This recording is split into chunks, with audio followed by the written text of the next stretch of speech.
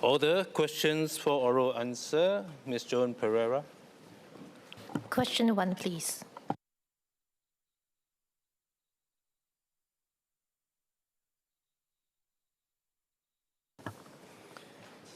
Sir, all outpatient medical service providers, including those offering medical services associated with longevity, must be licensed and comply with the requirements under the Healthcare Services Act, or HCSA. In addition, medical practitioners are required to adhere to the Singapore Medical Council, the SMC's Ethical Code and Ethical Guidelines, the ECEG. Both HCSA and SMC ECEG require medical service providers and practitioners to provide only safe, rational, and evidence-based medical treatments in accordance with accepted clinical practice. Where non-standard medical treatments are considered, they should only be provided in the context of a clinical study. Such studies must comply with ethical requirements for research studies, including prior approval from a local institutional research board. These services are monitored through routine inspections and compliance audits, which may also be triggered by complaints. Providers that fail to meet standards may be subject to regulatory action or enforcement measures, including imprisonment and financial penalties. If the ministry receives information that a medical practitioner has engaged in practices which are not in accordance with the SMC ECEG, the ministry will lodge a complaint against a medical practitioner to the SMC. The public is encouraged to discuss with their doctor on the appropriate and evidence-based tests and treatments recommended in their individual circumstances to avoid unnecessary interventions and costs. For the general population, adopting healthy lifestyle habits such as a balanced diet, adequate sleep, regular exercises, and staying socially engaged remains foundational to the maintenance of good health. Ms. Gozuki. Question 2, please.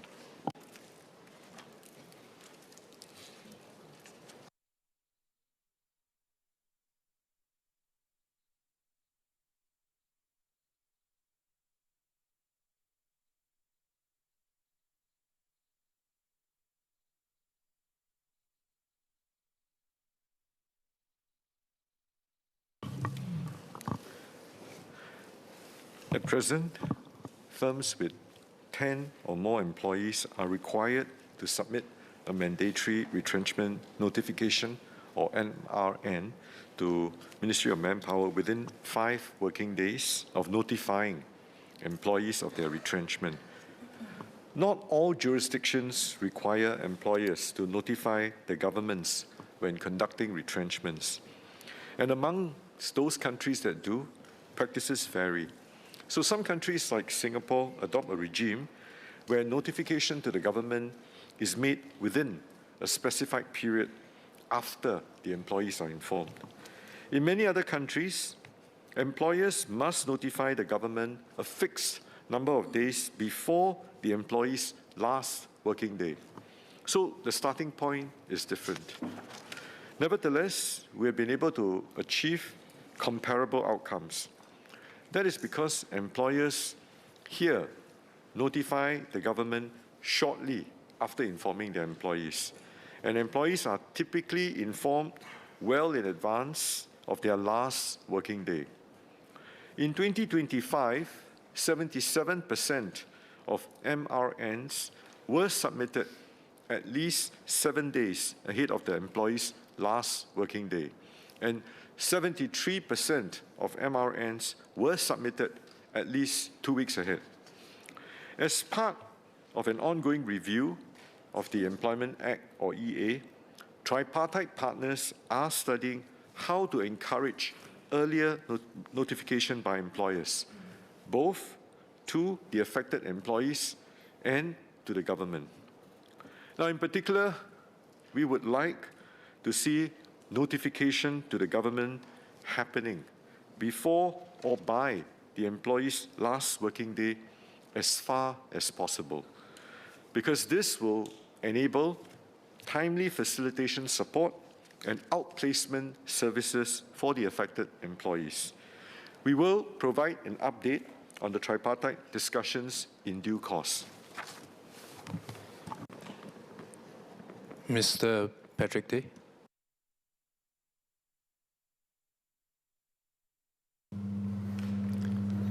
I thank Minister for sharing the response to the PQ by another member of the House. I was wondering if I think I brought this up before on previous occasions, whether we can consider more stricter penalties against those who do not comply with this requirement. Because as you shared earlier, there are more than 20% of companies that do not comply with this MRN requirement. Whether MOM will consider more tougher, more stringent measures as a form of deterrence to would-be offenders. Thanks. Minister Tan. I thank the member for his SQ.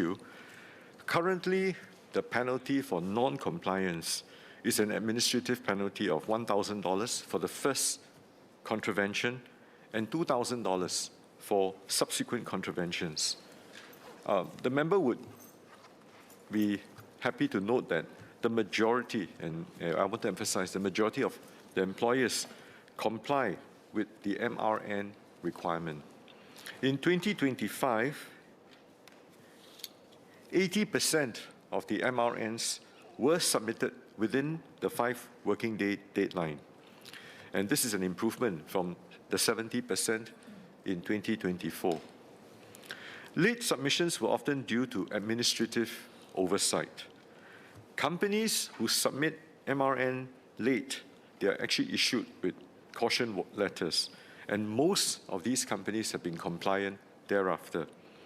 Now, for the recalcitrant employers, we will impose administrative penalties. Currently, the MRN compliance has been high. The compliance rate has been high. We don't see a need to raise the penalties at this point in time. And I want to emphasize, at this point in time. Nevertheless, we will review our enforcement approach and our penalties regularly. And we will work closely with our tripartite partners. And we will assess if there is a need to review and to raise the penalties. Thank you. Mr. Mark Lee.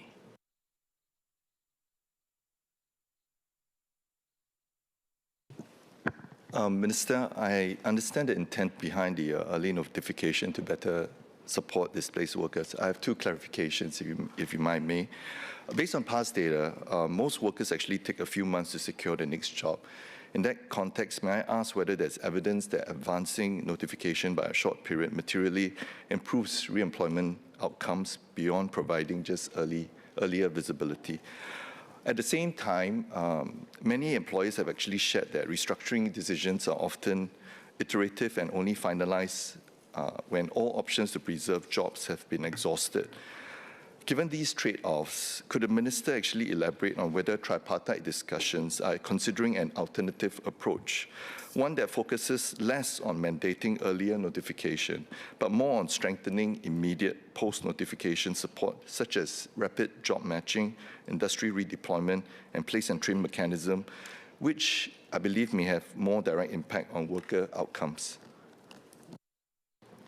Minister Tan. Mr. Speaker, sir, we don't have the exact data that the member has requested for, but we can go back, assess and check and throw through our, our data available to see whether we have indeed such data.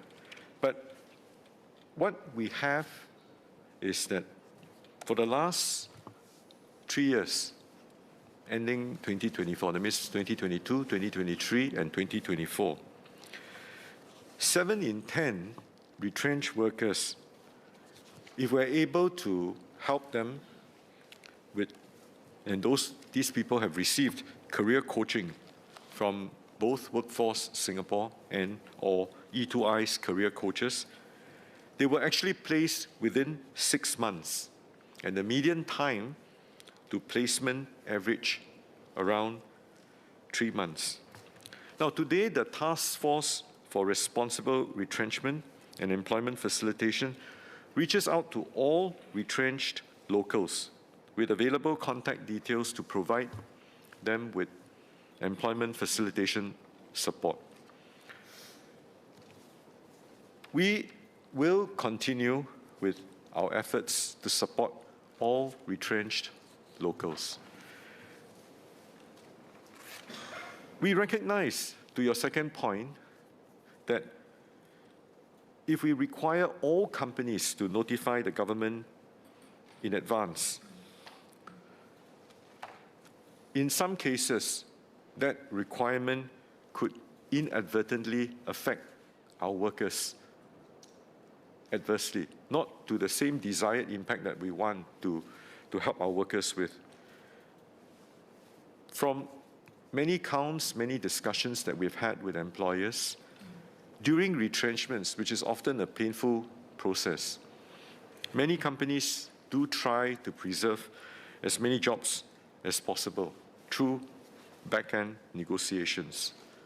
So we are conscious and we are mindful of the potential impact if we want to mandate advance notification, because this may, and I want to emphasize this may, push companies to finalize the retrenchments faster and therefore discourage such back-end negotiations. Our tripartite partners are indeed mindful of such concerns, and they will continue to take a very careful and balanced approach in the discussions. And I think such discussions are still ongoing because of the review of the Employment Act. I hope that gives you the reassurance that this series of discussions, even as we are now debating it, answering this PQ in the House, back end, these negotiations and discussions are ongoing. Ms. Jessica Tan.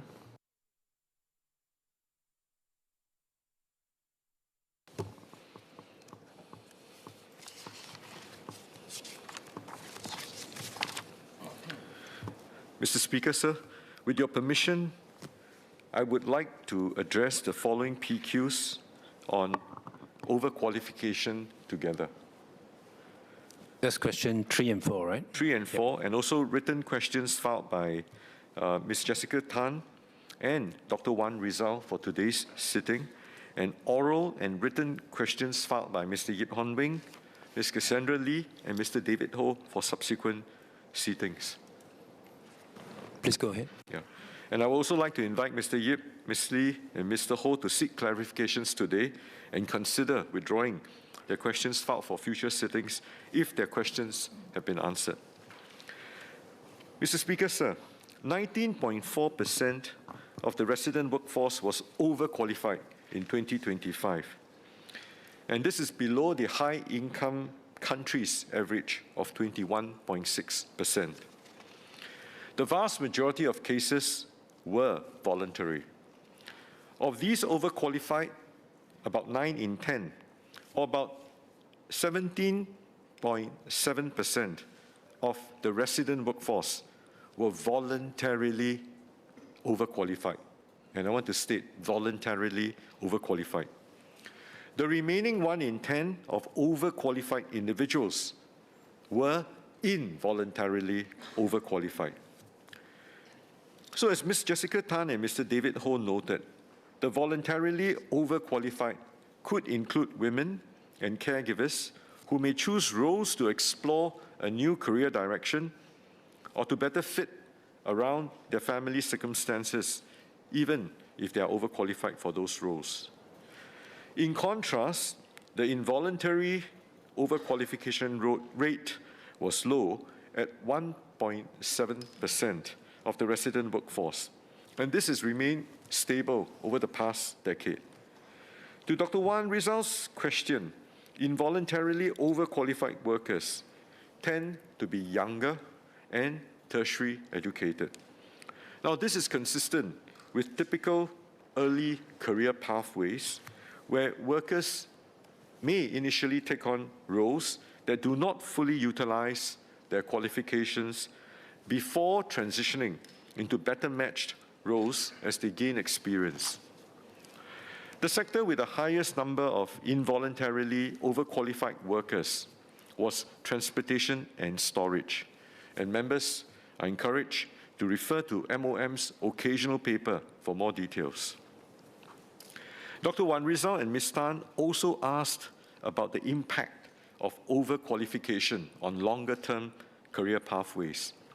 MOM currently does not track longitudinal outcomes of overqualified individuals. However, broader labour market outcomes remain favourable. If you look at the median income of full-time employed tertiary graduates over the past decade, the median incomes have risen from $5,800 to $7,600 over the last 10 years. And this reflects continued wage progression. We remain committed to help all individuals find jobs that can meet their personal needs as well as their career aspirations.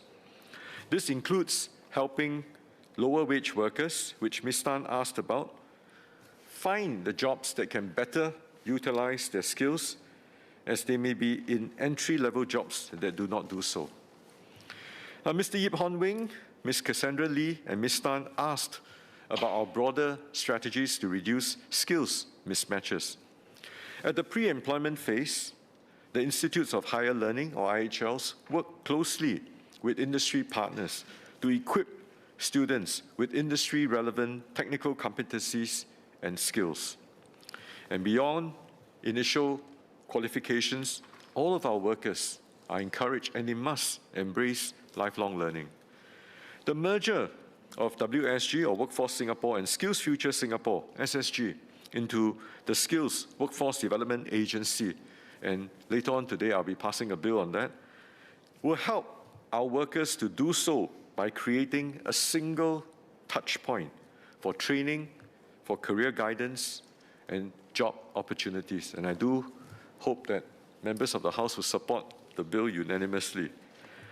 By bringing together the capabilities of both agencies, SWDA and its tripartite partners will be able to provide personalized career and skills insights and guidance to help job seekers find options that better match their skills and their preferences.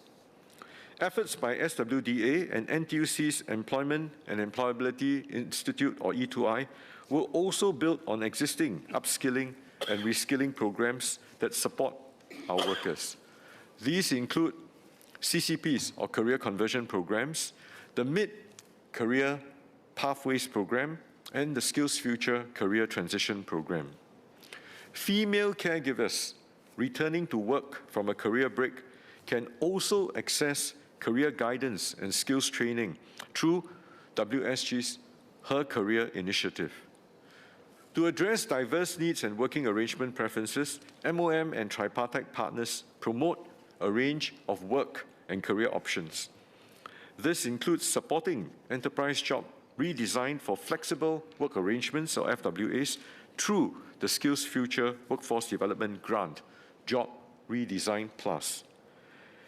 Based on MOM surveys, around 70% of firms offered FWAs in 2025, and this is up from 50% about 6 years earlier in 2019. Thank you. Ms. Tan.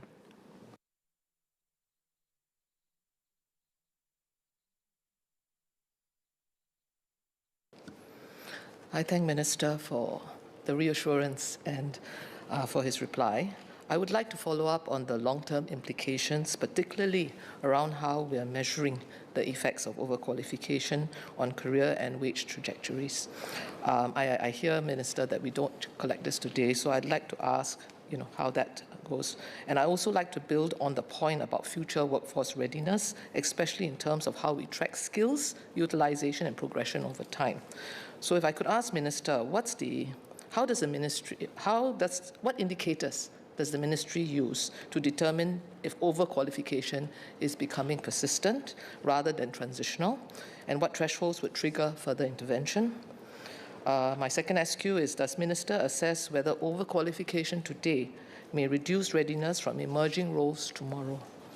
And how is this risk being mitigated? Because Overqualifications can depress wage trajectories, weaken skills utilization, and reduce long-term workforce competitiveness.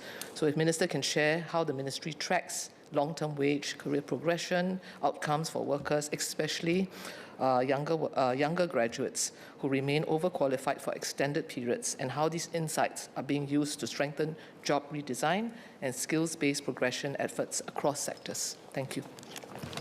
Minister Tan. I thank Ms. Tan for her very insightful, I think 4 or 5 questions. Sorry, I miscounted them. We have just started publishing this data because this particular indicator itself on overqualification, based on what we are doing with regards to the data itself, is actually quite new. So we were able to derive these statistics using occupation and education data, which is captured from our annual labor workforce surveys, enabling us to determine whether a worker possesses educational qualifications that are higher than the typical requirements of a job. Because up to now, based on even international published statistics, underemployment data typically use a time-related measure. And today, the time-related measure still remains the only internationally accepted statistical definition of underemployment, and as a proxy overqualification. So we are starting. We will continue to monitor the trends over a longer time horizon. How do we measure success? We will first and foremost, of course, focus on more of the macroeconomic data pertaining to our GDP growth and also our median wages. Today, with the formation, hopefully, with your support, with the formation of the new SWDA and the passage of the bill later on this afternoon, we will focus on initially very targeted groups: the fresh graduates, the mid-career workers, to the elderly workers. And on top of that, also for caregivers returning to work. With the different interventions across the different cohorts and also the different segments and sector, we would be able to, in time, track this data better and provide regular updates to this House. At the moment, even this publication of this occasional paper, we actually work with IRO and we also work with the labor movement to triangulate the data sets. We believe that with time, with the passage of time, we are also using, it's not a buzzword, but we are indeed using AI at the different level of data analytics and triangulation to allow us to work closely with our businesses and with the employers across different sectors, starting with those areas that we are more familiar with to be able to better tweak, refine our policies to help our locals. I hope that gives you enough reassurance. We are starting here and we welcome ideas from members of the House to help us to refine, improve, and also to have better reach, more precise policies to reach out and uplift all of our fellow Singaporeans. Thank you. Mr. David Ho.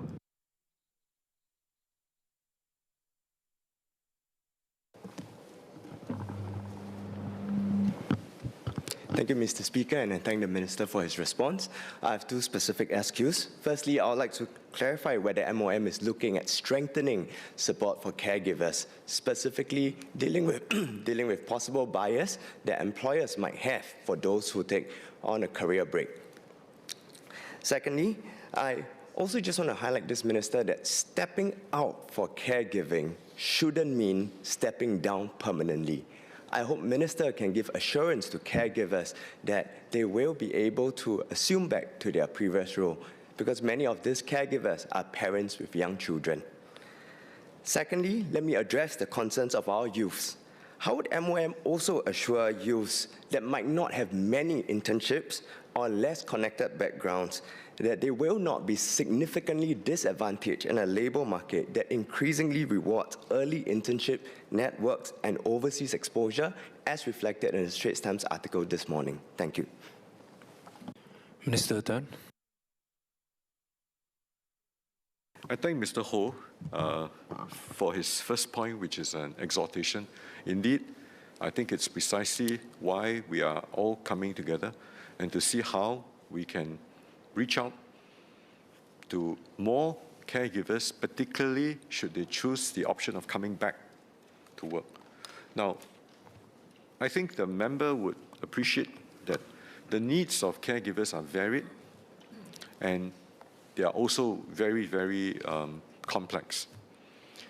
I don't think there is a one-size-fits-all policy that would go in, flood the system and uplift everyone. And I don't think that any policy can do that.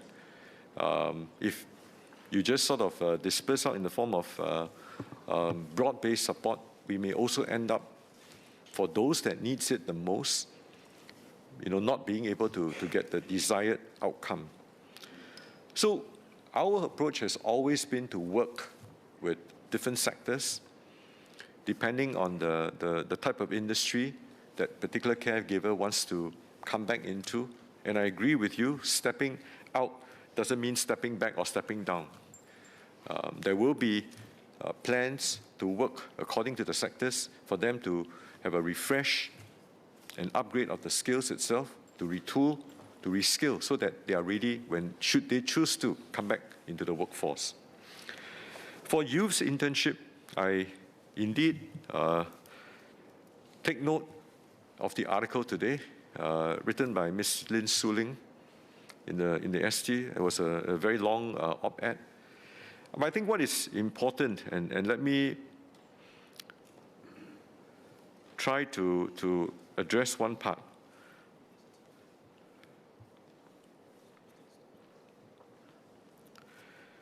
Today, the article, the statistics that's cited in the article pertain to fresh graduate employment outcomes, which indeed have softened from recent peaks. And the peak was coming out from COVID, and everybody was rushing to fulfill backlog of orders.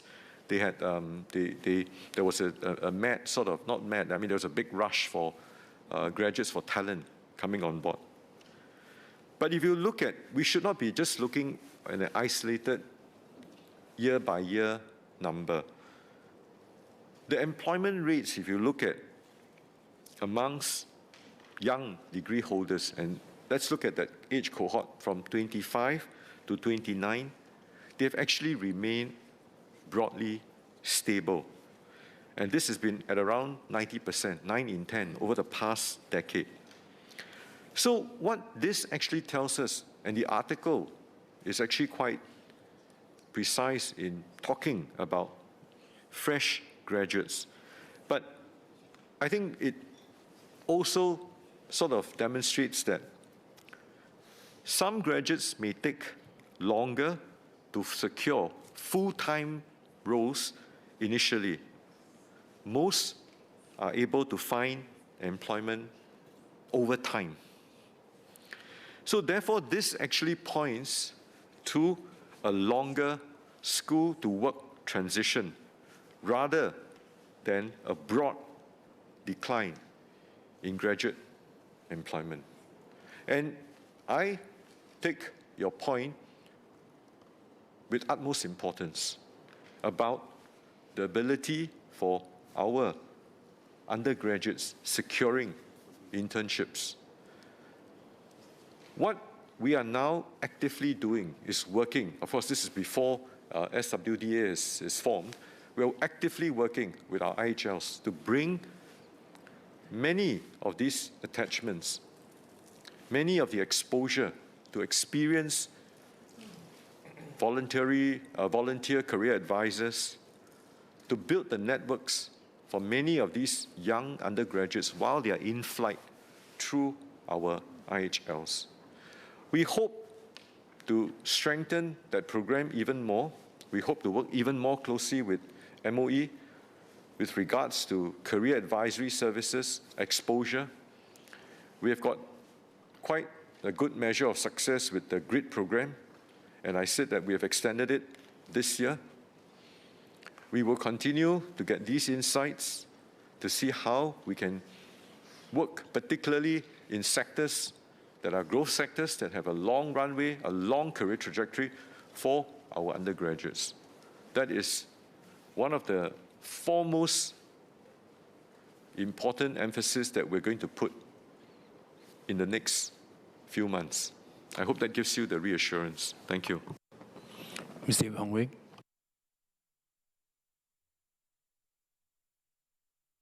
Thank you, Mr. Speaker. I thank the Minister for his response. I just have a very short SQ, which is that what additional support besides CCP and SCTP is available for mid-career workers who may be persistently overqualified in their roles, especially those who have undergone reskilling but still remain mismatched. Some suggestions would include things like hand-holding, coaching, and even case management for this group of workers. I do see a lot of them at my Meet the People session. Thank you. Mr. Tan. I thank the member for his question. Indeed, our jobs are evolving very quickly. And companies are also having to keep up with that very rapid transformation of what is happening in the world economy.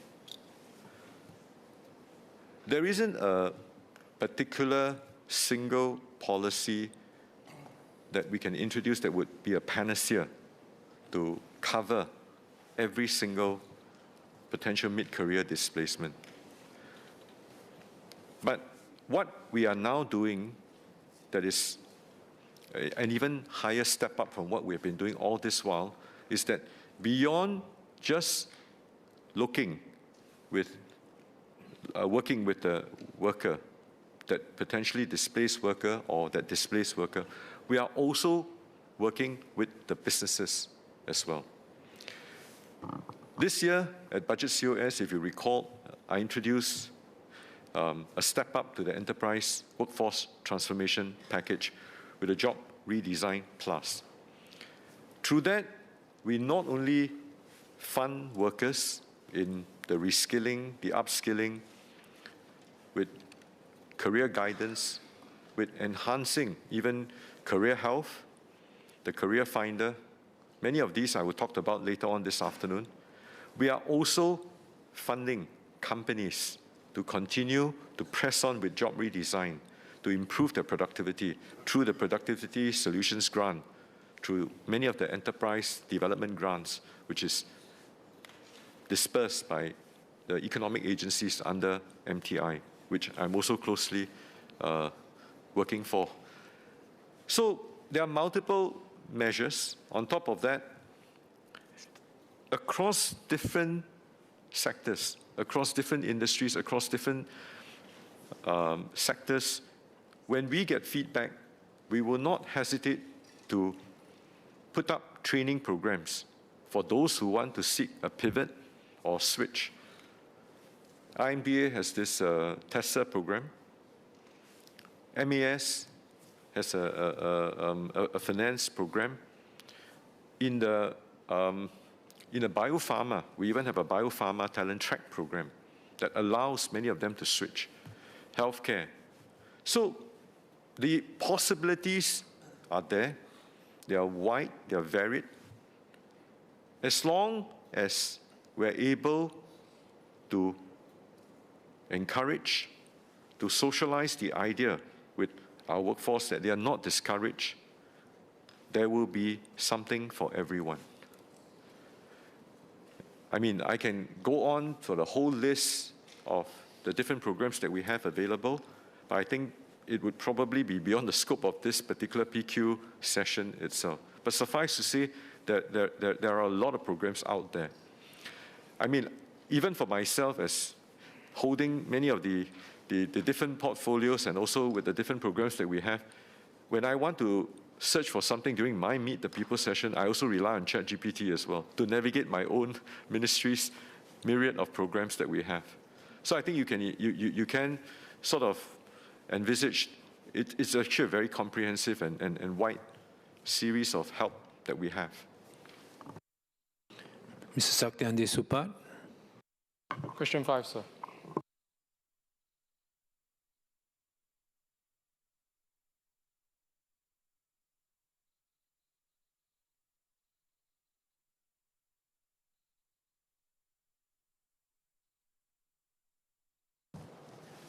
Mr. Speaker, sir, my response will cover the questions raised by Mr. Satyandi Supat and Mr. Edward Chia in today's order paper. Can I get permission to take questions 5 and 6 together, please? Please proceed. And my reply will also address related questions from Mr. Yip Hong Wing and Mr. Louis Chua filed for tomorrow's sitting. If members are satisfied with the response, they may wish to withdraw their questions. We share the members' concerns and have been tracking these developments closely for some time. Let me first address Mr. Louis Chua's question on access. The government does not have access to MITOS. Anthropic has released it only to a limited set of partners under a controlled preview. And we are not aware of any local bank that has been granted access. More broadly, we do not assume that we will always have early access to every frontier model. Instead, we maintain close working relationships with various partners, including major AI labs and cybersecurity firms, to attract capability developments and to assess safety and security implications when new capabilities emerge. We are working with partners who have access to MITOS to better understand its capabilities and implications. We should understand the advances in capabilities enabled by MITOS to be part of a continuum rather than a step change. Models like OpenAI's GPT 5.5 already show comparable cybersecurity capabilities and are more widely available. Open source AI models are also rapidly improving and are likely to reach similar capabilities within months. With AI, vulnerabilities that once took expert teams weeks to detect manually can now be identified autonomously in hours, sometimes minutes.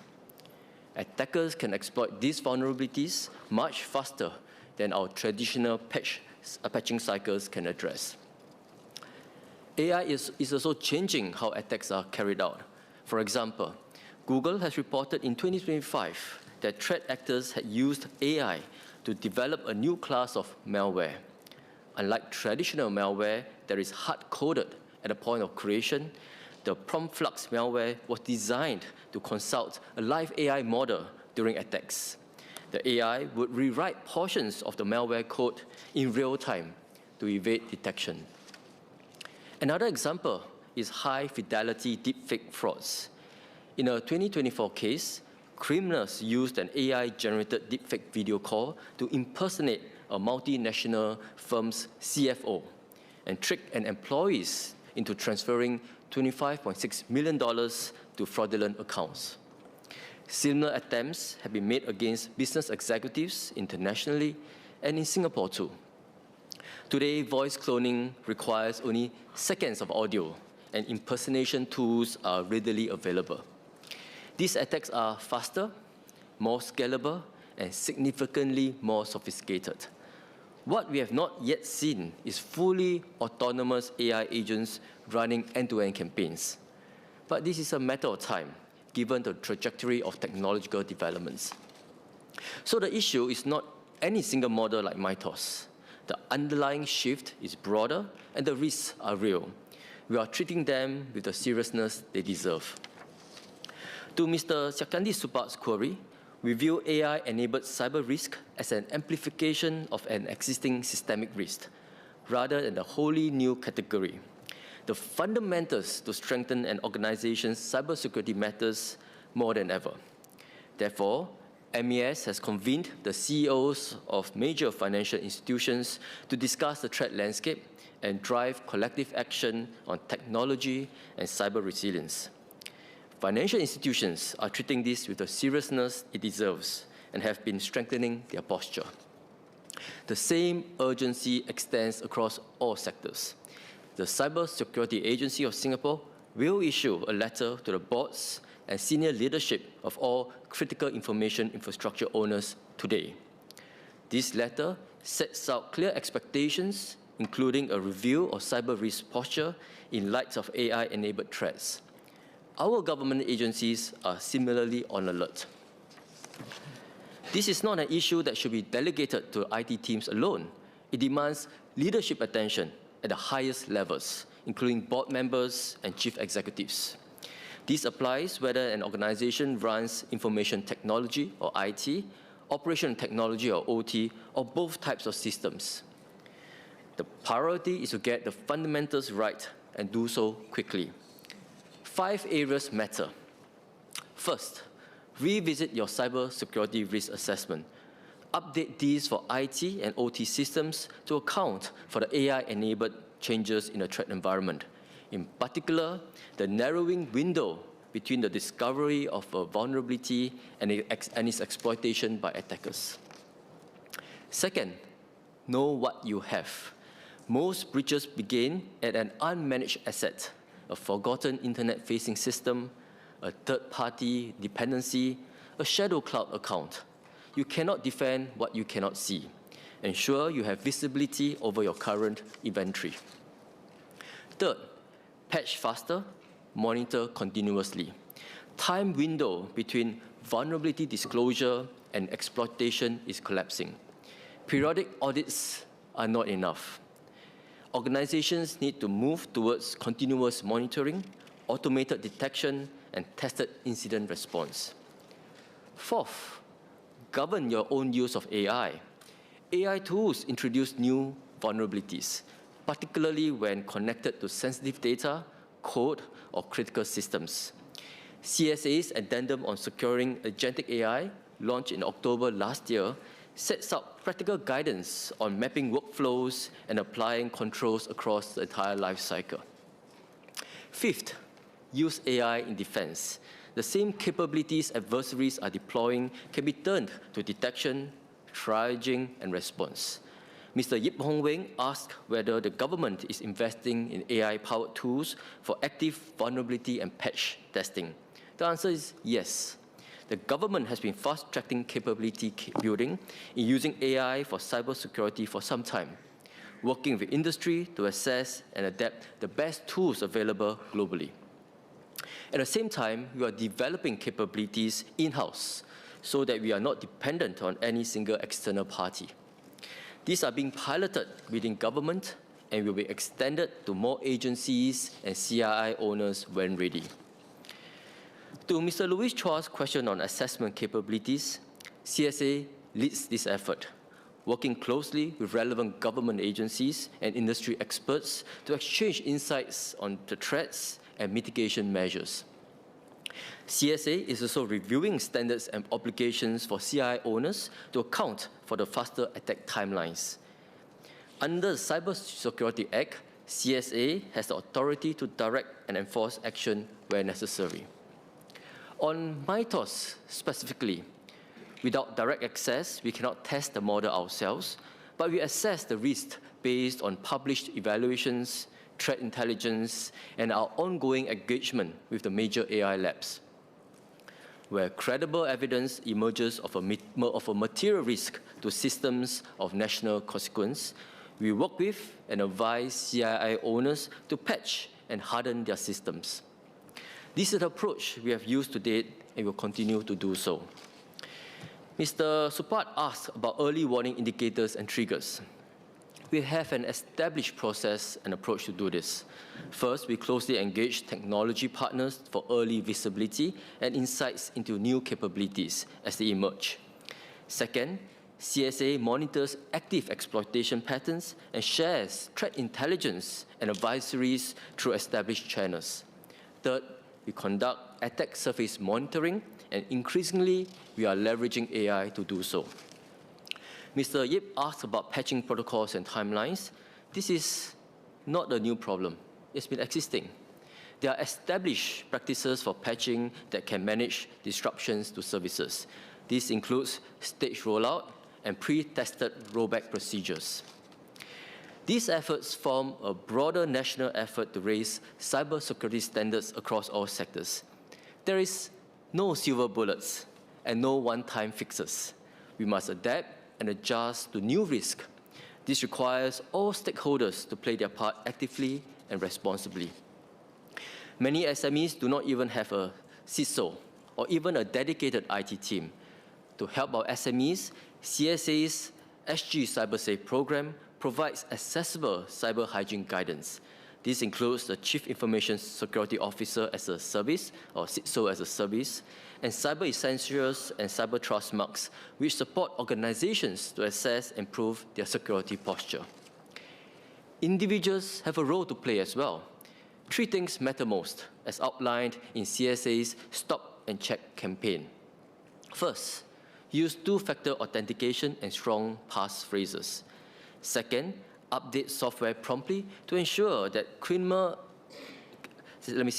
Second, update software promptly to ensure that cyber criminals cannot find and use vulnerabilities to infect devices with malware, steal data, or take control of devices. Third, use Scam Shield and antivirus to safeguard devices and accounts. Basic cyber hygiene matters. So in conclusion, the government will continue to raise awareness, set standards, and support organizations in building robust cyber defenses. But resilience depends on everyone doing their part. We must act early and decisively and stay ahead of the threat. Mr. Edward Chia. Sir, I have 3 SQs. So first of all, frontier models require significant amount of compute and are likely to be concentrated among well-resourced organizations, leading to concerns about accessibility and uneven capabilities. So in this context, my first SQ is whether Singapore is actually working with the international partners to establish norms, safeguards, and coordinated response to the risks posed by frontier AI models in cybersecurity. Second SQ is whether the cybersecurity framework today, including those under Cybersecurity Act and the CSA guidelines, are sufficient to address these emerging threats. Are they still fit for purpose? And third, most importantly, how will the government ensure that SMEs are not left behind and have access to these emerging new frontier capabilities to defend against such threats? Thank you. SMS Tan Kit Yao.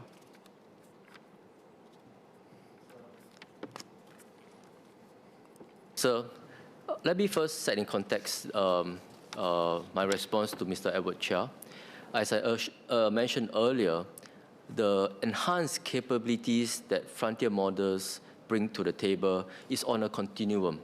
It's not suddenly a step jump or discontinuous capabilities that we are not prepared for. We've been monitoring this space for some time and are actively working with international partners, both technology companies developing those AI frontier models, as well as governmental organizations on these threats, including those for intelligence and security agencies. So these threats are not new. We have been monitoring this for some time and have been taking steps to mitigate the risk. That's the first point. The second is that I go back to the same point I made earlier, fundamentals matter. Let me use an analogy. An organization or individual, you lock the front door or you secure the locks of your front door when you leave the building or when you leave your house. These are fundamentals.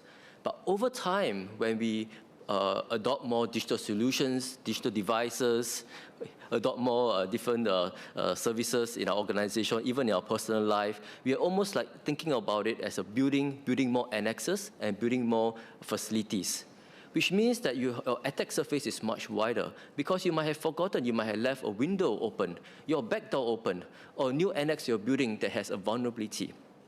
And what AI empowers or enables the bad actors to do is that it makes them much more capable and much more faster in detecting those vulnerabilities and exploit them.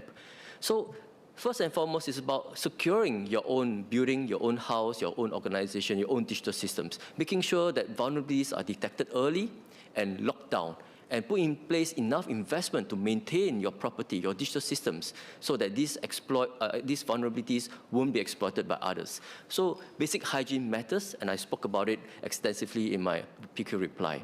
Thirdly, we are mindful that SMEs may not have such capabilities, and we deployed different resources supporting them to firstly do a self-check, a hygiene check on their own systems through the various cyber essential marks, trust mark. They can look at the guidelines published by CSA.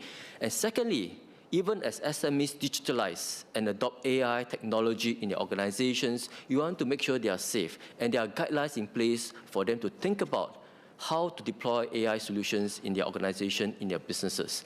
And through programs like SMEs Go Digital, where we work with industry partners providing these technology solutions and pre-approve them for support, we make sure those basic cybersecurity hygienes are baked into those systems. So we are taking a holistic view on it, but these threats are not new, and we're monitoring for some time. Mr. Yip Hon Weng. Thank you, Mr. Deputy Speaker. I thank the SMS for his reply. My SQ is on talent. So given that cyber threats, especially AI-driven ones, are really borderless and driven by highly sophisticated global actors, could the SMS clarify whether Singapore faces constraint in attracting and retaining top-tier global cybersecurity and AI talent needed to safeguard our systems? How confident is the government that we have sufficient depth of experience and expertise to protect critical infrastructure and maintain public trust rather than falling behind more advanced threat actors? Thank you. SMS Tan. I thank Mr. Yip for his supplementary question, and I cannot agree more with him that talent is the most critical piece in cybersecurity. And as we talk about adopting AI, it's important for us also adopt AI as the good guys, the defenders. How are we building capabilities in AI to detect, to triage, to respond across the board? And talent is most critical. But there's no one singular definition of what kind of cybersecurity talent is needed. It's a whole spectrum, from running operations to detection, to able to do red teaming, pen testing, to sniff out vulnerabilities before the bad actors can do that. It requires a whole range of talent. It's not just technical talent, but actually a lot of times understanding the psyche of the bad actors and how do you put ourselves in those shoes and to detect those vulnerabilities. So we require talent from different sources. And that's why, over the years, CSA, together with various government agencies, including our security agencies, have been putting in place different schemes and programs to support Singaporeans who wish to have a career in cybersecurity. And it's a rewarding career. You're doing good, making an impact, and it is a meaningful career with good prospects. And we're working very closely with IHLs, our different schools, to have those pathways, not just for fresh graduates, but also mid-career, individuals who want to transit to a cybersecurity career. And in fact, I read a quite useful article yesterday in CNA about talent, and we are doing much more.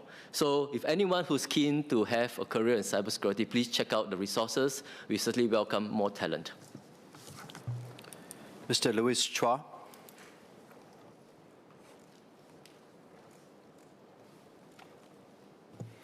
Thank you, Deputy Speaker. Just three quick SQs for the SMS. I think SMS talks about gaining access to the best tools available globally. So in so doing, is the government working to gain direct access to the Anthropic Midas model to enable the government to better strengthen its cybersecurity defenses? Second, I think SMS also talked about how it's working with partners that actually have access. So I was just wondering if there's any outcomes or kind of patch or threats, patches to threats and vulnerabilities that have already been done, if there's any successes that SMS can share. And lastly, in terms of the level of risk assessment to the critical information infrastructure, what is the government's assessment of it right now, and how is it directly supporting the CII providers other than getting them to take action right now? Thank you. SMS Tan.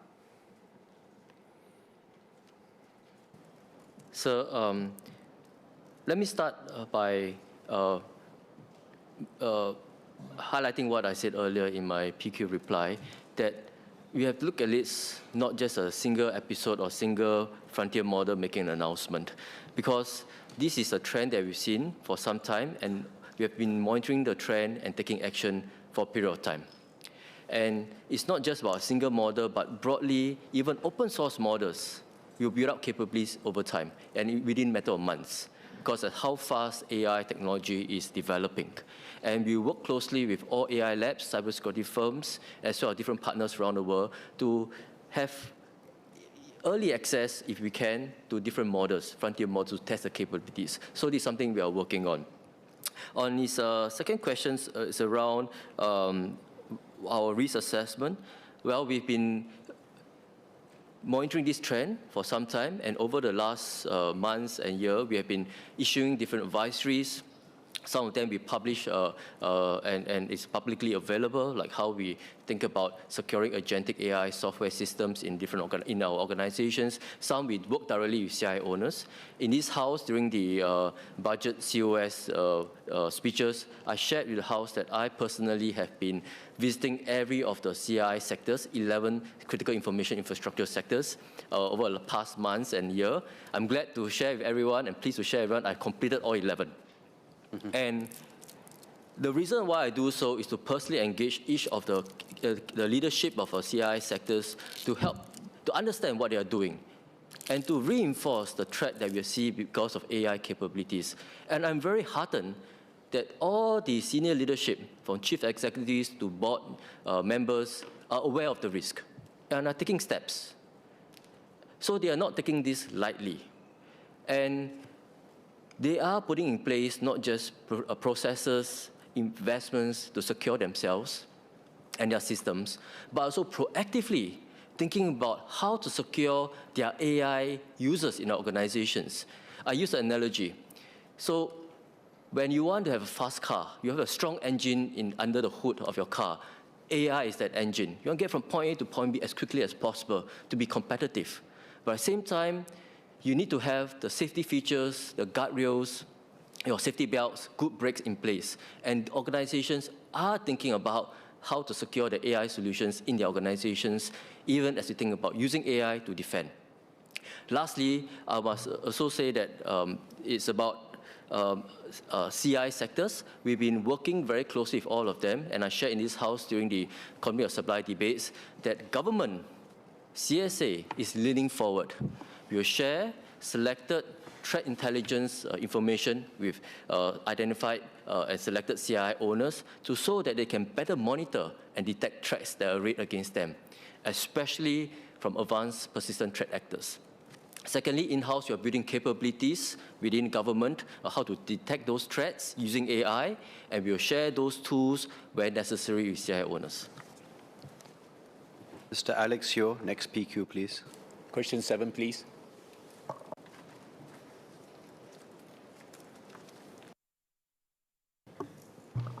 Mr. Deputy Speaker, my response will address the questions raised by members in relation to MOE's Comprehensive Action Review Against Bullying. May I seek your permission to answer oral questions 7 to 29, as well as written questions 41 to 49 on today's order paper? Please proceed. Thank you, sir. My response will also cover related oral and written parliamentary questions set down for today's and subsequent sittings. Sir, MOE, with the support of the Compass Council, completed the Comprehensive Action Review Against Bullying and announced the recommendations on the 15th of April this year. These span 4 key areas and 9 measures, forming a comprehensive whole-of-society approach. Let me briefly outline the 4 areas. First, we will strengthen values education. Prevention must begin upstream. We will place greater emphasis on shaping students' character and social-emotional skills so that they not only know what is right, but understand why it matters. Our schools will also foster a pro-social peer culture where students look out for one another, be upstanders, stand together against hurtful behavior, and support those who are affected. Second, we will strengthen the school culture and environment. Every school must be a safe, caring, and enabling environment where every student can learn and grow, where bullying and hurtful behavior have no place. We will deepen a culture of kindness and respect and promote empathy and kindness. At the same time, we will take more proactive action through early identification, better reporting channels, timely intervention, and firm discipline for serious cases. Third, we will strengthen school capacity. We will provide our schools with additional resources to procure additional manpower and services where needed, to support our teachers in student management processes. We will also enhance professional development for our educators and tap on technology to improve case management and facilitate timely communication and intervention when incidents happen. Finally, we will strengthen partnerships with parents, families, and the community, because bullying and hurtful behavior cannot be seen purely in the school context alone, but must be seen in the context of what happens at home, in the community, and in society. Parents and families can reinforce positive values and character at home and partner our schools to support their children's development and well-being. We will also work with community partners to promote mutual kindness and respect across all sectors of society. Members asked about the methodology and findings of the review. MOE looked at research and drew on resources from local and international experts and sources. These included mental health professionals, developmental and educational psychology researchers, sociology researchers, and professional mediators. As part of the review, we also engaged various stakeholders, including professionals such as researchers, counselors and psychologists, as well as school leaders, school staff, parents, and students. We engaged or received feedback from over 2,000 stakeholders in total. There was broad agreement that addressing bullying holistically requires a collective, sustained response involving our schools, our families, and the wider community.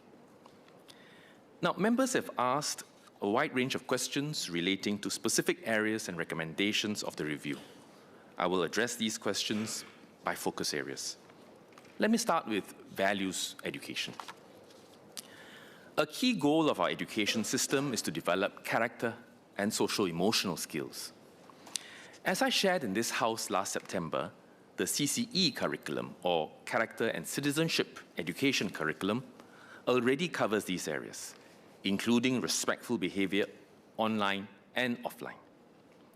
CCE equips our students to disagree appropriately, cope with negative behavior, and overcome challenges. Schools also have peer support systems where students learn to support and stand up for one another. Following the review, we have strengthened our CCE lessons with more interactive learning strategies and real-life scenarios. This better equips our students to respond when they witness or experience bullying and other hurtful behavior. We have also updated cyber wellness lessons to better address evolving online risks. These changes strengthen students' character and well-being, whilst creating a more caring and supportive school environment. Many members have also asked about our school's disciplinary measures arising from the review. Our school's approach to bullying and other forms of student misconduct is fundamentally an educative process. Schools follow a structured process to ensure students' safety and well-being while addressing root causes in a timely and consistent manner. This includes making a police report for cases which warrant police attention. Throughout this process, our schools work closely with parents, keeping them informed, collaborating on safety measures, and prioritizing the well-being of the students involved. When incidents are reported, schools investigate before deciding on the appropriate disciplinary and restorative actions. Actions are tiered based on severity, from reflection and detention to suspension or caning for egregious or repeated serious offenses. Disciplinary measures are always complemented with counseling and restorative actions with the aim of helping our students learn, change their behavior, and repair damaged relationships. Safety plans for affected students can include separating the students, removing hurtful online content, and arranging for peer support. Where affected students require additional support to manage their emotions, they may be referred to school counselors, SEN officers, that is special education needs officers, or to the REACH teams, response, early intervention, and assessment in community mental health teams, for more specialized support, particularly when persistent distress is identified. We recognize the need for greater consistency in the management of bullying across our schools. MOE has provided our schools with clearer guidelines on establishing offense management processes and disciplinary measures. As circumstances differ for each case, our schools will assess and take appropriate action aligned to these guidelines.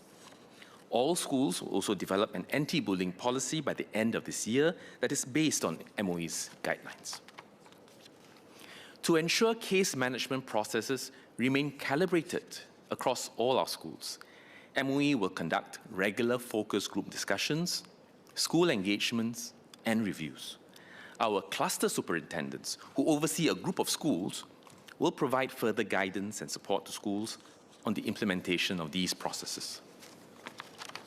Another important aspect pointed out by members is parent engagement. When a case is reported to the schools will maintain timely communication with parents, keeping them informed and partnering them to ensure the safety and well-being of their child. However, schools will require time to look into the incident and establish facts. The time taken will vary based on the complexity of the situation. Nonetheless, when an incident is reported, schools will prioritize immediate safety measures for all students involved. In some cases, students may not report incidents to the school, but may share them with their family or friends instead. In such situations, we encourage parents to report the incident to the school and work with the school to support their child. Should parents have concerns about how an incident is being managed, they should share their concerns with the school to better understand the school's approach and work with the school to resolve these concerns. Beyond that, parents can also provide feedback through MOE's online as well as offline feedback channels. Some members asked about caning as a disciplinary measure. Now, this is not a new measure. It's been around for quite a long time. Studies show that poorly administered and frequent corporal punishment, particularly in unregulated settings, such as at home, is associated with negative outcomes. We recognize this, and I want to emphasize that the context in our schools is quite different. Our schools use caning as a disciplinary measure if all the other measures are inadequate, given the gravity of the misconduct. They follow strict protocols to ensure safety for the student. For instance, caning must be approved by the principal and administered only by authorized teachers. Schools will consider factors such as the maturity of the student and if caning will help the student learn from his mistake and understand the gravity of what he's done or he has done. In MOE's framework, schools exercise discretion on whether to use caning as a disciplinary consequence after assessing the circumstances of the offense committed. If it is used, it is never administered in isolation, but always as part of a suite of restorative and disciplinary measures. Schools will monitor the student's well-being and progress after caning and counsel the student to reflect and learn while supporting the student's rehabilitation. Importantly, this approach is part of a framework of disciplinary measures which provides certainty of consequences, even as we support the student who committed the misconduct to learn from the experience. This approach is based on research which shows that children and youth learn to make better choices when there are clear boundaries enforced by firm, meaningful consequences. This has a positive impact on reducing bullying and enables the school community to feel safe to learn in an orderly environment. Caning is meted out for boys only, and as I said earlier, only for egregious violations. This is aligned to the Education Schools regulations, which only allows caning for male students. This takes reference from the Criminal Procedure Code, which states that women shall not be punished with caning. Nonetheless, this does not mean that girls who bully or engage in hurtful behavior are less culpable.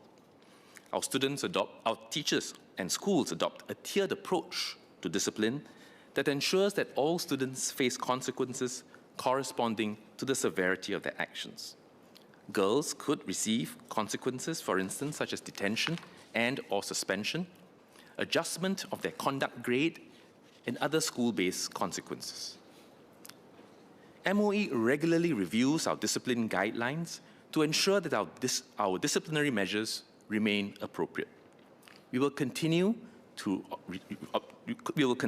receive feedback and refine our approach based on ground wisdom and research. I will now address the questions on reporting channels. I shared in this House last September about the various reporting channels available in our schools. The review reinforced the importance of providing safe and accessible platforms for reporting students' well-being concerns. From 2027, each school will have an online reporting platform available for students and parents. A school-based platform ensures that the platform is age-appropriate, accessible, and familiar for students and parents to use. Schools will be provided with guidelines on managing reports received through the different reporting channels. However, urgent cases should still be reported directly to teachers and school leaders rather than through the online reporting platform so that prompt action can be taken. Some members have expressed concern on cyber incidents. MOE recognizes the seriousness of cyber incidents ranging from online harassment to obscene and inappropriate images that may be AI-generated. MOE will continue to provide schools with guidance on managing all cyber-related incidents, including fact-finding processes and supporting students in reporting online harms.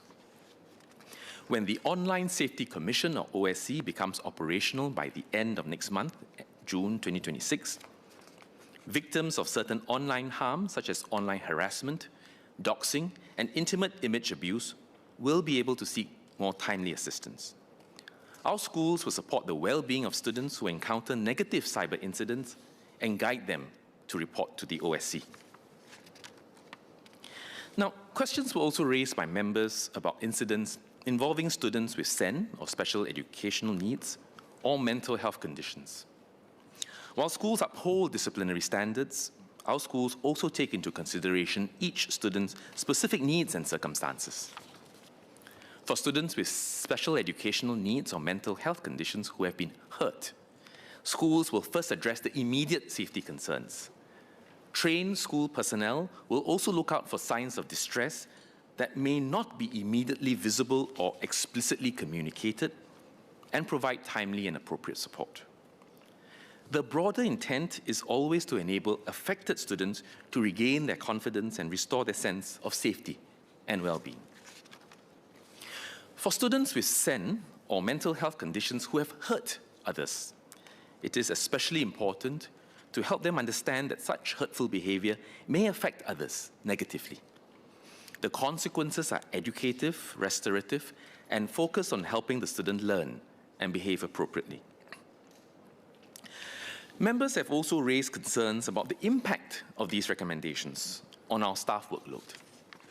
Our intent is to go upstream to reduce the incidence of bullying and hurtful behavior while strengthening and streamlining current practices. In the near term, of course, workload may increase as our schools implement these changes. MOE will therefore provide funding for our schools on a needs basis to hire additional manpower or services to provide support while managing teacher workload. This manpower could include youth workers, restorative practitioners, pastoral care officers, or parent liaison officers. MOE will also bolster support for our school counselors when managing complex cases. Over time, as processes and norms become clearer, workload ought to stabilize. And if the measures succeed in reducing bullying upstream, then the overall burden on our school staff ought to ease. To streamline case management, MOE is also exploring technological solutions to help reduce the administrative load. For a start, MOE is developing an offense management system to support case investigation, documentation, and monitoring. We received suggestions for MOE to set up a centralized anti-bullying unit to support our schools in managing egregious cases. We considered this carefully.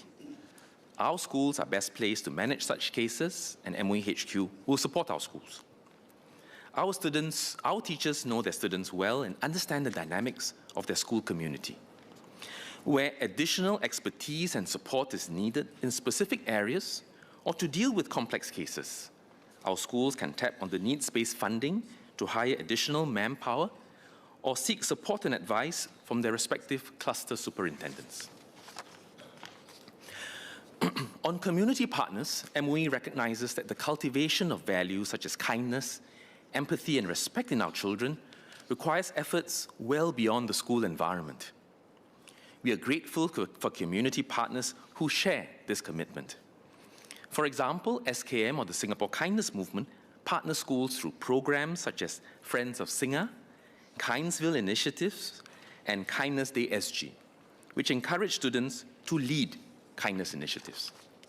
The Center for Fathering works with fathers to strengthen family bonds so that children feel secure turning to their parents when they face difficulties. We encourage community partners to share their expertise and initiatives as part of this society-wide effort against bullying. Members have also asked about data, outcome indicators, and measures of effectiveness. First, we will keep track of the implementation of these recommendations through regular engagements with educators and parents, as well as focus group discussions. Second, we will continue to watch student management outcomes.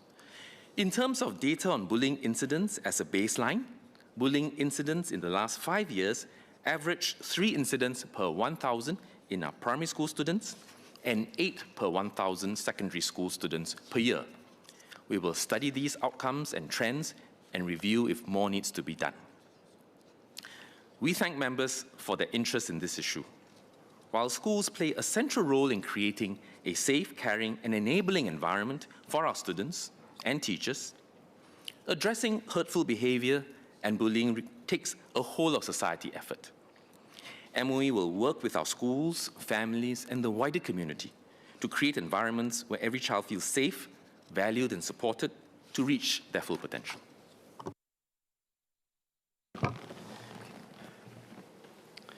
Mr. Alex Yeo.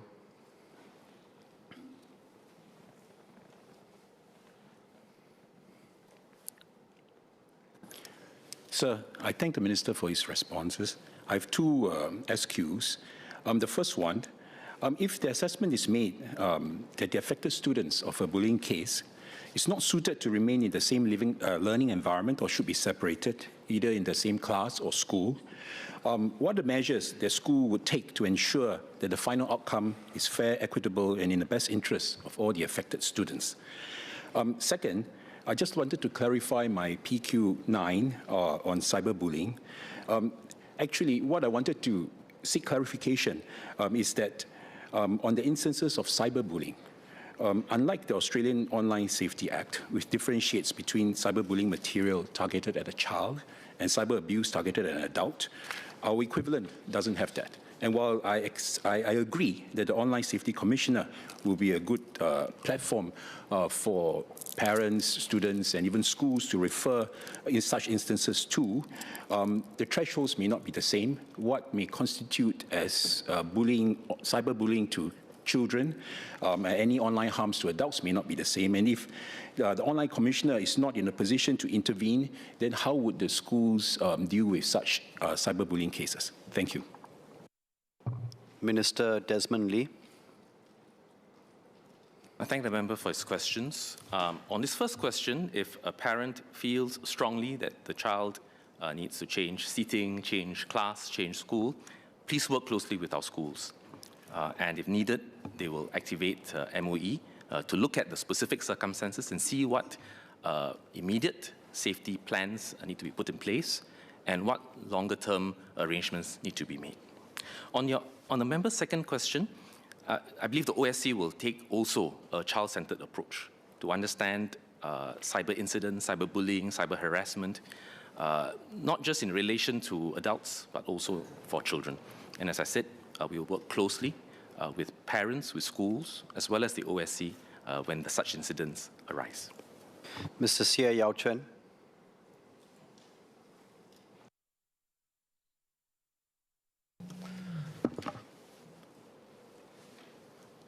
Thank you, sir. So, Minister mentioned the incidence rate of bullying behavior in our schools, and I'd like to stress that this is based on reported incidences. So, my questions to the Minister are, number one, does MOE and Minister foresee that there'll be an increase in reported incidences and therefore the rate of bullying behavior in our schools, given the measures to roll out improved reporting and easier reporting of bullying behavior? And number two, given this backdrop, would bringing down the rate of bullying incidents in our schools be a meaningful measure of effectiveness in MOE's view? Thank you. Minister Desmond Lee. I would say the data that we've provided, as the member pointed out, is based on what is reported. And so there are, when you look at this data, we're mindful that it can be over-reporting and under-reporting. Over-reporting in the sense that from the child's perspective, they feel that they've been hurt. But again, it depends on their personal threshold and what we feel requires intervention. So there might be some over-reporting, but there certainly may be under-reporting. A child decides not to report for various reasons or tells friends and parents and the matter is not raised to the school attention or is not picked up by our schools. So we look at this data, but we also need to make sure that in every school, our school leaders are on top of the situation and are mindful of what's happening in the classrooms and outside the classrooms. So when we put in these measures, when there's greater awareness across the board, across society, among parents, among students, among peer support leaders, among educators, one could well expect that with that greater awareness and willingness to speak up and address this issue, more are reported. Not to mention that from next year, all schools should have online reporting platforms to supplement the face-to-face reporting to school leaders, peer support leaders, as well as teachers. As to whether or not bringing the numbers down should be a meaningful KPI, obviously it's something that we want to watch, but it requires not just a downstream intervention and measures, but a lot of the work has to be upstream. It has to be about culture building. It's about the child and his or her understanding of how to relate to one another. And it also involves taking care of children with special needs or mental health challenges who may have challenges behaving in norms that we would otherwise expect. So we have to be inclusive in that regard as well.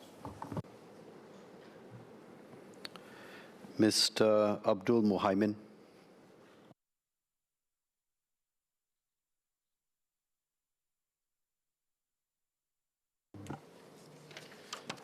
Thank you, Deputy Speaker. MOE has stated that the standardization aims to ensure common baseline while schools retain discretion based on individual circumstances. I have two supplementary questions for this. How does the Ministry ensure that the discretion retained by individual schools does not result in significant disparities in how caning is administered, for instance, between schools that have well-resourced student development teams and those that do not? My second SQ, what oversight or audit mechanism exists to review whether mitigating factors such as special educational needs and mental well-being are in fact being properly assessed before caning is administered? Thank you. Minister Desmond Lee. I want to thank the member for his two good questions. The first is that perennial tussle or balance that has to be struck, not just in our schools, but in society as a whole, between ensuring consistency and standardization versus giving safety valves, versus giving discretion for our schools and for figures of authority to assess each case on its circumstances and on its merits. And certainly in the context of a school which is fundamentally an educational institution not just cognitively, but also socio-emotionally in terms of values. We want to look at the children concerned as well. Look at whether they have special needs, mental health challenges, whether they have challenges at home, or whether they're under peer pressure, and so on and so forth. And so it's always that balance between consistency and fairness, that principle, versus providing discretion to ensure that discipline ultimately has education and as its core goal. And so our schools have been given clearer guidelines, some benchmarks to look at for different kinds of offenses. Necessarily, there will need to be discretion. Facts will differ, gravity of the acts will differ, and therefore they will exercise discretion, but with our cluster arrangements and with more frequent sharing and conferencing amongst each other, we will be able to take a look and make sure that on a whole we address fairness while ensuring that each case is dealt with appropriately on its merits. The other question the member raised is on oversight, whether a child has those needs like education needs or mental health. Our schools have got, our teachers and our form teachers will know their children, will know their students. All right? We will have SEN officers in schools, we have counselors, we have school welfare officers, and we have access to REACH teams, as well as external social, as well as health and mental health providers in the community, so that we ensure proper oversight when administering any form of discipline or any form of rehabilitative and corrective measures for our children. Mr. Darrell David.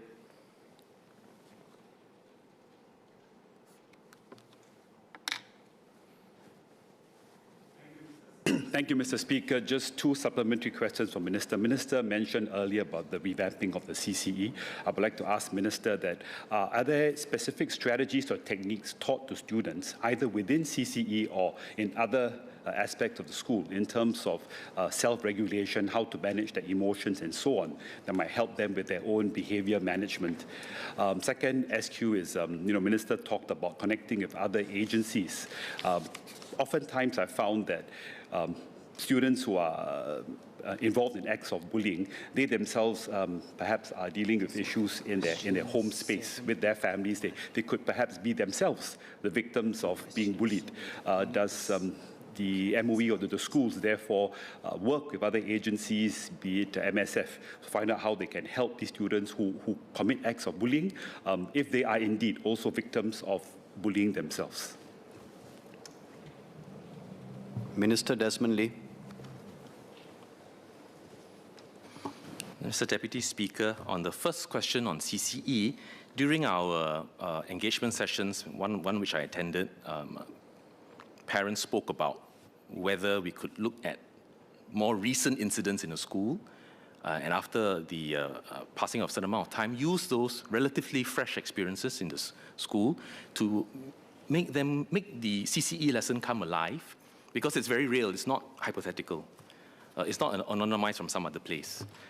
We looked at that and we felt that there was merit in that suggestion by some parents, and therefore we have enhanced CCE so that there is role-playing, there are more realistic scenarios, and allow the children to take on different roles in order for them to do better perspective-taking and strengthen the sense of empathy, and allow them to not just experience the emotions, but also what it is to be an upstander, and what it is to seek help if you're playing the role of the victim, or if you are, a student, to be able to understand, what kinds of words hurt, what kind of actions cut, and so that is how our CCE is being expanded.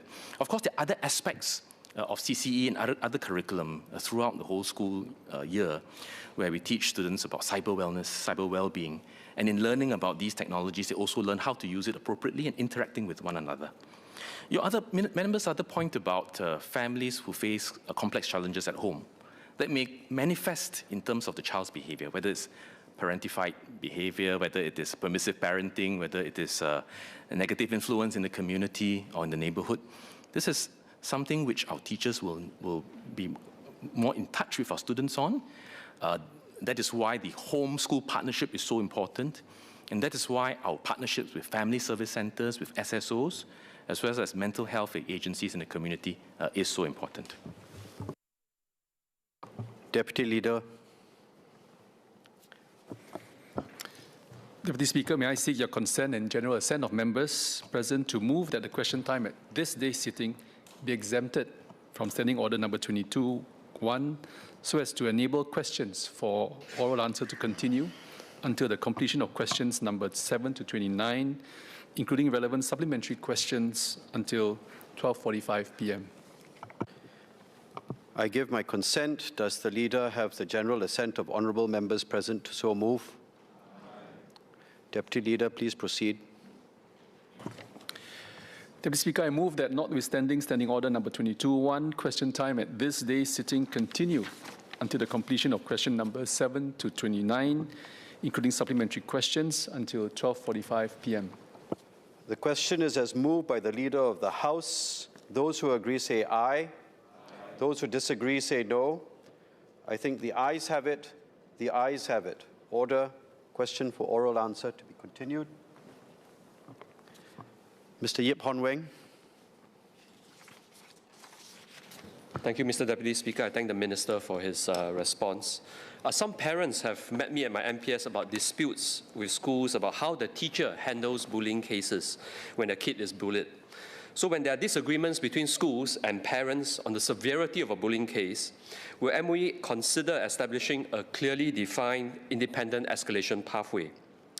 And my second SQ is, with the introduction of an easier reporting channel, likely increasing volume, could the ministry explain whether it is confident that serious cases will not be crowded out by less severe reports? Thank you. Minister Desmond Lee.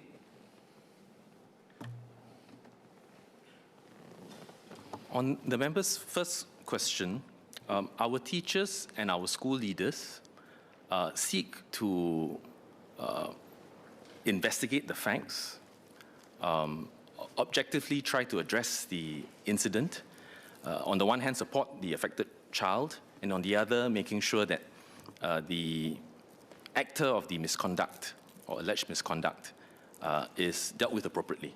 So not just disciplined, but also an opportunity to reflect and learn. And that is why his question emphasizes why the relationship between parents and school is so important.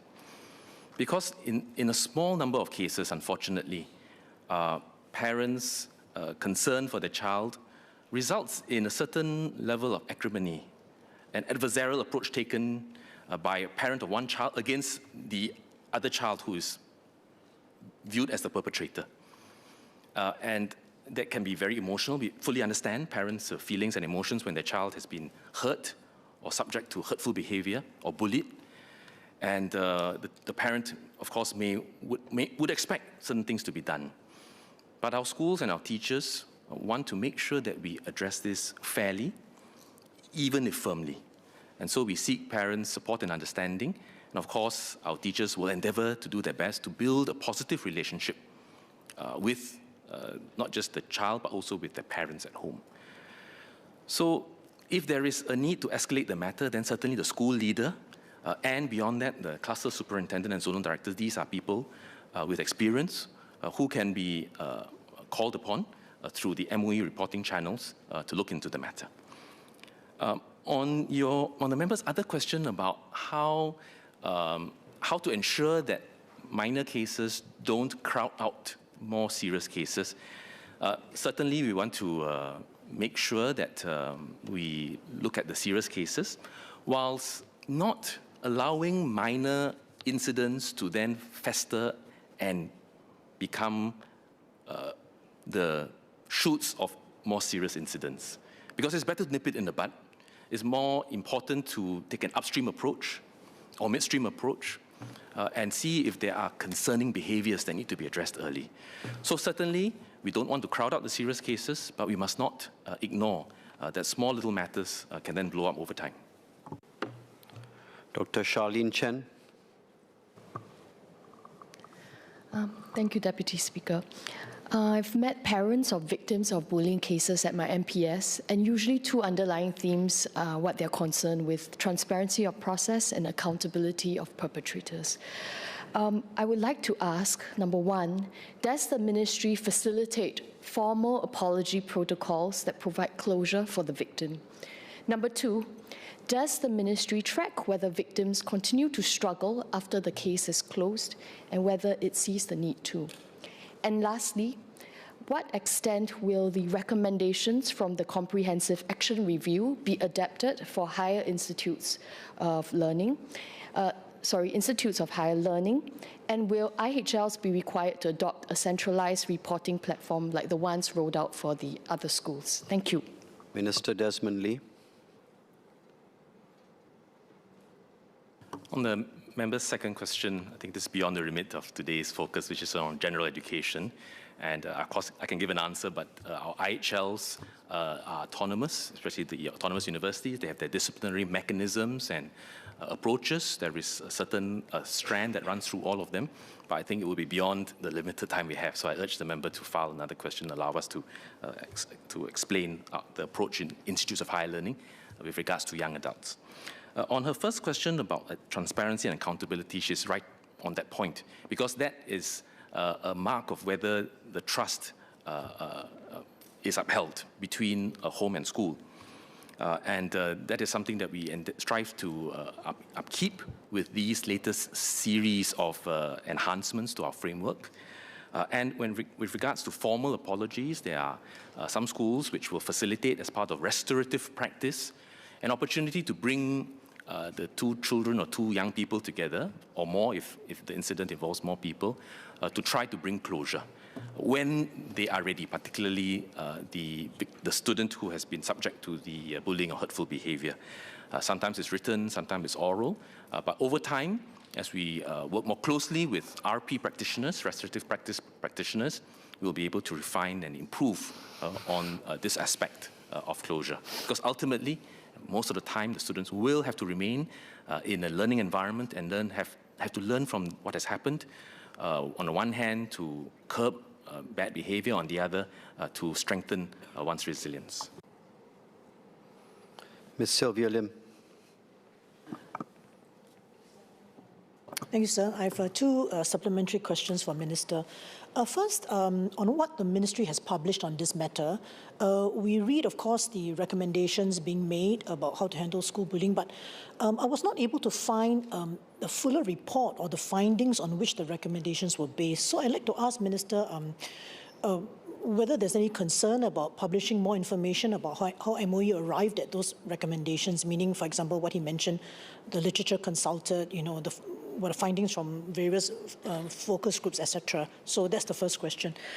Second question is related to my PQ, actually, 25, which was on cyber incidents. I didn't hear him answer whether there has been an increasing incidence of creating and circulating AI-generated fake obscene images between fellow students. So has there been an increase noticed? And on this point, I wanted to know what the schools could do if the perpetrator is not known. I mean, how are they supposed to handle such incidents? Because obviously their powers of investigation might be limited. Minister Desmond Lee.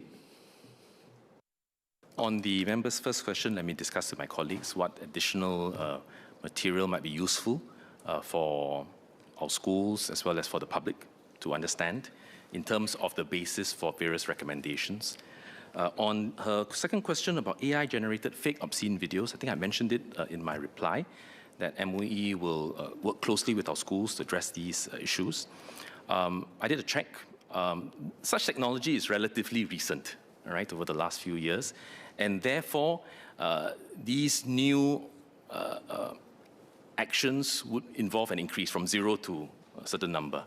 The numbers still remain small, but we are keeping a very close eye on it. And with the formation of the OSC from next month, we'll work closely with them to help our students and help parents tackle such incidents as they arise. Of course, to the extent that perpetrators are students, the culture building, the establishment of norms, the education on cyber wellness and how to use these powerful tools ethically and appropriately and legally will be very important. But to the extent that these incidents have occurred, I've mentioned that we will work with the families and the students, support them, but work with the authorities like the OSC to have them taken down. It's not an easy task because there could be proliferation around different platforms, so that work will have to be not just immediate, but follow through for some time yet. And the member asked, what if the perpetrator is not known, because these are people hiding behind technological tools? Then we may need to work with not just the OSC, but with the police. And one may recall an unfortunate incident in 2024, where some secondary school students created AI-generated deepfakes of female students, obscene nudes. And they were identified and they were dealt with firmly, not just through police investigation, but also by school disciplinary action. We've been on 7 to 29 in terms of PQ for close to 40 minutes. We've extended PQ time by 15 minutes. So I request SQs to be short, and if Minister can give brief answers there too. We have 5 minutes more. Mr. Melvin Yong. Thank you, sir. I have 3 questions on the balance between punishment and rehabilitation. One, how will schools be guided to balance disciplinary action with counseling and restorative practices? I think the Minister mentioned here. Whether MOE will track recidivism rates to assess if these rehabilitation efforts are effective.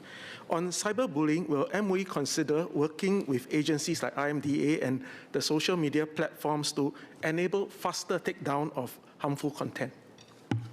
Minister Desmond Lee. Answer to one is that we, as I said, discipline, whether it's corrective, punitive, ultimately it has to be educative in nature. So disciplinary measures are always followed through with reflection, with counseling, and so on and so forth. On your second question, answer is yes. Ms. Herting-Rue. Thank you, sir. I would like to ask the Minister for further color about the longitudinal tracking of the bullying incidents, both in terms of, in my PQ, both in terms of perpetrators and how does the ministry actually track that, and also in terms of the actual victims of the bullying incidents. So how do you track how, for example, the interventions taken, the punishments given, the disciplinary measures taken? How does the ministry, and whether the ministry and how does the ministry track on the actual victims of the bullying incidents as well? Thank you. I thank the member for 2 questions. On the longitudinal tracking of victims and alleged perpetrators, the school will have very close proximity with the students concerned. They will have a sense of whether a child learns from his or her mistake after the disciplinary and corrective and educative steps are put in place, and observe the child for the duration of his or her time in school. We will see how best to track this on the longer term to look at overall recidivism rates. With regards to victims as well, particularly if the student has been the victim of a serious incident of bullying, counselors will keep an eye. They'll work closely with not just the child concerned, but also with the families as well.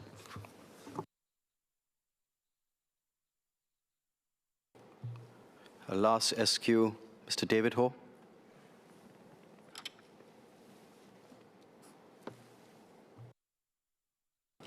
Thank you, Deputy Speaker. I thank the Minister for the comprehensive response. My question comes from concerns from parents, 3 SQs specifically. First, on disciplinary action, what guidance are given to school in deciding when it should be an in-school suspension and when it should be an out-of-school suspension? The second question, for out-of-school suspension, how does the ministry ensure that there will be avenues for guided reflection during the time of out-of-school suspension, so that this would be able to achieve the objective, which is supposed to be educative in nature? Lastly, given that students may fear retaliation or social repercussion, what measures are there to protect students and assurance given to them that they will be protected after making a report? Minister Desmond Lee. On the member's first question, I recall in September we also had this discussion. When a child or student has to be suspended, part of it could be as a safety planning arrangement to have the perpetrator removed from the class or from the school. Part of it could be punitive in nature, to say, well, because of this behavior, after investigation, you are suspended from coming to school to learn. But as a member rightly pointed out, for some students, they may not perceive that as being punitive. They don't feel that they're being deprived of something and don't feel that these are worthwhile consequences that cause them to want to behave better. And therefore, there's also in-school suspension.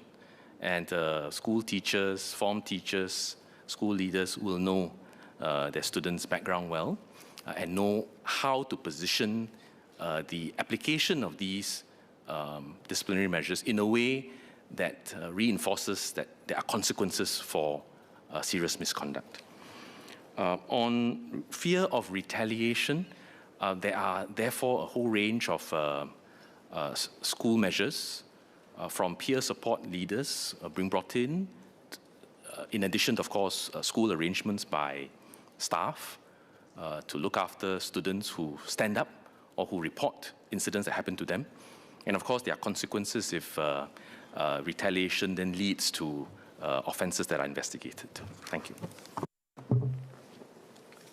Order. End of question time. Personal explanation by Mr. Pritam Singh. Much obliged, Mr. Deputy Speaker. At the sitting on the 7th of April 2026, I rose to seek a clarification on the joint ministerial statement on the situation in the Middle East. I said, and I quote, notwithstanding the expiry of LNG contracts with Indonesia in 2028, is the government in touch with both Indonesia and Malaysia, which supply close to half our piped LNG, unquote.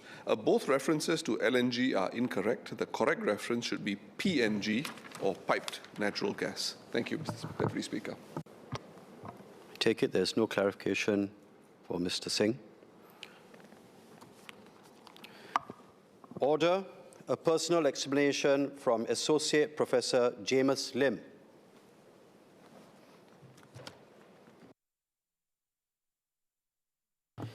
Mr. Deputy Speaker, thank you for allowing me to make this clarification. In my COS speech on March 5th, 2026, I had stated that, quote, one objection is that there's an opportunity cost to foregone income since such lots could generate potential revenue, and this has sometimes been MND's response to requests for converting car park spaces to other uses such as community gardens. This is incorrect. HDB takes into account, among other things, whether there are sufficient car park spaces to meet parking demand over time. This is the opportunity cost of foregone space, not foregone revenue, as I had claimed. As I briefly mentioned in my exchange on April 7th, if I were mistaken in my claim, I would retract it. I'm therefore doing so. Thank you. SMS Sun Chue Ling. Clarifications, not a debate. Yes, I thank Associate Professor James Lim for retracting his earlier inaccurate statement. Thank you.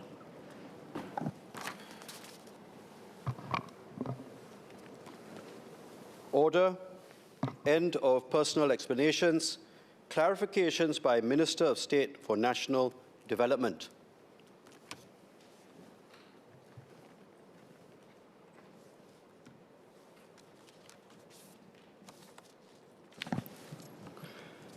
Mr. Deputy Speaker, sir, thank you for allowing me to make this clarification on the investigation processes conducted by NParks' Animal and Veterinary Service, or the AVS. On 8th April 2026, I had mentioned in this chamber that I would go back and check on any correspondence between Member James Lim and the AVS relating to this topic. During the second reading of the Veterinary Practice Bill on 8th April 2026, Member James Lim made statements in relation to the fairness and independence of AVS's investigations. Specifically, he stated, and I quote, a regulatory framework is only as strong as the practical implementation of fair and effective investigative actions, followed by reasonable and acceptable disciplinary procedures. I say this in part because, based on the experience of at least one of my residents, the prior regime may have fallen short. That resident has alleged that a key document submitted to AVS for investigation did not appear to be independently verified for authenticity. This in turn undermined her confidence in accountability of the whole process, end quote. The member also stated, and I quote, "I was not insinuating whether there were any lapses in her case or not by AVS. But the point I was trying to make, and I will repeat it here, is that public trust and confidence in procedure is really important. And that is why I supported Part 6 of the bill, which confers a degree of independence and authority to investigators to go about the process of investigation, which I'm sure in her case would lend her greater confidence," end quote. Sir, the member argued that a regulatory framework requires fair and effective investigations, and also referred to his resident's allegation that AVS did not independently verify a key document. He also said that Part 6 of the bill gives investigators independence and authority, which would lend his resident greater confidence. The member emphasized that this was his resident's experience and he was not insinuating lapses on AVS's part. However, juxtaposing the recitation of his resident's allegations that 1, the prior regime may have fallen short, and 2, that a key document submitted to AVS for verification did not appear to be independently verified, which in turn undermined his resident's confidence in the accountability of the process, with his statement that public trust and confidence in procedure is important, gives rise to a clear inference that AVS had not conducted its investigations on his residents' complaints fairly, effectively, and independently. Sir, as this is a serious allegation, I wrote to the member after the sitting to seek confirmation about the case occurred, or a case concerned, rather. I also asked if there was more than one case, as he had referred to the experience of at least one resident, which implies there could be more than one case. He has since confirmed he was referring to just one resident. Mr. Deputy Speaker, sir, I have checked on the case referred to by the member and would like to provide a clarification for the record. In October 2024, the member's resident brought her dog to a veterinary clinic for medical attention as the dog was unwell. Unfortunately, the dog died after a medical procedure. The resident then filed a complaint to AVS against the vet. The resident made 2 allegations material to our discussion today. I will address each allegation in turn and also explain AVS's findings. The first allegation is about the lack of informed consent. First, the resident alleged that informed consent was not given as the potential risks and benefits of the medical procedure were not explained to her. Now, as part of the investigation process, AVS had thoroughly reviewed the available evidence, including CCTV footage and medical records. AVS found no evidence of professional negligence or misconduct by the vet. Now, contrary to the resident's claims, the evidence showed that the vet had informed the resident of the dog's prognosis and provided various treatment options. The CCTV footage also recorded the vet explaining the risks of the medical procedure, including heart failure and death. Second, the resident claimed that the clinic had committed forgery, alleging that the signature on the consent form was forged and not hers, and that even if she had signed the form, the contents had been altered. Now, this was despite the resident having previously acknowledged to AVS that she had signed a form digitally. So I believe this consent form is the key document that the resident had alleged was not, quote, independently verified for authenticity, unquote. Now, this form essentially stated that the resident gave consent for the vet to sedate or anesthetize her dog for treatment or diagnostics, or both. As I mentioned earlier, AVS had reviewed the CCTV footage, medical records, and case outcomes in the process of its investigation for professional negligence or misconduct. There was no evidence to suggest that forgery may have been committed by the clinic. Now, in addition to lodging a complaint to AVS, the resident also made a police report alleging forgery. The police conducted independent investigations and found no evidence of forgery by the clinic. Instead, the police found evidence that she had signed a form digitally at the clinic in the presence of its staff. Therefore, in consultation with the Attorney General's chambers, the police will not take further action. Mr. Speaker, sir, AVS has explained its investigation outcome to the resident. AVS has also kept Member James Lim informed, as he had appealed to NParks and other government agencies on the resident's behalf. The resident had copied the member in her reply to AVS on 11 September 2025 regarding AVS's investigation outcome. NParks had also replied to the member's appeal on 9 October 2025 and 25 February 2026. Therefore, when the member delivered his speech on the Veterinary Practice Bill on 8th of April 2026, the member would have known of 3 key pieces of information from correspondence copied or provided to the member. First, the member knew that AVS had investigated the incident. Second, he knew that AVS had found no professional negligence or misconduct by the vet. Third, the member knew that while AVS had found that there were areas for improvement in the vet's documentation or communication with the resident, this did not affect the outcome of veterinary case management.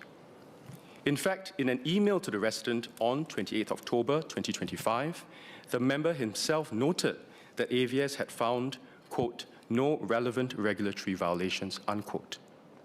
He also told the resident, and I quote, I also hope that you are willing to accept that the route of appealing to the authorities is effectively closed unless you are able to provide material new information to prompt them to reopen the case, unquote. The member then suggested to the resident that she could consider pursuing the case via a civil suit if she wished for some closure. Sir, if Member James Lim had put all these facts before Parliament and the public, it would have given Parliament a fuller and more complete picture of the matter. Instead, the impression he created was that AVS had not been thorough in its investigation. Now, this is unwarranted and it is not fair to the AVS officers. Sir, given the facts that I've set out earlier, the allegations that AVS had not independently verified a key document or that accountability in the process was lacking are clearly untrue. AVS carried out a thorough investigation, examined the evidence, and took appropriate action where warranted, and did so independently. The investigation panel in the resident's case included AVS officers, some of whom are veterinarians. Now, these are public officers who handle complaints of professional misconduct seriously, professionally, and without any vested interest in the outcome. These are public officers with a relevant domain expertise and knowledge, and hence the credibility, to carry out such investigations objectively and without fear or favor. Mr. Deputy Speaker, sir, the purpose of this clarification is to set the record straight on the rigor and impartiality of AVS's investigative processes. Now, I agree with the member that public confidence and trust is important. That applies not only to the work of our public agencies and public officers, but also what is said in this House and in this chamber. That is why it is crucial to set out the facts for the record and to uphold the public's confidence and trust in our institutions and to ensure fairness to our public officers. That is also why MPs must take care to put out facts carefully and be careful when asserting allegations against public officers. Thank you, Mr. Deputy Speaker. Associate Professor Lim, is there anything you wish to add as a point of clarification? Please proceed.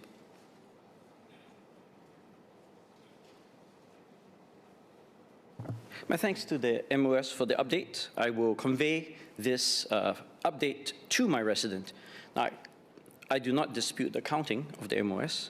Still, I believe, as I did then and I still do now, that it is my role to raise the concerns of the lived experience of my residents. Prior to the delivery of that speech, I had checked to see that I was faithfully representing her case, and I believe I did so. This is my job. I'm sure that the MOS will do the same for his residents. MOS Alvin Tan, is there anything that you wish to clarify out of that response? So I thank the member for his response and for taking into account what I just said. So all MPs, when we meet with our residents, we try to lend an empathetic ear. And in this case, in this resident's case, she had lost a pet, and it is understandable that she is upset. And I quote, the MP had said that when you are a grieving parent to a fur baby, you might understandably be aggrieved and wish to look for an outlet, unquote. Now, that outlet should not be at the expense of unfairly calling out and question the professionalism of our public officers. MPs have a responsibility in this regard to steward information and to present a full picture as possible.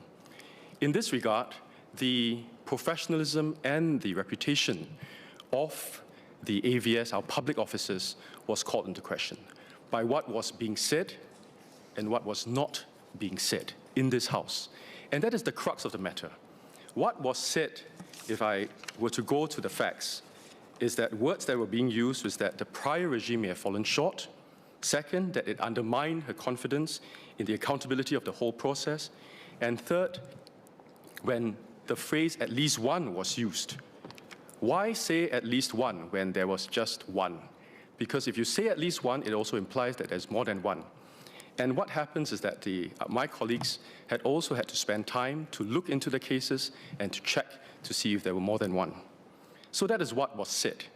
The second is what was left unsaid, which is also equally important. And what was left unsaid was that in the emails and in the MPAS system, the member was informed that, number one, he was aware of the fact that AVS had investigated incident. He was aware of the processes. He was aware that AVS found no professional negligence or misconduct by the vet. He was aware that, and noted that AVS had found no relevant regulatory violations, and he had also suggested to the resident to consider pursuing a civil suit.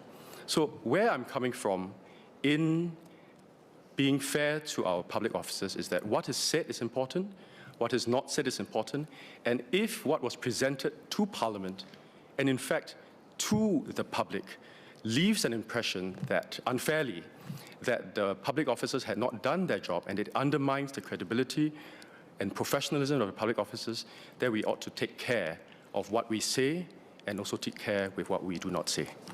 Thank you, Mr. Deputy Speaker. Is there anything you wish to reply to on that, Associate Professor James Lim? None? Order. Business motion by Deputy Leader of the House. Mr. Deputy Speaker, I move that, notwithstanding Standing Order number 26, the private member's motion on an artificial intelligence transition with no jobless growth be taken immediately after the proceedings on the Skills and Workforce Development Agency Bill, or SWDA Bill, have been concluded. Under the standing orders, the introduction of government bills ordinarily takes precedence over a private member's motion. In the ordinary course, therefore, the private member's motion would have been dealt with only after all 6 bills on the order paper have been completed.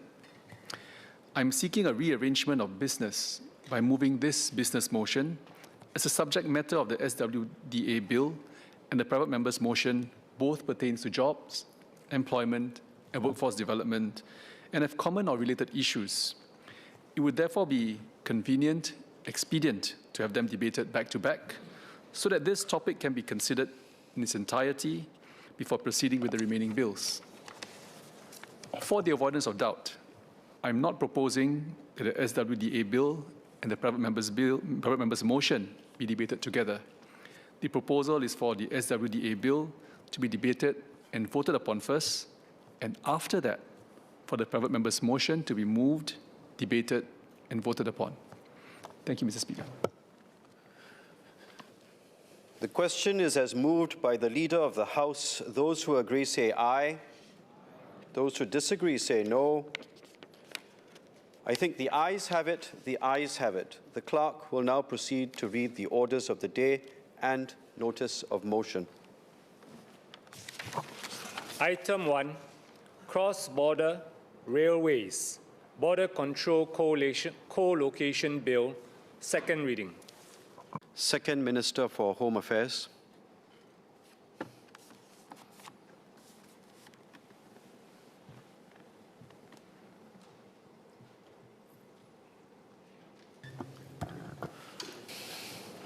Mr. Deputy Speaker, sir, I beg to move that the bill be now read a second time. Sir, the Johor Bahru Singapore Rapid Transit System Link, or RTS Link, is targeted to commence service this December.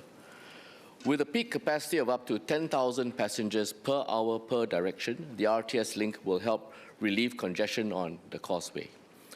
A key feature of the RTS Link is the co-location of both countries' customs, immigration and quarantine facilities, or CIQ facilities, at each station.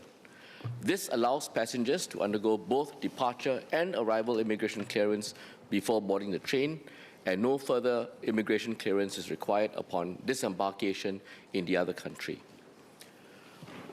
Co-location of CIQ facilities for cross-border travel is not a novel arrangement, and many other countries have this model. For example, France and the UK have a long-standing similar arrangement for the Channel Tunnel, from which we took reference.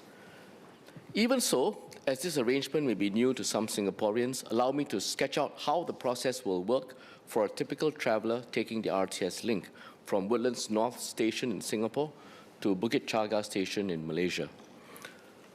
After going through the RTS Link fare gate at Woodlands North, the traveller will first undergo security checks and departure clearance by ICA officers. The traveller will then proceed for arrival immigration clearance at Malaysia's CIQ zone at Woodlands North, which is located one level below ICA's departure clearance in the same building. Malaysia's officers will be deployed there to conduct immigration clearance and also conduct selective security checks. After arrival clearance, the traveller will go to the departure train platform and board the train to Bukit Chaga Station in Malaysia. The traveller will not need to undergo further immigration clearance upon arrival in Malaysia and can just walk off the train straight into Johor Bahru. Nevertheless, Malaysia's officers at Bukit Chaga Station may conduct further selective security checks, inspect custom permits, and collect taxes and duties where necessary.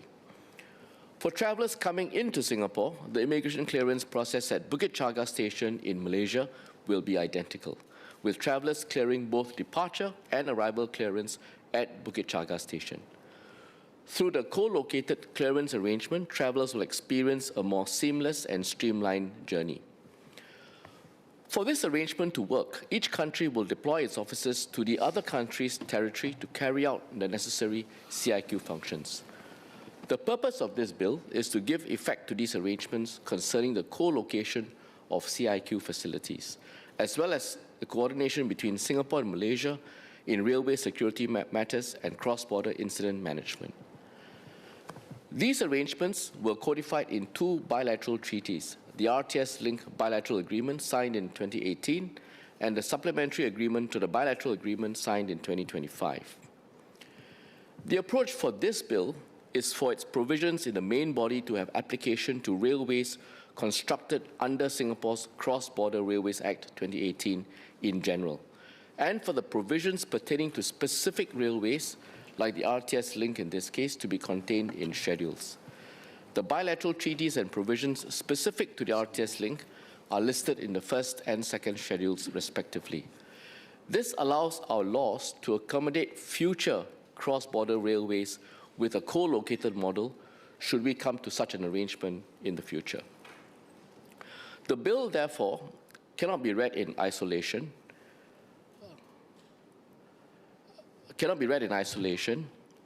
And we must have regard to the arrangements contained in the bilateral as well as in the supplementary agreements. In addition, in order to operationalize the co-located CIQ model, Malaysia must also pass domestic legislation to give effect to the arrangements that are set out in the bilateral treaties. This is because the arrangements are substantively mirrored for both countries. In addition, reciprocity is a key principle which underpins the bill's provisions. The privileges and protections that the bill accords to Malaysia's officers deployed in Singapore are, by design, contingent upon the privileges and protections which Malaysia's legislation accords to Singapore officers deployed in Malaysia. Malaysia's legislation for the RTS link passed both chambers of its parliament earlier this year and provides for these reciprocal privileges and protections. The provisions of the bill, sir, cover 4 broad areas. First, co-located border control functions in both Singapore and Malaysia. Second, cross-border incident management, including the establishment of concurrent criminal jurisdiction on board trains in transit between both countries. Third, other matters such as data protection, as well as protection and immunities for Malaysia's officers deployed in Singapore. And fourth, related and consequential amendments to other acts. Let me take this in turn. I will start with the co-located border control functions in Singapore addressed in Parts 2 and Parts 3 of the bill. There are 4 main aspects to this. First, the bill circumscribes the areas in Singapore within which Malaysia's officers can perform their CIQ duties. For the RTS link, these designated areas lie within the Woodlands North Station. Clause 7 empowers the Minister for Home Affairs to demarcate the designated areas. Clear signages will be displayed at all designated areas at Woodlands North Station to ensure that the public is aware of the perimeter of these areas. To be clear, there is no change to territorial boundaries, and the designated areas for Malaysia remain Singapore's territory and subject to Singapore's laws. What this bill does is to provide formal legal permission for Malaysia's officers operating in the designated areas in Singapore to carry out their border clearance and security checks on travellers departing for Malaysia. Clause 8 makes clear that Singapore law continues to apply within the designated areas. The list of Malaysian laws which will be allowed to apply within the designated areas are strictly for CIQ clearance and security checks, and these are contained in paragraph 16 of the second schedule. Second, the bill empowers the minister to approve which Malaysian officers may be deployed in Singapore.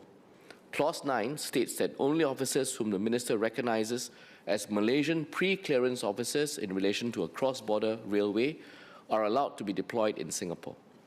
Clause 11 limits the duration of these deployments, and Clause 12 authorizes the minister to withdraw recognition of any Malaysian officer at any time without providing a reason. Under exceptional circumstances, such as a massive outage or perhaps a public health emergency, Malaysia might need to deploy additional manpower in the designated areas in Singapore at short notice.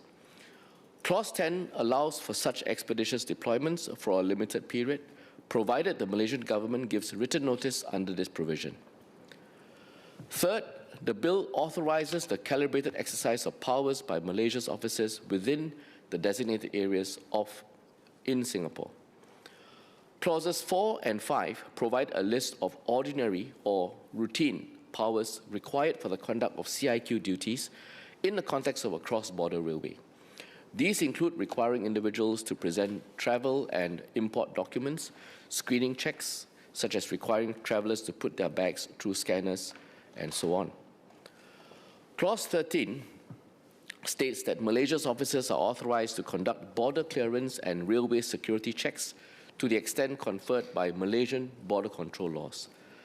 Their exercise of powers is subject to the limits set out in clauses 14 to 18. This spells out the specific legal powers that Malaysia's officers can exercise within the designated areas and the scope of its application. Paragraph 4 of the second schedule provides for special or additional powers that Malaysia's officers may exercise whilst performing CIQ duties within the designated areas for the RTS link. These include carrying restraining devices such as batons and handcuffs when on official duty, and using reasonable force to detain disorderly individuals or those who pose a threat to public security. When an individual is detained, Malaysia's officers must, as soon as is practicable, transfer custody of the person to an appropriate Singapore officer. Fourth, the bill empowers Singapore officers to check for items that are controlled or prohibited under Malaysian law. This is catered for to streamline the conduct of checks between Singapore and Malaysia under the co-located clearance model. Clause 19 enables Singapore officers to check for such items even if they are not prohibited or controlled under Singapore law. Malaysian officers at Bukit Chaga Station are similarly empowered by Malaysia's legislation to check for items prohibited or controlled under Singapore law. If an item that is prohibited or controlled under Malaysian law is found through these checks, Clause 20 permits Singapore officers to allow the traveller to voluntarily discard the item as a condition for boarding the train. There will, however, be exceptions, such as where an item poses a threat to human safety, is a live creature, or constitutes evidential material relevant to an investigation, then in such cases, the item must be removed from the traveller or taken possession of by Singapore officers. So we are committed to ensuring that Singapore officers deployed to Malaysia to safeguard our borders will be able to do so effectively and with peace of mind.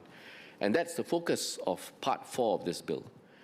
Clause 22 states that as a precondition for sending Singapore officers to Malaysia, the Minister must be satisfied that Malaysian laws allows Singapore officers to conduct their duties in Malaysia properly, under the orders of their own commanding officers, and that they are conferred with the powers, duties, and privileges of their counterparts in Malaysia. This is in addition to the protections and immunities that Malaysia's legislation accords to Singapore officers deployed to Malaysia. Clause 24 makes clear that every Singapore officer deployed to Malaysia in relation to cross-border railways has the same powers, rights, and immunities as they do when performing the same duties in Singapore. The clause also provides that the limits to the exercise of powers by Malaysia's officers in Singapore apply similarly to the exercise of powers by our officers in Malaysia. So this means, for example, that Singapore officers are not allowed to make an arrest when in Malaysia's territory. Clause 25 provides for prescribed Singapore border control laws to apply within Singapore's designated areas in Malaysia to empower our officers to carry out border clearance and security checks. The list of Singapore border control laws applicable for the RTS link is set out at paragraph 17 of the second schedule. This will ensure that the level of checks done is comparable to that at our other checkpoints, and that there will be no compromise to our border security. Besides checkpoint operations, we must also be prepared for contingencies that may occur on a moving train. Safety and security incidents may occur from time to time due to technical faults or as a result of sabotage resulting in trains stopping midway during the trip. Officers from both countries may then be required to respond, even if the incident occurs within the other country's territory. For this reason, the bill includes provisions for managing incidents that occur on the railway tracks or on trains moving between the countries, or what we call trains in transit for short. The codification in law provides legal certainty for the officers who will be called upon to respond. Beyond the bill's provisions, Singapore and Malaysia have also developed detailed protocols and standard operating procedures to facilitate timely and coordinated responses to such cross-border incidents on the RTS link. Officers will be trained and empowered to keep travellers safe and secure. Both countries will hold joint exercises prior to the commencement of the service and commencement of the operationalization of the revenue service, and on a regular basis thereafter to ensure continued operational readiness. Mr. Speaker, allow me to give an overview of the key principles on which Singapore and Malaysia have agreed for managing cross-border incidents on the RTS link. These principles form the basis of paragraph 14 of the second schedule. First, where a train is able to complete its journey, any incident on board will be managed by the authorities of the country in which the train stops. Second, if a train stalls and is unable to complete its journey, The country in whose territory the train is situated will manage the incident. Third, if a train stalls at the stretch of railway tracks located between the respective administrative boundary markers of both countries, represented by Pier 47 for Malaysia and Pier 48 for Singapore, both countries have agreed to use the nose of the train as the marker to determine the country with primary responsibility to manage the incident. The country with primary responsibility will be the incident manager in this case and will have command and control over incident management.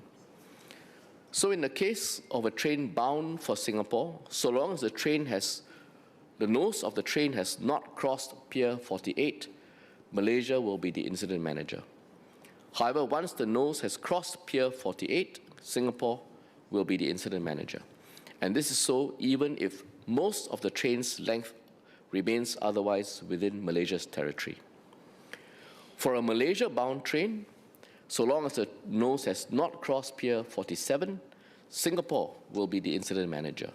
Once the nose has crossed Pier 47, Malaysia will be the incident manager, and in similar terms, even if the train's length remains within Singapore's territory.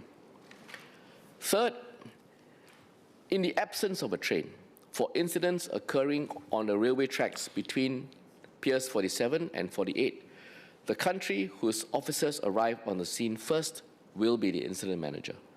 So there might be a scenario where you might have persons on the track where there's no train, and in such a case, the country whose officers arrive first will take control of the situation and will be designated the incident manager.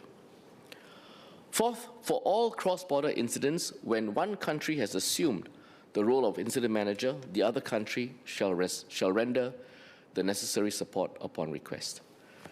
Last, to ensure coordinated response, when each country's officers need to cross the administrative boundary marker of the other country during incident management, they must obtain prior consent of the other country before doing so. However, if the incident is determined to be a search and rescue operation or a medical evacuation, then each country's officers need only inform the other country before crossing over. Part 5 of the bill sets out the scope, duties, and powers for officers managing cross-border incidents. Under Clause 29, cross-border incident management operations will be limited to the premises where an incident has occurred and its immediate vicinity, as is reasonably necessary for an effective response. Clause 28 empowers our officers to carry out cross-border incident management duties within the locations prescribed by Clause 29, including in Malaysia's territory, if necessary. It also allows Malaysia's officers to carry out equivalent duties in Singapore's territory, if necessary. Clause 27 spells out the scope of these duties. These include the protection of people from injury or death and the protection of public property from damage or loss, whether arising from criminal acts or in any other way. Paragraph 15 of the second schedule further sets out the range of powers that Malaysia's officers are allowed to exercise in Singapore's territory for the purpose of cross-border incident management at the RTS link, and makes clear that these must be exercised with reasonable force. Clause 30 limits the extent to which Malaysia's officers may exercise these powers, and Clause 31 states that Malaysia's officers are not allowed to make any arrests in Singapore's territory during cross-border incident management operations, and in the same vein, neither are Singapore's officers allowed to make any arrests in Malaysia's territory during such operations. Apart from major cross-border incidents, we must also consider routine crimes that may take place on board RTS-linked trains, such as theft or perhaps outrage of modesty. Singapore and Malaysia have agreed that both countries will have concurrent criminal jurisdiction over criminal offences that occur on board trains in transit, as well as over the stretch of railway tracks located between Piers 47 and 48. Otherwise, the respective country in whose territory the offence happens will have criminal jurisdiction. Clause 39 under Part 7 of the bill establishes Singapore's jurisdiction over criminal offences on board trains in transit in the general context of cross-border railways, including when the train is in Malaysia's territory and at certain defined zones of the railway tracks. For the RTS link, any person who commits an offence under any Singapore law while on a train in transit will be treated as if the person had done so in Singapore. This then enables Singapore to investigate and prosecute offences committed at these locations, even if they might be outside Singapore. Malaysia, through its legislation, has also established jurisdiction over criminal offences on board trains in transit and on the railway tracks between Piers 47 and 48. Singapore has worked out with Malaysia a method for determining which country has primary right to exercise jurisdiction in any given case.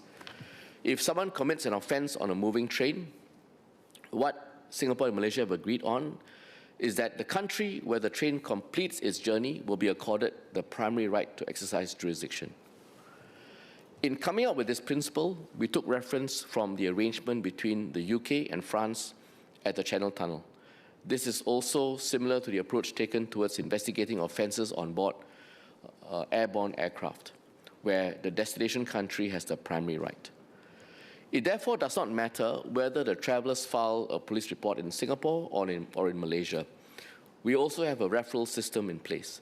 If a country receives a report for which it does not have primary right to exercise jurisdiction, it will refer the case to the other country. Should the country without primary right wish to conduct investigations into the matter, it may request for the other country to waive its right. This framework ensures clarity of jurisdiction when the exact location of the offence is unclear. It also allows Singapore to investigate offences where there is public interest to do so. The bill also addresses other matters such as those concerning data protection, as well as protection and immunities for Malaysia's officers in Singapore. Let me just cover these provisions briefly.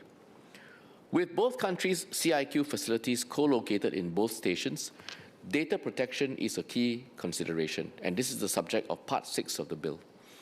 Clause 37 provides that all the information and data collected or generated by Singapore officers in Malaysia in the course of official duties, whether within the designated areas or during cross-border incident management, these shall all be treated as if they were collected or generated in Singapore and governed by Singapore law. Clause 38 provides that documents, devices, and equipment belonging to the Singapore government shall be immune from seizure, confiscation, or any other form of interference when installed, kept, or situated within defined areas in Malaysia. The protection of Singapore's data and the inviolability of our documents, devices, and equipment have been provided for in Malaysia's legislation as well. On a reciprocal basis, Clause 35 of the bill provides for the protection of information and data collected or generated by Malaysia's officers in Singapore in the course of official duties. And similarly, Clause 36 provides for the inviolability of documents, devices, and equipment belonging to the Malaysian government when installed, kept, or situated within defined areas in Singapore. Part 8 of the bill confers protection on Malaysia's officers deployed in Singapore. Clause 42 deems every officer that Malaysia deploys to Singapore, whether for the purpose of performing border control duties or cross-border incident management, to be a public servant for the purposes of specific provisions under the Penal Code and the Protection from Harassment Act. This extends to Malaysia's officers the same level of protection against abuse as Singapore's public servants in the course of their conducting official duties. In addition, Clause 43 confers immunity on the actions of Malaysia's officers in Singapore from Singapore's criminal, civil, and administrative jurisdictions. This is provided those actions are committed in the course of official duties. The Malaysian government may waive this immunity at its discretion. Mr. Deputy Speaker, I mentioned earlier that reciprocity underpins the provisions of this bill, and we want our officers in Malaysia to be able to work with peace of mind. If it is found that what Malaysia's legislation accords to our officers are substantially less favorable than what this bill accords to their officers, Clause 44 empowers the Minister to issue regulations that disapply or modify any provision of the bill in relation to Malaysia's officers in Singapore. This is our commitment to our own officers who work tirelessly to safeguard Singapore's borders. So the last part of the bill proposes amendments to other acts that are consequential upon the enactment of this bill or related to the purposes of this bill. First, amendments are proposed for the purpose of adapting existing laws to the requirements of a cross-border railway. So, for example, Clause 63 amends Section 5 of the Immigration Act to empower the minister to prescribe an area outside Singapore as an authorized port of entry or immigration control post. For the RTS link, Singapore's designated areas at Bukit Chaga Station will be prescribed as an authorized point of entry. Another example is Clause 51, which amends Section 24 of the Coroner's Act, so that coronial jurisdiction may be asserted in cases where a death occurs on a train in transit, even if outside Singapore, if the body is transported into Singapore. This allows Singapore to investigate cases of unnatural death that have been reported where there is public interest to do so.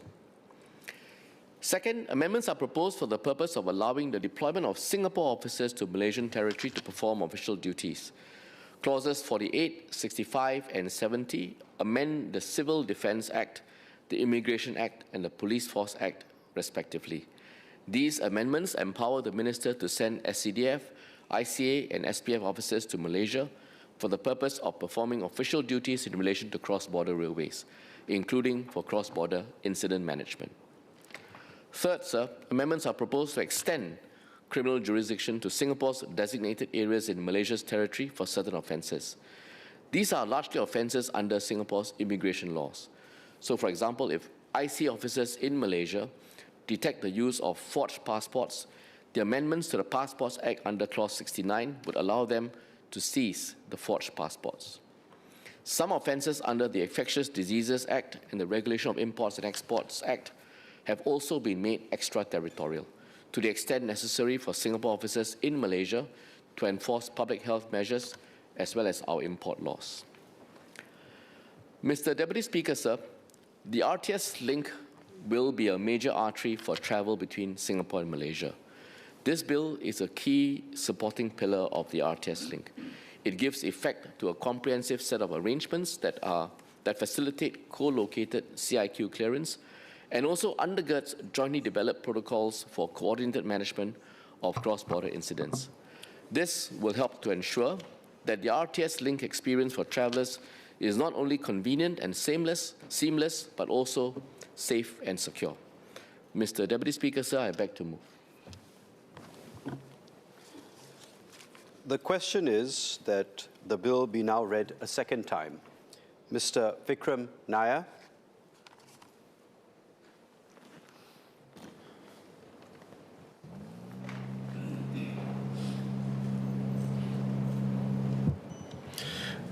Mr. Deputy Speaker, I support this bill. This bill lays the legal and operational foundation for the Johor Bahru-Singapore Rapid Transit System Link, or RTS for short. Now, the RTS will significantly transform the way commuters move between the two countries and, I believe, improve the lives of hundreds of thousands of people who cross the Singapore-Malaysia border every day. More than 300,000 people travel across the causeway every day, making it one of the busiest overland crossings in the world. Many commuters may spend hours each day in traffic congestion. This is time that could otherwise be spent at work, with family, or at rest. It also imposes a mental and physical toll on commuters who must cope daily with uncertainty and long waiting times at checkpoints. The RTS will have the capacity to serve up to 10,000 commuters during peak periods for every hour and in each direction, with a train journey time of only about 5 minutes between the two stations. Further, passengers traveling in either direction will clear both Singapore and Malaysian authorities at the point of departure and need not go through immigration clearance at the point of arrival. This should significantly reduce congestion at checkpoints and shorten travel times. It would also provide greater comfort and predictability for commuters, which is particularly important for those who rely on cross-border travel for their livelihoods. Singapore is well positioned to implement such seamless clearance arrangements. Our ICA has already deployed advanced automated clearance systems across our land, sea, and air checkpoints. Many travelers today are familiar with biometric clearance lanes, which use facial recognition, iris scans, and fingerprints to very quickly identify individuals and have them clear customs. Now, these systems have proven to be efficient and secure. They allow us to process large volumes of travelers while maintaining high standards of border security. Malaysia, too, has been investing in similar technologies. These developments give confidence that both countries have the technical capability and operational experience to support a smooth clearance process for RTS passengers without compromising on safety or security standards. I would like to seek clarifications on a few points, though I have to acknowledge the Minister has answered many of them in his opening remarks. First, on the purpose of allowing Malaysian border controls to be applied within Singapore. The bill provides for Malaysian officers to exercise powers under Malaysian border control laws within a designated area in Singapore. At the same time, it makes clear that Singapore law continues to apply within that area. I think it will be helpful for the Minister to perhaps elaborate on why it's necessary for Malaysian law to have application within Singapore territory, rather than relying purely on Singapore law with the appropriate cooperation mechanisms. And also, if there's potential conflicts between Singapore law and Malaysian law on a particular issue, how will that be managed in practice? Now, second, on the extent of powers that Malaysian officers may exercise while in Singapore, the bill sets out a framework under which Malaysian officers may conduct border clearance and security checks within the designated area. At the same time, it imposes certain limits. For example, Malaysian officers are not permitted to make arrests in Singapore, and any detained persons or seized items must be transferred to Singapore authorities within a reasonable time. Could the Minister clarify how accountability and oversight will be ensured for actions taken by foreign officers operating in Singapore? In addition, what avenues of recourse will be available to individuals who may have complaints about the conduct of such officers, and how will these be investigated and resolved across jurisdictions?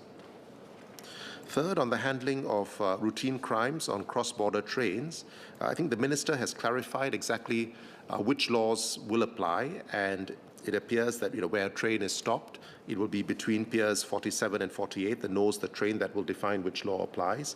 And on a moving train, it will be the destination country's laws that apply. So I think these are helpful clarifications. And my only further questions are, operationally, will joint patrols or onboard security personnel be deployed in the trains? And if so, which countries will do this? And will those officers have the relevant authority to take action if and when an incident occurs, even if it happens to be in the other territory? Now, given that the travel time is only about 5 minutes, it may not be easy to ascertain exactly where an incident occurs, and will be important for whichever officer is present to have the authority to deal with an incident as and when it rises. Now, fourth, and on the coordination in the event of cross-border incidents, the bill provides provisions for incident management operations, including the ability of officers, so this was the point I mentioned earlier, operate in the other. Now, I think this is sensible, but it will be good to know exactly what the boundaries are for these officers. And I will also be interested if the Minister can elaborate how command and control will operate during such incidents, and who will have overall authority of an incident, and how will responsibilities be allocated between Singapore and Malaysian officers. So say, for example, a train has a destination in Singapore, a Malaysian officer spots the incident, who will that Malaysian officer report to, and how will the incident be dealt with? Also, will there be joint exercises conducted ahead of the RTS opening to ensure that both sides are well prepared to respond swiftly and cohesively, and any command and control issues will be dealt with easily as well? Finally, on measures to prevent smuggling and movement of contraband. Now, given the high volume of passengers expected to use the RTS, it is critical that robust safeguards are in place to prevent the smuggling of drugs, vapes, cigarettes, and other prohibited items. The bill provides for screening, inspection, and seizure of dangerous or controlled items, as well as the detention of certain individuals in certain circumstances. Can the Minister provide more details on how these measures will be implemented operationally? For example, will technologies be used, and if so, what technologies for screening, and how will Singapore and Malaysian officers coordinate with each other? Finally, Mr. Speaker, I would like to touch on the broader principle underlying this bill. The co-location of border controls necessarily involves a degree of legal and operational integration between two sovereign countries. It requires mutual trust, clear rules, and strong safeguards to ensure both security and sovereignty are preserved. Now, in this regard, I think the bill strikes a good balance. It seeks to enable efficient cross-border travel while retaining Singapore's legal framework and ensuring that foreign officers cooperate within defined limits. It also provides for reciprocity so that Singapore officers can exercise similar functions in Malaysia. As we move towards opening the RTS, it is important that both countries get these arrangements right. Done well, this will not only ease congestion and improve the lives of both Singaporeans and Malaysians, but also strengthen the close economic and social ties between Singapore and Malaysia. Mr. Deputy Speaker, I support this bill. Mr. Dennis Tan.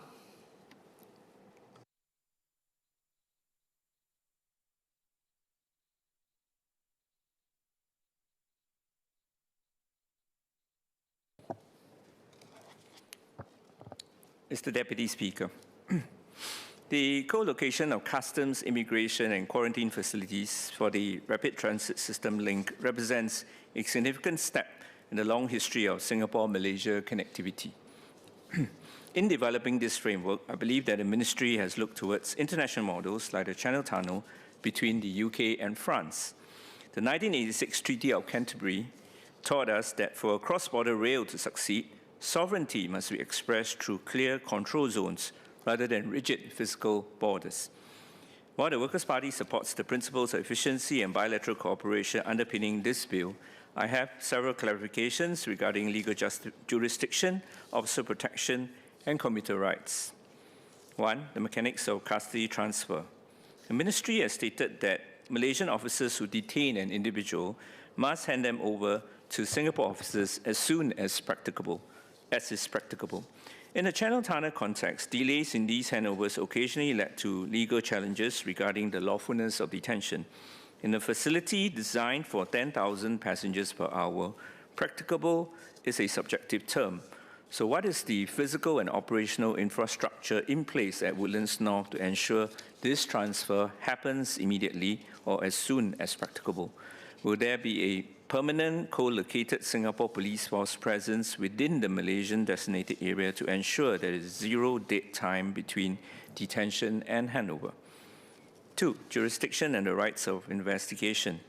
The bill establishes concurrent criminal jurisdiction for incidents on trains in transit and along the tracks, with a country where the journey concludes having the primary right to exercise jurisdiction.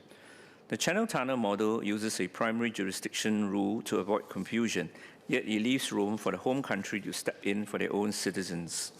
While my colleague, Aljunied JRC MP Sylvia Lim, will have a more specific query relating to this issue in her speech on this bill later, I would like to ask the Minister whether he can clarify the specific public interest criteria used to determine when Singapore would waive its jurisdiction, especially if a crime is committed against a Singaporean on a Johor-bound train. We must also ensure a transparent mechanism exists to update victims' families if a case is handed over to foreign authorities. 3. Emergency coordination on the marine viaduct. The RTS link involves a 25-meter-high marine viaduct across the Straits of Johor.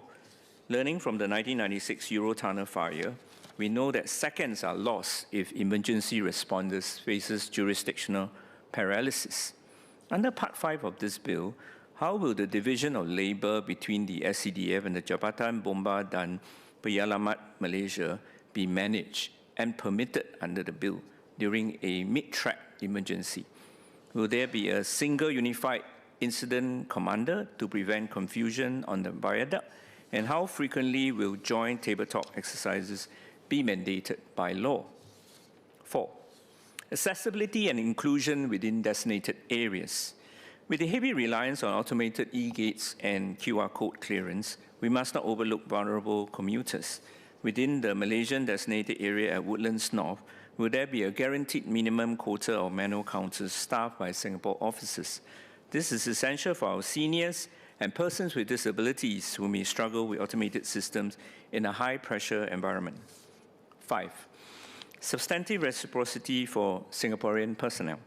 According to MHA's media release of 7 April 2026, for cross-border incidents such as an incident that occurs on board a train in transit, the bill provides that Singapore and Malaysian incident management officers may respond to cross-border incidents on or near trains and railway tracks in Malaysia and Singapore, respectively, and that both countries' incident management officers will be accorded powers, rights, and immunities for these purposes, subject to limitations. No Singapore officer in Malaysia may make an arrest, and no Malaysian officer in Singapore may make an arrest in Singapore. Indeed, for this arrangement to be truly reciprocal, our officers at Bukit Chaga must have the same operational autonomy and protection as the Malaysian officers have in Singapore. For good order, I seek the Minister's confirmation that both the powers accorded and the functional immunity provided to Singaporean officers under Malaysia's RTS Link Act 2026 are substantively identical in scope to the protections we are granting under this bill. In its media release, MHA also referred to the Channel Fixed Link. A point of friction in the Channel Tunnel model was the disparity in the powers granted to officers operating in the other's territory. I understand that under the Sangatte Protocol, British officers on French soil lacked equivalent powers to domestic law enforcement and could not execute independent arrests, which led to persistent ambiguity regarding the use of force, such as applying restraints pending French police intervention. Given that MHA has explicitly looked to the Channel Tunnel model for the RTS framework, I wonder whether the Ministry has studied the relevance of their operational experience to our RTS, and if it is relevant, whether expected similar operational gaps have been or will be addressed. 6. Safeguarding data in inviolable equipment. MHA has noted that Singapore-issued equipment at Bukit Chaga will be inviolable.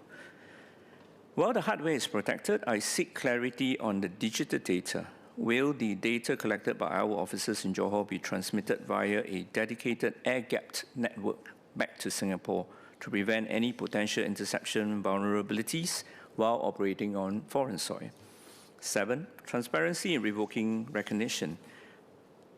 The Minister reserves the power to revoke the recognition of a Malaysian officer without giving a reason. While I understand the security necessity, may I ask if there's a predefined framework of red flags agreed upon with our counterparts? Maintaining a stable professional relationship between both border forces is critical to preventing operational friction. Mr. Deputy Speaker, in Mandarin, please. Mr. Deputy Speaker, the Johor-Singapore Rapid Transit System, or the RTS, is of vital importance to connectivity between Singapore and Malaysia. The Cross-Border Railways Border Control Co-location Bill is intended to provide the legal framework for this significant project. The government has drawn reference from the Channel Tunnel model between the UK and France, where co-location arrangements have improved immigration clearance efficiency. With that said, I wish to seek some clarification on several legal and operational details. First is on detention and handover procedures. When Malaysian officers detain individuals within designated zone on Singapore soil, the bill stipulates that the handover to Singapore police must occur as soon as it's possible to do so. During periods of extremely high passenger volume, what constitutes as soon as possible may be difficult to define. I'd like to ask the government whether the Woodlands North Station will have sufficient facilities to ensure that there is no gap in accountability during this handover process. 2.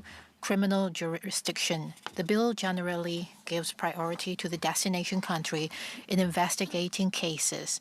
However, if the victim were a Singaporean and the incident occurred on a train bound for Johor, under what circumstances would the Singapore government cede jurisdiction? We must also ensure that the families of the victims can receive transparent, timely updates. 3. Emergency response on the overwater viaduct. The rail track spans the Johor Strait.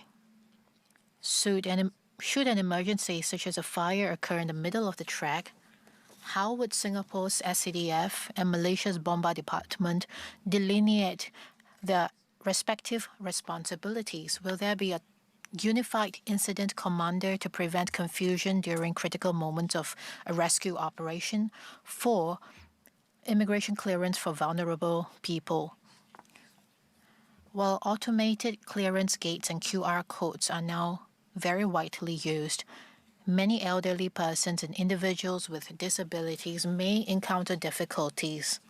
Still, I hope that the government can assure us that there will be sufficient manned counters retained within the Malaysian clearance zone at the Woodlands North Station. 5th, legal protections for officers and data security. When Singapore officers are deployed at Bukit Changga in Johor Bahru, do they enjoy the same legal protections and operational autonomy as their Malaysian counterparts enjoy when stationed in Singapore? Furthermore, will the immigration data collected on site be transmitted back to Singapore via an independent encrypted network to guard against data breaches? Notwithstanding the clarifications above, I remain supportive of this bill. Mr. Deputy Speaker, the success of the RTS link will be measured not just by the speed of the commute, but by the robustness of the legal and operational safeguards that protect it. We must ensure that this milestone project remains a safe and reliable link for generations to come. Notwithstanding my clarifications, I support the bill. Mr. Neo Kok Peng.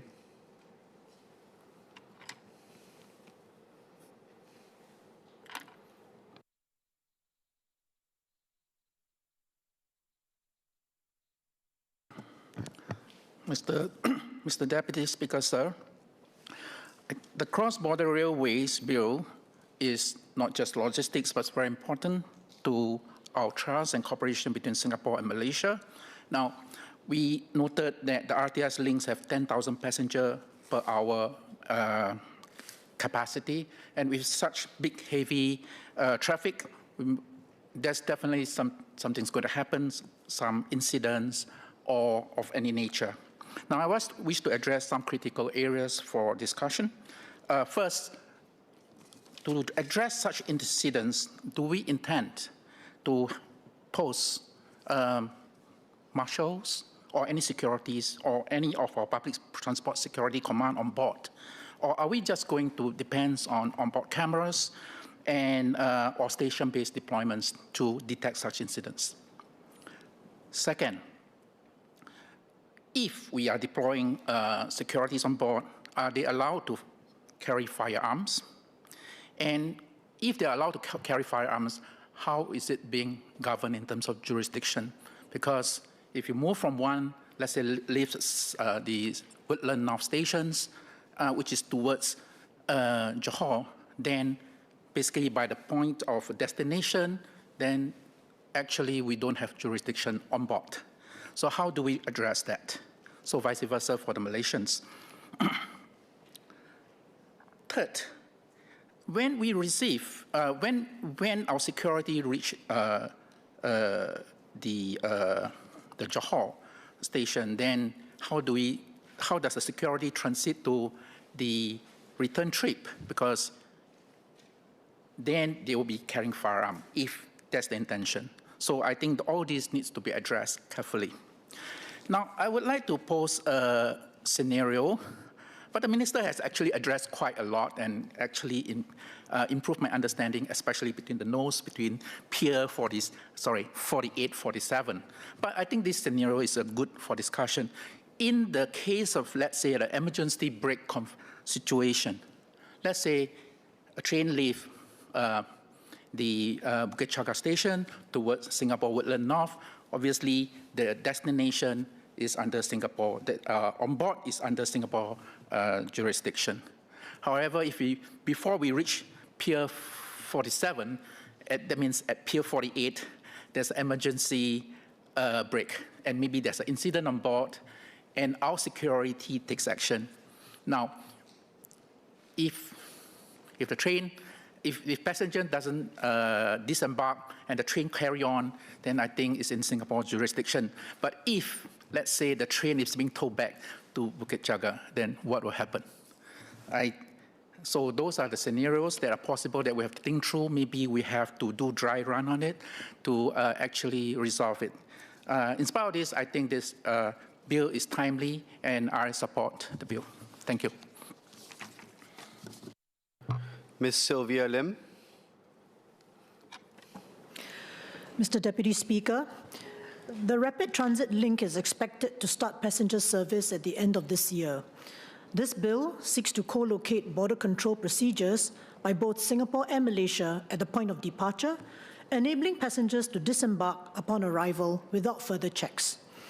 Having personally taken the Eurostar train from the UK to continental Europe, I have experienced how the co-location of British and French border police at the St. Pancras station in London saved time for passengers entering Europe by rail. Similarly, to ease travel between Singapore and Malaysia, this bill to co-locate border controls should be supported.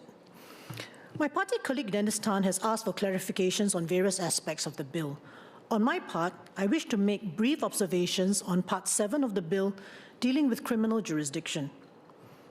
According to the Ministry's media release of 7 April, there will be concurrent jurisdiction between Singapore and Malaysia for incidents on trains in transit and on the railway tracks between the two countries. This is reflected in Clause 39(1) of the bill.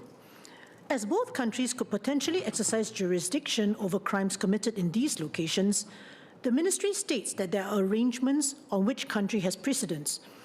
It is explained that in general, the country in whose territory the train journey is completed has the primary right to exercise jurisdiction. Earlier, the Minister confirmed this in his second reading speech. Thus, if the journey is completed in Johor, Malaysia would have primary jurisdiction, and vice versa if the journey is completed in Singapore. These arrangements mentioned in the media release are not reflected in the language of Part 7 of the bill. In contrast, the Malaysian law on this matter is more explicit.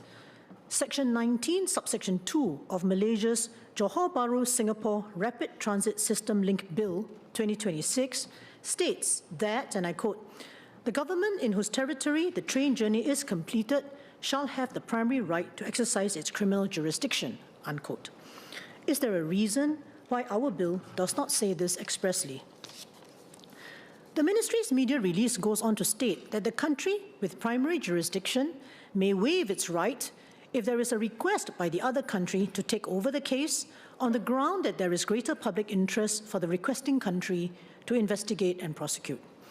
We are thus given to understand that there would be situations where, even though the train was travelling to Singapore, Singapore may give up its primary jurisdiction to Malaysia.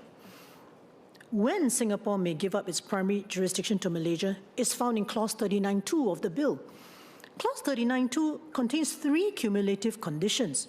First, the person must be subject to the criminal jurisdiction of the country the conduct was engaged in this case Malaysia. Second, Malaysia must not be subject to any obligation to cede jurisdiction to Singapore. And third, Malaysia must have brought criminal proceedings. If my understanding is correct, when all these 3 conditions are met, Singapore cannot prosecute the offender, even if the conduct occurred on a trip completed at Woodlands. Sir, the second precondition is not clear to me.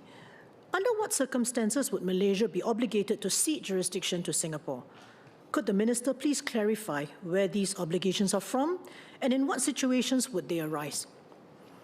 Additionally, I note that the bills of both countries do not mention an important consideration highlighted in MHA's media release, that one country may waive its jurisdiction at the request of the other if there is greater public interest for the requesting country to investigate and prosecute.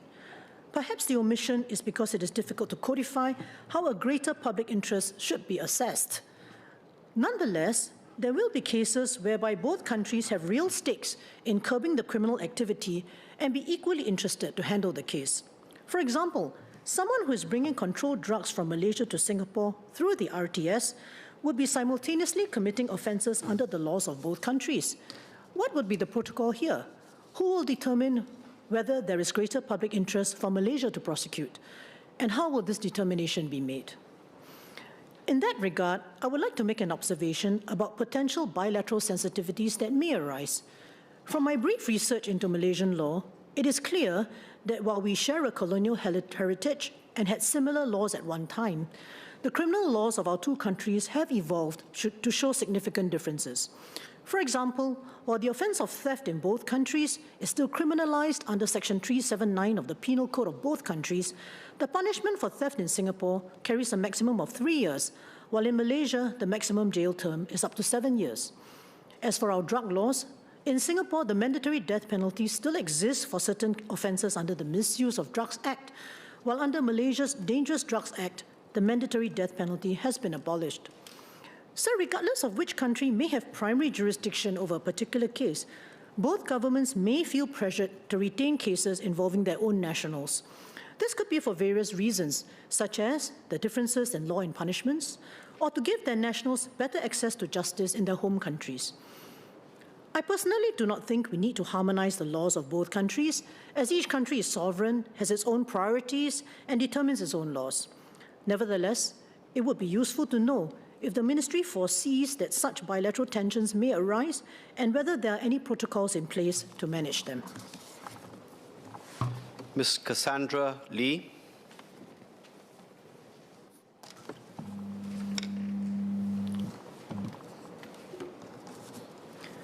Mr. Deputy Speaker, Sir, the bill is timely as we gear up for the highly anticipated opening of the Johor Bahru Singapore Rapid Transit System link. This bill deals with the technical aspects of the jurisdiction and law, yet it has very practical impacts for the everyday commuter seeking to cross the border, shaping the way immigration is experienced at the checkpoints. For the commuter, the questions are straightforward. Where, when I make this journey, do I understand what rules apply? And can I rely on them being applied clearly and consistently? When Singaporeans tap in at Woodlands North, are they already subject to Malaysian law? If Singaporeans unknowingly carry something that is not allowed into Malaysia, will they be stopped on our side? If an incident happens midway, who investigates and under which law? If there is an accident, a dispute, a lost item, or even a medical emergency on the train, which country's officers should we approach for help? I support the bill, and I would like to seek clarifications on several aspects of the bill, hoping to cover some of the practical concerns that commuters may have arising from the bill. Let me begin with the broader legislative framework. Co-located border control is not new globally, but each of these systems is shaped by its own legal and bilateral context. So my first question is this: how does our framework differ from those models, and what were the specific design choices made for Singapore and Malaysia? Understanding this will help us better appreciate the safeguards embedded in our system and whether there are lessons we have consciously adopted or chosen to depart from. The bill also envisages multiple zones in a commuter as a commuter moves across the border: the designated areas, the defined zones, and the train in transit. Across these zones, laws may shift or apply concurrently. From a commuter's perspective, this raises a practical question. At what point do Malaysian cross-border laws apply within the Malaysia designated areas located in Singapore? And how does this interact with the continued application of Singapore laws? For example, where a traveller carries an item that is unregulated in Singapore but regulated under Malaysian laws, will the traveller be stopped within Malaysian designated area located in Singapore?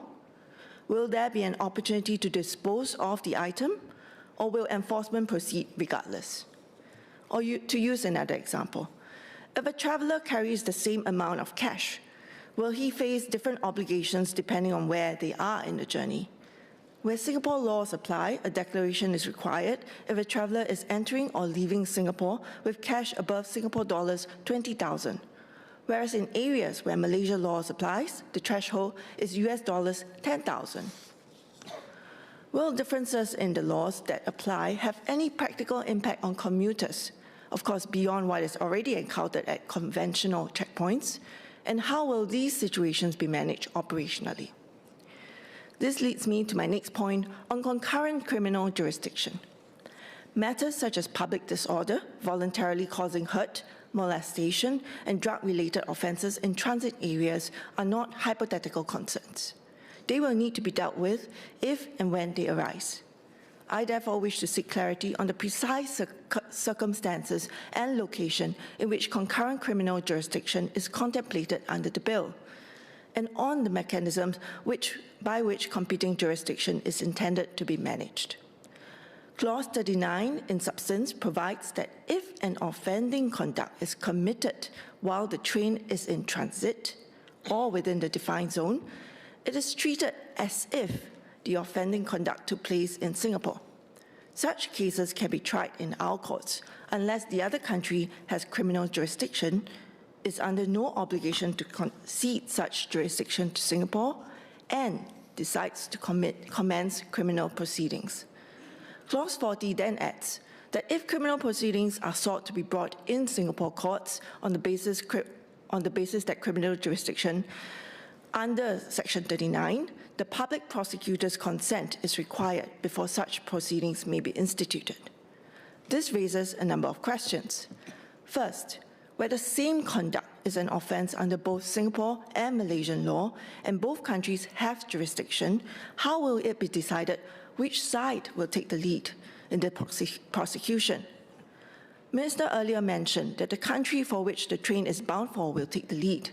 Is this decoded in our legislation? Will there be exceptions? For example, what if there is a disagreement on the proviso under Clause 39(2)? If Singapore disagrees that there is no obligation to cede jurisdiction, for example. Second, on Clause 40, could the Minister clarify how the public prosecutor's consent mechanism will operate in practice? More broadly, how will this safeguard ensure that individuals are not exposed to the risk of double prosecution for the same conduct? My next point relates to the enforcement powers of pre-clearance officers. Clauses 15 and 18 makes clear that the Malaysian pre-clearance officers in Singapore may remove items or detain individuals for the purposes of border control, but they must transfer the custody to Singapore officers, and they do not have arrest powers. I would like to understand what happens after that handover. If the Malaysian authorities intend to assume custody of the items or the individual, how will this be carried out? Will this be done through existing legal frameworks, such as the mutual legal assistance, operational cooperation, or extradition processes? Once the individual or item is in custody with Singapore authorities, will the case then proceed fully under Singapore evidence laws and the criminal procedures? Clause 24 is a mirror provision in that it provides the same limits on the powers of a Singapore pre-clearance officer in the Singapore designated area in Malaysia. I would like to similarly understand what happens once the Singapore pre-clearance officer hands over the custody of the item or individual to his or her Malaysian counterpart. On this note, how would Singapore criminal law apply in the designated area? In particular, I would be grateful if the Minister could explain the effects of the clauses 26.3 to 26.6. These provisions in substance provide that conduct committed outside Singapore, but within a designated Singapore area of the cross-border railway, which is Bukit Chaga, is treated as though it has occurred in Singapore, if it would be an offence under Singapore border control laws. Such conduct can be prosecuted and punished by Singapore courts, regardless of whether it is an offence under Malaysian laws. However, Singapore officers cannot arrest the person for that conduct until the person is physically within Singapore. In this vein, how does Clause 26.6 apply, since Clauses 39 and 40, which deal with the concurrent criminal jurisdiction, does not expressly reference the designated area? My next point relates to the powers, privileges, and immunities of the officers. Clause 43 provides that certain immunities to the Malaysian pre-clearance and incident management officers in the discharge of their duties. Could the Minister clarify what happens if those powers are exceeded? What channels of redress are available to affected individuals? On Clause 44, this provides for a reciprocity mechanism where regulations may be made if the protections accorded to Singapore officers in Malaysia are substantially less favorable. I would like to ask, has the government reviewed the Malaysia corresponding legislation? And how will it assess whether duties, powers, and protection are, in law or in practice, substantially less favorable? I'm heartened that the bill expressly addresses cross-border incidents, including security, public order, and medical emergencies within the transit areas. There is a considered and well-structured approach in doing this. But I would like to seek clarification on the operational aspects. For example, in the event of a train breakdown in transit, how will repairs, recovery, or towing be handled? Will these arrangements be set out in subsidiary legislation, bilateral agreements, or operator-level protocols?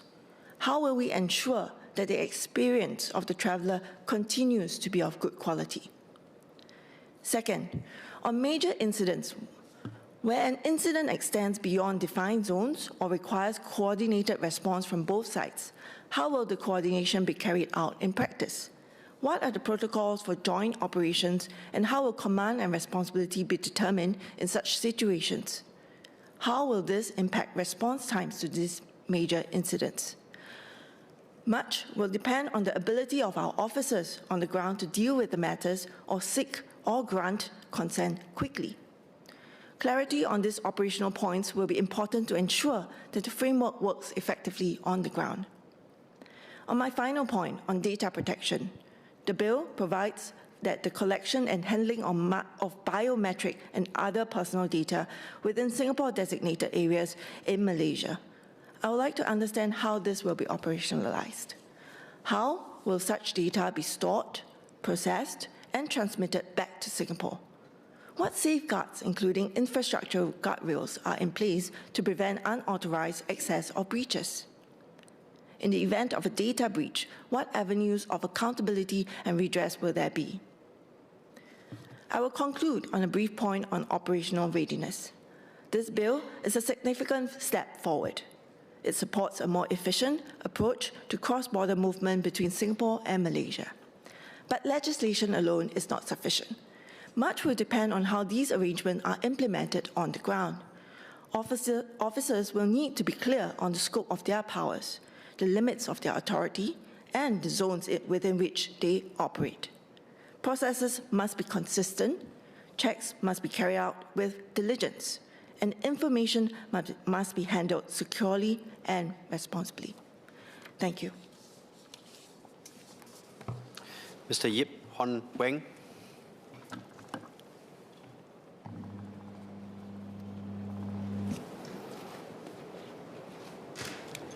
Mr. Deputy Speaker, sir, for hundreds of thousands of people in Singapore, the journey across the causeway is not simply for leisure.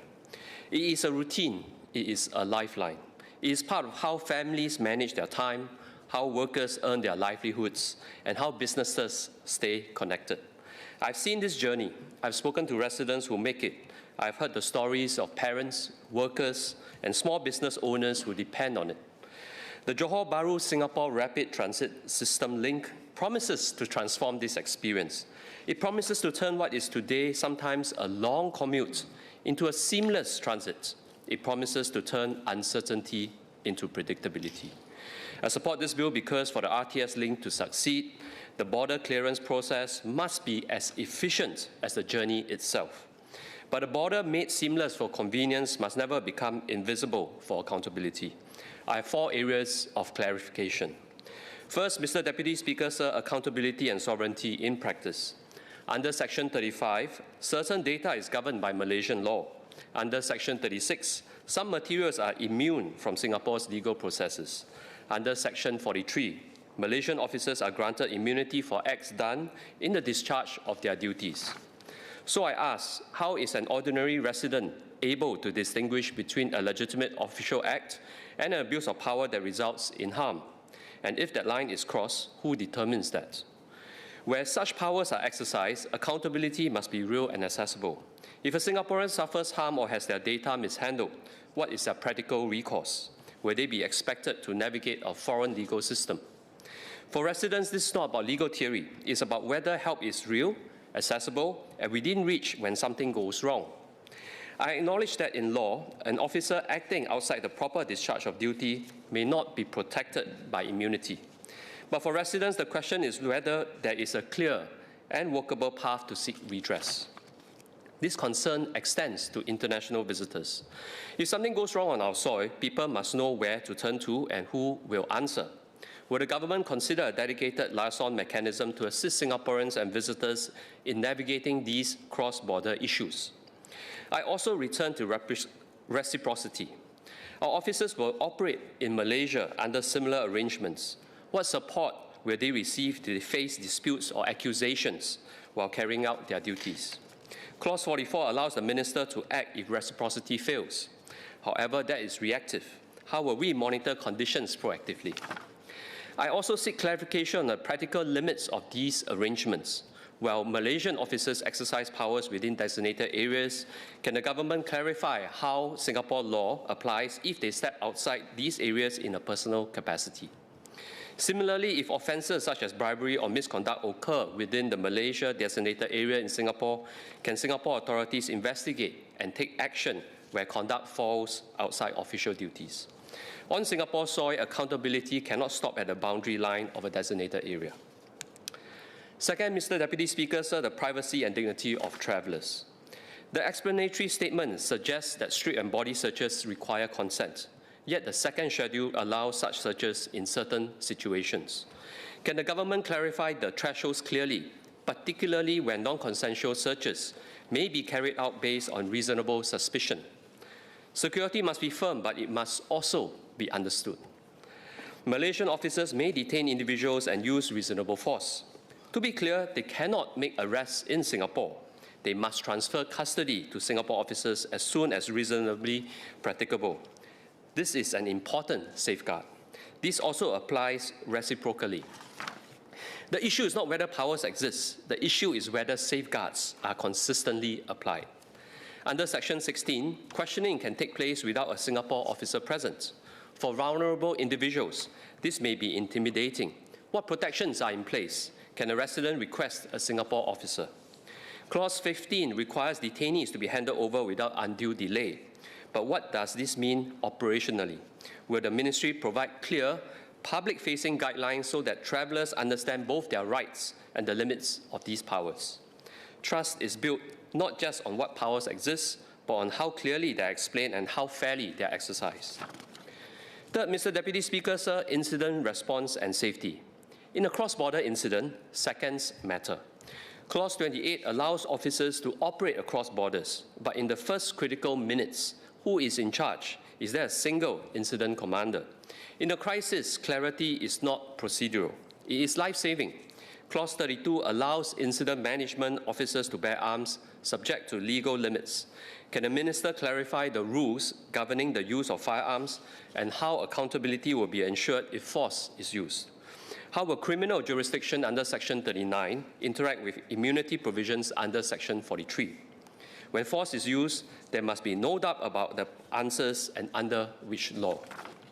On Clause 10, deemed recognition allows additional officers during serious incidents. How are these officers identified? What safeguards are in place? What are the time limits?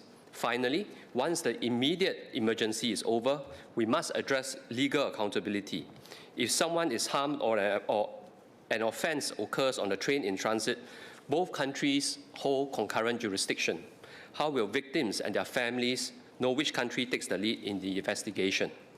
In a crisis, ambiguity is not neutral. It is a risk.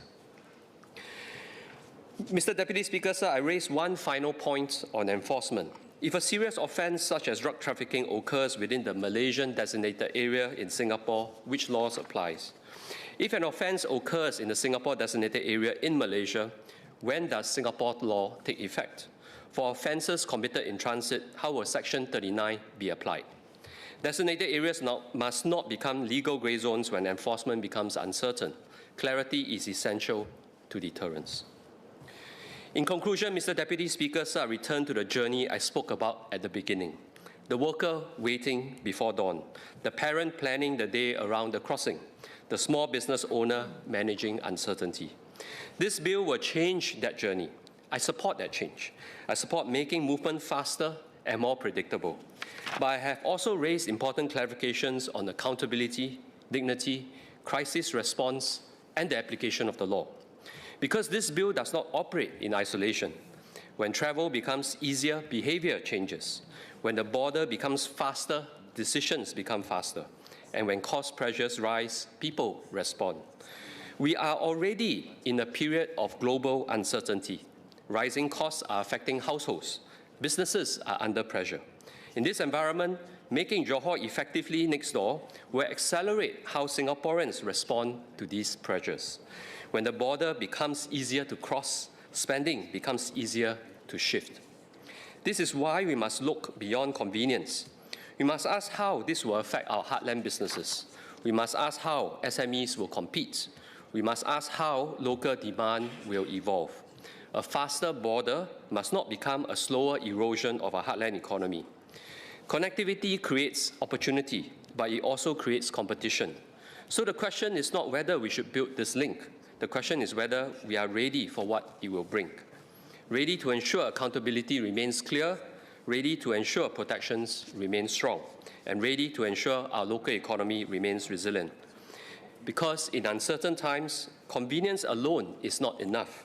Confidence is what matters. And if we get this right, we will not only build a more efficient crossing, we will build a system that is fair, trusted, and resilient. Mr. Deputy Speaker, I support the bill. Minister Edwin Tong.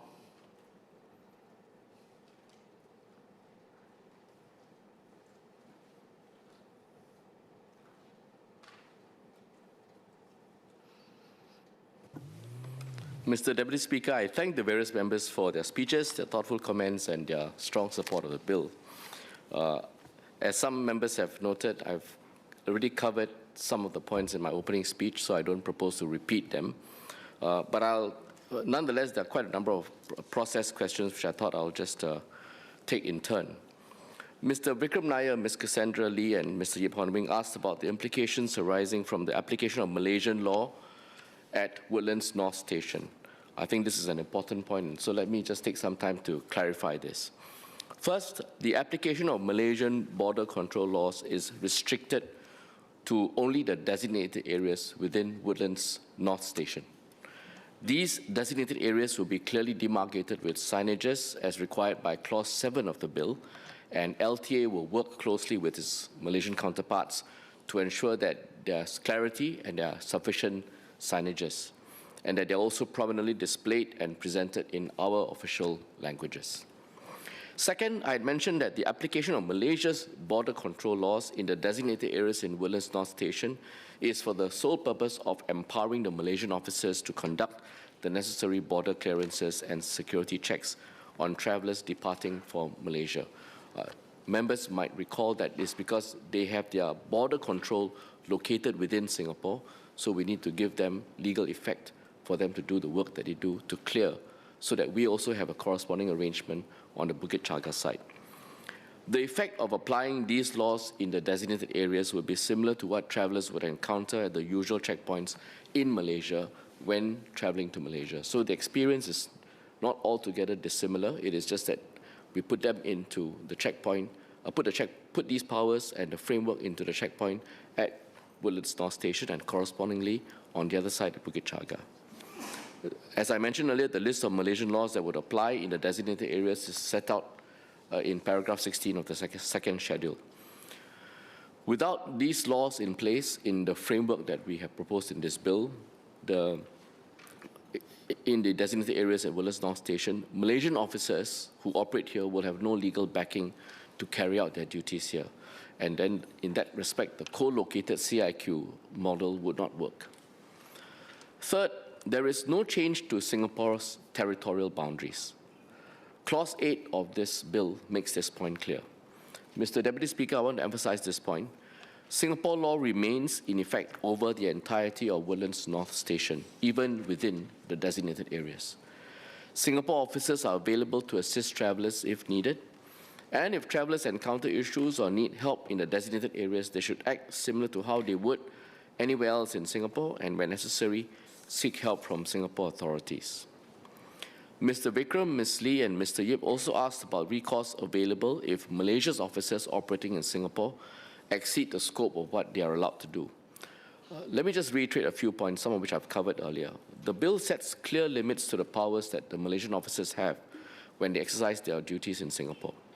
For example, on the power to take possession of dangerous or controlled items uncovered during checks and detain individuals in connection with the above, Clause 15 provides that Malaysian pre-clearance officers transfer custody of these items or individuals to a Singapore officer as soon as is practicable. Don't forget, they are located in the same space, in the same checkpoint in both Bukit Chaga as well as in Woodlands North Station. This means that if a Malaysian officer detects such items, he is required to contact ICA officers without due delay. For ICA officers to then deal with it in accordance with our own domestic standard operating procedures and in accordance with Singapore law. Additionally, Clause 18 makes clear that Malaysian officers are not allowed to make an arrest on Singapore's territory. Second, and this also speaks to some of the questions that Mr. Yip had raised, the immunities which the bill confers on the actions of Malaysian officers are not unconditional. They are contingent on those actions being undertaken as part of their official duties in the designated areas. And actions taken outside of that or which exceed the scope of those duties would then not be protected by immunities.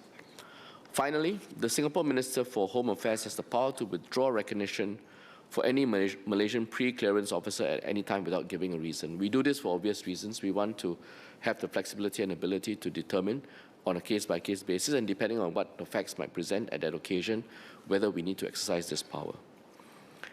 I should make clear that for completeness, we should distinguish the powers set out under the main provisions of the bill and those under the second schedule.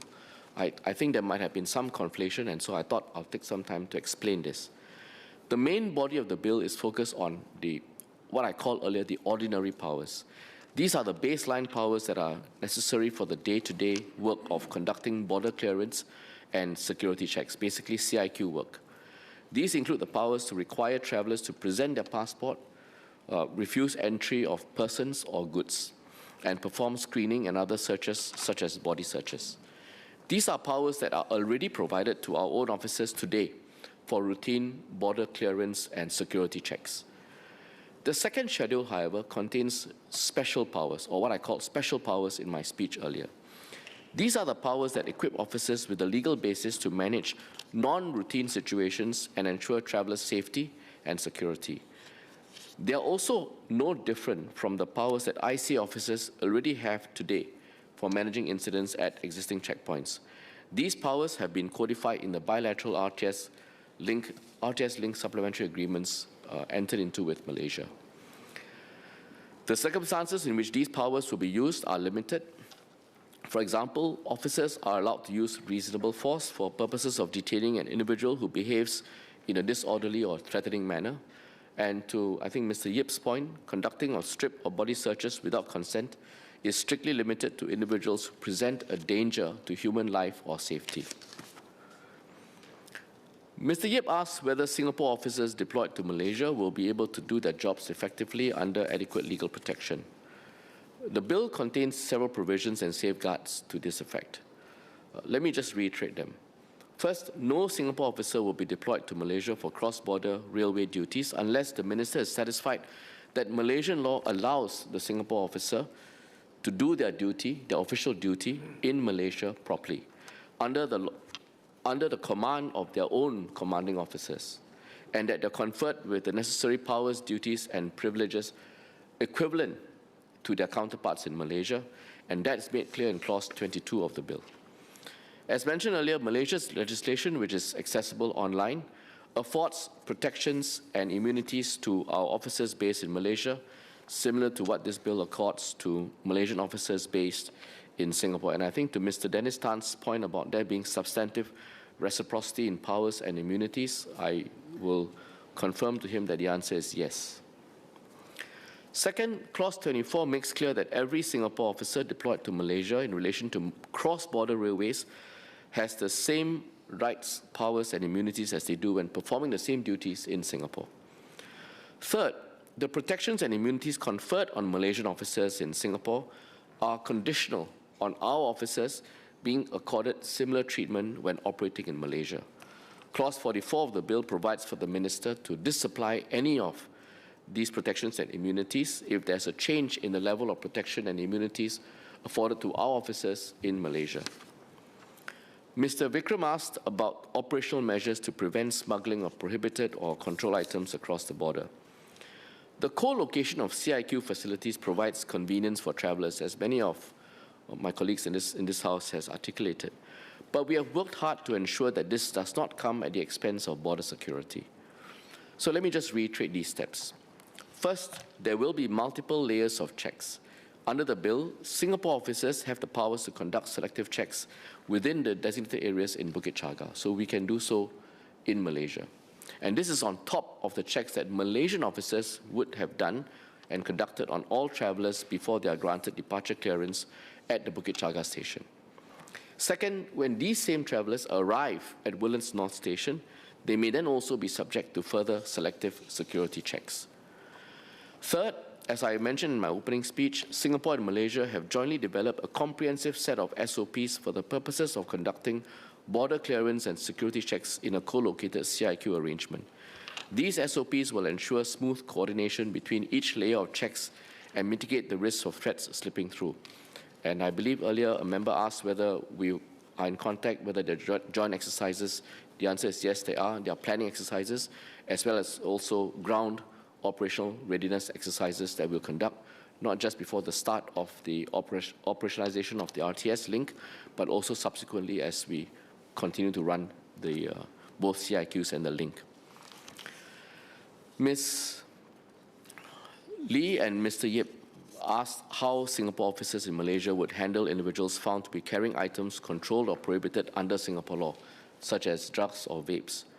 If our officers at Bukit Jaga station detect attempts to bring in vapes or drugs, Malaysian laws would apply. The traveller in question will be handed over to the Malaysian authorities, and the case would then be handled in accordance with Malaysian law and their offence and their position on offences on drugs and non-compliant vapes. But regardless of how Malaysian law deals with such attempts, our focus is to harden our borders against such items and prevent them from coming into Singapore. And so we will do so when we have the ability to do checks both at Bukit Jaga as well as at Woodlands North Station. As Singapore officers are not granted powers of arrest when they are performing their duties in Malaysia, Ms. Lee is correct to say that our officers would need to seek assistance by leveraging existing mechanisms and channels between both countries' law enforcement agencies. This is a reciprocal arrangement. So we can't arrest in Malaysia, and Malaysian officers can't arrest in Singapore. Should drugs be found, or in fact any other illicit items be found during our checks done in Malaysia, in Singapore, Singapore law would then apply. And Singapore's zero-tolerance approach to drug trafficking will not change. Mr. Yip asked about deployment of officers to the other country during what paragraph 7 of the second schedule refers to as serious unplanned incidents. As I mentioned earlier, this is a contingency with the intention to provide for an expeditious but a controlled way of deploying additional manpower in appropriate cases. I understand the point that members have made about the urgency of the situation. I think Mr. Tan mentioned fires, Mr. Yip mentioned incidents, and every second counts. We agree with that. We endeavor to strike a balance between that urgency and the propriety of both officers who respond to such incidents from both sides. So, for example, during a major outage, which might cause downtime on border clearance systems, for example, it is in both countries' interest to ensure that there is additional manpower to maintain business continuity, to continue the flow and clearance, security checks and so on, and also to minimize congestion. Such deployments should not exceed 3 days in the ordinary course, as provided for under paragraph 8 of the second schedule, unless the Malaysian government puts in a request for longer duration and the minister approves this request. Ms. Lee asked how the co-located CIQ of the RTS link compares with co-located border control in other countries. One distinct feature of the RTS link is where immigration clearance takes place. For the RTS link, the traveler goes through departure and arrival clearances before embarkation. And this is similar to the experience at the Channel Tunnel, which connects the UK and France, which I think Ms. Lim also alluded to. A different approach, however, is taken for the Shenzhen-Hong Kong Express Rail link. In that case, the traveler departing Shenzhen goes through departure and arrival clearances only upon disembarkation in Hong Kong. To return to Shenzhen, the reverse journey, he goes through departure and arrival clearances in Hong Kong before boarding the train. I wish to assure this House that the model adopted for our RTS link is the subject of quite extensive deliberations. We looked at different models. We discussed internally with Malaysia, internally as well as bilaterally with Malaysia. Obviously, the system has got to find consensus on both sides to be able to be equally applicable on both sides for this to work. Ultimately, I want to assure the House that the aim is to provide a travel experience that is smooth and seamless, as many have articulated, but at the same time, strictly without compromising on safety and security, especially of our border controls. Mr. Vikram and Dr. Neo Kok Beng asked whether there will be security personnel on board the RTS link trains. There are no plans to deploy our enforcement officers on board the trains, but there will be comprehensive CCTV coverage of the interior of the train cabins that will be monitored back-end in real time. The rail operator also has the option of deploying roving staff on board trains as and when they decide necessary, and they will be able to contact the Operations Control Center and provide any necessary assistance during the 5-minute journey. Few members raised questions about concurrent criminal jurisdiction and cross-border incident management. In particular, Ms. Lee, Mr. Yip, and Ms. Sylvia Lim asked about the method by which Singapore and Malaysia would determine the country with primary right to exercise jurisdiction over criminal offences on board a train in transit. The country where the train completes its journey will be accorded the primary right to exercise jurisdiction. I mentioned this earlier in my opening speech, but I thought I'll just repeat some of these points. So therefore, if an offence is committed on a train that is journeying from Bukit Chaga Station to Woodlands North Station, then Singapore would have the primary right. And the converse is true. Earlier, I think a member said, what happens if you break down halfway and you're towed back to your original station? Then I suppose the destination will be where you're towed back to. And in that scenario, that will be the country that has the primary jurisdiction. Should the offence be committed on the reverse journey, I think I don't need to repeat that. You understand it will be the converse of what I've just said earlier. And Malaysia would then have the primary right. However, where there's public interest for us to conduct investigations into the matter, Singapore may request for Malaysia to waive its right. We have not hard-coded what public interest might look like, because each scenario could well be different, and it depends on the context, the different circumstances on which the case arises, and the way in which we might view our interest in a particular offence or the individual concern. So we've not hard-coded that into the framework here, but there is an arrangement within the bilateral agreements. And I would say also that it is not only in the context of such an arrangement where we have co-located the CIQs that issues of public interest might arise. In fact, it arises all the time when there are cross-border incidents. And you know that we have one of the busiest cross-border land checkpoints at the Causeway, and we've been managing this with the Malaysians consistently. So there'll be no change to that. The law enforcement agencies of the country with the primary right to exercise jurisdiction will work closely with the rail operator to gather and preserve any available evidence. For what we term as live cross-border incidents, such as a train stalling on the tracks, both countries have agreed that the country assigned as incident manager would also have the primary right to exercise jurisdiction and carry out investigations. That is the method I want to emphasize that both countries have discussed and agreed on in the RTS link supplementary agreements, and both sides have an obligation under those agreements to abide by it. There are situations where one country may well want to assert jurisdiction, but there's also a process for countries to discuss if both assess that there's public interest in prosecuting the case. As I mentioned earlier, we come across these occasions not infrequently. So as long as both sides adhere to this agreement, it is unlikely that anyone will be exposed to double prosecution for the same conduct. Ms. Lim had asked in particular why the detail of these arrangements as to jurisdiction have not been spelled out in this bill. I'd just like to remind this House that our bill applies to cross-border railways generally. It is not just limited to giving effect to the bilateral arrangements for this particular RTS link with Johor, with Bukit Chaga. And it is purpose-built to accommodate similar treaties for other cross-border railways if and when they arise. We can't foresee the precise details of those cross-border railways, whether they might be a co-location of CIQ or how the parties might take jurisdiction of the trains in a manner in which I've articulated earlier. And therefore, our approach has been to espouse the broad principles on criminal jurisdiction in the bill itself. And as I mentioned earlier, some of the specifics that relate to the RTS link in this case appear in the two schedules that I've taken members through earlier. Malaysia, which I think Ms. Lim had taken the trouble of looking up the legislation, has taken a different approach. You will see that, in fact, the Malaysian bill specifically mentions Singapore-Johor link, and it is designed specifically for this link only. And that's why they have enacted an RTS-specific legislation which codifies the specific arrangements that we have agreed to bilaterally in our agreements in their bill. So they have taken a different approach from us.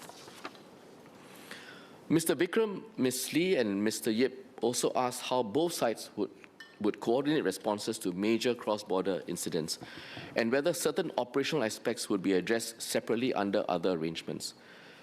Sir, I had spoken earlier of the principles of cross-border incident management that both sides have agreed to abide by. These are important principles and they help determine the country that would have overall command and control of the management of a cross-border incident and ensure that both countries' responses are coordinated and do not pose unnecessary risk to friendly forces. Both sides have also addressed other operational aspects of cross-border incident management via a comprehensive set of joint SOPs.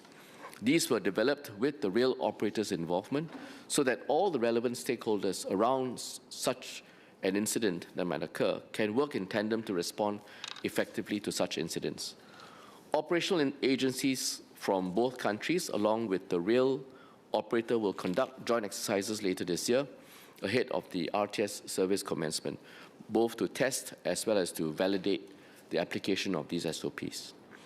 Mr. Yip had an additional question on ensuring officers' accountability during cross-border incident management. Sir, every officer has to adhere to the established procedure and limits in the exercise of the powers conferred upon them. I had taken members through earlier what these limits would look like in my opening speech as well as earlier in my reply speech.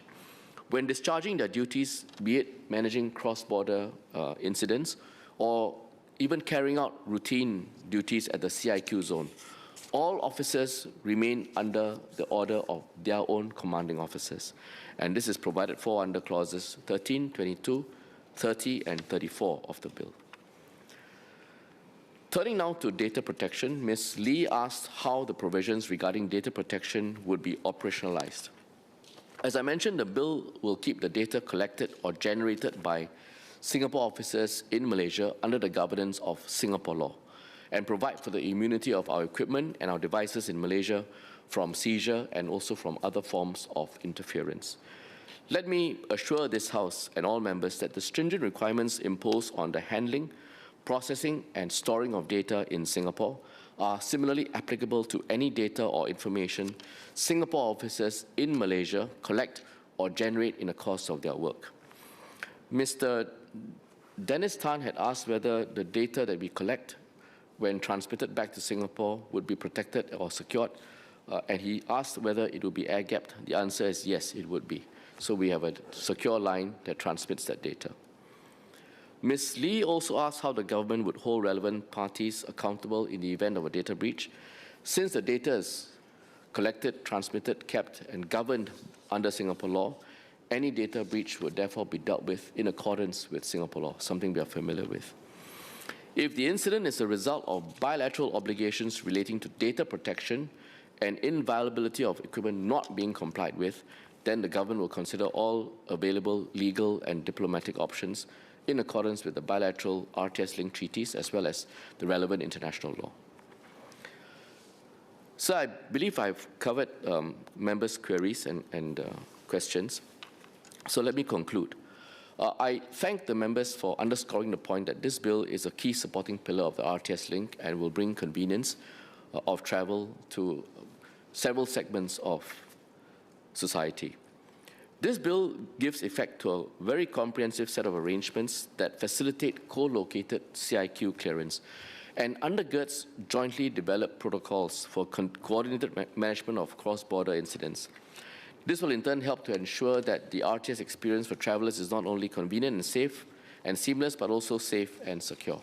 On that note, I thank the members' support for this bill, and Mr. Speaker, Mr. Deputy Speaker, I beg to move. Are there any clarifications arising out of the Minister's response?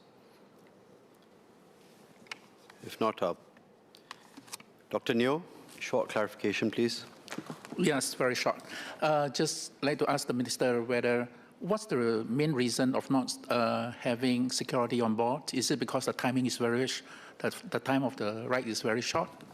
It's a 5-minute journey across both ways, and with the availability of CCTV coverage and the real-time monitoring that will be done in the offices on both sides, we do not think that this will be necessary. But as I mentioned in my reply speech, there is a provision and an option to activate personnel to be on the trains if necessary, so as a precaution. But as a default, we do not propose to start with having dedicated personnel, security personnel on the trains. Ms. Sylvia Lim, short clarification, please. Thank you, sir. One clarification for Minister. Yes.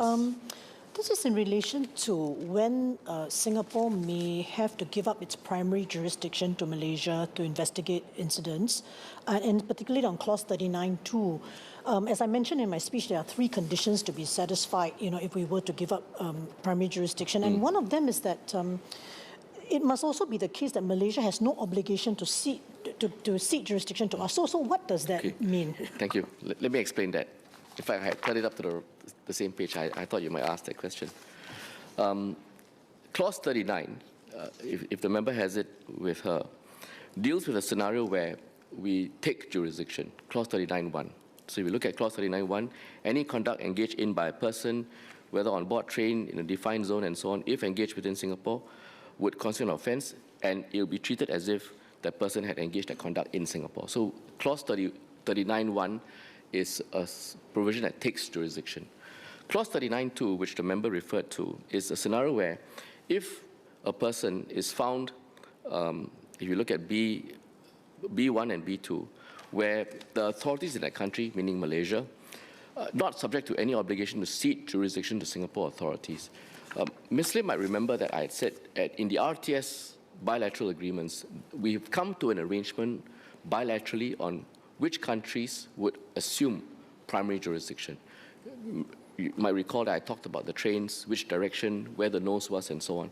And so that's the framework that determines the jurisdiction. So it is in that context that we put in a provision that talks about a reference to when they might cede jurisdiction, because otherwise they will have jurisdiction over all matters. But that framework provides for when they will cede that to Singapore, and correspondingly on our part, when we might cede that to Malaysia. So if that scenario happens, then, and not just that, but then plus the other condition, which is that criminal proceedings are then brought in that country. That means no person would, on account of these provisions, not be prosecuted. So even if it appears that an incident happened within the framework of what might be Malaysia's jurisdiction, but if it's not the subject, the individual or the offence is not a subject of proceedings, then the conditions are not satisfied. So I hope this makes it quite clear. There being no further clarifications, I'll put the question to the House. The question is that the bill be now read a second time. Those who agree say aye. Aye. Those who disagree say no. I think the ayes have it. The ayes have it. Cross-border railways, border control co-location bill. Committee stage what day? Now, sir, I move that Parliament will immediately resolve itself into a committee on the bill. The question is that Parliament will immediately resolve itself into a committee on the bill. Those who agree say aye. Aye. Those who disagree say no. I think the ayes have it. The ayes have it.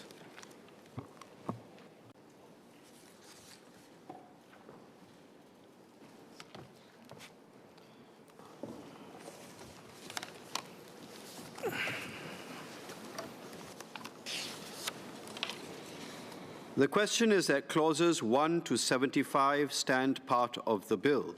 Those who agree say aye. Aye. Those who disagree say no.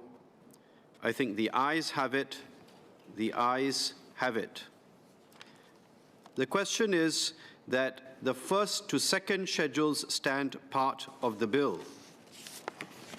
As many as are of that opinion say aye. Aye. Those who disagree say no. I think the ayes have it. The ayes have it. Bill to be reported.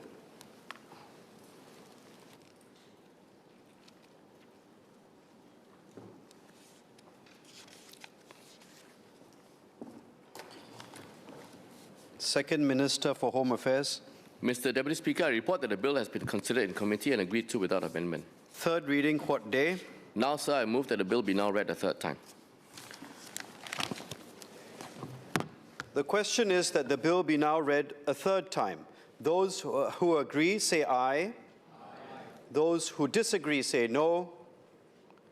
I think the ayes have it. The ayes have it. Cross-border railways, border control co-location bill. Item 2, Skills and Workforce Development Agency Bill, second reading. Minister for Manpower.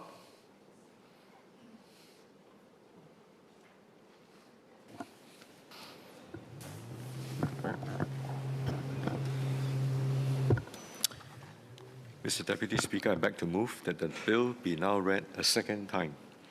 At Budget 2026, the Prime Minister announced that we will merge Skills Future Singapore, or SSG, and Workforce Singapore, WSG, into a new statutory board jointly overseen by the Ministry of Education and the Ministry of Manpower.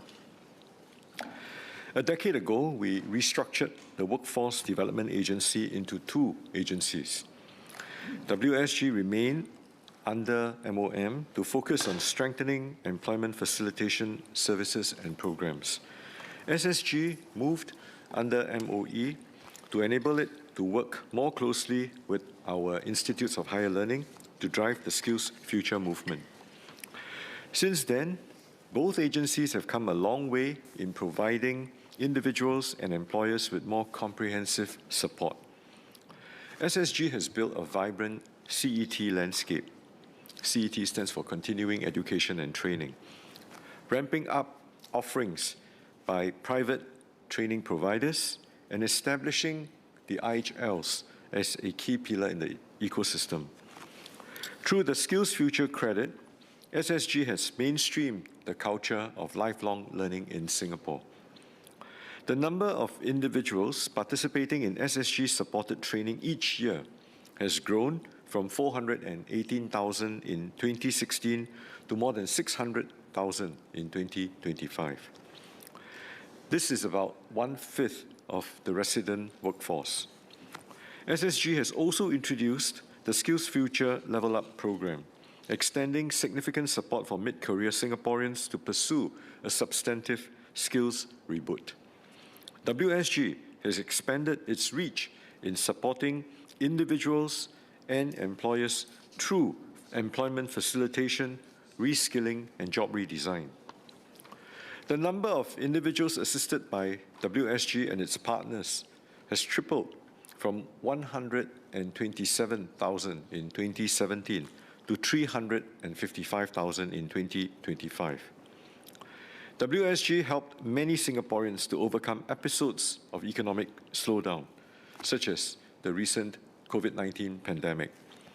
WSG has also expanded the range of support with the introduction of the Polaris program to support individuals in long-term career planning in an increasingly fast-changing labour market. The 2016 restructuring substantially delivered what it set out to do. But over the last 10 years, the world around us has shifted, and the next 10 years will certainly not in any way resemble the last 10. First, technology is advancing at an unprecedented pace. ChatGPT did not exist 5 years ago. The capabilities of artificial intelligence that we see today would have been science fiction in 2016. But the technological wave is now here, it's upon us, and it is picking up speed and momentum. Second, geopolitical shocks are reshaping the global economy in ways that were difficult to imagine a decade ago. Since 2016, we have lived through a global pandemic that shuttered economies overnight. Wars in Europe and now in the Middle East have upended energy markets, and a rupture in US-China relations is redrawing the map of global trade and investment.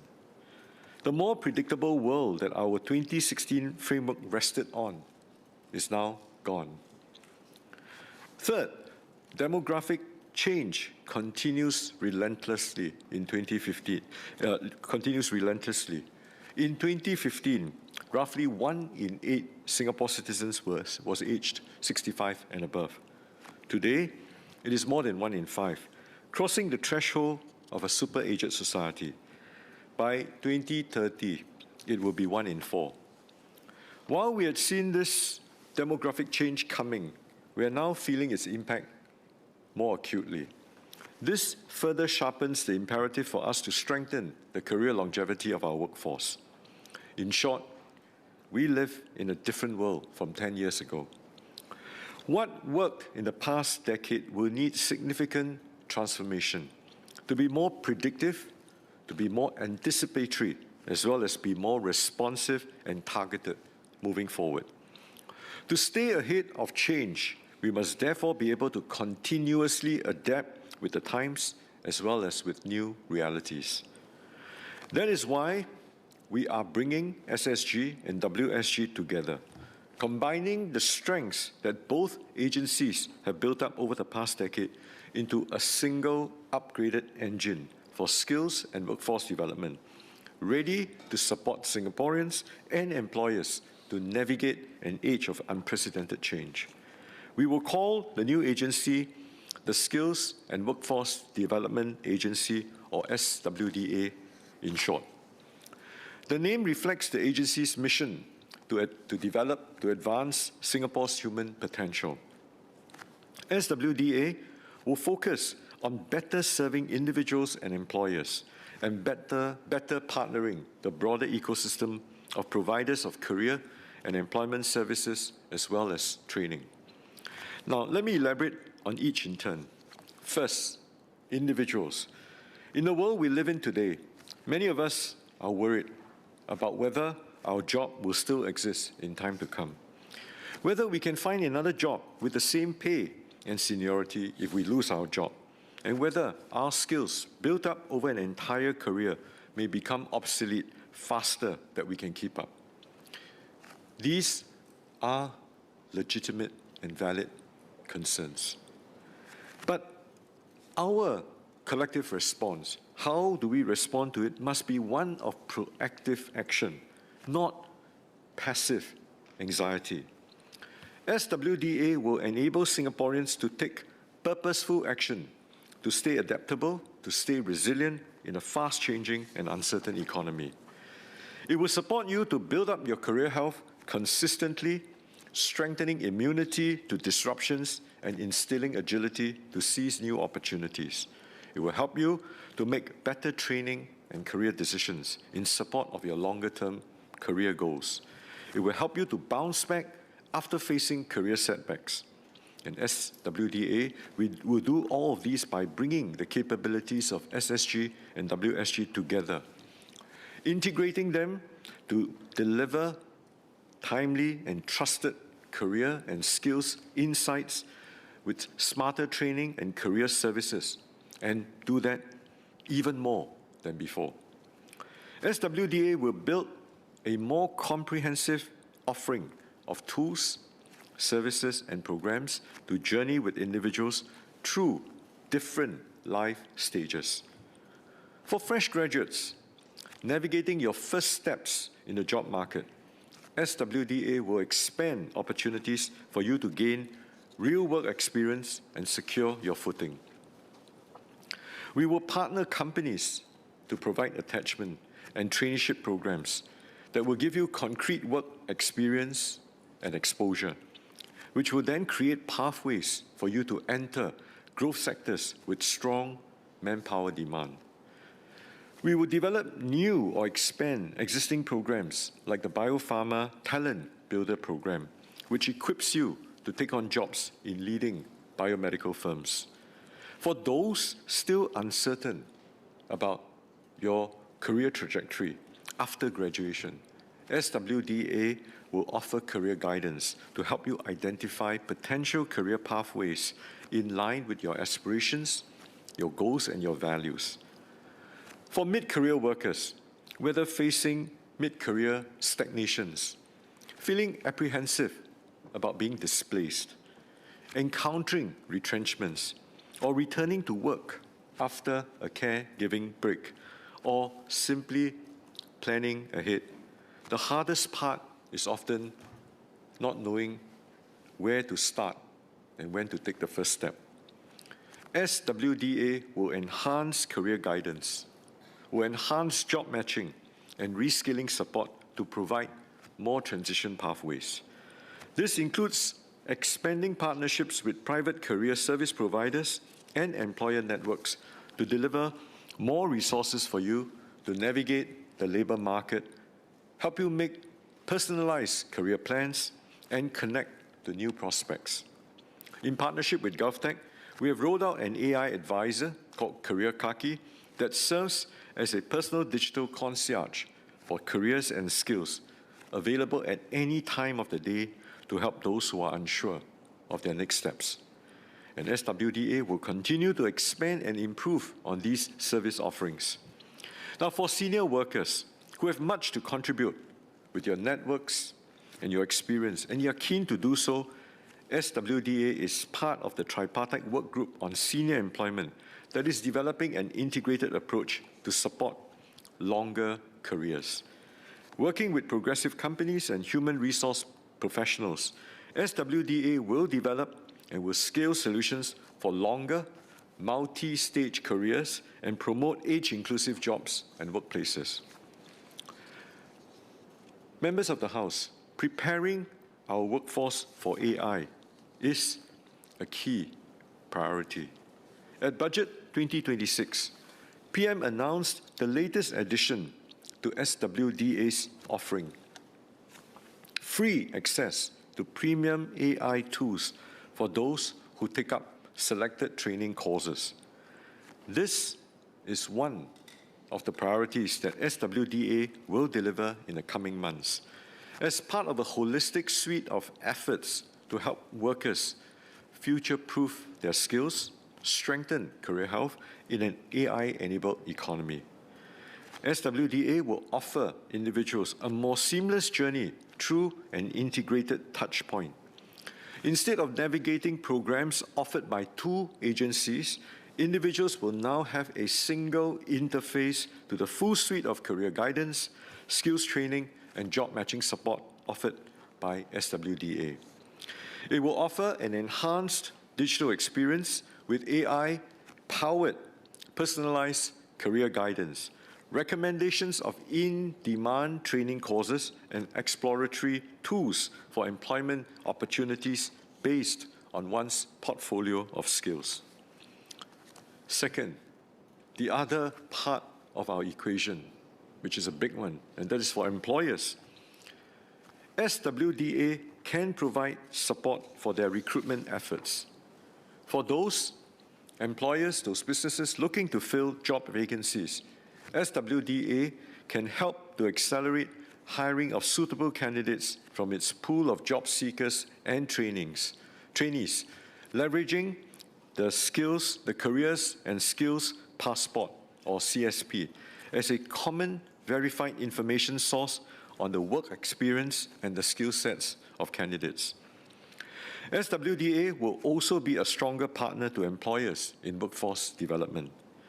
By unifying skills intelligence with labor market data, it will give businesses sharper, more actionable insights and modalities to support skills-first workforce planning, hiring, and internal mobility. It will support the delivery of training that is more relevant to the needs of employers. SWDA's suite of programs can help employers reskill employees to transfer to new job roles, hence expanding the pool of available candidates beyond external hires. Now, beyond recruitment and training, SWDA will support employers through the challenges of deeper workforce transformation. As artificial intelligence continues to reshape job roles and business models, SWDA will provide employers with integrated support across workforce restructuring, job redesign, and capability development. And through the EWTP, or the Enterprise Workforce Transformation Package, SWDA will bring together workforce transformation schemes from SSG and WSG in an integrated enterprise digital portal to support holistic workforce transformation. The recently implemented Skills Future Workforce Development Grant, Job Redesign Plus, is a key resource that employers can tap on to redesign job roles, build internal capabilities, and adopt workforce tech solutions for workforce transformation. In the second half of this year, employers will also be able to invest in workforce development with greater ease through the redesigned Skills Future Enterprise Credit. Overall, the aim is to help businesses plan more effectively, hire more confidently, and adapt their workforce more quickly to evolving needs.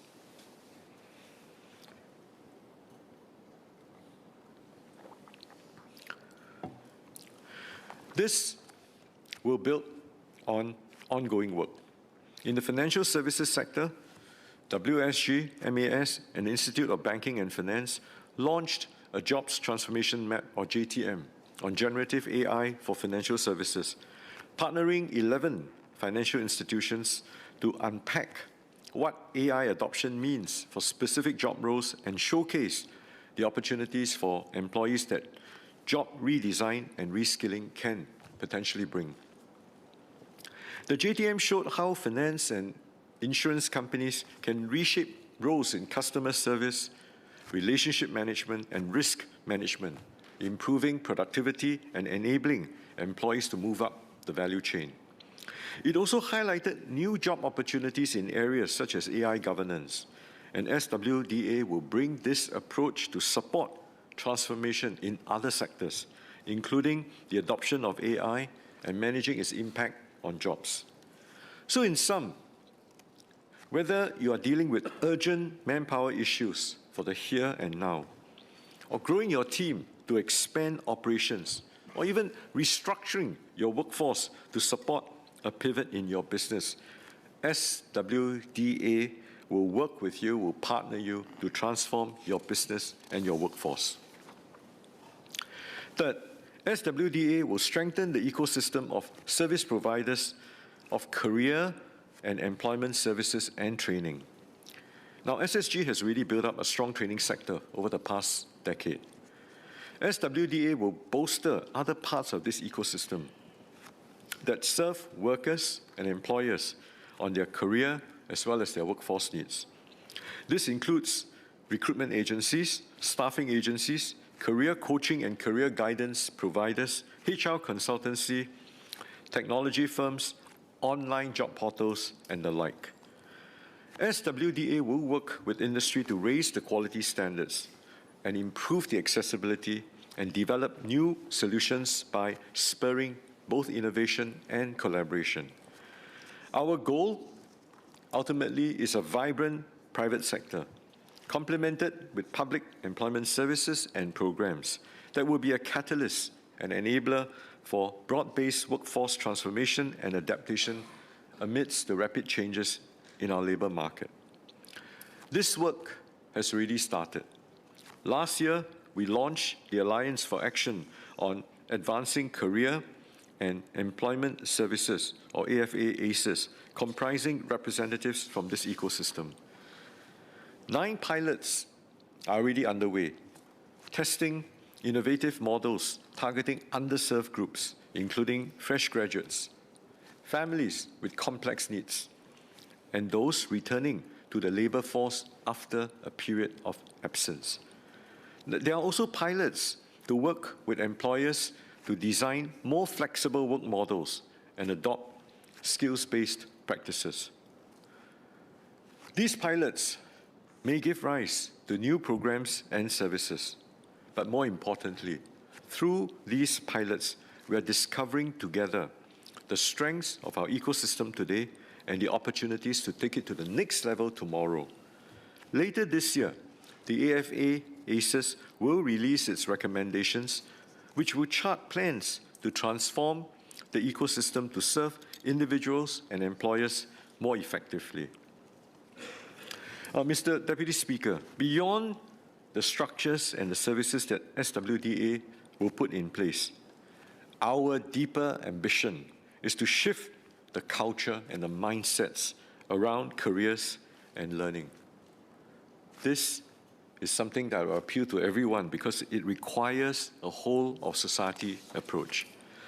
In an era where AI is rapidly transforming job requirements at a pace that no single institution can fully anticipate, lifelong learning and career health must become the norm, and it must become a practical reality.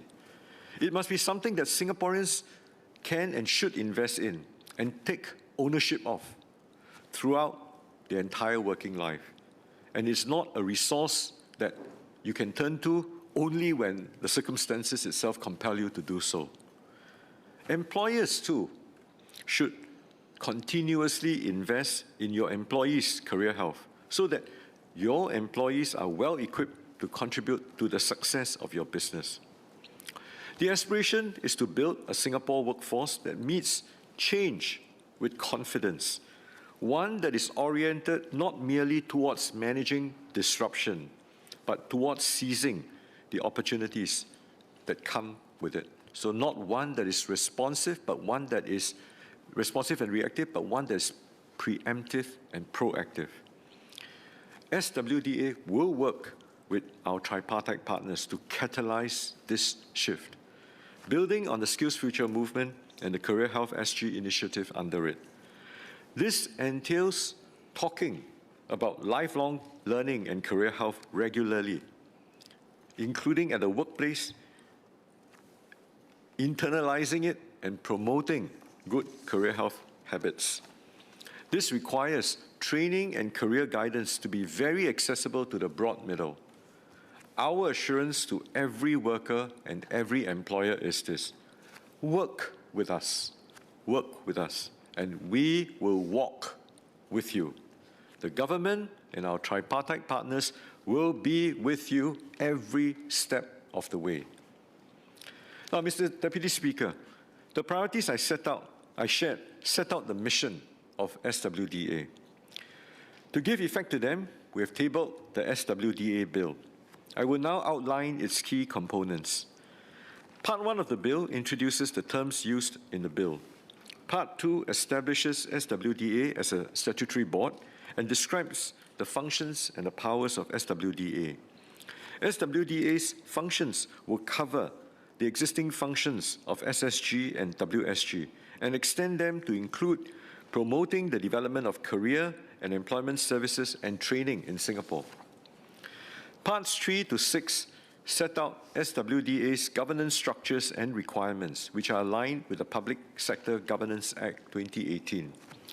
They cover the membership, the appointment and decision-making procedures of the SWDA board, as well as personnel and financial matters. Parts 7 and 8 set out the enforcement powers necessary for the administration of the bill and its general provisions, including the power to make regulations and to issue codes of practice or guidelines for providers of career and employment services and training. Part 9 provides for the transfer of undertakings and employees from WSG and SSG to SWDA. Employees of WSG and SSG will be transferred to SWDA on terms that are no less favorable than their present ones. We've been closely engaging and supporting all officers to ensure that both their well-being and career aspirations are well cared for amidst this transition.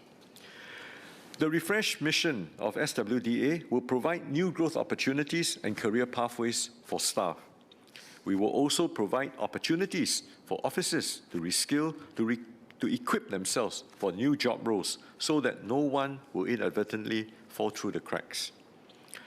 Parts 10 and 11 repeal the SSG Act and the WSG Act and make consequential and related amendments to other acts. The key amendments are to the Private Education Act and the Skills Development Levy Act, which will be administered by the SWDA. Mr. Deputy Speaker, Singapore has consistently demonstrated a willingness to adapt its institutions to meet the demands of each new era. The establishment of the Workforce Development Agency in 2003, its subsequent restructuring into SSG and WSG in 2016, and now the creation of SWDA reflect the same underlying commitment to invest in our people and to ensure that our institutions remain best positioned to do so.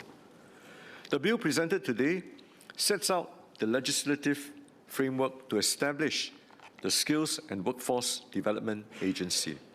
If the bill is passed, the SWDA will be established in the third quarter of 2026 as a cornerstone in answering our workforce challenges in the decade ahead. It will support every Singaporean across a career that may be long, multi-stage, varied, and non-linear. It will help employers navigate transformation and meet their workforce needs with greater confidence. It will bring coherence and quality to the full ecosystem of career and employment services and training that our workers and businesses can depend on.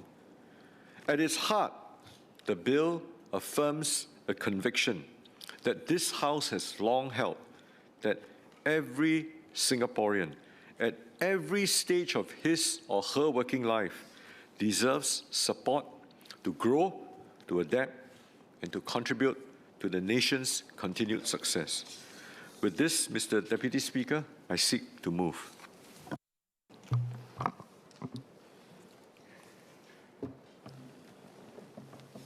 The question is that the bill be now read a second time.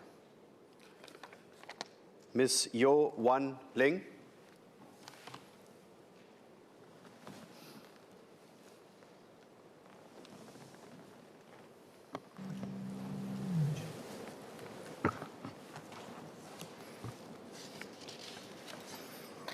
Mr. Deputy Speaker, just last night, a regular at my MPS sessions shared that she has started taking AI courses on her own. She is in her 50s and has worked as a HR admin for over 20 years. She told me, Ms. Yeo, I'm not worried about robots taking my job. I just want to know that there's someone thinking about what comes next for me. That quiet anxiety is something we all hear often on the ground. Not panic, not resistance, just a very human need to know that someone is watching out for you. Mr. Deputy Speaker, that is why this bill matters. I support it and want to speak to what it must achieve, not as policy, but as lived experience. I declare my roles as the Executive Secretary of the National Transport Workers Union, the Assistant SecGen of NTUC, and Chairman of the Manpower GPC. And these are the lenses that I am using to speak on. 10 years ago, we established Skills Future Singapore and reconstituted Workforce Singapore, one focus on skills, the other on jobs. That model served us well, but the world of work has shifted. Today, careers are longer, but no longer linear. The idea of one employer, one skill set, one trajectory belongs to an earlier generation. At the same time, AI is shortening the half-life of skills. What took years to build can be reshaped within a few. So the challenge is no longer just training workers or helping them find jobs. It is ensuring that training leads to jobs, jobs lead to wage growth, and transformation produces gains that are shared with workers. That is the gap this bill is designed to close. The formation of the Skills and Workforce Development Agency is a strategic reset, brings skills and careers into one continuous journey.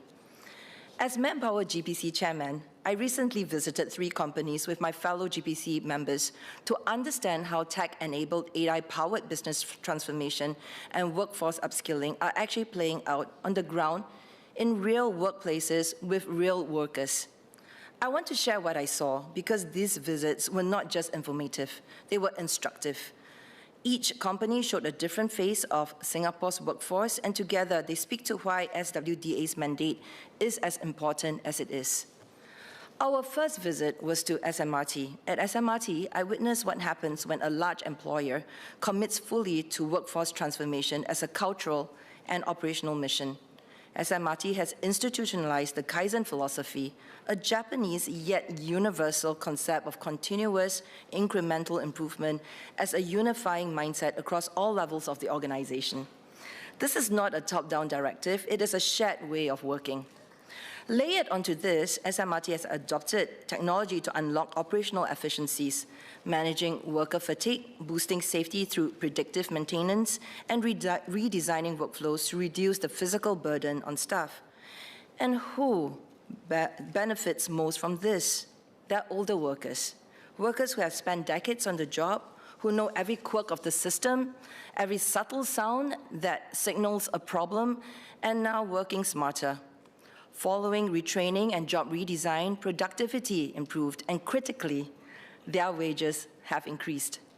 This is the promise of how continuous learning ensures that technology is done right, not replacing experienced workers, but augmenting them, giving them tools that honor their expertise, extending their working lives, and rewarding their commitment. I call on the SWDA to support more companies like SMRT to ensure that workplace cultures support lifelong learning and to reward workers when they walk the talk. Our second visit took us to FairPrice, Store of Tomorrow at Punggol Coast Mall, Singapore's first generative AI-powered supermarket. And Mr. Deputy Speaker, as an MP for Punggol GRC, I felt particular sense of pride as this innovation is rooted right here in our Punggol community. What I want to highlight is not the AI, impressive as it is, but how the transformation was designed. Staff was not presented with a finished product and told to adapt. They were involved from the beginning, shaping service design, store navigation, checkout, and back-end operations. Customers, too, were part of this co-creation. Many of these frontline staff are women, including mid-career returnees who came back to work after years of caregiving. Not the typical profile technology is designed for. Yet, because FairPrice chose to design with them rather than for them, the result is a system that works for staff and customers alike. The lesson is clear. When workers are treated as co-creators rather than recipients of change, transformation is smoother, adoption is faster, and outcomes are better. SWDA must champion co-design, not as a nice-to-have, but as a defining feature of how Singapore approaches workforce transformations. We know AI will reshape our workforce and our workplaces, but how it unfolds in practice will depend on pioneers on the ground. My Manpower GPC colleagues and I saw this firsthand at FairPrice, a company willing to reimagine not only just its operations, but the broader retail cluster. They have taken bold steps to reimagine not just their own operations, but the broader retail cluster, helping workers and Singaporeans begin to see and experience what an AI-enabled workplace could look like. So my call to SWDA is this: support more of such companies, enable them to experiment, to learn, and to lead, to boldly go where no one has gone before. And in doing so, light the way for their sectors and for Singapore's future of work.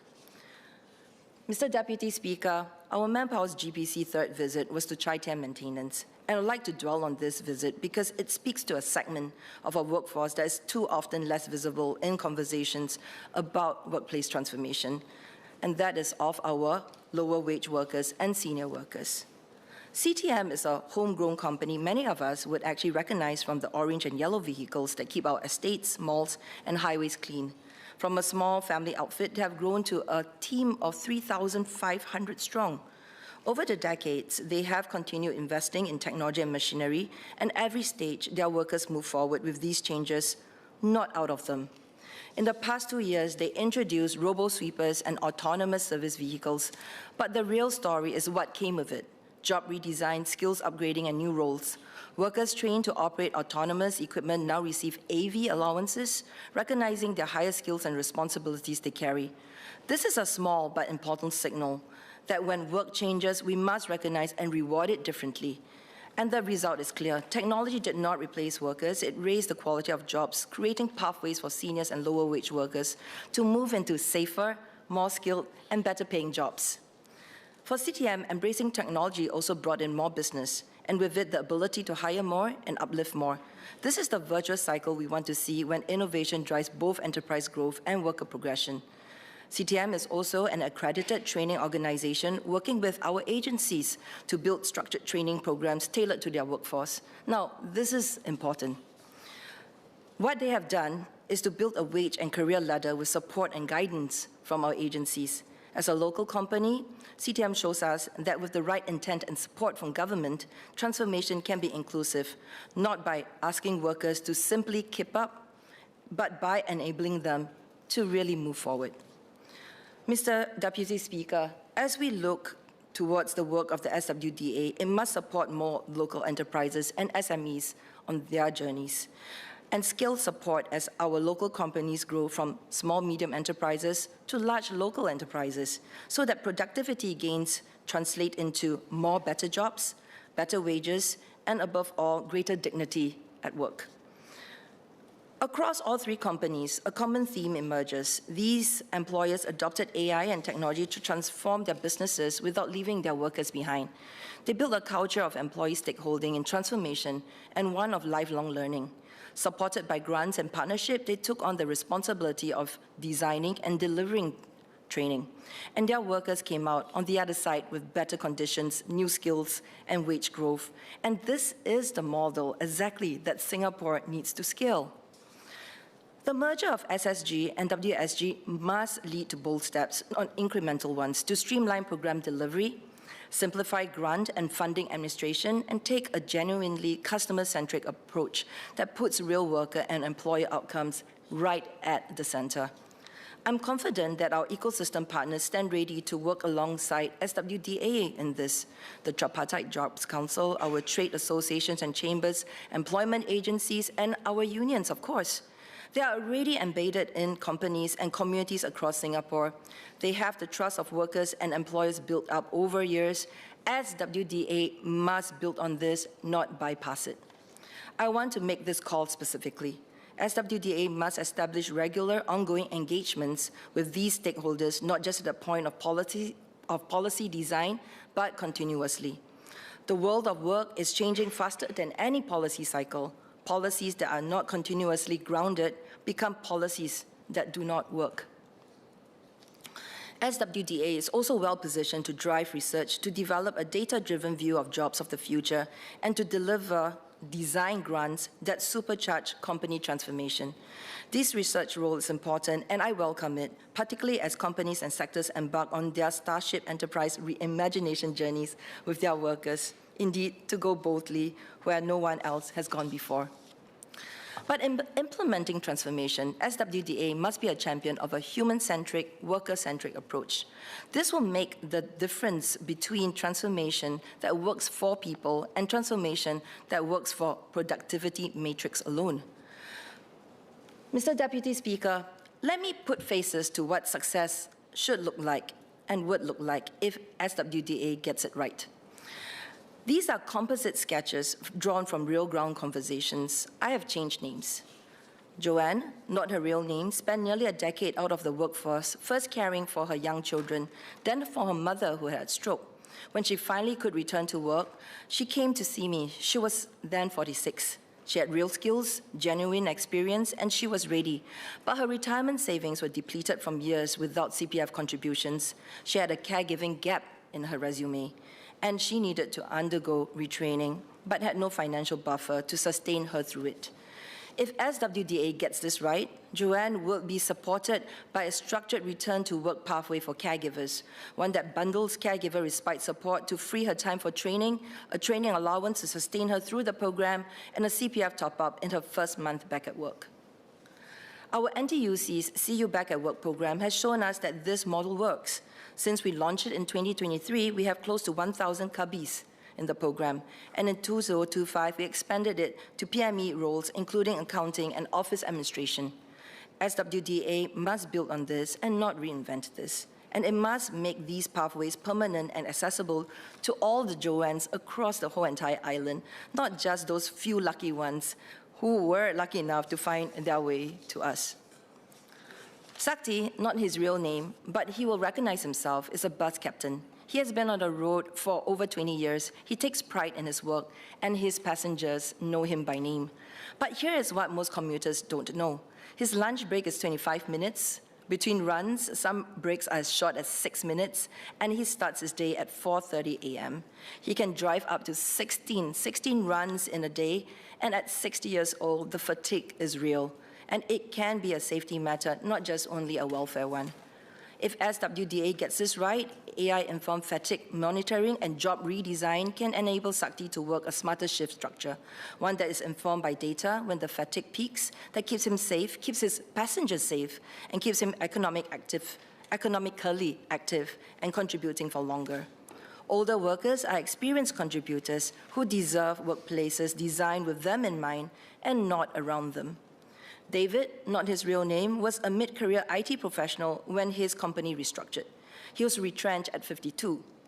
While he searched for work, he turned to platform driving to keep his family afloat. The flexibility suited him. The income helped, but now, 2 years in, he reads the news about AVs and he comes to me for a question that I've heard more than once. Ms. Yeo, if the technology matures, what will become of me? He wants to reskill. He knows the window is open, but he cannot afford to stop driving. His family needs an income now, not after he has completed the training program. If SWDA gets this right, David would have the access to structured financial support that allows him to transition gradually to drive part-time while undertaking a credentialed reskilling program connected to real employment pipelines in sectors where his original IT background will open doors. Joanne, Sakti, and David, they are not unusual cases. They walk into my MPSs. They sit across from me at coffee chit-chats. They come to our union dialogues. They are the reason this bill matters and the reason I hope we will measure SWDA's success, not just by the program's launch or grants dispersed, but by the number of real Singaporeans whose working lives genuinely changed for the better. Mr. Deputy Speaker, 10 years ago, we built the foundations. Today, we are building the integration. And 10 years from now, I hope we will look back on this bill as the moment Singapore chose to ensure that our next bound of growth is one that every worker can be a part of.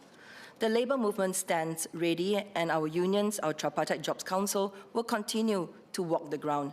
And we will hold SWDA and ourselves to the standard of making transformation inclusive, practical, and human-centred.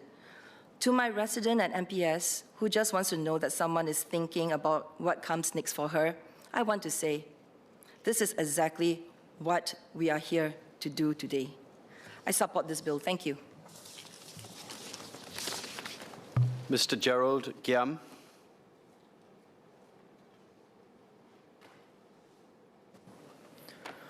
I declare my interest as the owner and director of a company that provides software to training providers. Mr. Deputy Speaker, the Skills and Workforce Development Agency, SWDA, the bill officially consolidates career and employment services with skills training under a single administrative mandate. This is a welcome integration. First, it has the potential to eliminate institutional silos. This lowers the risk of skills development and training occurring without an active alignment to available job vacancies. Second, it could prevent fragmented journeys of job seekers, reducing the friction for Singaporeans who previously had to navigate disparate digital platforms and physical agency locations for career coaching and skills upgrading. Third, it could resolve data administrative silos by integrating the training records formerly held by SkillsFuture Singapore with employment and placement records held by Workforce Singapore. This integration has the potential to empower career coaches to provide holistic, data-driven interventions. The bill fundamentally reverses the 2016 policy decision to bifurcate the then Workforce Development Agency into SSG and WSG. The Minister just explained that WSG may remain under MOM to focus on strengthening employment facilitation services and programs, while SSG moved under MOE to enable it to work more closely with our IHLs to drive the SkillsFuture movement. It is not clear to me why WDA had to split in order to achieve this. How will the government measure the success of this merger compared to the 2016 separation? Specifically, what key performance indicators will the new agency use to meaningfully tackle structural issues in labor mobility and skills development? The new agency's functions straddle both education and manpower, yet no current political office holder spans both ministries. Does the Prime Minister intend to appoint a bridging political office holder, such as a Minister of State for Manpower and Education? The bill's explanatory note states that the bill will not involve the government in any extra financial expenditure. But surely the cost of this remerger will not be zero. Could the Minister enumerate the actual costs associated with this restructuring, including the budgets set aside for rebranding efforts, the updating of physical and digital collaterals, as well as the integration of various IT and payroll systems, among other things, across the merging entities? Would the Minister share how these compare to the costs associated with separating these agencies in 2016? The bill specifies that the agency will provide for or facilitate the provision of career advisory and employment assistance services.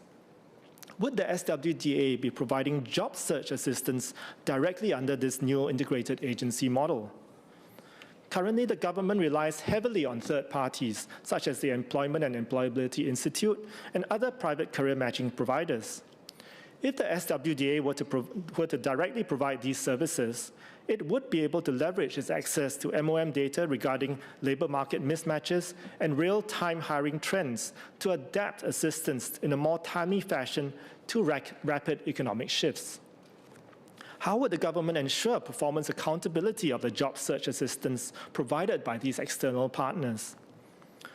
Job search assistance should not merely involve resume touch-ups and pointing job seekers to employment portals.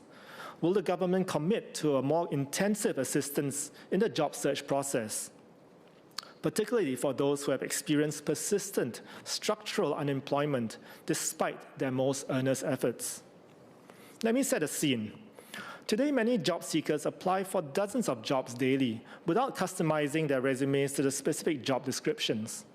In parallel, organizations utilize automated tracking systems that filter applications strictly by their degree of match with the job description, sometimes discarding all applications that do not meet at least a 90% keyword match.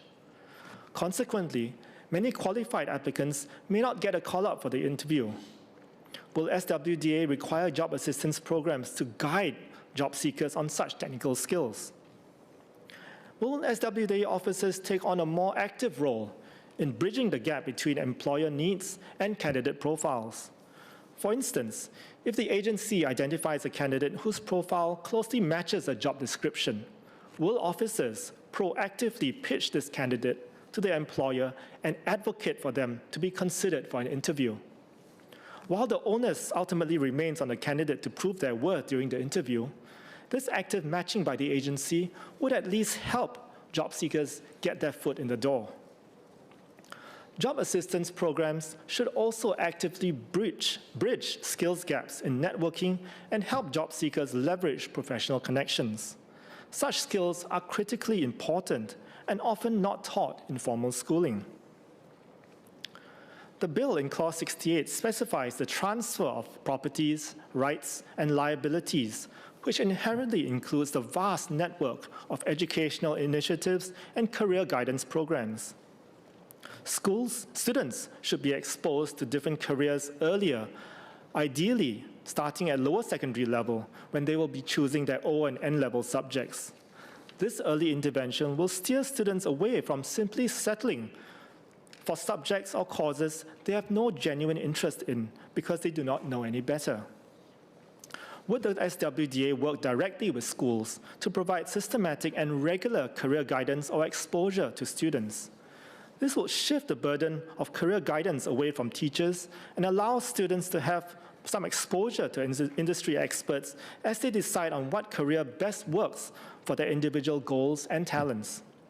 This would not only lead to better personal outcomes, but also yield better long-term workforce outcomes. To complement this early intervention, will the government encourage university and polytechnic admissions officers to further expand their quotas for aptitude-based admissions? We must shift the admissions weighting towards an applicant's demonstrated passion and aptitude for a specific field, rather than relying too heavily on relative academic grade cutoffs.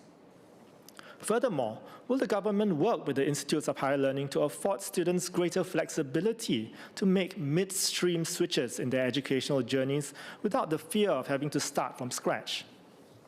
This will go some way in creating a workforce of the future that is adaptable, brave, and agile.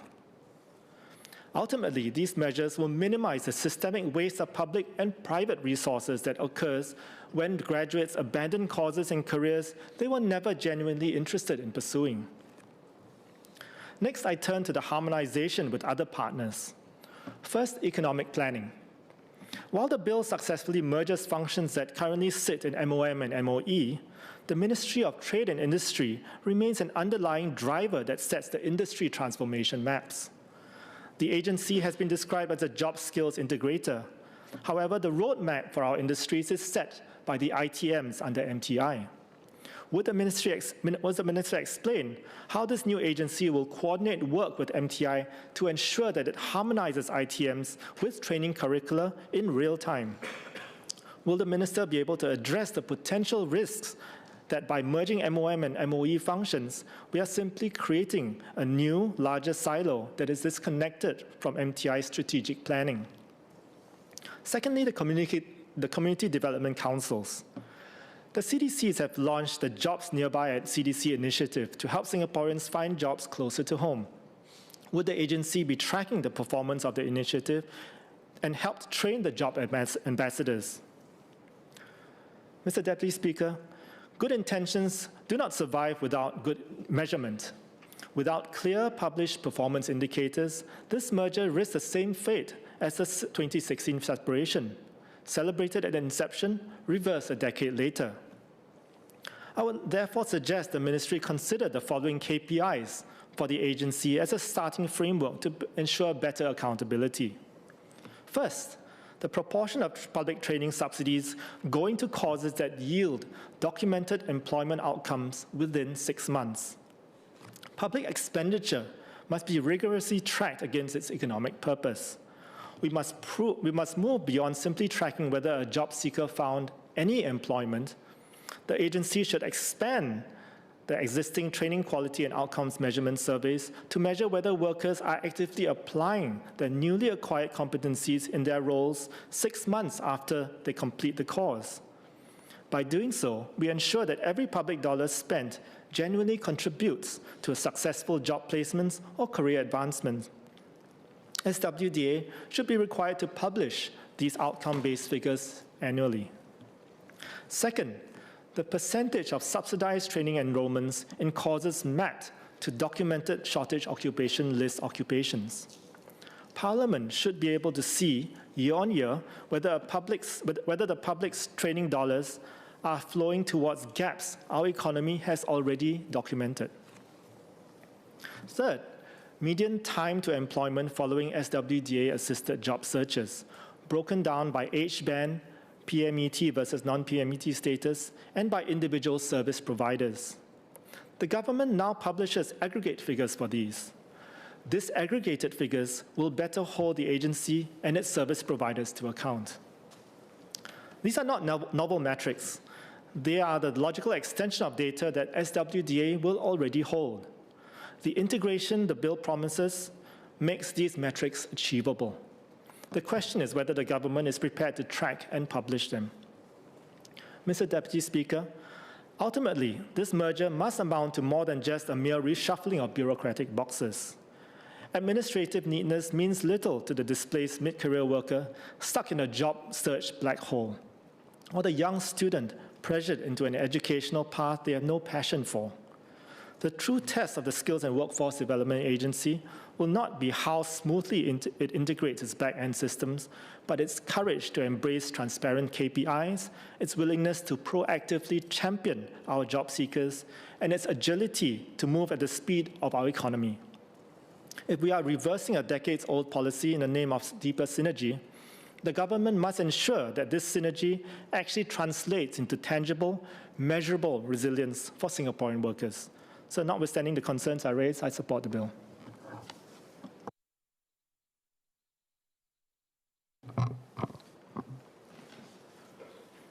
Order. I propose to take a break now. I suspend the sitting and will take the chair at 4:10 p.m. a.m. Oh, p.m. rather. 4:10 p.m. Order, order.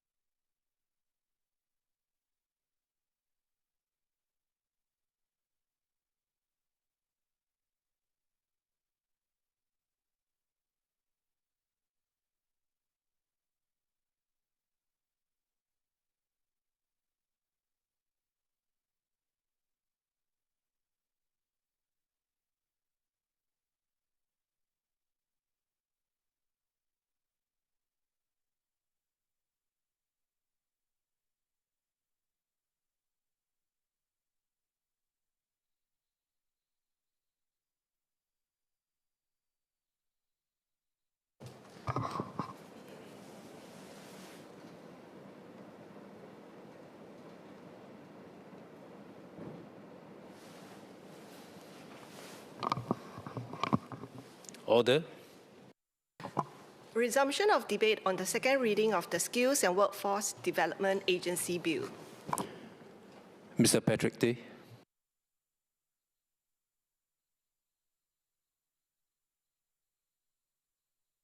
Speaker, sir, I rise and support the bill.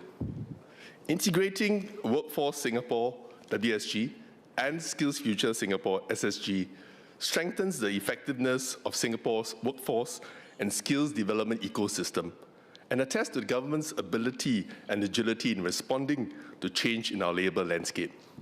Firstly, I would like to thank Minister for his opening speech earlier, for reassuring us that workers, staff and employees in both Workforce Singapore and Skills Future Singapore will not be adversely affected by this merger. Last year marked 10 years since the National Skills Future movement was launched to promote lifelong learning as a national priority. In this House, I called for a timely review of services delivered across WSG, SSG, and other arms like the Institutes for Higher Learning and the NTUC's Employment and Employability Institute to reduce duplication of resources and provide even more seamless end-to-end support for workers, job seekers, and employers. I'm glad that this call has been heard. The creation of the Skills and Workforce Development Agency, SWDA for short, responds to trends like increased geopolitical and economic volatility, new technologies, and diverse career aspirations. Rationalizing the ambits of WSG and SSG provides a strategic window to critically assess what has worked and what hasn't, identifying where the gaps are, who are the underserved, and what are the bold steps we need to take to ensure our workers stay afloat, abreast, and ahead. To this end, I offer 3 priorities for the next bound of Singapore's skills and workforce development ecosystem, what I call the 3 highs, not HI, but HIGH. High speed, high quality, and high returns. First, high speed. This refers to speed to market for training curriculum when new skills become in demand, and career transition programs when industries face sunset. In a fast-changing and highly competitive global labour landscape, the earliest bird catches the best worm. SWDA will need to accelerate operational speed by reducing administrative burden, sharing data analytics, and consolidating support packages into a one-stop shop experience for anyone, anytime, and anywhere. The success of this vision will depend on faster rather than slower clearance chains with joint oversight. SWDA must also make clear to employers that delays in job redesign and training investment will compound real costs through widening skills gap, tardy transformation, and weaken competition positions, while early adopters who step up will reap strong gains and benefits. This can be made possible by closer integration of training design with company training and transformation committees to ensure a smoother training-to-work journey for in-service workers. Furthermore, proactively undertaking job redesign can also ensure more immediate fit for freshly trained new hires, especially mid-career trainees whose freshly acquired skills and track record experience in critical thinking and business problem solving present good value to prospective employers. High speed also in absorbing shocks is also a key during times of geopolitical and economic volatility, which are set to persist.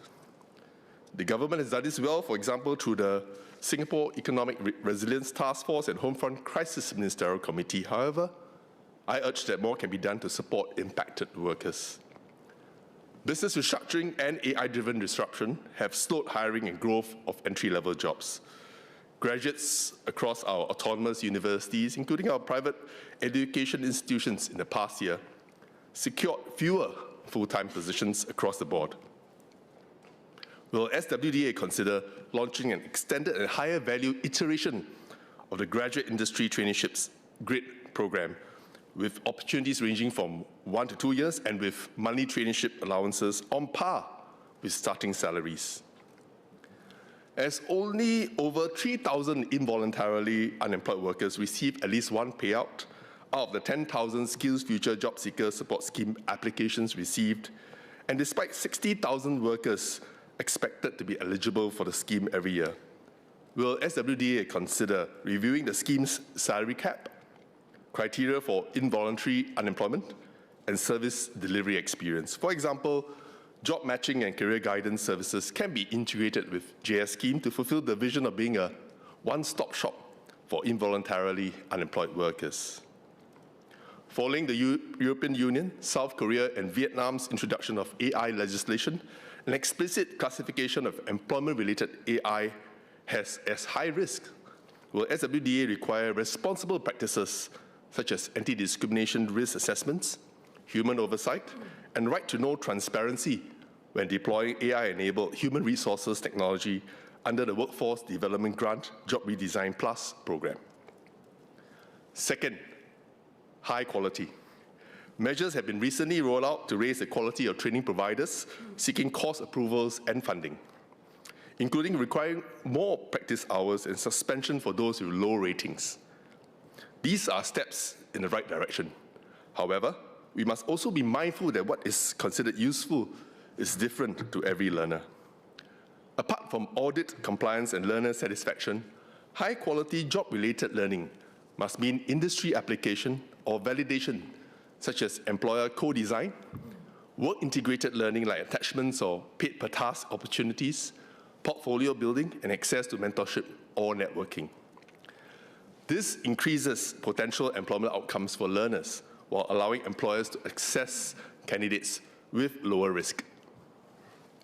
For non-job related learning, for exploratory or personal interest reasons, high quality can be defined as learners motivated for further learning and further pursuits, as opposed to poor experiences becoming barriers to developing a mindset of lifelong learning. I also encourage SWDA to review the quality of student internships as internship stacking and credit-bearing internships become more commonplace, especially for non-university graduates whose starting salaries lack their university peers. This includes safeguards to ensure fair allowances, reasonable work hours, and safe and meaningful tasks. Investing in high-quality student internships will benefit the same employers when graduates enter the workforce. Third and the final high returns. Unlike other countries where unions need to lobby for fairer access to training opportunities and employment support, Singapore has invested billions into our workforce and skills development ecosystem, and earlier than most. We also have a highly educated workforce, with over 60% of resident workers holding tertiary qualifications and over 40% holding degrees. On paper, this should translate into a highly productive and skilled workforce. It is worthwhile asking, do the returns justify our investments? Granted, returns may be hard to quantify as they go beyond employment outcomes, wage progression, and training participation rates among vulnerable worker segments. Investing in the culture of lifelong learning and employment support has ripple effects on the resilience and diversity of our workforce. At the same time, a disconnect between training supply and labor demand results in underutilized talent and skills or qualifications mismatch, which drive employers to hire externally. In other words, we end up paying twice, once to train Singaporeans and again to import foreign skills while weakening the Singaporean core. In Singapore, we do not have a shortage of funding or initiatives. We have a coordination challenge. Our workforce and skill development ecosystem has matured beyond the experimental piloting phase. Moving forward, I submit that funding must be more closely tied to or even conditional upon outcomes, i.e. whether quantitative like time to placement or qualitative like more meaningful and autonomous tasks within job scope. Can SWDA also share its plans to successfully integrate jobs and skills infrastructure and management strategy to increase ROI? Time, skills, and qualifications mismatches were raised as a point of concern in NTUC's recently released 2-year study with the Singapore University of Technology and Design on underemployment. This refers to when workers can work more hours or take on higher skilled roles but unable to or choose not to. We therefore recommend an expanded definition of underemployment and closer tracking of these trends.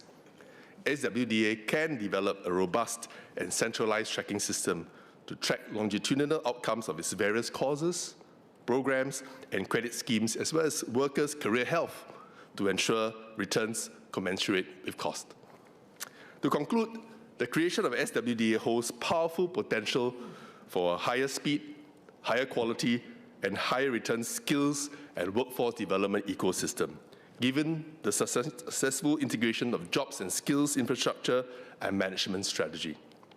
I encourage SWDA to boldly reimagine what learning and working can look like for the next generation and plant seeds early, just as the government did with WSG and SSG over a decade ago. I also invite SWDA to leverage the Tripartite Jobs Council as it operates within the wider workforce ecosystem to transform skills and jobs. Because this will be SWDA's key ground light into the heart of workplaces and worker groups.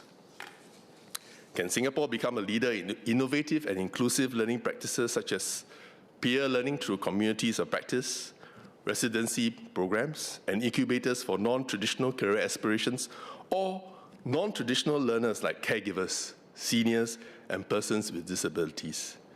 Can Singapore accomplish a triple win by fostering a workforce with higher productivity, higher resilience, and higher flexibility to meet the needs of workers, learners, and employers?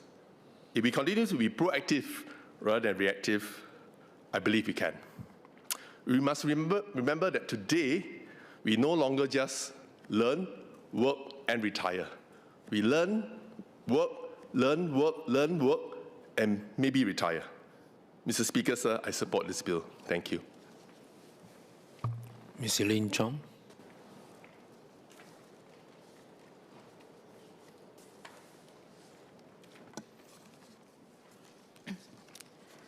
Mr. Speaker, in Mandarin, please. Mr. Speaker, I support the establishment of the Skills and Workforce Development Agency. I hope that this newly established statutory board will operate boldly and innovatively in 3 areas to meet the world changes and the wave of AI, ensuring that no Singaporean is left behind. First, we need to make job redesign a priority.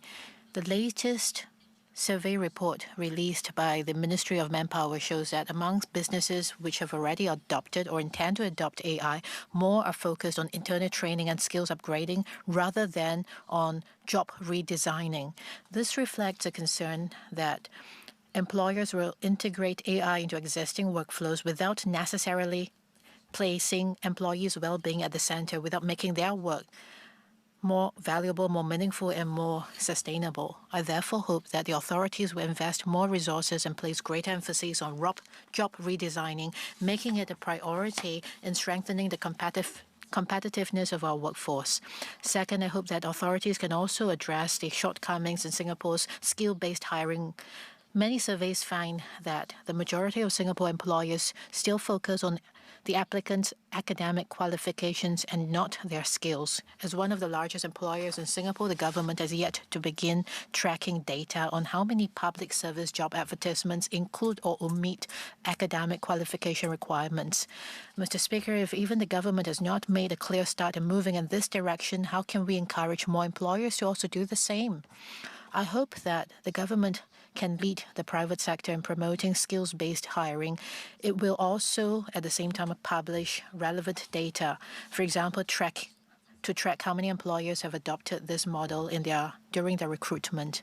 Third, and more importantly, is that when we present data to measure outcomes, we should also do so from the perspective of Singaporeans and examine the impact on them.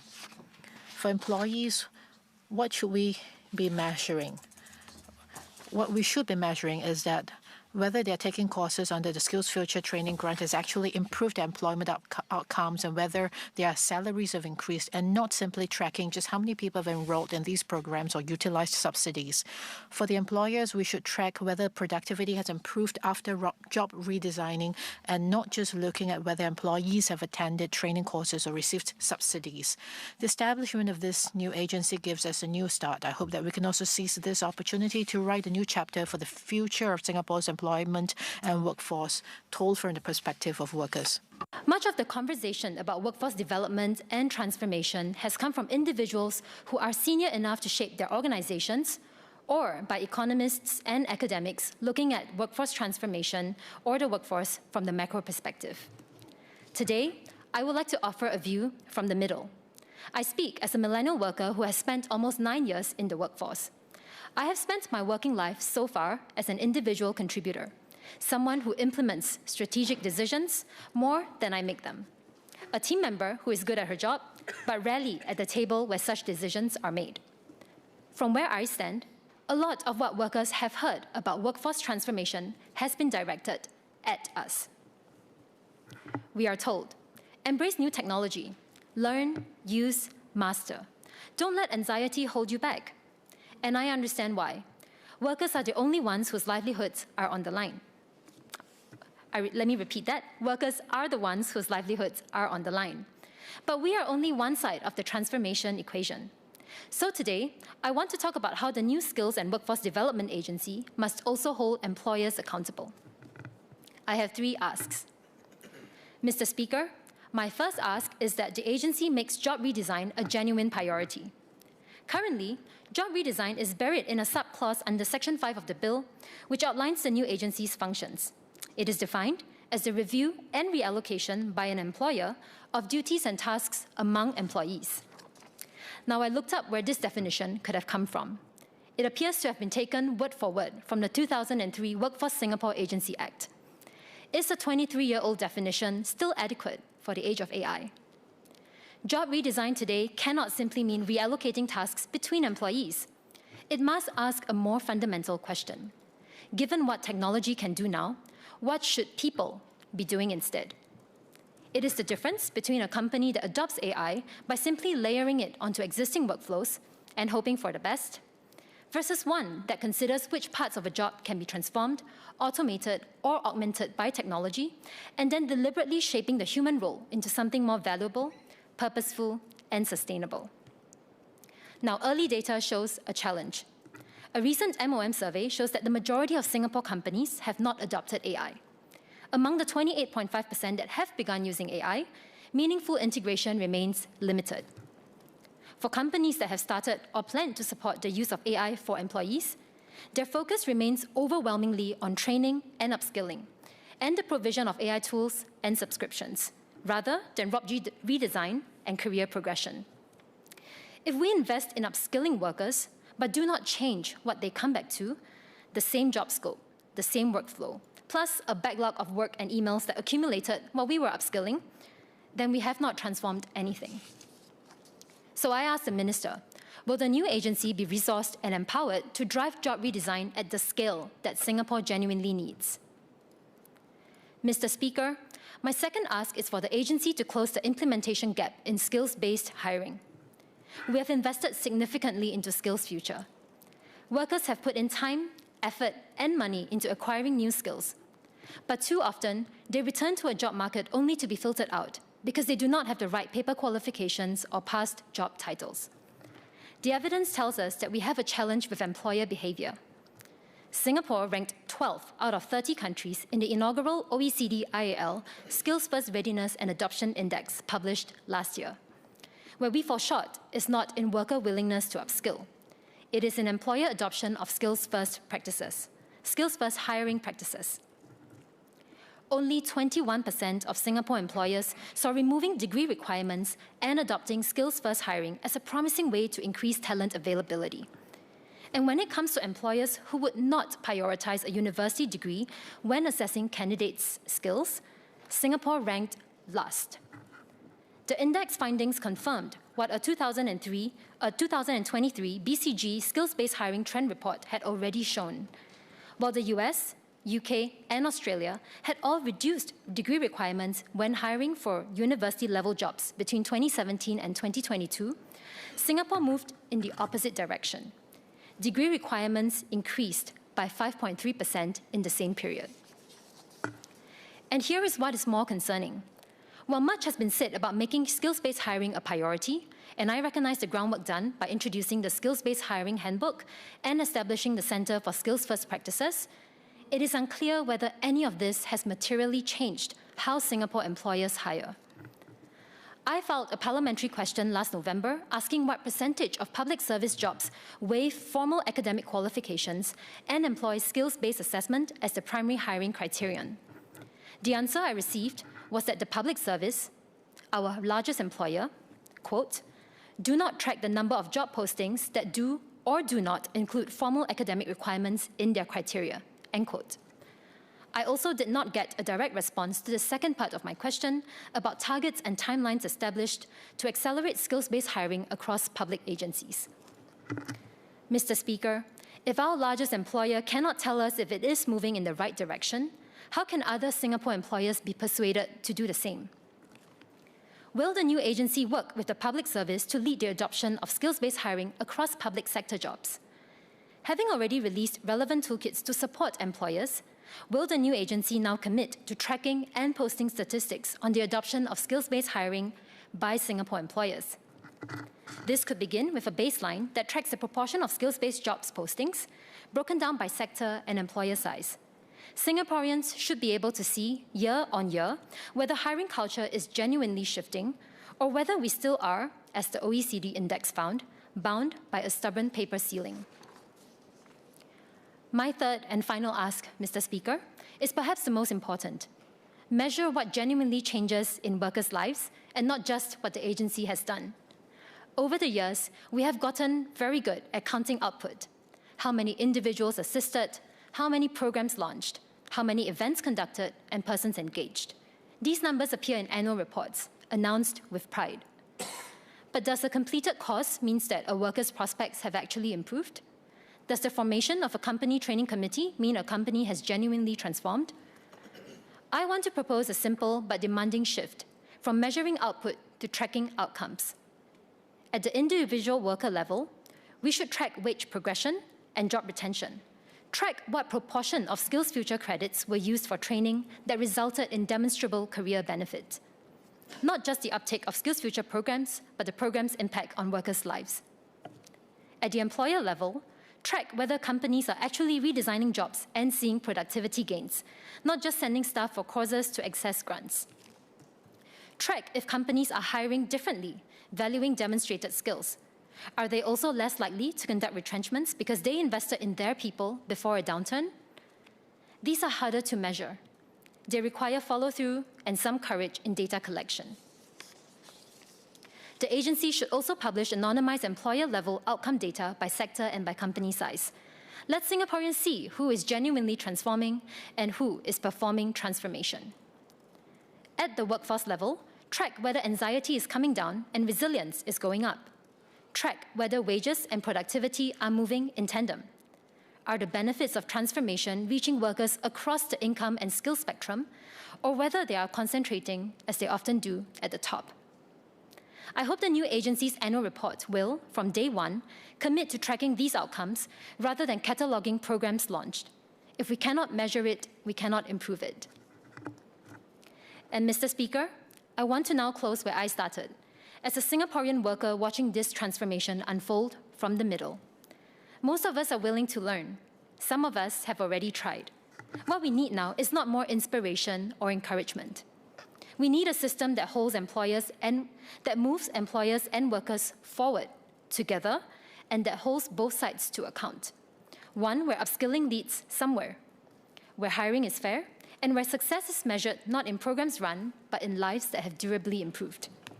The new Skills and Workforce Development Agency carries a mandate that workers have heard different versions of before. And that is precisely why it should do things differently. Mr. Speaker, I support the bill. Ms. Jessica Tan.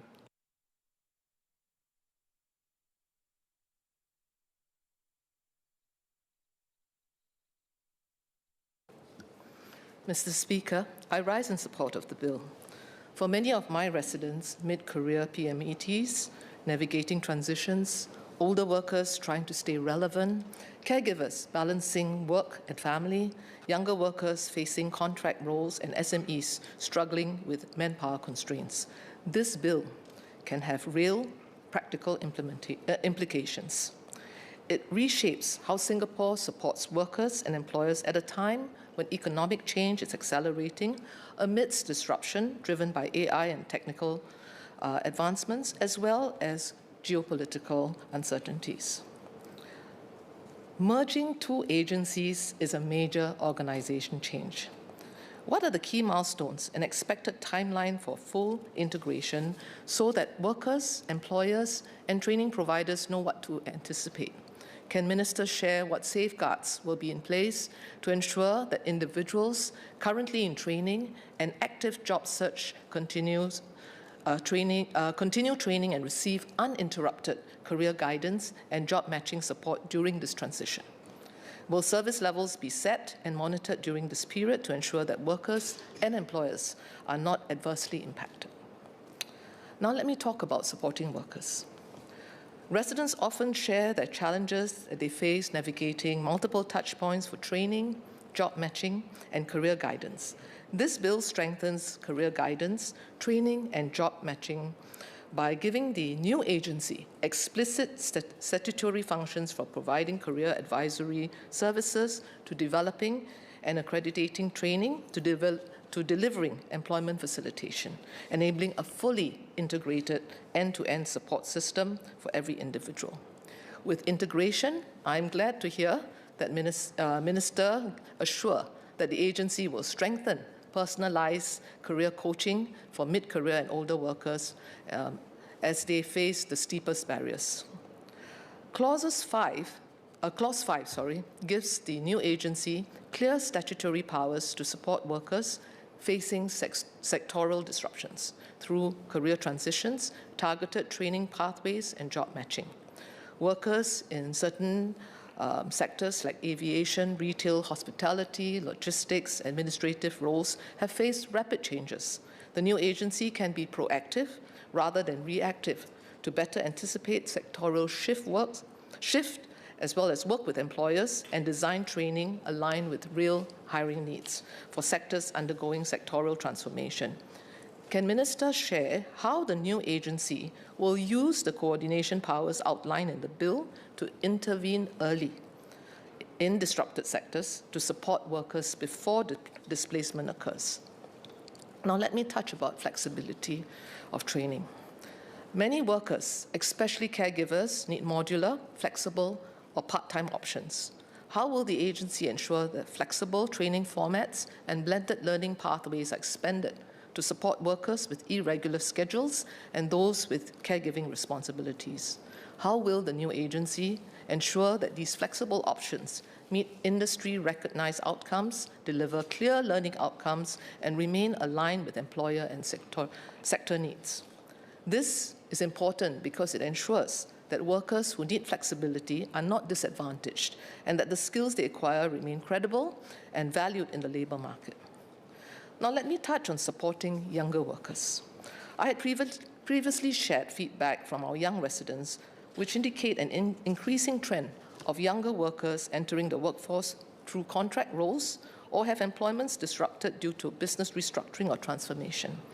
Many have shared with me the anxieties and the challenges they face re-entering the workforce after their contracts end or when their roles evolve or phased out.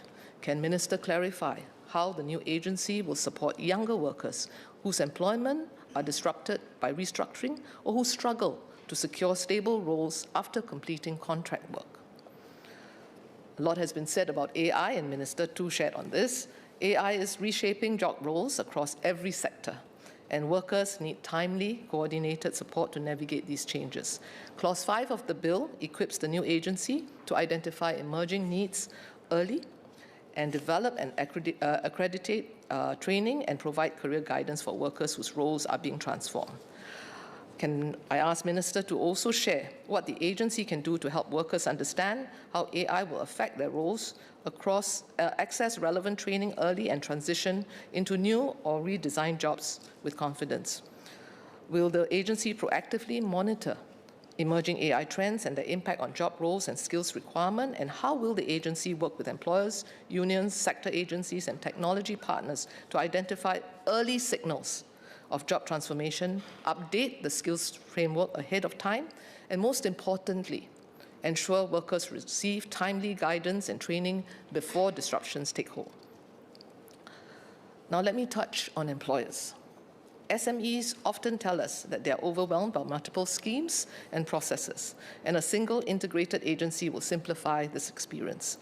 A clear and streamlined interface for employers is essential if we want job redesign, training grants, and manpower advisory to be easily accessible, especially for SMEs who often lack dedicated HR capacity.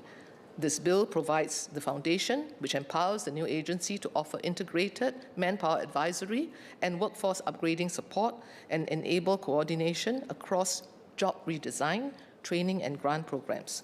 This creates the basis for a single, coherent touchpoint for employers. And Minister did share that there will be alignment of skills development with labor market data, and integrated workforce development and transformation. He also spoke about the importance of partnership. So I'd like to seek clarification on how the agency will work with the various industry players, industry associations, unions, sector partners to ensure that the SMEs receive timely, practical, and sector-relevant support as they navigate the workforce transformation and adopt new practices on the ground. A challenge that employers frequently face is that training does not always match real operational needs. How will the agency ensure that employer feedback is systematically incorporated into training pathways and program design? And will employers be engaged in curriculum design and workforce planning? Finally, before I conclude, I'd like to ask Minister to share what measures will be in place to assess the effectiveness of the new integrated agency.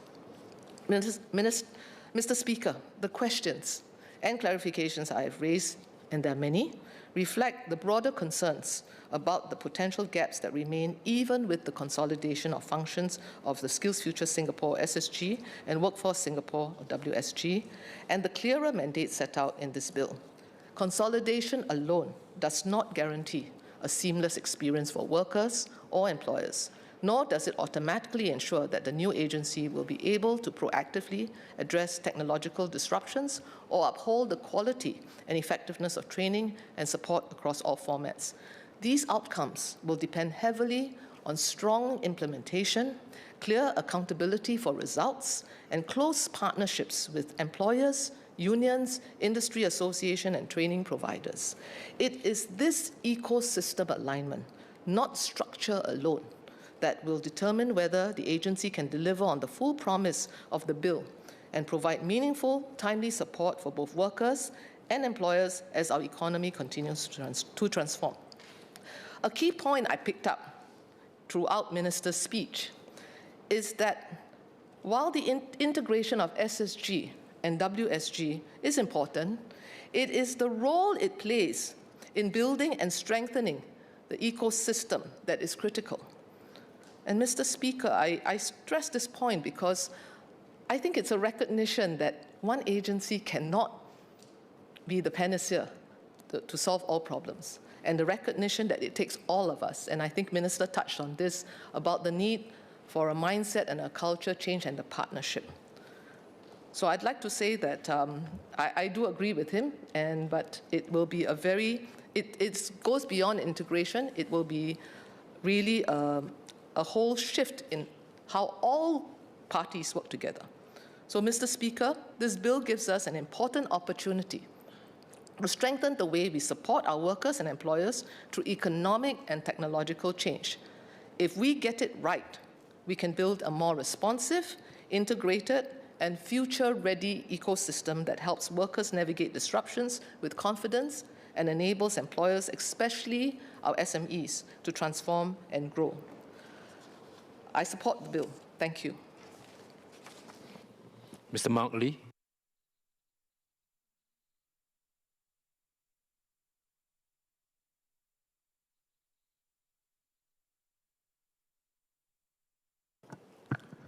Mr. Speaker, over the past decade, Skills Future Singapore and Workforce Singapore have each delivered important outcomes.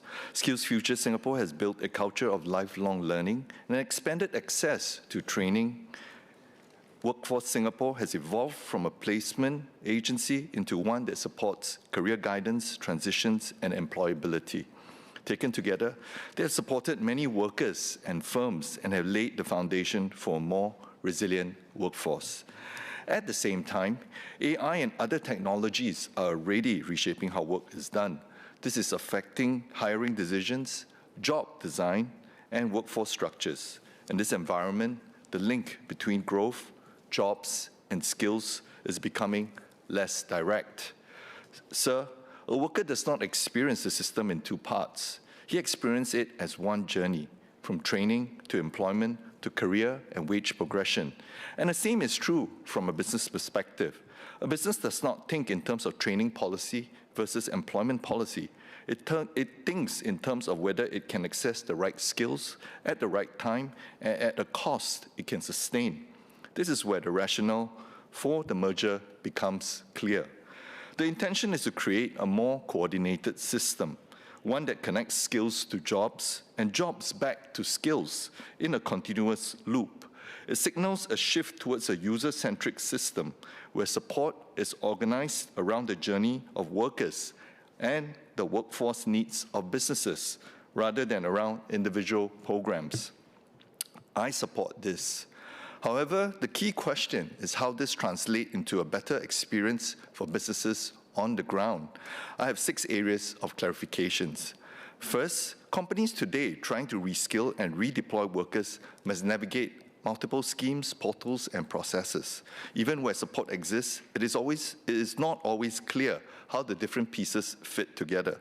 Similar programs, such as Workforce Singapore's career conversion programs and Skills Future career transition programs, operate with different rules, funding structures, and employer touchpoints. SMEs do not have the internal capacity to interpret policy intent, design training pathways, and manage compliance across multiple schemes. In a fast-moving environment, these delays directly affect competitiveness and workforce outcomes. I would like to ask how the agency intends to operationalize this user-centric model so that it delivers a genuinely simpler and more intuitive experience where workers and businesses can navigate a single coherent pathway rather than multiple disconnected ones. And beyond the front-end experience, how will the agency address the underlying system design? Today, many programs are designed to achieve similar outcomes, but operate in parallel. Even if access is streamlined, fragmentation can persist behind the scenes. Will the agency use this merger to rationalize and align these overlapping schemes into a more coherent employer-facing system so that a firm pursuing a single objective, such as redeployment or upskilling, does not have to operate across multiple tracks? A related point is preserving a strong employer focus. While the merger brings jobs and skills together, the third leg is business demand, which ultimately generates these jobs. Businesses are not just consumers of programs, they are the source of job creations and the drivers of skills demand. How will the agency ensure it remains deeply employer responsive and not primarily program-driven? In particular, how will it prioritize skills that employers need now rather than courses that are easier to scale or administer? In this regard, while not suggesting further structural changes, it is important that the jobs and skills system remains closely anchored to enterprise transformation efforts led by Enterprise Singapore and supported by trade associations and chambers, which are closest to business needs. A second area of responsiveness is sector-specific realities. Different sectors face very different workforce dynamics. Manufacturing firms are upgrading automation. Digital firms are competing globally for talent. Healthcare providers are managing acute manpower shortages. Sustainability-focused sectors are adapting to new regulatory demands. Each require distinct workforce strategies. Feedback from the Singapore Manufacturing Federation suggests that sector-embedded models, such as the Skills Future Queen Bee approach, have been effective precisely because they are grounded in industry practice and supported by trade association and chambers. Even after the merger, it will be important to preserve and deepen this sector responsiveness. I would therefore like to ask how the agency intends to retain and strengthen sector-specific expertise. Will industry-led frameworks co-developed with TACs continue to shape program design? And will support remain differentiated for SMEs and large enterprises, given that the majority of our workforce is employed by SMEs? A third area is the funding and compliance framework. The bill introduces stronger powers around verification, inspection, and recovery of funding. These are necessary, particularly considering past abuse. But in recent years, the cumulative effect of tighter controls had been longer reimbursement timelines, heavier documentation requirements, and increased administrative burden, even for firms with strong track record. For SMEs, this creates real cash flow strains, as firms often have to carry training and wage costs for extended periods while awaiting reimbursement. In this regard, can the agency move towards a more risk-based approach? Can we differentiate between employers with established compliance histories and higher risk cases? Can audits be more targeted and reliance placed more on post-disbursement or exception-based checks? Related to this is how sensitive business information will be handled. Businesses understand the need for verification, but may want clearer safeguards when requests touch on customer confidentiality, intellectual property, or regulated information. A fourth area is capability translation. For many SMEs, the constraint is not access to training, but the ability to translate training into productivity. What SMEs need is more applied support, contextualized training, embedded learning, and project-based approaches tied to real operational challenge. In this regard, will the agency place greater emphasis on applied firm-level capability so that training is more directly linked to measurable business outcomes? A fifth area is speed and responsiveness. As AI accelerates, workforce disruption may become more frequent and more compressed in time. From a worker's perspective, the key issue is not just whether training is available, but how quickly that translates into re-employment. Will the agency place a stronger emphasis on what we may call the rebound? How quickly and effectively workers are supported from displacement back into meaningful employment? The use of integrated intelligence to identify at-risk workers earlier is a promising development. How proactive will these interventions be in practice, and how will businesses be engaged when early signals of workforce disruptions are identified? At the same time, many firms would prefer to redesign roles and redeploy workers internally rather than retrench.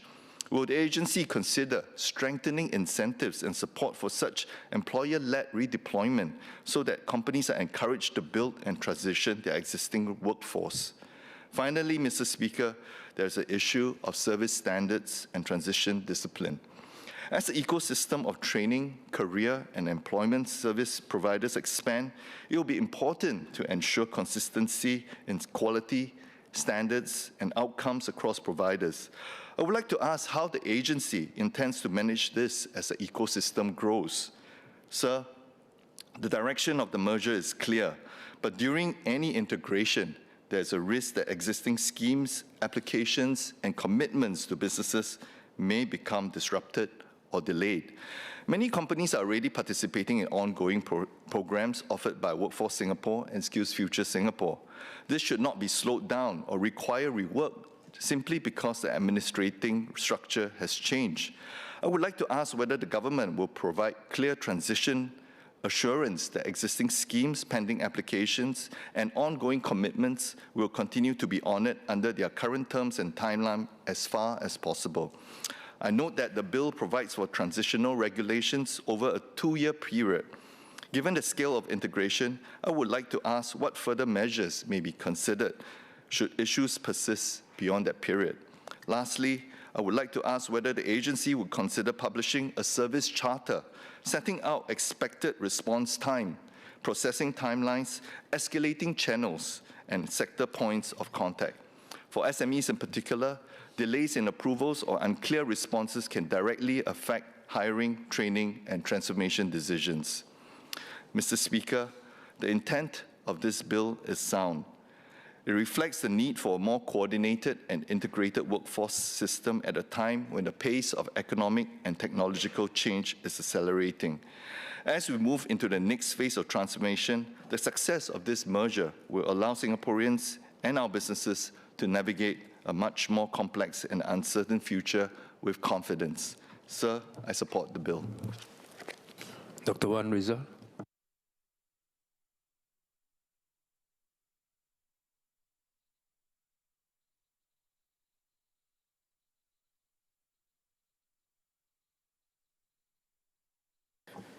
Mr. Speaker, this bill is about bringing skills, career and employment functions under one agency. But that itself is only the means. It is not the end. The real question is pretty simple. Will this make life easier and clearer for Singaporeans trying to find their way in a changing economy? In my budget speech, I spoke about transitions and the need to have greater clarity.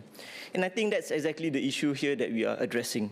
For many students, fresh graduates and workers today, the problem is not just whether support exists. The problem is whether the way forward is clear, whether there's clarity in what jobs are growing, what skills really matter, which pathway is worth taking, and who can help me get there. And that is why this bill matters. This bill gives SWDA a broad remit across career, employment, and training matters. It is meant to support students preparing for entry into the labour market, Singaporeans seeking employment or re-employment, and employees seeking to develop their careers and remain in productive employment. Sir, I want to speak from two vantage points that I've seen firsthand as an educator: pre-employment training students and continuing education and training learners. Now, these are two different groups. They have different pressures, but both are really asking the same question. Where does this path lead to? And to me, that is where SWDA comes in. In fact, if I may put it very bluntly and simply, SWDA must be the bridge between learning and work. Let me start with the PhD students. As a former educator, I've seen many students do everything right. They study hard, they complete their courses, they submit their work mostly. They try to make good decisions. But as graduation approaches, many still become quite anxious. Not because they do not want to start work, not because they are lazy, not because they're not sure how to turn what they have learned into a real first job. Because they ask, fundamentally, does this qualification still matter? Will employers value me for what I can do? Do I still need more training? And do I need experience before I can get experience? Now, this is what I call the first job gap. It is a gap between finishing a formative stage of life and seeing a real route towards meaningful work. And it's that gap that confidence can disappear very quickly. I've seen capable, hardworking, and promising students lose their footing at exactly the moment they should have been stepping forward with confidence. Some took temporary work while trying to find their footing. Some drifted into jobs beyond what they've been trained for, not because they chose that path confidently, but because they could not see a way into something better. What they lacked was not willingness. What they lacked was a clear bridge into work. And many parents are asking the same things in their own way. After all the effort, after all these years of study, is there a real pathway to a real job? Sir, I acknowledge that the government has already taken steps to support fresh graduates. The GRID program is one such measure. It helps graduates gain experience and skills through structured traineeships. And I find it very useful. But it's still actually help that comes at a point after graduation. And this issue is now even more urgent. The newly announced Tripartite Jobs Council reflects that reality that workers and businesses are already facing disruption from AI and economic change. If one part of that is to help young people and fresh graduates find their footing, then that only reinforces the point that we cannot wait until the end of the journey to intervene. So we must shape the pathways earlier. So when we talk about workforce development, we cannot wait until the end of the journey and then say, here are some portals, here are some schemes, good luck. that is not the pathway. I think that is a scavenger hunt. So SWDA must move upstream. That means better career guidance earlier in the student's journey. It means clearer signals on which jobs are growing and which skills matter. It means making internships, attachments, and industry projects more normal, not something enjoyed mainly by those who already have the right networks. And it means making the school-to-work transition less dependent on luck. Our young people do not just need more options. They need better direction. So there is another group that I've also worked closely over the years, and these are the CET learners. Recently, some of them just graduated from the polytechnic, and they messaged me how happy they were to finish that line. They shared over time that their challenge is really different. For a CET learner, going back to class is rarely a small decision. Many are already working, and they have family responsibilities. Some are under financial pressure. Some have not studied for many years. Some are trying to recover from retrenchment, stagnation, or simply a loss of confidence. So when a CET learner signs up for a course, normally it's not casual. It's often an act of hope. They are saying, I'm willing to learn again. I'm willing to put in the effort. But I need to know this leads to somewhere. Now this is the transition gap. It is the gap between returning to learn and actually improving one's job prospects, income, confidence, and long-term mobility. And this is where the frustrations can bite hard, because many adult learners are not looking for enrichment. They are looking for improvement. They do not want a certificate that just sits in a folder. They want to know. They want to know, will this help me pivot? Will this improve my employability? Will this get me a role with prospects? And will these skills that I learn be recognized? Now, I've taught adult learners who come to class after work carrying family responsibilities and financial pressure, like I mentioned earlier. They were serious, they were disciplined, and they were not there to collect papers. Their question was always practical. If I invest my evenings, my weekends, and my energy into this, will it really lead to better jobs, better wages, and a more secure future? So that is a fair question. In fact, that is the right question. So if SWDA is to succeed, it must not only support participation in CET, it must ensure CET is much more closely connected to job transition, employer recognition, and actual labor market demand. Otherwise, we are asking people to invest time, effort, and money into learning without giving them a clearer route forward. And that would be deeply unfair. So when we look at PET students and CET student learners together, the lesson is clear. The issue in Singapore today is not whether we have the courses. It's not whether we have job vacancies. It's whether people can move from learning to work with greater confidence and less guesswork. This is why the merger matters. If SWDA works well, it can make that journey clearer, more practical, and certainly more credible. And this is where the merger is in the right direction. It talks about moving beyond fragmented support towards upstream guidance, better triaging, stronger service integration, and support that becomes before crisis, not after. So I hope SWDA will focus on 4 practical shifts. First, make jobs and skills information far more usable. A student should be able to understand what jobs are growing, what adjacent roles exist, and what skills employers value. An adult learner should be able to understand whether a course is likely to help with employability, a job move, or proper pivot. Second, strengthen work-integrated learning and applied exposure. Internships, attachments, project work, and structured pathways into first jobs should not be left to chance. They should become more systematic, especially for those who do not already start with advantages. Third, make skills-based matching real. Workers should be able to see what skills they already have, what roles they may be suited for, what gaps remain, and what support can help them close that gap. An employer should be able to encourage to hire with a clearer view of skills and potential, not just relying on pedigree shortcuts. This is also where I think we can learn from what is already happening on the ground. Today, Singaporeans already have government tools such as My Careers Future and Career Skills Passport to support job search and career planning. At the same time, E2I's NTUC AI Career Coach is trying to make career support more integrated and easier to use. The issue is not which platform exists or which platform is better. The issue is whether SWDA can make an overall experience more joined up so that workers do not feel like they're moving across separate islands of support. Fourth, support must arrive before the crisis, not after. Too often, help comes after someone has already lost confidence, lost the momentum, or lost income. We need a system that can identify risks earlier and support people while they still have time and options. That is smarter policy, and frankly, that is the more humane policy. Sir, a central agency is useful, but an agency alone does not place workers. A good system does.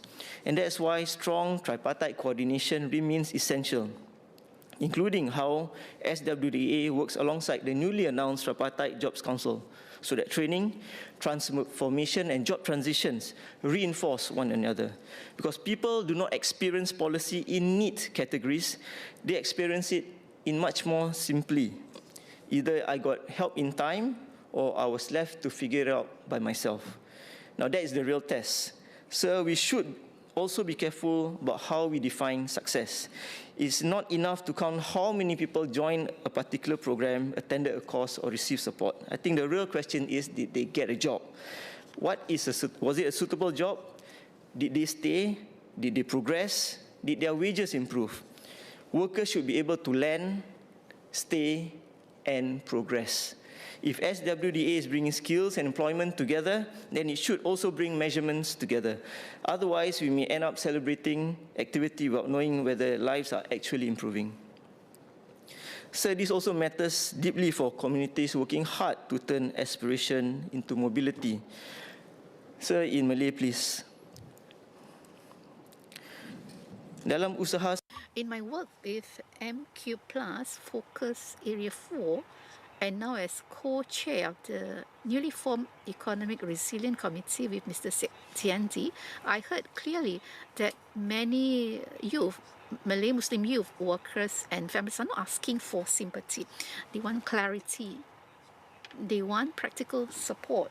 They want fair access to good jobs and real opportunities for advancement.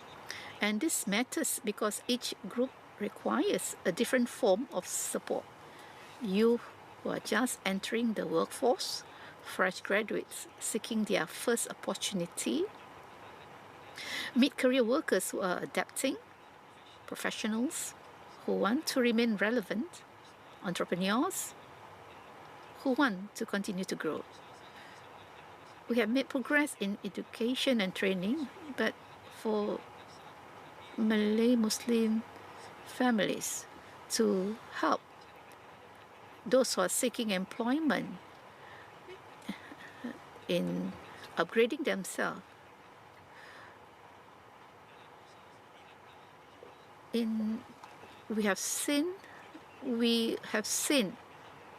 different groups require different support. The youth as the first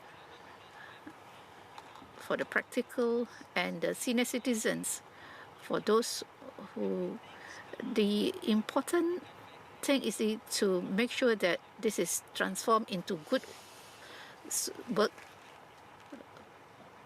We have seen progress in education and training, but for Malay Muslim families, the real question is this the pathway clear? Clear from school to employment, clear from training to a job, clear from unstable work to a better career. This is where the role of SWDA must truly be felt on the ground. As part of the FA4 effort and also the Economic Resilience Committee, I hope we can work closely with SWDA so that the support provided truly matches the needs of different groups: youth, fresh graduates, mid-career workers, professionals, and entrepreneurs. This includes identifying growth sectors with strong potential, connecting our community to those opportunities, and building pathways that can genuinely translate into good jobs, career advancement, and long-term economic resilience. For me, this is not merely a matter of access, this is a matter of mobility. WDA succeeds, our PhD students will step into work with greater confidence. Our CET learners will have greater assurance that learning can lead to real progress, and our workers will move faster into suitable roles with less confusion and less anxiety. So in supporting this bill, I hope the government can clarify 3 practical points. First, how will SWDA move upstream to close both the first job gap for students and the transition gap for adult learners so that pathways become clearer much earlier? Second, how will SWDA measure success beyond participation numbers, including whether people are placed into suitable jobs, whether they stay, whether they progress, and whether their wages improve over time? Third, what concrete service experience should Singaporeans feel within the next 1 or 2 years in guidance, in matching, and transition support that will show this merger is actually making the pathway much clearer? With those clarifications, I support the bill. Ms. He Ting-Ru.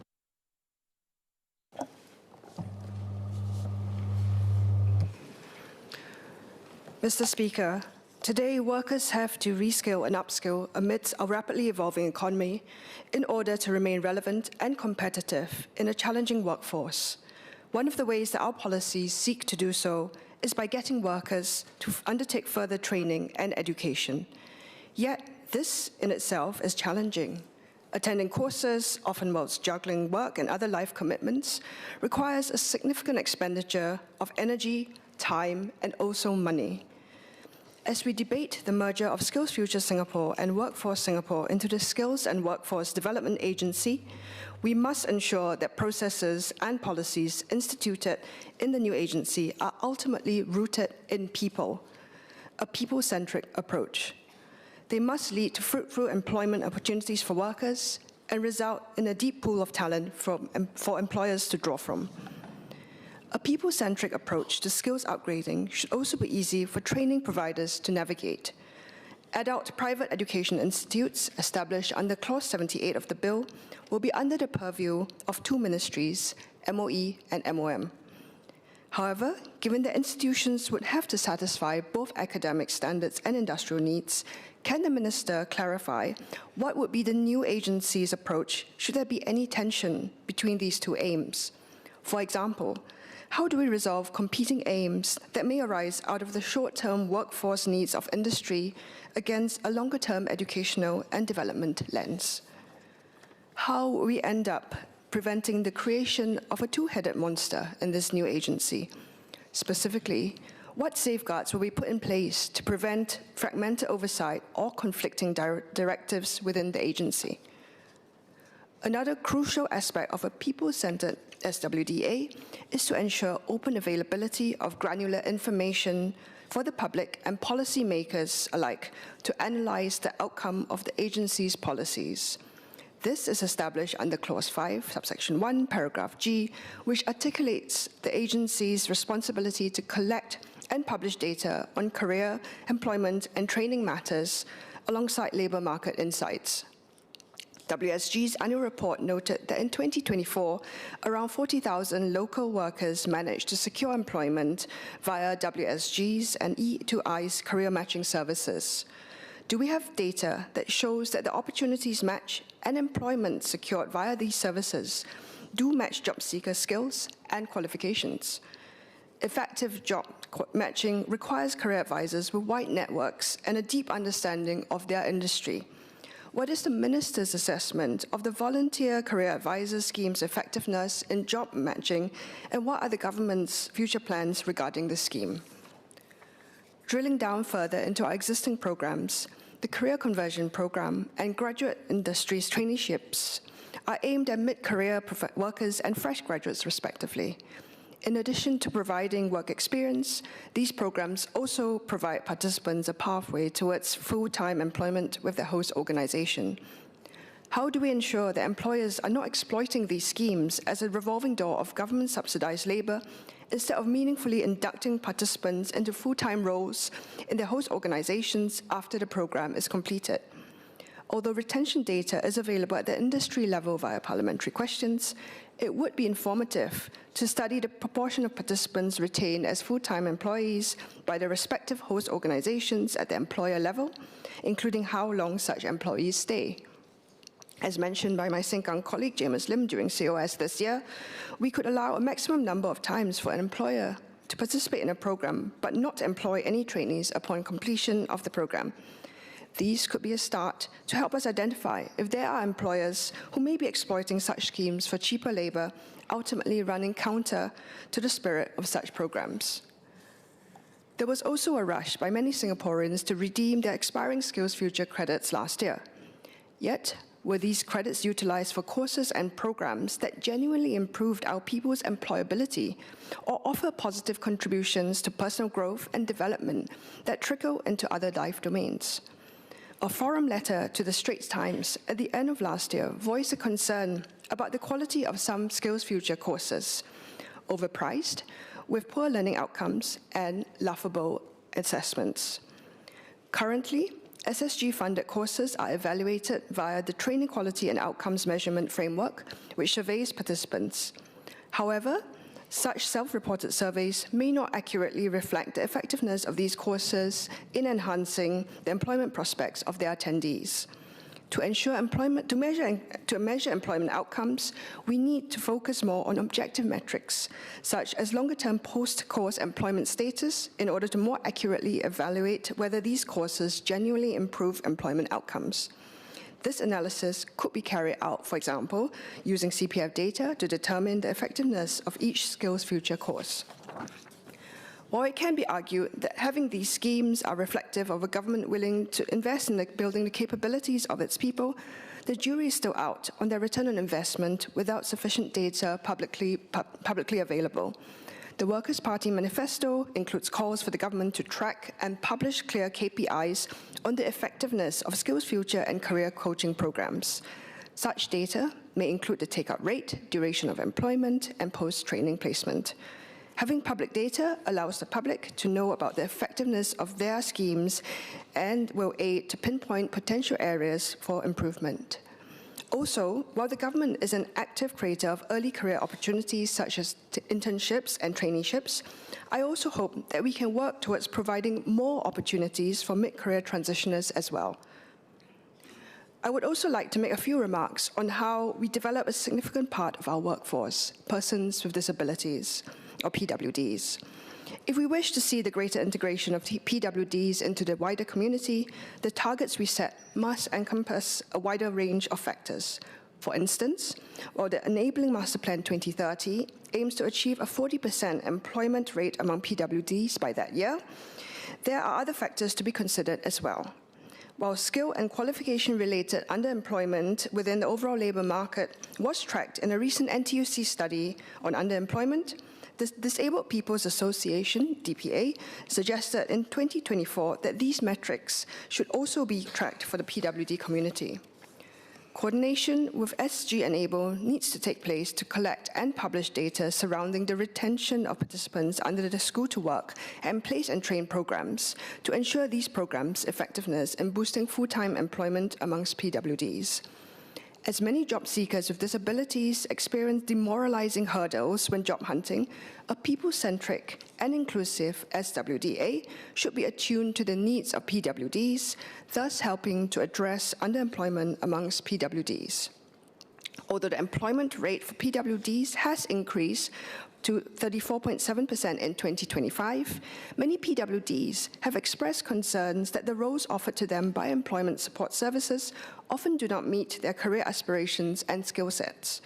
Interviews with PWDs by the DPA also highlighted the tendency for job seekers with disabilities to be pigeonholed into certain roles, especially within the services industry.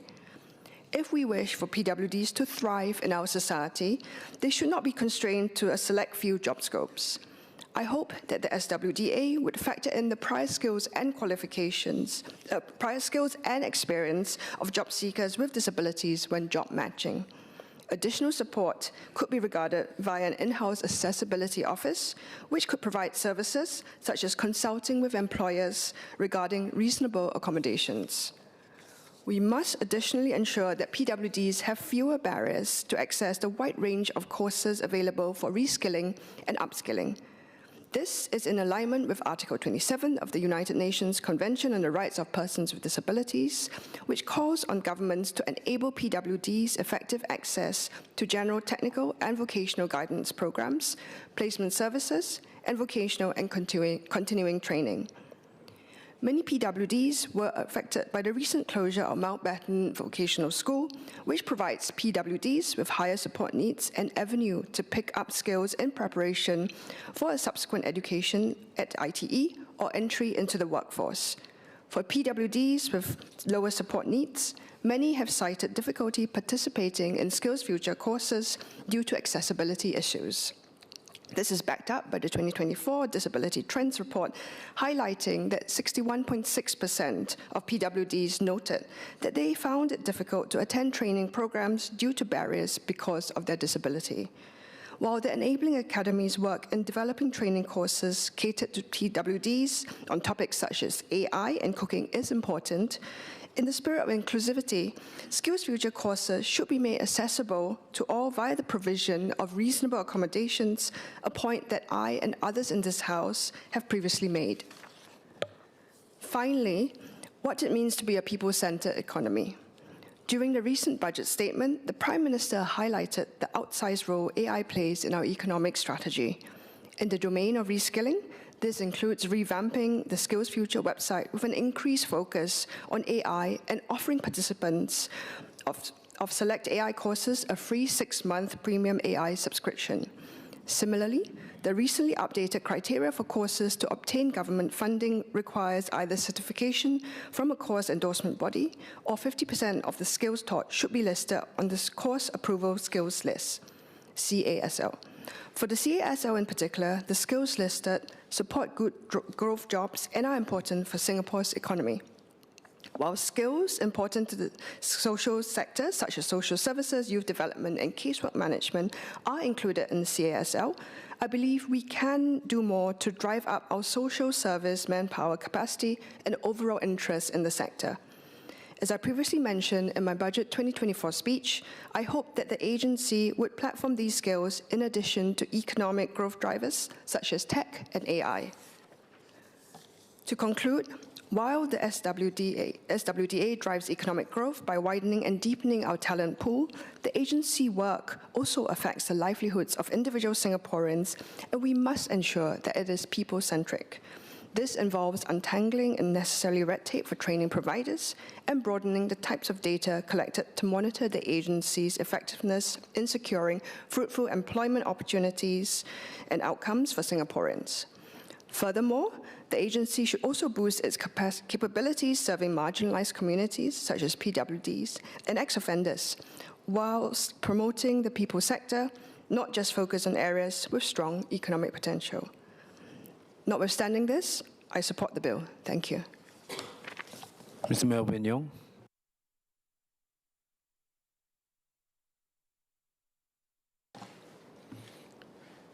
Mr. Speaker, this bill comes at a time when our workforce is navigating significant uncertainty amid economic pressures and disruptive technological change. Jobs are being redesigned, new roles are emerging, and existing roles are evolving at a faster pace than ever before. For many workers, especially mid-career and lower-wage workers, these changes bring both opportunity and uncertainty. In this context, the need for a more integrated and responsive workforce development system is clear. By bringing together SkillsFuture Singapore and Workforce Singapore under a single statutory board, this bill strengthens coherence across skills development, employment facilitation, and career progression. The labour movement supports this direction. Mr. Speaker, workers do not experience their careers in neat, distinct stages. Skills acquisition, employment, and progression are closely interlinked. Bringing these functions together within a single agency can reduce fragmentation and improve coordination. For workers, this should mean a more seamless experience where access to career guidance, training, and job placements are better aligned. As this integration is implemented, it will be important to ensure that processes remain streamlined and responsive to both workers and employers. In particular, we must ensure that this more integrated system delivers for those who need it most. Mr. Speaker, lower wage workers must benefit meaningfully from this integration. They often face greater constraints in assessing training and career opportunities. The system must therefore be designed with their needs in mind. It should be accessible, adequately supported, and outcome-focused so that workers can upgrade without undue strain and see clear improvements in employment and wages. In this regard, the Progressive Wage Model, or PWM, remains a key pillar in our efforts.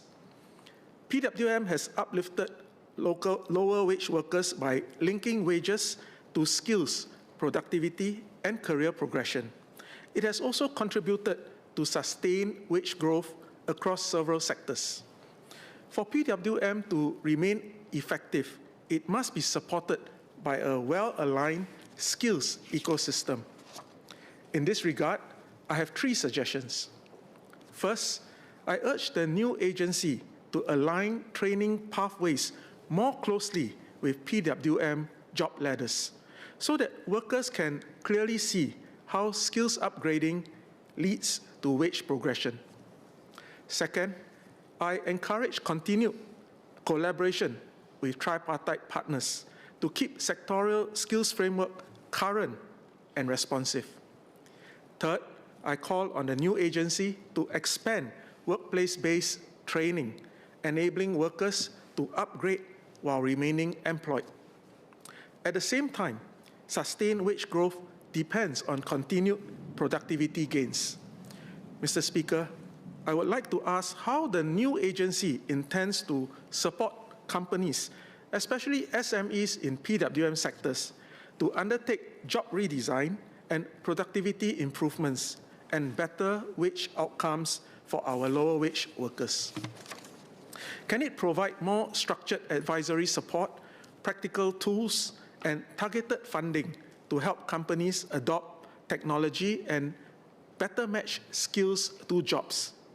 This will be key to ensuring that productivity keeps pace with wage increases and that PWM remains sustainable over the long term. Building on this link between skills and progression, let me turn to the Careers and Skills Passport that was introduced in 2024 and also mentioned by the Minister in his opening speech.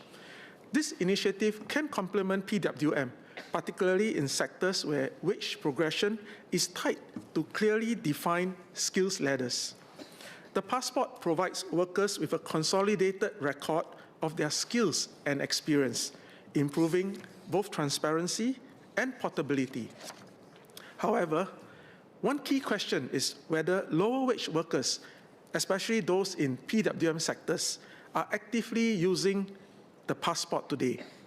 If not, what more can be done to raise awareness, improve accessibility, and encourage adoption among this group? We must ensure that tools like the Careers and Skills Passport are not just used by those who are already ahead, but also by those we most want to uplift. How does the new agency plan to integrate the passport with sectorial skills frameworks, particularly in PWM sectors? And how will it support employers, especially SMEs, to use the passport more effectively in hiring and progression decisions? Stronger and more inclusive adoption can improve skills recognition and job matching outcomes. Beyond supporting workers in employment and progression, we must also ensure that those who step out of the workforce can return with confidence. Mr. Speaker, as the new agency builds pathways to support individuals returning to work, this must include not only caregivers, but also workers who have experienced injury or sudden illness.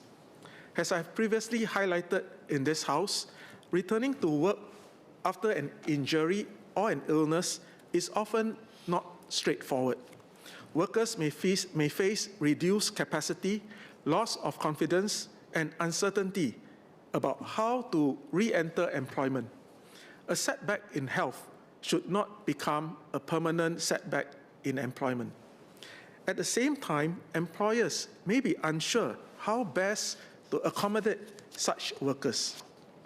Recovery is not just a medical issue, it is also a workplace issue.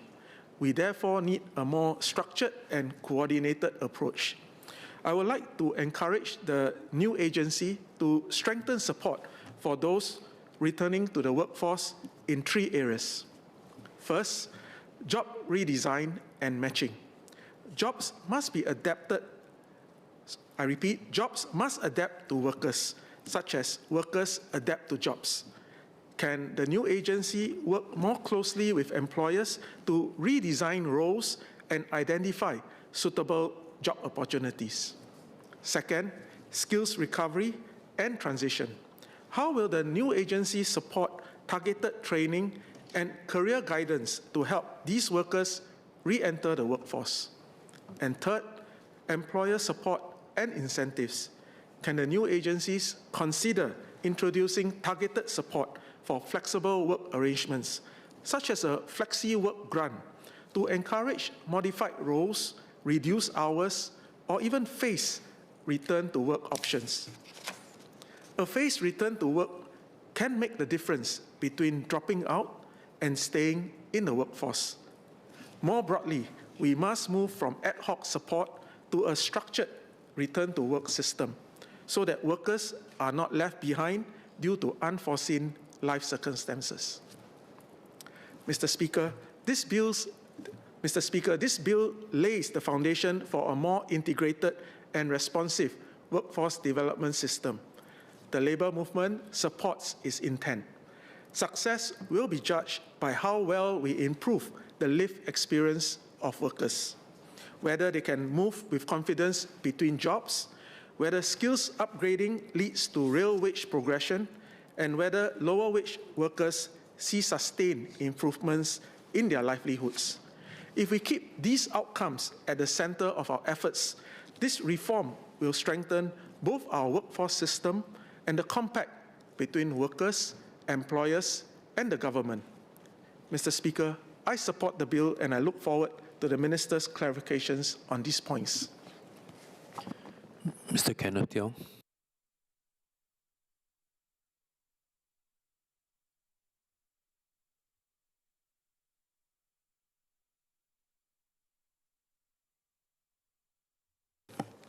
Speaker, we are asked today to approve the merger of 2 agencies. I would use this occasion to ask whether the system they inherit is the right one. We often speak of skills upgrading and credentials. The real question is simpler. Are we building real capabilities for our workers? Here's where I think the government has done well. Workforce Singapore's Place and Train career conversion programs are, by the government's 2024 evaluation, a success. Close to 18,000 mid-career Singaporeans placed between 2017 and 2022. Wages rose by up to 6.5% by year 4. Employment retention improved by 4 percentage points, and the biggest gains went to non-PMET and mature workers, the groups the credit-based system has struggled to reach. I would also like to acknowledge the 38 skills frameworks that were co-built with industry, unions, and professional bodies. They are a useful compilation of skills and competencies expected for each role in these sectors. But as those who have been hiring managers know, what's in the framework sets necessary but insufficient bars. You still need interviews and competency tests to actually hire well. The success of this Place and Train employer-anchored program contrasts with other parts of the system which are not doing so well, such as the credit-based, individual-based Skills Future program. The credit-based side of the system has struggled on both integrity and take-up. In 2017, a syndicate fraud extracted nearly 40 million through fake enrollments. The Auditor General later found millions more in overpayments and uncollected levies. On demand, the Skills Future Level Up program, the flagship of mid-career upskilling, offering a $4,000 top-up, had reached only 28,000 out of 1.2 million eligible citizens by end 2024, which is only 2%. I don't think this is an execution failure, but a flaw in the policy idea itself. The Skills Future system of the last decade is an example of the individual credit system. The government funds individuals to purchase courses from a permissive provider market. Suppliers capture the funds, fraud is possible, links with entry-level capability are weak. The largest meta-analyses of active labor market programs, Cart-Kluf-Weber 2018, with 207 estimates across 200+ studies, found classroom training shows weak or negative short-run effects, with gains emerging only at the 2 to 3 year mark and concentrated on the long-term unemployed. The populations best served by these programs are the displaced and long-term jobless, not mid-career workers who need to show up against job precarity or climb the wage ladder. In France, they tried this model. In 2015, under President Hollande, they launched the Compte Personnel de Formation, a personal training account, training hours attached to the person, not the job. The 2018 Macron reform converted those hours to euros, 500 euros a year, capped at 5,000 euros, with higher caps for the lower qualified. Then in 2019, they built an app, Mon Compte Formation, consumer-grade marketplace where any worker could browse, book, or pay for any accredited course in a few taps. Employers and unions were disintermediated and cut out entirely. 21 million accounts were activated, more than 2 million training purchases a year. It was one of the boldest individual credit experiments of any major economy. The results is instructive. Tracfin, France's financial intelligence unit, recorded a 5-fold rise in suspected fraud in a single year, from 8 million euros in 2020 to 43 million in 2021. Code callers and fictitious providers followed the money. France spent the next 4 years walking it back, banning code calling, imposing co-payments that have since been raised twice, capping the most abused course categories. France had the digital infrastructure, had the regulators, and had the financial intelligence unit. What it did not have was any party other than the state itself bearing consequences for training quality. The principal agent problem is not solved by transparency, digitization, or individual choice. The chain of transmission of consequences for an individual credit system, from ministry to agency to provider to learner to employer, is such that nobody bears the consequences of low-quality training. It is a principal agent problem. No one is a principal. The career conversion programs work because the employer is the principal before training begins. The individual credit channel, by that design, lacks that principle, and no amount of enforcement can substitute for it. It seems Skills Future has unfolded in a similar way. Can we redesign the system so that employers, not individuals purchasing courses, become the accountable parties? Not individual choice, which is what we have, but structured employer accountability, sectoral associations and firms bearing reputational and financial consequences for training quality. This would sharpen the skills framework too. Employers with skin in the game will push for a fuller accounting of what a job actually requires, not just entry criteria, but the tacit knowledge needed to stay and grow. When funds are provisioned individually, the government defaults to input-side accountability, ensuring providers are accredited, claims meet thresholds, and participants receive a certification. Whether the credential improves a worker's employability is not measurable at the point of purchase, only in labor outcomes years later. The system optimizes for what it can count, not what it should produce. I think it is desirable to have sectoral associations and firms lead the upskilling journey directly to solve the principal agent problem and consequently invest in deep, long-duration training. How do other economies solve the principal agent problem? Germany's apprenticeship system operates under one of Europe's most mobile credentialed labor markets, the IHK, or Chambers of Industry and Commerce. Certification is portable.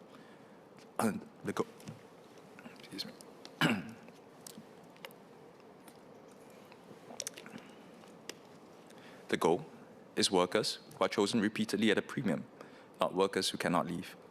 German apprentices earn 15% more than the untrained 2 decades after entry, with lower unemployment risk and faster re-employment. Economic skill formation literature identifies 3 conditions for firms to invest in deep, long-duration training.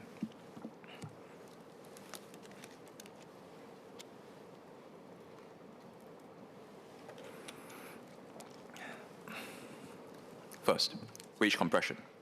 Sectoral bargaining that narrows pay differentials within a sector, so rivals cannot simply poach trained workers at a premium. Second, portable credentials, standardized, externally certified occupational profiles, so a worker's skill is legible to the whole labor market and the worker is willing to invest their whole time. Third, industry co-governance of curriculum, so that what is taught tracks what industry actually needs. Singapore has the second of these, roughly. Skills future certifications approximate portable credentials. Industry transformation maps and trade associations do consultative work that touches co-governance.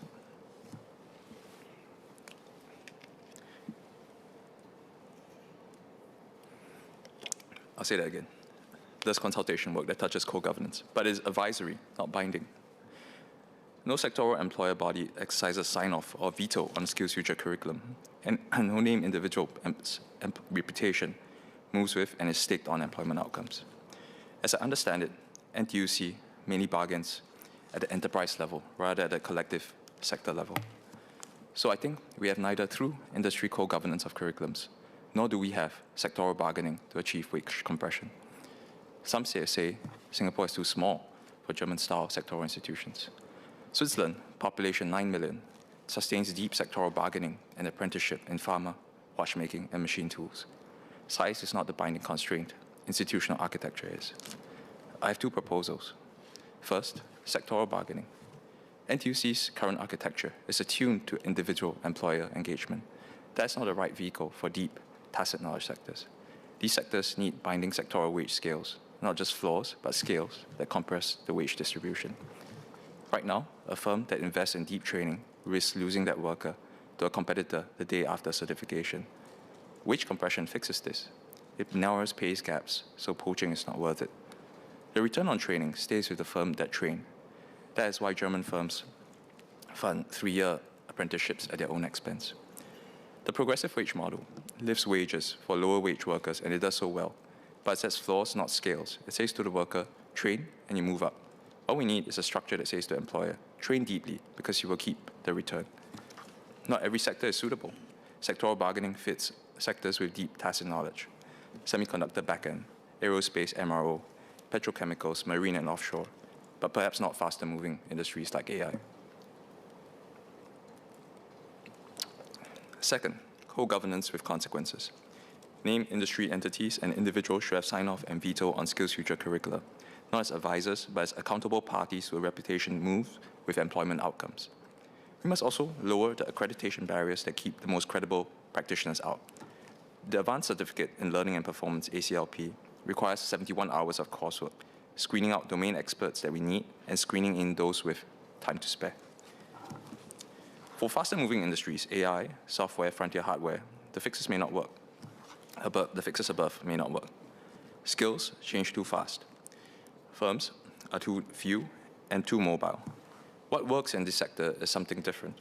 Knowledge spreading through people working near each other. That's how Shenzhen and Silicon Valley were built. Rapid knowledge diffusion through firms, suppliers, and people solving problems together, carrying what they learned into their next job.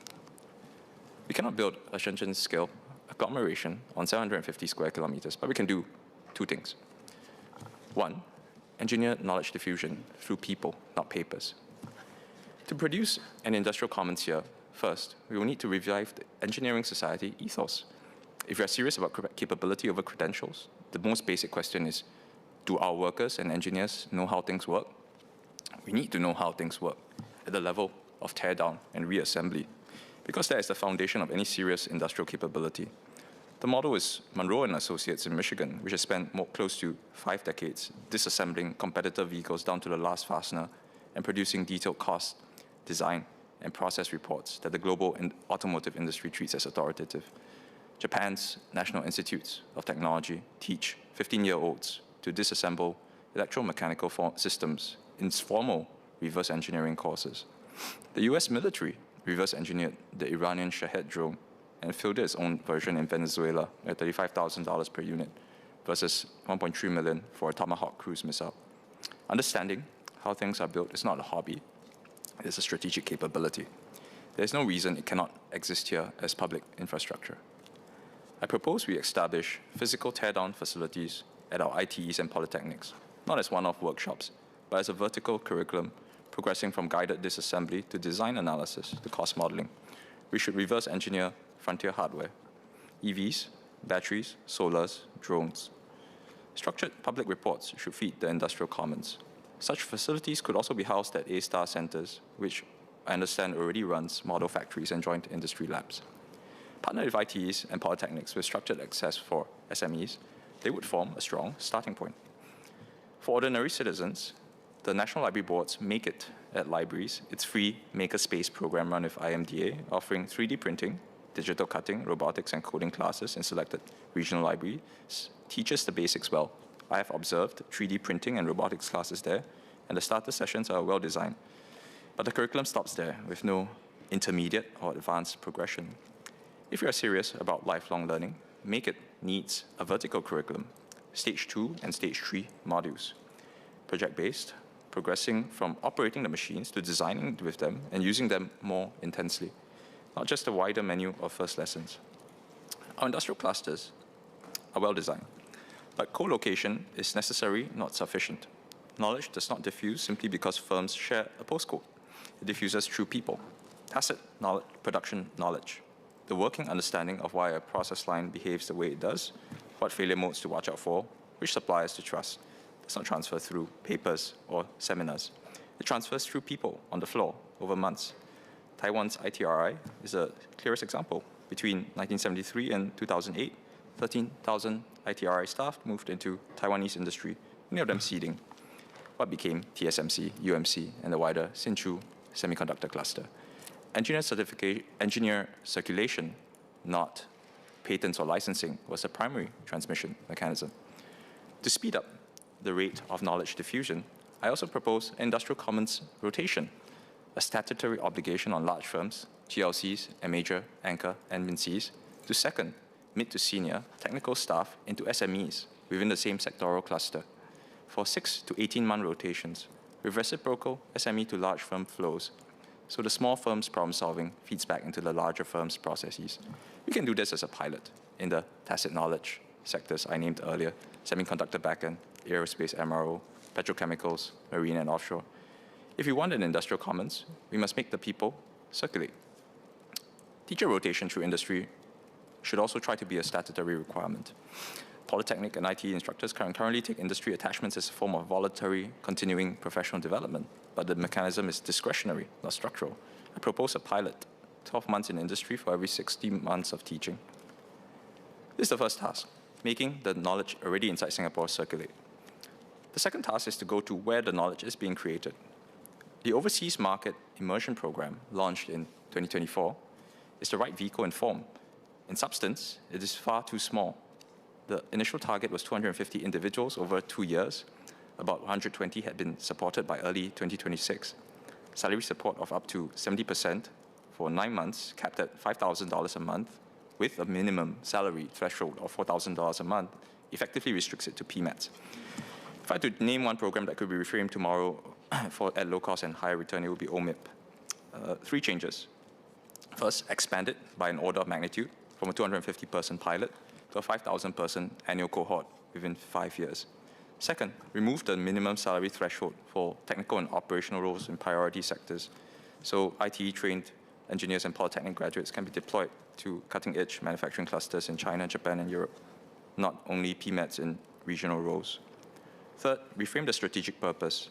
OMIP is currently designed as outbound business development support, helping Singapore companies expand to new markets. It should also be inbound knowledge acquisition, sending Singaporeans to where manufacturing knowledge is being created to bring it back. The architecture is broad enough to hold both if we choose to use it that way. So in closing, the deepest lesson of the last decade of skills policy here and abroad is this: the state cannot substitute for the firm as the principal in a worker's training. We have spent 10 years and considerable public money trying. The next 10 years should be spent designing the system in which sectors and firms and the workers themselves, through the unions, are forced to care about the answer. Sectoral co-governance with named accountability. Sectoral bargaining, where tacit knowledge is deep. Engineered knowledge diffusion, where it is not. And an order of magnitude expansion of how we send Singaporeans to where cutting-edge knowledge actually lives. Capability is tacit knowledge. It deepens inside sectors and firms, which is why we need sectoral architecture that holds workers there deep long enough for it to form. And it circulates through industrial commons, which is why we need engineers, instructors, and Singaporeans abroad moving through that commons, carrying knowledge with them. The state is an orchestrator. It builds the architecture in which both happen. Thank you. Mr. Sanjeev Tiwari.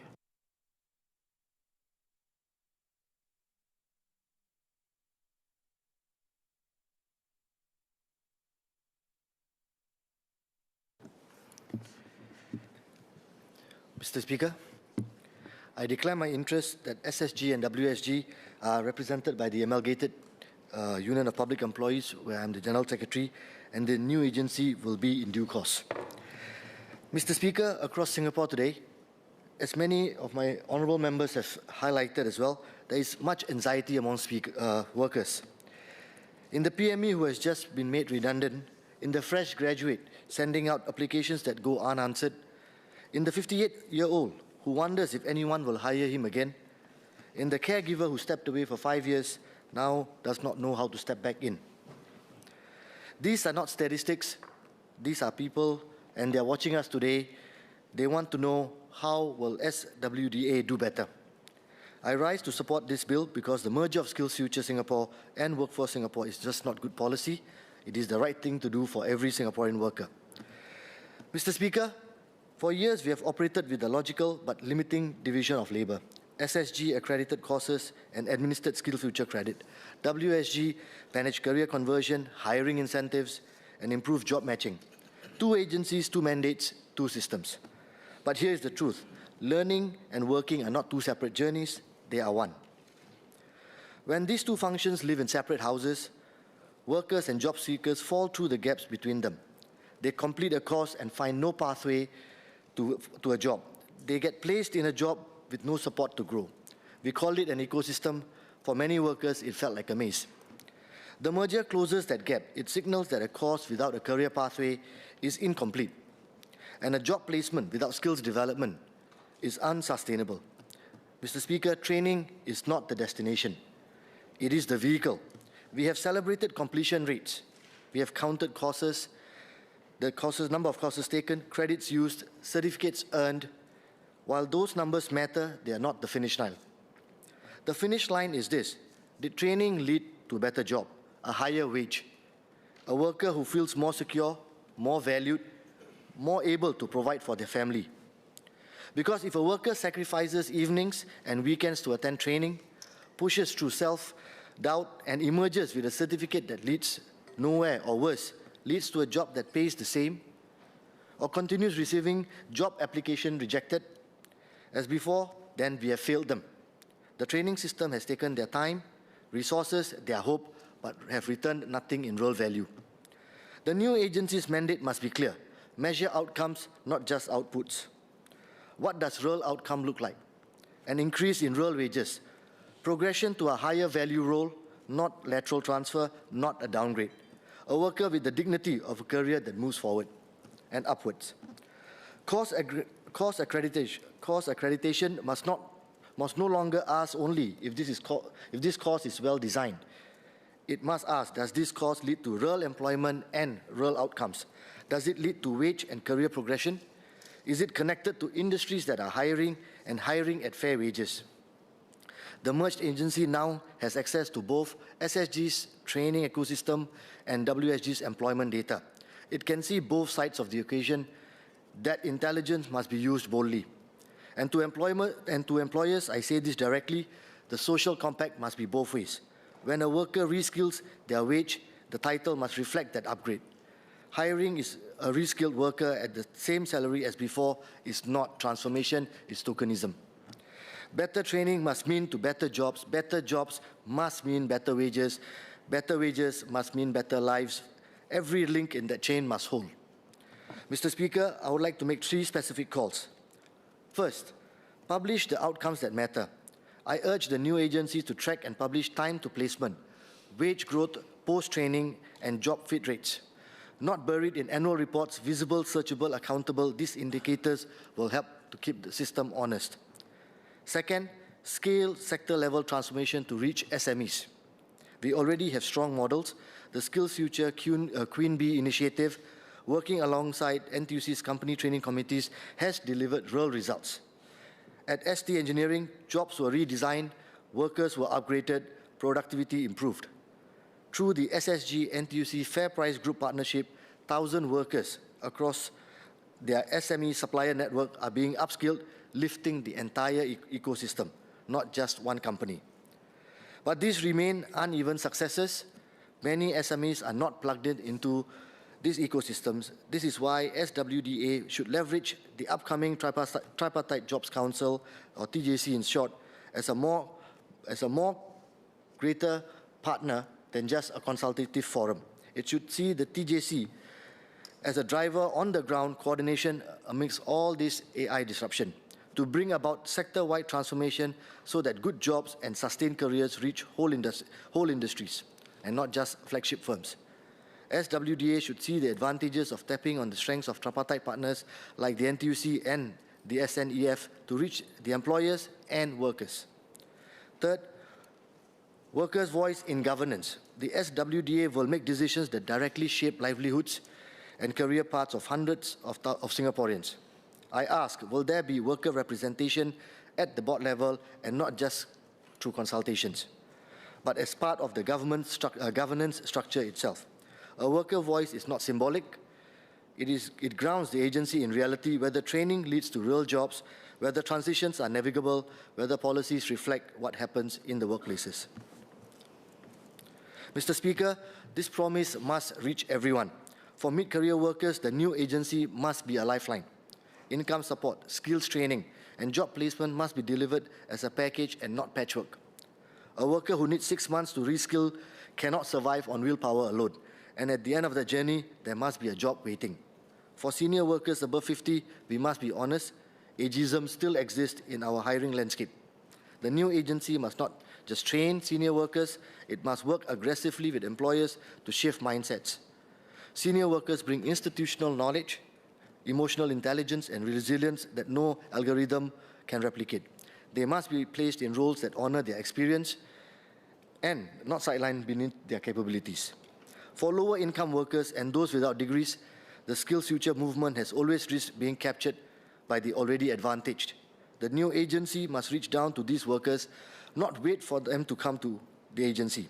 Community outreach, vernacular language support, simplified processes, and critically training pathways that lead to genuine wage progression because they have the most to gain.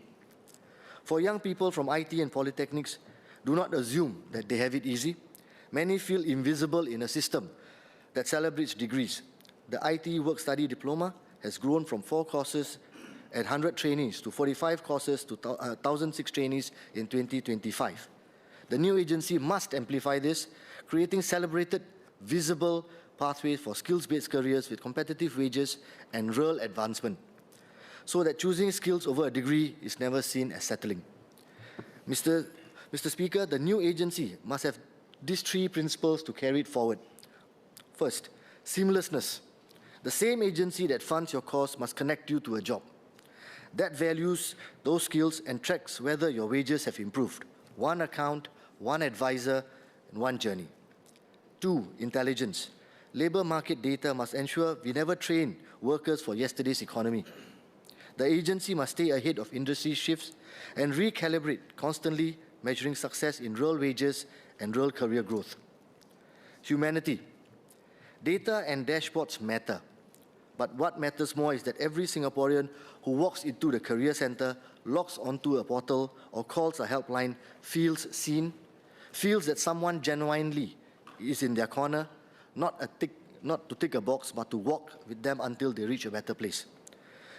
Mr. Speaker, in conclusion, I welcome the provisions ensuring that SSG and WSG officers transfer on terms no less favourable.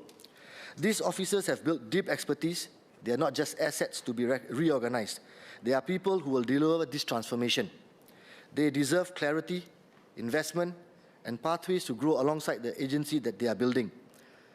The merger of SSG and WSG gives us a chance to build something better, a single, powerful, compassionate agency that does not just create programs to train and place workers, but to transform their lives. Because better training must lead to better jobs must lead to better wages, and better wages must lead to better lives for every Singaporean without an exception.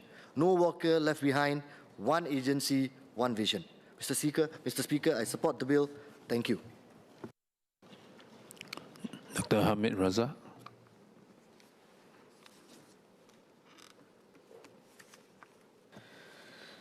Mr. Speaker, sir, I rise in support of the Skills and Workforce Development Agency Bill. This is a significant and forward-looking bill. It reflects a deeper shift in how we think about jobs, skills, and careers in Singapore. At its core, this bill recognizes a structural reality that skills development and employment outcomes can no longer be treated as separate policy domains. So training and employment must connect more tightly, not only in policy design, but in how Singaporeans experience the system. The merger of SSG and WSG into a single agency is therefore not just an administrative consolidation. It is a deliberate move towards a more integrated, end-to-end workforce system. In the next decade, we should be measuring success by not how many courses a worker attends, but how many transitions are completed into good jobs with progression. Mr. Speaker, sir, my first point is about integrating with the labour market. Today, training and employment are delivered by separate agencies, and both have done commendable work. But separation can create a gap. Skills are acquired, but jobs may not follow. Workers may complete courses without clear pathways into employment. At the same time, employers may report difficulty finding job-ready talent. Some residents have shared these concerns with me. They are middle-aged, mid-career PMATs who have lost their jobs. They made the effort to upskill, they used their Skills Future subsidies and train in areas like AI, data analysis, and project management. Yet, despite their efforts, they still find it difficult to secure work that is commensurate with their skills and seniority. Some have also shared that while they are prepared to learn, they are less clear about what a realistic entry point looks like when moving into a brand new sector. Mr. Speaker, sir, one issue I've observed is expectations. When some mid-career workers use Skills Futures to take courses in high-demand areas like AI, data, or product management, they may understandably hope to re-enter at the same level of seniority and remuneration they previously held. But in practice, they are competing with candidates who already have track records in these sectors. And employers may be hiring for proven experience, not only course completion. When outcomes do not match expectations, some become discouraged, disgruntled, and conclude that their training did not work, even though the real barrier may be the entry point into a new industry. This raises a policy question for the new agency. Could the Minister clarify how the new agency will position Skills Future? As a pathway for sector entry and conversion, or as a pathway for in-sector progression? Because the citizen advice and expectations differ in each case. If we try to signal both at once, we risk sending mixed messages and confusing citizens at the very point that they seek and need clarity. I therefore suggest that the new agency consider fine-tuning Skills Future into clearer pathways. One pathway could focus on sector entry and conversion, with transparent expectations on likely starting roles, salary ranges, and the additional steps needed beyond courses such as supervised projects, apprenticeships, or structured workplace attachments. Another pathway could then focus on progression for those who are already in the sector, where Skills Future supports deeper specialization and advancement of skills. This distinction will make the citizen journey clearer and help training translate more reliable into hiring outcomes. So the key issue here is not willingness of the individual, it is linkage. The linkage between training choices, employer recognition, and hiring outcomes. Courses build capability, but pathways will build confidence. The new agency therefore presents an opportunity to close this gap. It can move us towards a system where training is not only supply-driven, but aligned to real labor market demand. And it can make pathways clearer at the point where a worker must decide what he or she must do next. But integration is not automatic. It takes coordination, it takes timely intelligence, and it takes a clear focus on outcomes. I therefore seek clarification from the Minister on how the new agency will define and track success. For example, will the agency track placement rates within 6 to 12 months, job match quality, wage outcomes, and progression over time, especially for mid-career switchers? Ultimately, the goal must be simple. Every Singaporean who invests his time and effort into upgrading should see a meaningful return in real employment opportunity. Mr. Speaker, sir, my second point relates to a life course approach to workforce development.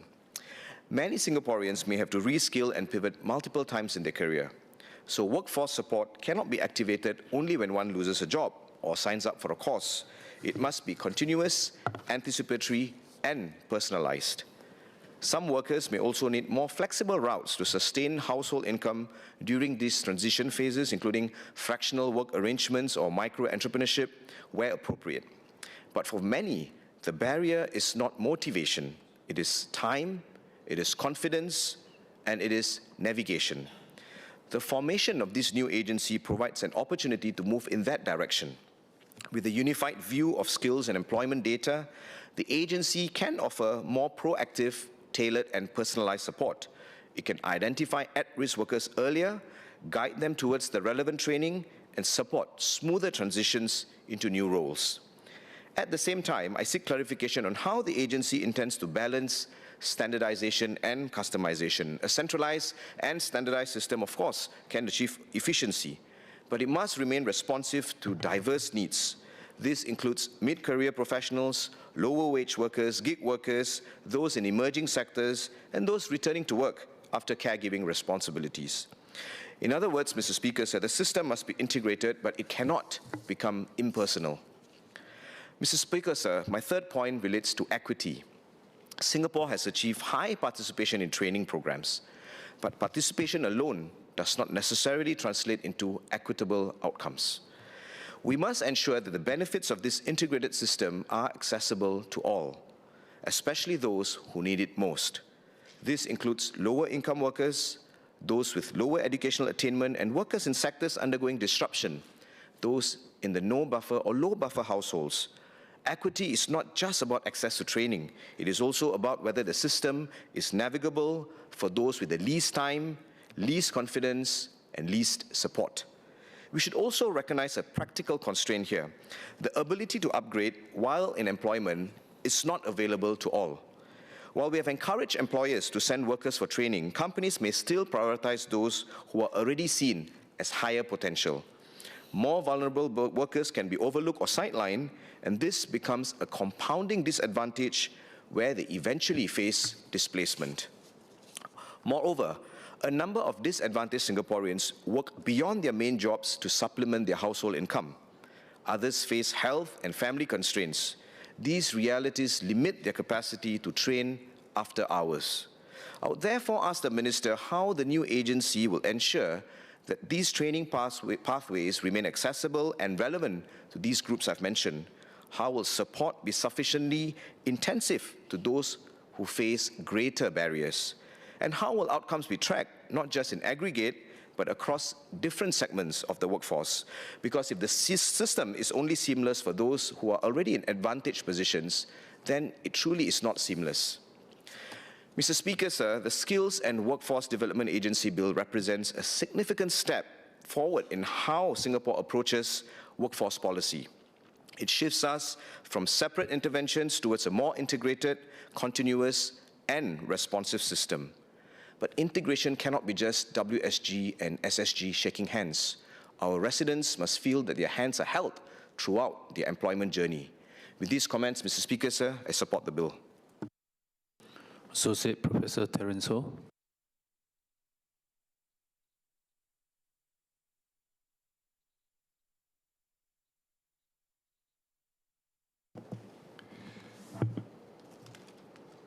Mr. Speaker, I declare my interests as the Executive Director of the Institute for Adult Learning, which receives funding from the Skills Future Singapore Agency. Like many other members of this House, I welcome the merger of the Skills Future Singapore and Workforce Singapore agencies to form the Skills and Workforce Development Agency. The merits of this merger are clear. It will align training closely with labour market needs, strengthening the nexus between training, employability, and employment outcomes.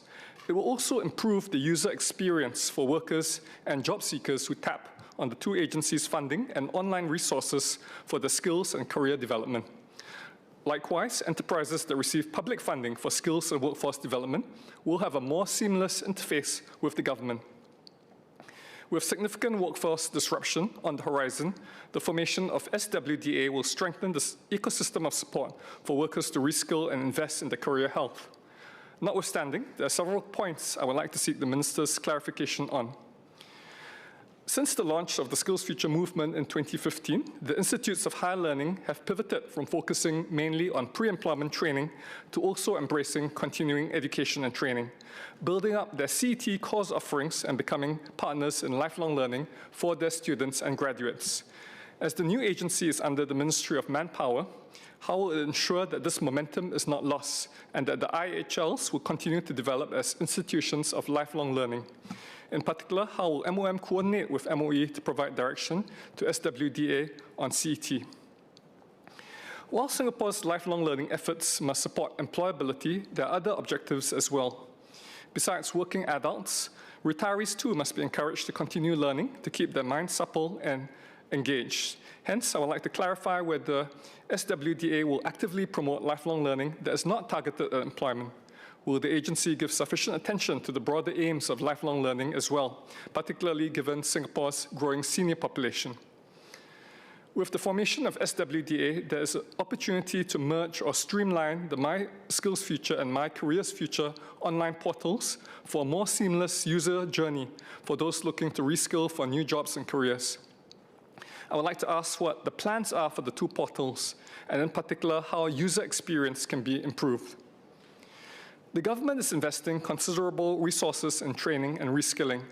This gives substance to the creed that every worker matters and to the commitment that every worker who wishes to will be supported to reskill for new jobs and careers, even as technology transforms work.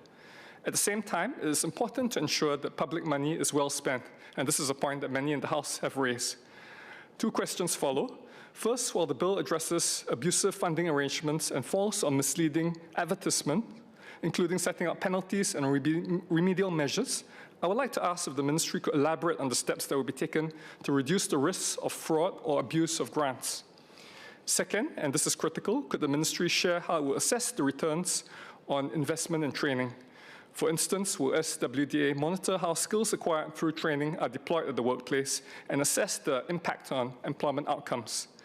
It may be timely for a systematic evaluation of the various Skills Future and Workforce Singapore programs to determine which ought to be scaled up, and conversely, which ought to be scaled back or discontinued. On training grants, funding for workforce skills qualifications, WSQ courses, is based on the number of trainees who successfully complete and pass the course.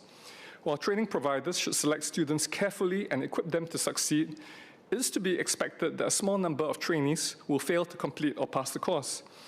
It is also important to avoid a situation where, because of financial considerations, there's pressure on adult educators to do no more than teach to the test, or even pass students who, in fact, do not make the mark. I would like to ask what steps can be taken to minimize such risks. For instance, could training providers be compensated for trainees who do not manage to pass the course, say up to 5 or 10% of a class, since the training providers would have incurred costs for these trainees? In this era of rapid change, training and learning must be nimble and responsive to changing market needs. Training providers may need a fail fast, learn fast approach in launching new courses or experimenting with new teaching methods or technologies. How will SWDA ensure timely cause approval, balancing quality considerations with the need for speed in mounting new courses or updating curricula in response to changing technology and job demands? While certain risk tolerance is needed for innovation and agility, funding should also reward impact and steer support towards training that proves effective. In this regard, are there plans to review grant structure and KPIs to incentivize desired outcomes from training beyond training placement and completion rates? Ultimately, workers must take responsibility in planning for their career and skills development needs. They must invest proactively in career health and not just act when their jobs and livelihoods are at imminent risk. How then can SWDA help to foster agency in individuals to do so? What new approaches, if any, will the agency take in engaging workers? For learning to bring tangible benefit to enterprises and organizations, it must move beyond episodic programs and courses to become deeply embedded in organizational strategy and DNA. Data from the OECD's Program for the International Assessment of Adult Competencies, or PIAC, suggests that for innovation-intensive workplaces, non-formal and informal learning are most prevalent. Formal training must therefore be complemented and integrated with workplace learning. In this regard, how can SWDA help enterprises become learning organizations where there is strong alignment between business strategy and people strategy, and where learning takes place in the flow of work? Can learning at work be codified and skills recognized to facilitate portability, such as through portfolio-based recognition or skills credentialing? How does SWDA plan to scale impact across the large number of SMEs in different industries that need support? This House will shortly debate a motion on an AI transition with no jobless growth. The future of work and the human contribution to work are fundamental to Singapore's social compact. How can Singapore build up expertise in human-centric job redesign so that wherever possible, AI will augment rather than replace human capabilities? How can SWDA help organizations build capability in job redesign and workplace learning? Embedding capabilities within organizations is key, as job redesign and reskilling are not a one-off exercise, but something that enterprises and organizations will have to go through repeatedly as technology continually reshapes work. Skills-first employment practices will be critical in the new ecosystem of learning and work. This means recognizing skills rather than just academic credentials as the primary currency for recruitment, career development, and advancement. This provides more mobility for workers so that their career paths are not constrained by their past educational background. It also helps employers tap on a wider pool of talent and utilize employee skills more fully. For these reasons, skills-first practices are important for job market efficiency. I would therefore like to ask whether the new agency will continue to champion skills-first employment practices and what more can be done to facilitate and accelerate the adoption of skills-first practices by employers, workers, and training providers. Mr. Speaker, the formation of the Skills and Workforce Development Agency will position Singapore strongly as a leader in lifelong learning, career resilience, and human-centric job redesign, provided there is sustained investment in research and talent to build expertise in these areas.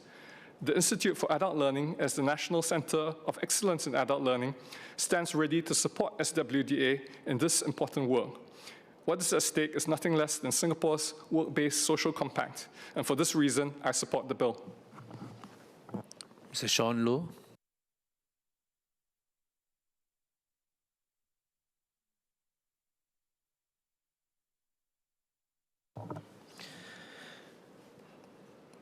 Mr. Speaker, I first declare my interest as Group Managing Director of Commonwealth Capital Group. We steward more than 1,000 livelihoods and interact with government agencies on workforce development initiatives. Mr. Speaker, there is a storm outside, literally. You could hear the thunder just now. Thankfully, I am from the party which uses lightning as a symbol, and we are not afraid of storms. There are also other storms in the world today. And this bill provides for a change that is an appropriate response to inexorable trends from these storms.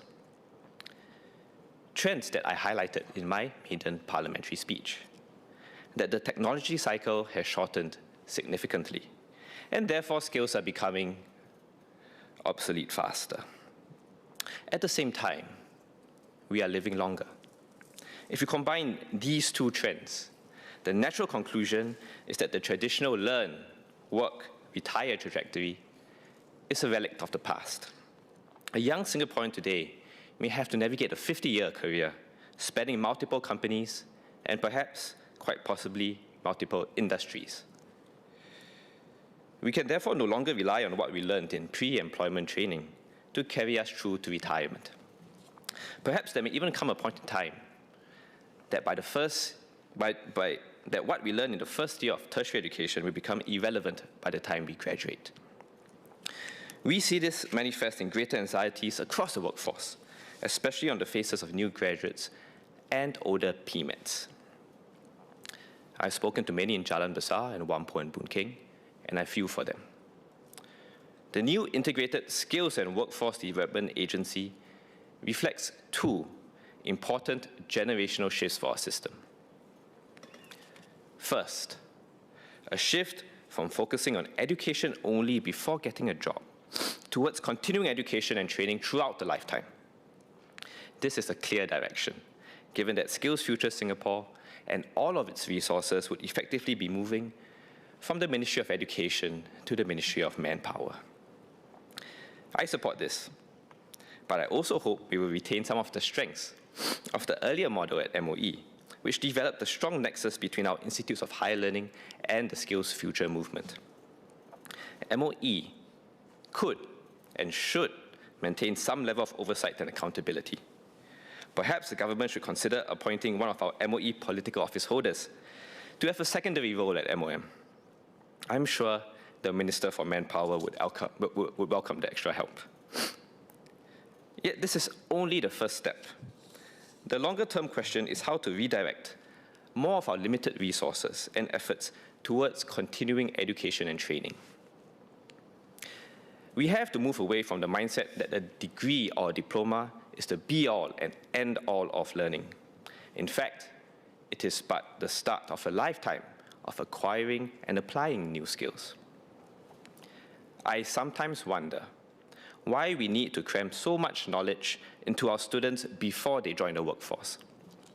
Isn't it better to provide a shorter duration of pre-employment training and to redirect more resources to mid-career training programs?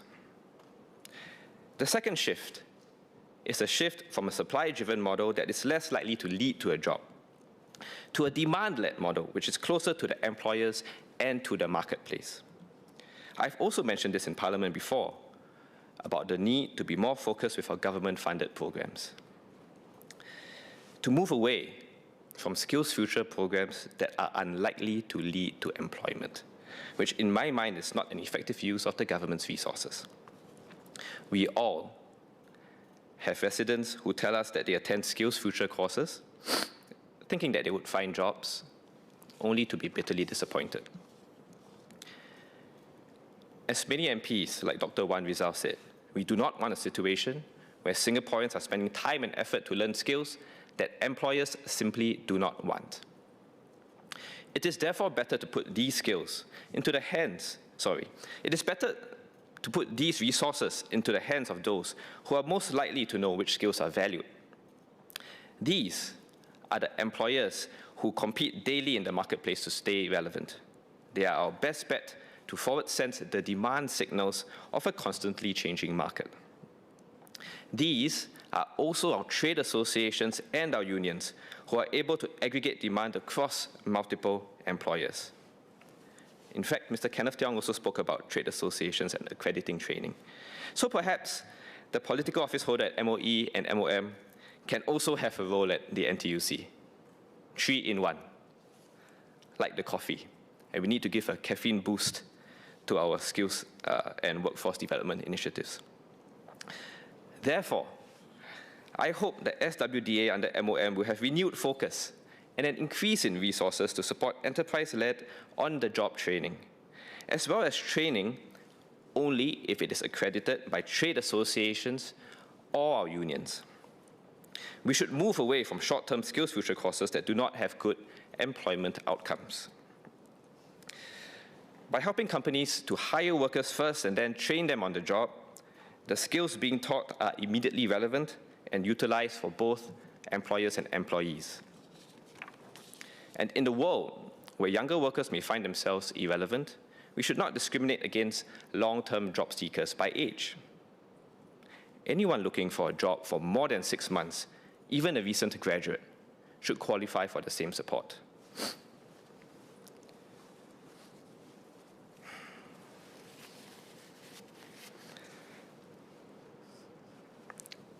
And as a final point, just as we want employers and employees to be adaptable and agile, I hope that SWDA will likewise be the same. The agency must be adaptable enough to embrace the uncertainty that we cannot possibly know which skills are in demand in the future. These jobs haven't even been created. The agency must also be agile enough to work within a changing landscape of partners, such as the E2I and the new Tripartite Jobs Council, for the delivery of programs.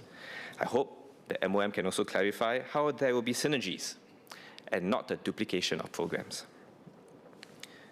Overall, as many other members have said, the success of the SWDA will depend on how we can structure the right incentives and measure the right outcomes.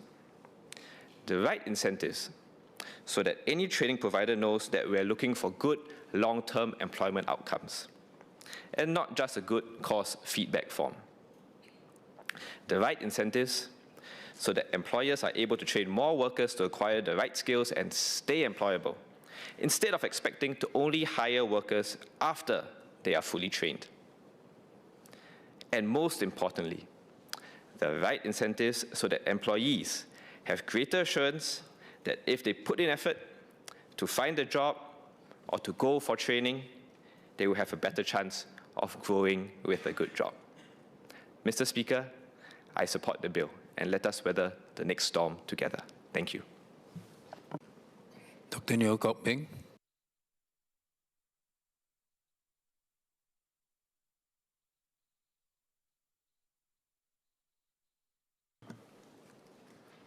Well, Mr. Speaker, sir, I would like to state that I'm a fellow of the Institutions of Engineer and also an adjunct professor at the Singapore Institute of Technology.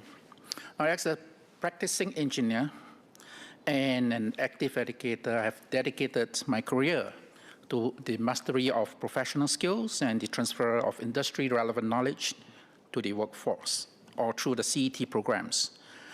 I've been in CET or training for more than 10 years. And I'm honored to be awarded the Skill Future Fellowship in 2023.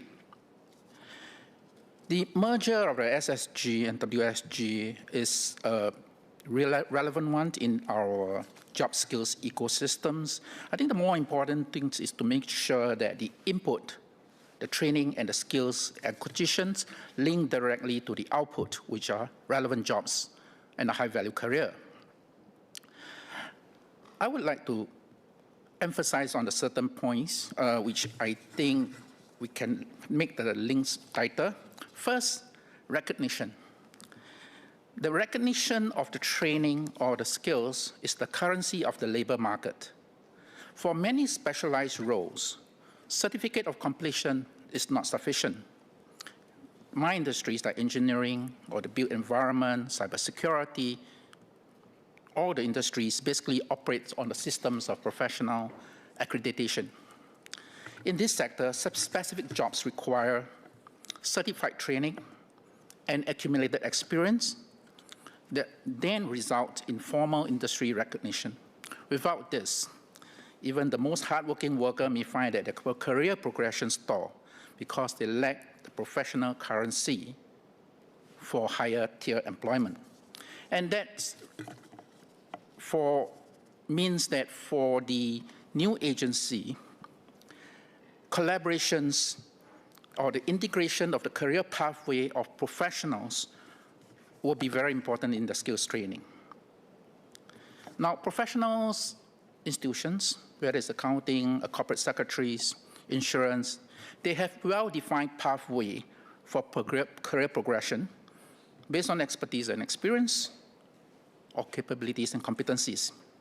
Employers recognize such industrial accreditations and certifications for their skill mastery.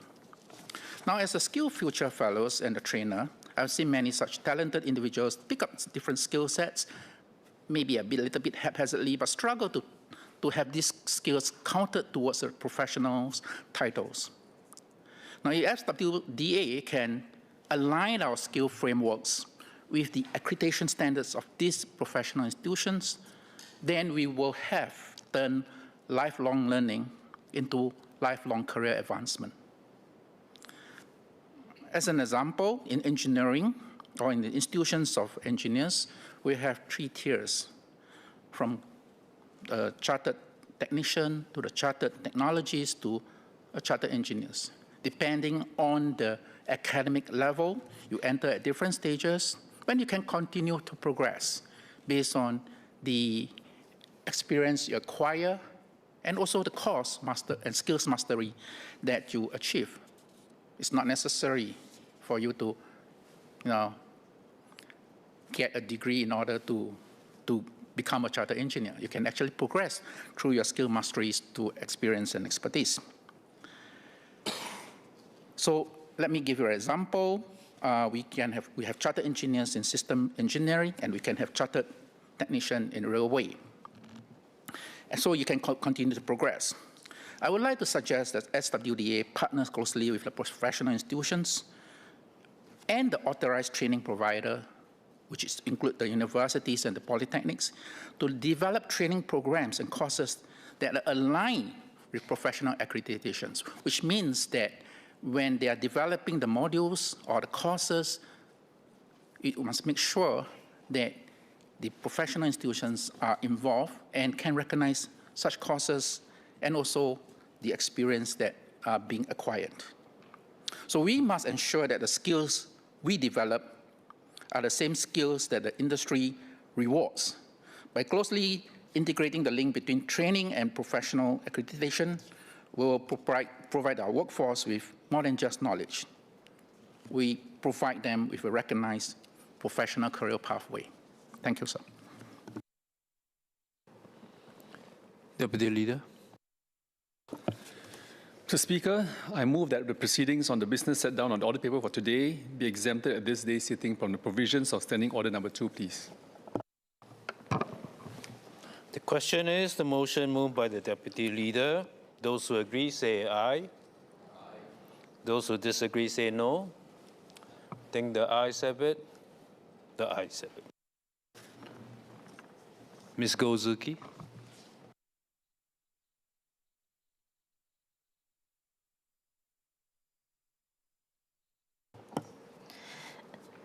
Mr. Speaker, I support the bill. It is clear that our workforce faces significant challenges today.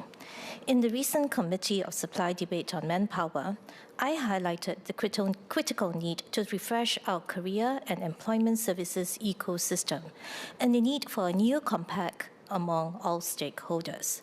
I also noted the critical role of the government. The government is uniquely positioned to identify emerging trends, anticipate disruptions, and take a macro helicopter view. This perspective allows it to connect the dots across education, training, and employment, and to align stakeholders to the evolving needs of our economy. The macro mission of the new SWDA dovetails with what I have outlined, and one can clearly see the potential for great synergy in addressing the challenges faced by both workers and employers. Sir, Workforce Singapore and Skills Future have been around for some time, and I see this merger as a chance to take stock and recalibrate. There's no better time to ask some hard questions. What is the mission of this new agency? What does success look like? What are the metrics and the KPI that we are measuring success? How do we know that public resources are deployed efficiently and impactfully? These are important questions, and I will explain why. Mr. Speaker, an entire industry has sprung out around Skills Future training since its inception. There are thousands of courses and hundreds of training providers. Let me share some examples. There are courses on Japanese finger painting and finger knitting. there's a course entitled 五小小说系列探说 aimed at letting seniors relive their youth. There are courses on mindfulness, well-being, and many on wine appreciation. Now, one can argue that wine appreciation may be relevant for some professionals. But I was rather taken aback to learn that such classes are popular because participants can enjoy wine and snacks at lower cost than a wine bar, especially when fees are covered by Skills Future credits. There appears to be an attitude that since this is public money, one might as well spend it. Some of these courses are eligible for both subsidies and credit usage. One example is a course on basic washroom cleaning, a useful life skill perhaps. But I was surprised to discover that this course was offered by a provider that specializes in wine appreciation. Sir, I would be very happy to host such lifestyle and wellness classes at Mountbatten Community Club. But as we move forward, some hard questions must be asked. Do these courses truly align with the mission of the Skills Future movement and the broader mission of the new agency? Is Skills Future the appropriate funding mechanism for them? Or would agencies like MCCY or the People's Association be more suitable platforms? Do such courses consume credits that could be deployed more impactfully elsewhere? Do they dilute the mission and blur our understanding of how successful the scheme really is? We should also ask how courses are curated. Do they genuinely enhance skills employability? Are trainees the intended audience? Are they taking these courses to upgrade themselves meaningfully? And are the training providers suitably qualified? Sir, Skills Futures has been an impactful initiative. My intention is not to criticize, but to ask how we can do better. I recognize the challenges of skilling and curating a large ecosystem, but this merger should bring renewed clarity and focus on higher objectives. To that end, I would like to make a suggestion. While some people have not used their Skill Future credits at all, others have deeply embraced lifelong learning. Many of them are PMETs, a group significantly impacted by disruption. They take specialized courses, stack micro-credentials, and pursue professional qualifications. These pathways are more costly, but they are also more impactful. The 4,000 mid-career top-up provides a meaningful baseline, but for these individuals, it may not be enough. We should review our approach to Skills Future credit caps. Instead of a one-size-fits-all approach, we should consider providing greater support to those who demonstrate a commitment to continuous upgrading. By doing so, we encourage deeper, more purposeful learning, and better support workers who take charge of their career health and strive to remain relevant and competitive. To me, those who are willing to put in more effort to better themselves deserve more support. We should give it to them. Lastly, sir, I end with an observation. The most critical stakeholder here is the individual worker. Everything that we are doing today, upskilling, AI initiatives, career services, prepares workers for the jobs of tomorrow. But we must also prepare them for the jobs of the day after tomorrow. What would that look like? The truth is, we simply do not know. So how do we prepare? We foster not just lifelong learning, but also resilience and adaptability. The worker who thrives is not just one with the right skills, but one with the right mindset, one who is agile, embraces change, and is comfortable with uncertainty. This must start in our school. Our education system must equip our young not just with knowledge, but with the ability to adapt, pivot, and confront the unknown. We must teach them grit. If we can align a well-calibrated system with a workforce that's resilient, agile, and continuously learning, then we'll be in a very strong position to meet the challenges ahead. Thank you. Mr. Darrell David.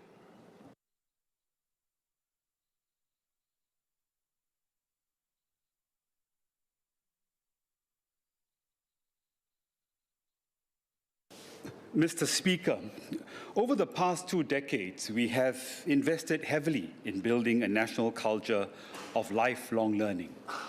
The former Workforce Development Agency, or WDA, established in 2003, responded to structural shifts in our economy with a clear mandate to strengthen employability through a more systematic approach to skills development and continuing education and training, or CET. It did so through initiatives such as the Workforce Skills Qualifications, WSQ framework, accreditation of training providers, and funding for job-relevant courses. In 2016, WDA was restructured into 2 agencies, Skills Future Singapore SSG, which focus on skills training, CET and Skills Future Policy, and Workforce Singapore WSG, which focuses on job design, career coaching, and job matching. The separation was quite deliberate. Each agency addressed a different part of the employment cycle, with SSG adopting perhaps a train first and then find jobs approach, and WSG a find jobs, then train model. However, if we assess how the system operates today, then several issues present themselves.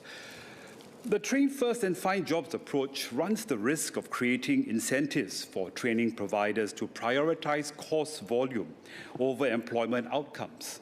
Some providers secure accreditation without clear evidence of labor market demand or meaningful links to career progression, and then market these courses aggressively, sometimes targeting vulnerable groups, such as the elderly. Sometimes these courses are promoted with limited actual career pathways. As a result, Skills Future risks being seen less as a national upskilling effort and more as a commercial opportunity for some providers. The system is now crowded with courses of uneven quality, making it difficult for individuals to identify those that genuinely improve employability. At the same time, the signaling value of Skills Future certifications has possibly weakened over time. Employers cannot always distinguish between courses that build real capabilities and those that do not, and therefore do not consistently recognize these certifications with perhaps the same confidence as qualifications from our Institutes of Higher Learning, or IHLs. This again weakens the link between training and hiring and diminishes the value of the individuals or of the effort individuals invest in upskilling. Now, the find jobs then train approach takes a different approach to the issue and faces a different constraint. Employers hire to meet immediate needs and prioritize candidates who can perform from the outset. That's what they typically do. Now, for mid-career workers seeking to switch industries, this creates somewhat of a structural barrier. They must demonstrate skills and experience they have not yet had the opportunity to acquire, making it a bit challenging and sometimes even difficult to access new roles, not even when training support is available. Now, taken together, these approaches are not flawed in intent, but they are incomplete in isolation. One allows training to drift away from validated job demand, and the other reflects demand but does not create sufficient entry points for those without prior experience. So the core issue is a lack of alignment before training, jobs, and career progression. And this is precisely why the shift towards an integrated train for jobs model under the Skills and Workforce Development Agency, or SWDA, is both timely and necessary by bringing together career guidance, skills development, and job placement into a coherent system. We can better support Singaporeans across every stage of their working lives. So to correct current misalignments in the system, our funding model must shift decisively. Today, funding largely follows enrollment and course completion, that is, participation-based funding model. But participation in courses alone is not the objective.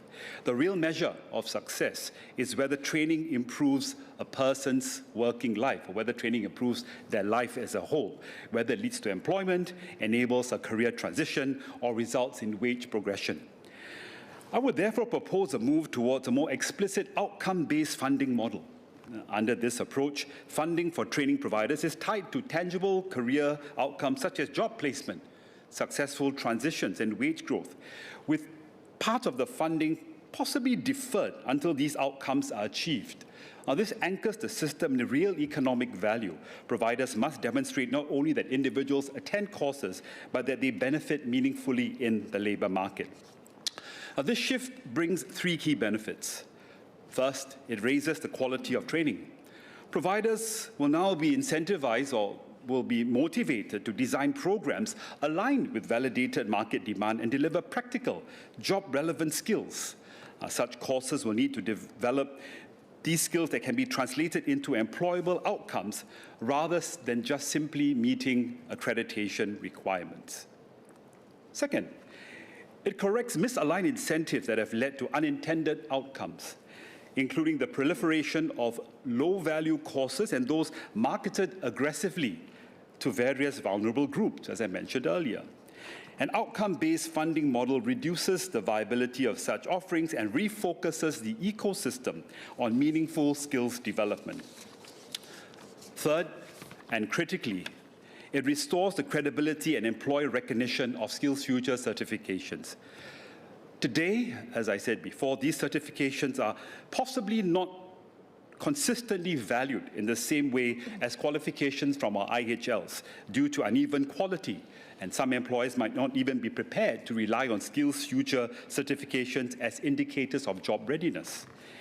By strengthening outcome-based discipline, we improve quality assurance, build employer trust, and position SkillsFuture certificates as credible signals of capability, not just proof of course completion. This marks an important shift from participation to labour market signalling. At the same time, we must be clear, sir, about the purpose of SkillsFuture. It is fundamentally an instrument of economic mobility and employability. Its primary role is to help Singaporeans access better jobs, transition across sectors, and progress in their careers. Of course, this will not diminish the importance of personal enrichment. Learning for interests, creativity, or well-being remains valuable. However, we should distinguish clearly between hobby-related or interest-related learning and job-linked training. One way forward is to have a two-tier system, with Tier 1 focusing on job-linked training with stronger subsidies tied to clear employment outcomes. Tier 2, perhaps, could support personal enrichment, where individuals may still use their SkillsFuture credits, but with limited or no additional subsidies and with a mandatory co-payment requirement. This preserves the spirit of lifelong learning while sharpening policy focus. It directs public resources towards workforce outcomes without losing the broader benefits of learning for personal growth. Sir, beyond funding, we must also address a broader structural issue: coherence across the CET ecosystem. Now, we have built a substantial CET capacity across our IHLs, each offering a wide range of programs to their respective CET centres. Now, while this improves access and diversity, we have yet to achieve coherence across the system. The courses from different IHLs could possibly overlap, compete, or lack clear differentiation, leading to duplication and inefficiencies. The establishment of SWDA creates an opportunity to address this. SWDA can serve as a national planner, a coordinator of CET supply, and an aggregator of demand signals across sectors. It can coordinate sector-based course mapping to align programs with industry needs and establish clearer differentiation across institutions. For example, ITE focusing on applied skills, polytechnics on industry practice, and autonomous universities on advanced and specialized domains. These allow institutions to complement rather than compete with one another. At the same time, if SWDA is to deliver end-to-end support, we must look upstream. Today, the system engages individuals largely after they enter the workforce or when they are actively seeking employment. But misalignment often begins earlier, when students make decisions about subject combinations, courses of study, and career pathways without possibly a clear understanding of what labour market realities are. We should therefore treat career guidance as a sort of early intervention policy. SWDA can work through strategic partnerships with IHL career centres and, where appropriate, even with MOE's education and career guidance ecosystem. in secondary schools, junior colleges, and so on. This is not about expanding SWDA's mandate, but about better aligning existing efforts. By connecting career guidance, training pathways, and job opportunities, we can reduce downstream mismatches and give young Singaporeans greater clarity and confidence in navigating their careers at an early age. Mr. Speaker, sir, the establishment of SWDA is not merely an administrative merger. It represents a fundamental shift in how we think about work, skills, and mobility in Singapore.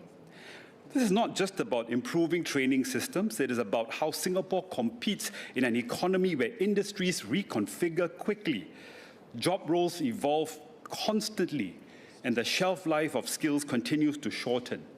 Now, our advantage can no longer rest on static qualifications. It must rest on a system that enables continuous adaptation. In this economy where jobs evolve faster than qualifications, our system must evolve faster than jobs. We must give every Singaporean the confidence to move across roles, sectors, and stages of life without being constrained by outdated skills or unclear pathways.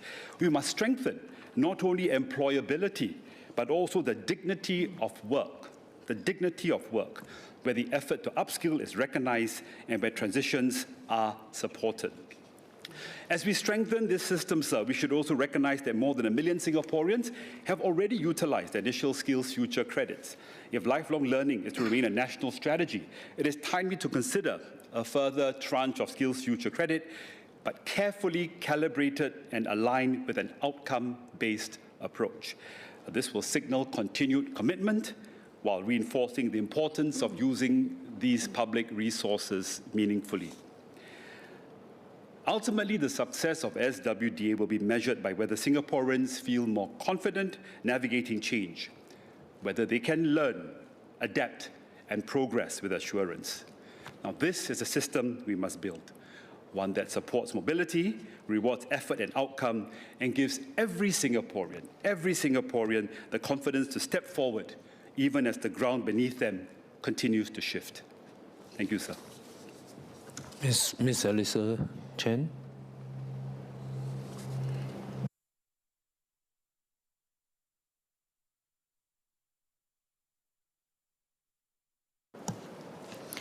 Mr. Speaker, we used to think of building our careers as climbing a ladder, a clear upward climb where each rung represents a promotion, a new qualification, or a better job. If one works hard and steadily, one is expected to move up. But in today's economy, that's no longer the case. A more accurate image may be a rock wall, one that is constantly changing and where there is no single fixed path upwards. Different holds appear at different times.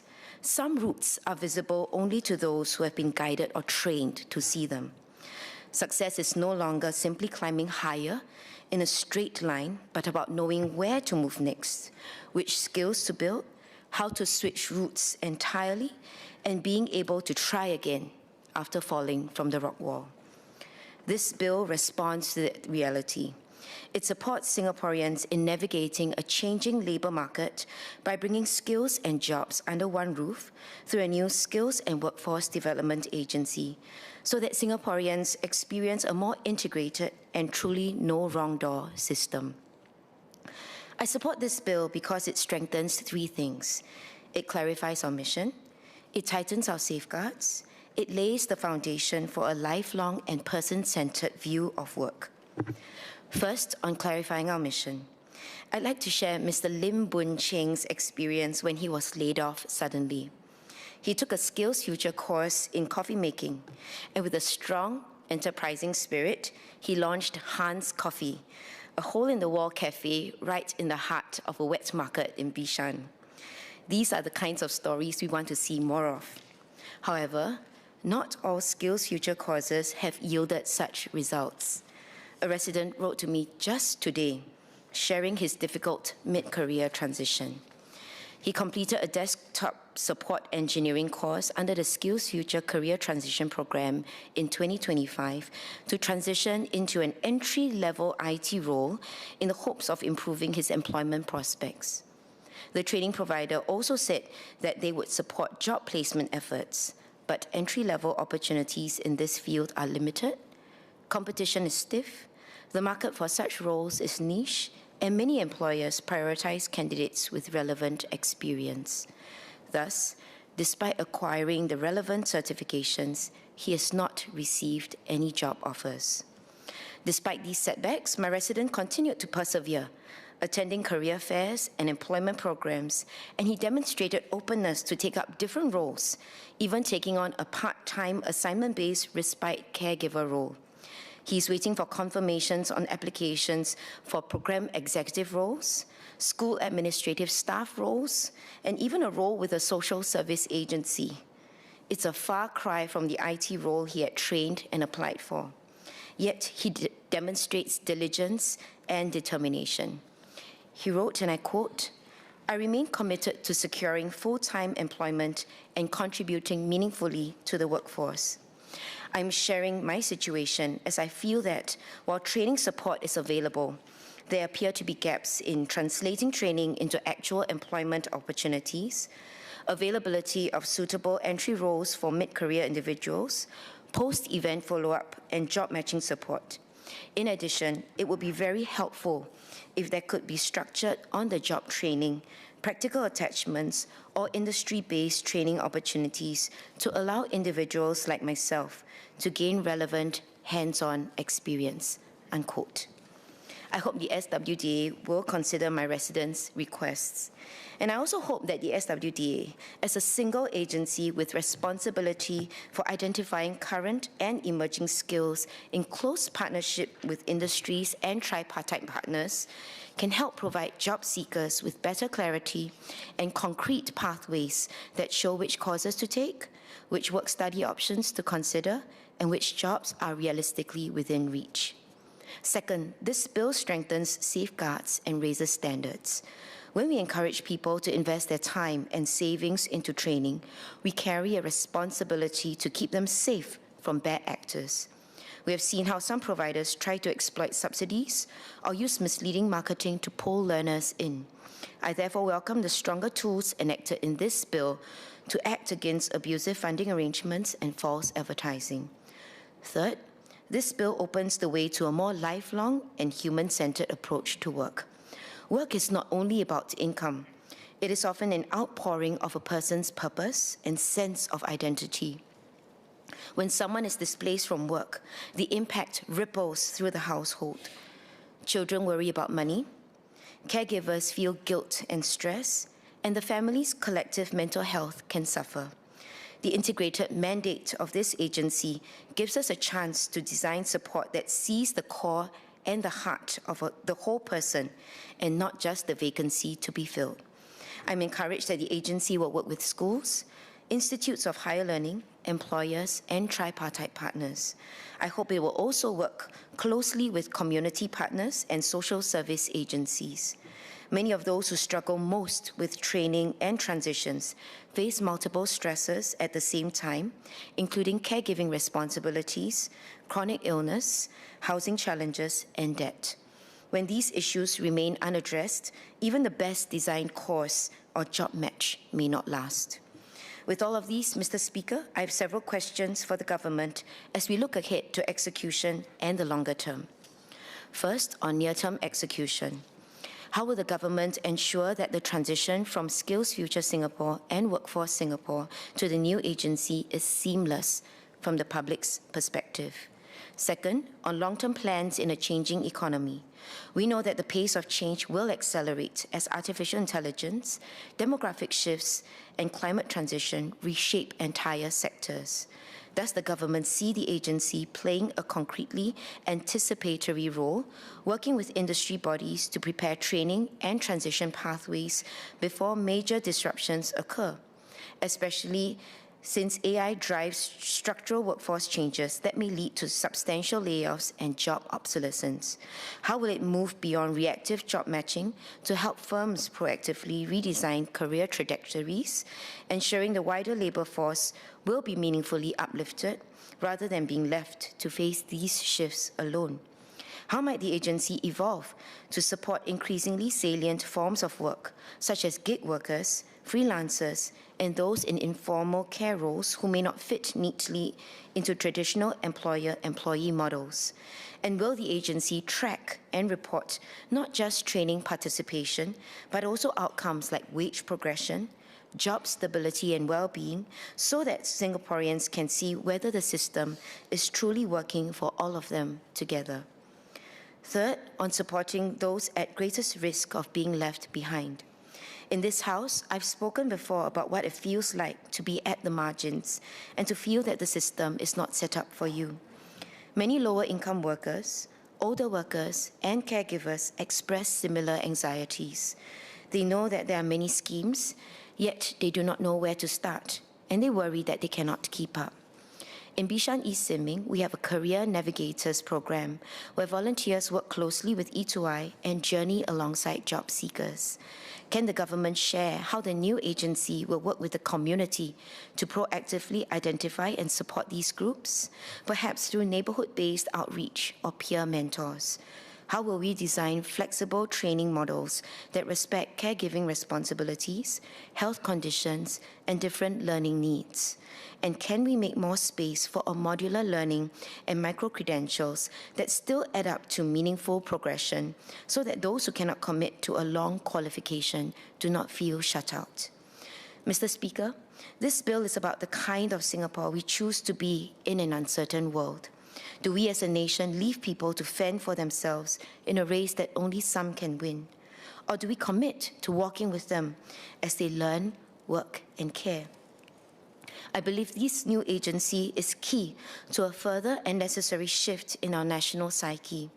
Over the last decade, SkillsFuture has successfully changed the mindset of our society toward the necessity of lifelong learning. For the next phase, I hope the new Skills and Workforce Development Agency will lead us toward a deeper transformation. To return to the analogy of the rock wall that I used at the beginning of my speech, the SWDA is the rope system anchored firmly by the state, employers, and unions together. It ensures that when a worker reaches for a hold and slips, they are not left to fall without support, but are given the safety to regain their footing, to be guided back to the wall, and to continue their ascent with renewed confidence and clearer direction.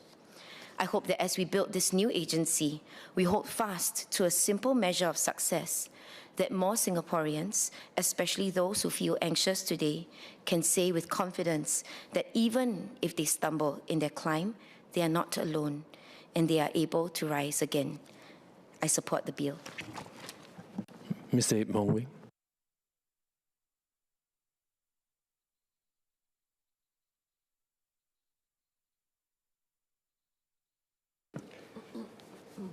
Mr. Speaker, sir, at my Meet the People session, I regularly meet residents who come to me looking for jobs.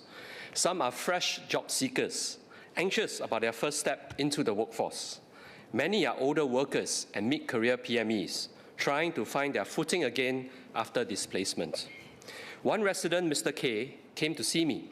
He had attended many SkillsFuture courses. He went to E2I for help. He met a job coach, worked on his CV, took advice, and followed through on what was recommended. But he still couldn't land a job. When he came back again, it was not because he had not tried. It was because, in his own words, the problem was not effort, but his age. And it was the gap between what he had hoped for and what the market was willing to offer. Mr. Speaker, sir, Mr. K's story is not unique.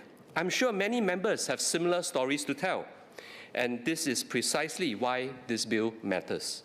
I rise in support of the intention behind the new Skills and Workforce Development Agency, or SWDA, to bring skills, careers, and workforce support together into a more coherent and coordinated system. As this is an enabling bill, Parliament's responsibility is not only to examine the powers that are being created, but to ask a deeper question. What outcomes will these powers guarantee for our people? My residents, especially older workers, displaced PMEs, and fresh graduates, do not merely need a larger agency. They need earlier help, clearer pathways, fairer decisions, and measurable results. It is in this spirit that I seek clarifications in 5 areas. First, Mr. Speaker, sir, on the strategic rationale for the merger. We began with one agency more than a decade ago under the Workforce Development Agency, moved to 2 with Skills Future Singapore and Workforce Singapore, and now returning to 1. So the fundamental question is not whether integration sounds right. The question is what has fundamentally changed. If SSG and WSG have largely achieved their intended objectives, then what specific coordination gaps or overlaps remain today? What could not be done under 2 agencies that now require a single statutory board with a consolidated and expanded mandate under Section 5? This is a question of design clarity. If the problem is fragmentation between agencies, then consolidation is logical. But if the problem lies in execution on the ground, then merging agencies alone may not solve anything. Section 5 confers a broad mandate, including additional functions assigned by the Minister. At the same time, Clause 6 gives the agency wide-ranging operational powers, from funding to partnerships. This reinforces the need for clarity on how such broad discretion will translate into better outcomes for residents. We must therefore be clear. Are we streamlining the system, or are we concentrating complexity within a single institution? Because structure is only a means. The real test is whether this design will improve outcomes for residents like Mr. K. Second, Mr. Speaker, sir, on timing. This is about when the system intervenes. For displaced PMEs and older workers, timing determines outcome. Support that comes from redundancy often comes too late. This bill gives the agency the power to act, but it does not impose a duty to act early. Clause 5.3 makes clear that these functions do not create an enforceable duty. Section 5.1g allows the collection and analysis of labour market data, but such data has already been collected across agencies. The question is not data collection, but whether data now leads to earlier and more decisive intervention. So what triggers early action?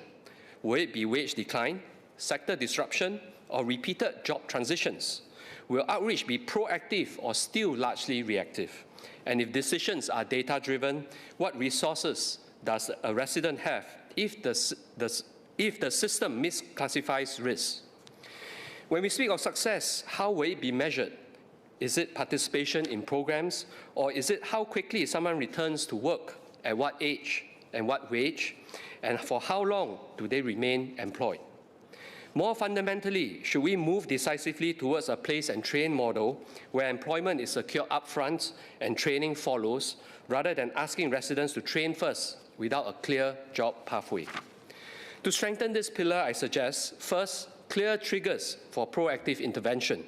Second, public reporting on time to placement and retention outcomes. And third, define governance and appeal mechanisms for data and AI-driven decisions. Because for residents like Mr. K, help that comes too late does not change the outcome. Third, Mr. Speaker, sir, on service delivery. This is about how residents experience the system.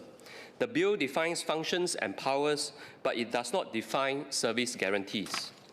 Section 5.1c speaks of coordination, but coordination must translate into a real experience. Will residents be case managed end-to-end, or will they still move across multiple touchpoints? How will My Careers Future and My Skills Future be streamlined under SWDA to provide a truly integrated one-stop platform for individuals? If these platforms remain separate, we risk preserving fragmentation in their user journey, even as we merge agencies at the top. If the intention is seamless service, why is there no explicit no wrong door commitment? This matters especially for older workers and residents who require high-touch support. Section 66 allows for codes and guidelines, but these do not have legislative effect. If these codes are non-legislative, how will Parliament know what standards are actually being enforced in practice? To make the system real for residents, I suggest that we need, first, a formal no wrong door protocol. Second, publish service standards for response and case continuity. And third, transparency on digital versus assisted access. Because residents like Mr. K do not see agencies. They experience whether someone stays with them throughout the journey or whether they are being passed along. Fourth, Mr. Speaker, sir, on quality and funding. This is about what we fund and what we measure. Mr. K did everything right. He attended courses, he sought help, but the system did not deliver the outcome he needed. That is the gap we must confront. Clause 52 addresses false advertising, but there is a deeper issue, possible misleading quality, courses that are technically compliant but may not improve employability. A course that is completed but does not improve employability is not a success. It is a displacement deferred. Hence, will SWDA track whether training actually leads to jobs? Will providers be assessed based on placement rates, wage outcomes, and retention? Will low-performing programs be removed? What mechanisms will SWDA put in place to ensure that training curricula of its funded courses are tightly aligned with industry demand and not lagging behind it? Will there be stronger accountability for training providers whose programs do not lead to actual job placements? We must also avoid a system where providers focus only on easy cases. Those who need the most support must not be left behind. To strengthen this pillar, I suggest, first, having outcome-based reporting by program type. Second, disclosure of placement and wage outcomes. And third, funding tied to sustained employment, not just completion. Because for residents like Mr. K, training is not the goal. A job is the goal. And finally, Mr. Speaker, sir, on implementation. This is about who delivers the system. Sections 69 and 70 protects staff transfers. That ensures continuity at the point of merger. But what happens after? Once integration begins in earnest, what is the plan for restructuring? Will there be duplication? Will roles be restructured? How will officers be redeployed? We must provide clarity to those who will implement this system. We must also clarify the role of ecosystem partners, especially NTUC and E2I. They are central to outreach and delivery, but the bill does not define their role in the new structure. Will they be delivery partners, referral partners, or advisory partners? Will there be a formal tripartite framework? Will standards be consistent across all partners? And critically, will residents have a single complaints and appeals pathway? Because integration at the top must not lead to fragmentation below. In conclusion, Mr. Speaker, sir, let me return to Mr. K. He did everything we asked of him, but effort did not lead to a desirable outcome. That is the gap this bill must close. Because we are not just preparing Singaporeans for the jobs of today, we are also preparing them for the jobs of tomorrow in a future shaped by technology and AI. The Prime Minister reminded us in Budget 2026 and also at May Day that AI will transform the way we work, the way businesses operate, and the way jobs are created. Skills will age more quickly, industries will shift faster, and workers will have to adapt continuously.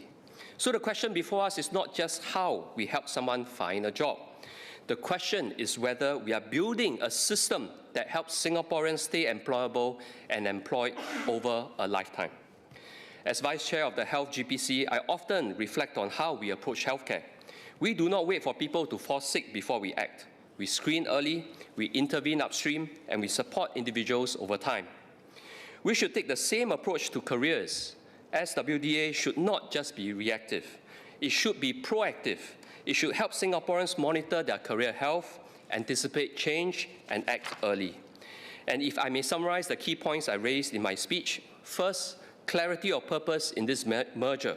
Second, earlier and more proactive interventions. Third, a truly seamless resident experience. Fourth, accountability for training quality and outcomes.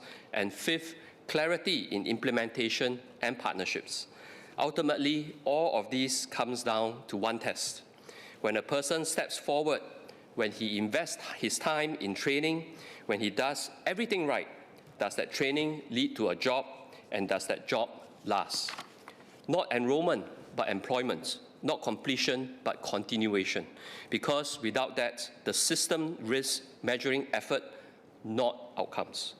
If SWDA can track that, measure it, and act on it, then residents like Mr. K will not have to come back again asking for help. They will move forward, And this system will not just deliver programs, it will deliver outcomes. Mr. Speaker, sir, I support this bill. Thank you.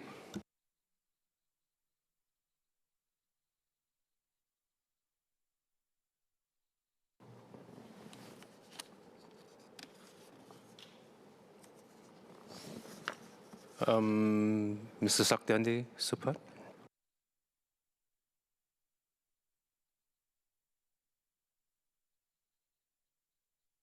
Mr. Speaker, sir, it is essential that the skills upgrading of our workers is more closely mapped to our economic needs, and there are good jobs for our workers. In that regard, I therefore support the bill to merge and form the Skills and Workforce Development Agency. But I have some clarifications on some of the underlying principles, perceptions, and operational issues. First, merger as a force multiplier. There's an obvious synergy between the educational and training work that is currently spearheaded by SSG and the workforce design and transformation that is supported by WSG. After all, both agencies were restructured out of the Workforce Development Agency that was set up in 2003 to focus on continuing education and training to mitigate against job displacement of Singaporeans. Even after they were housed under different agencies, SSG and WSG, they collaborate to work together to build a robust and integrated jobs and skills ecosystem. So when we look at the functions of the new SWDA under Clause 5 of the bill, what are the new thrusts that go beyond existing functions in the Skills Future Singapore Agency Act 2016 and in the Workforce Singapore Agency Act 2003? It would be helpful for Singaporeans to understand that this is not merely a bureaucratic combination, but a transformational change where 1 + 1 gives you more than 2.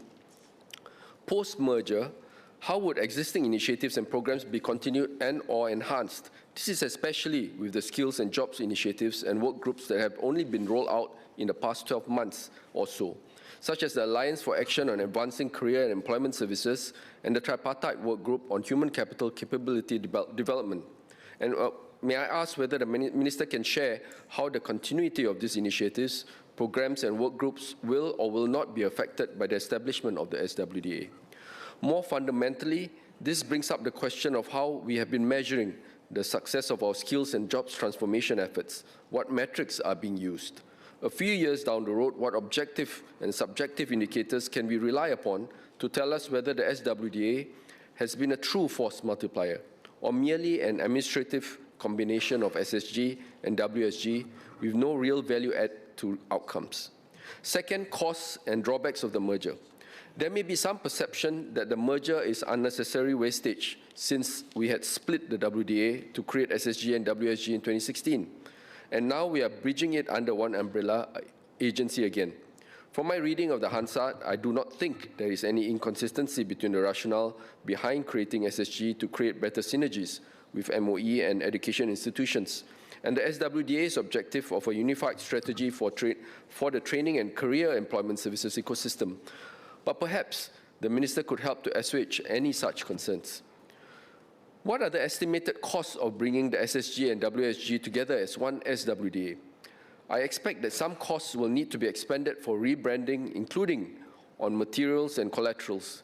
In addition, has there been any assessment of the costs of the increased size of the organization, along with any associated externalities?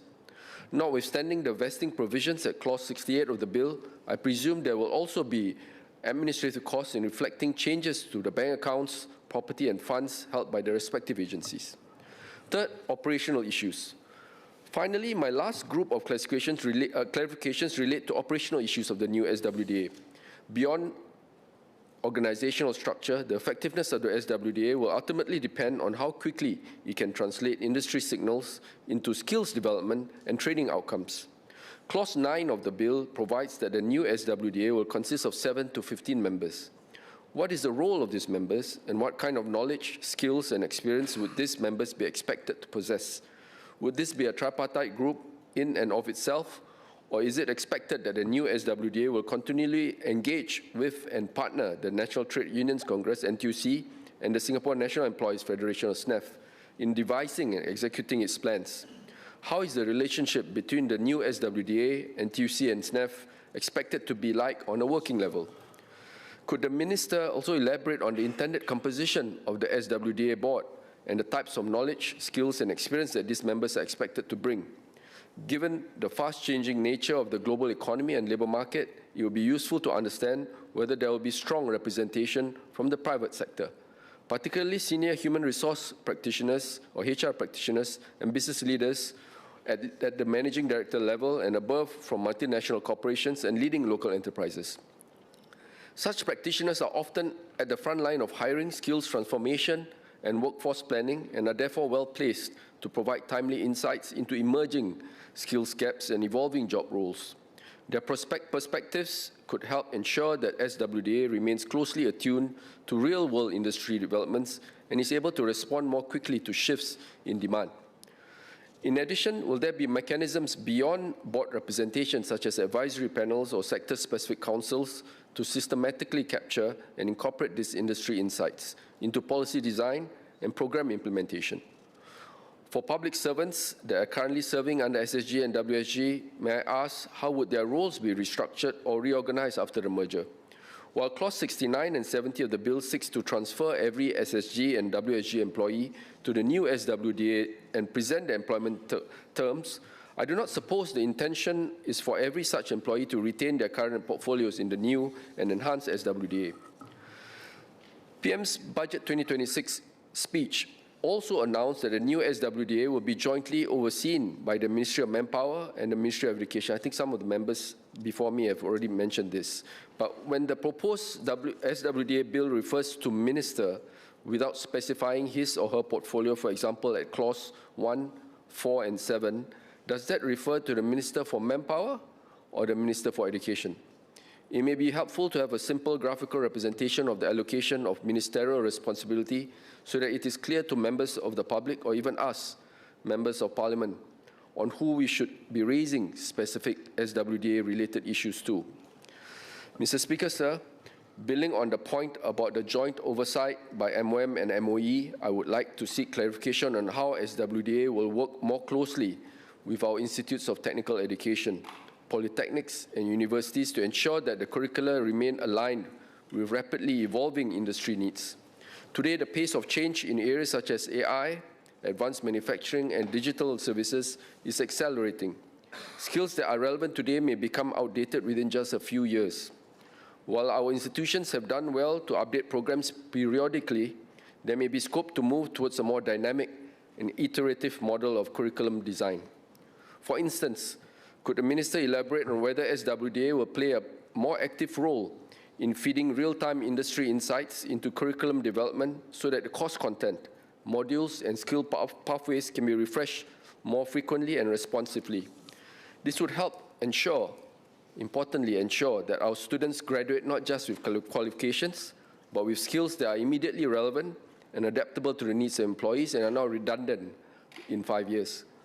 In this regard, will there be structured mechanisms for closer and more continuous engagement between industry, training providers, and MOE so that we can better anticipate skills demand rather than respond to it after the fact?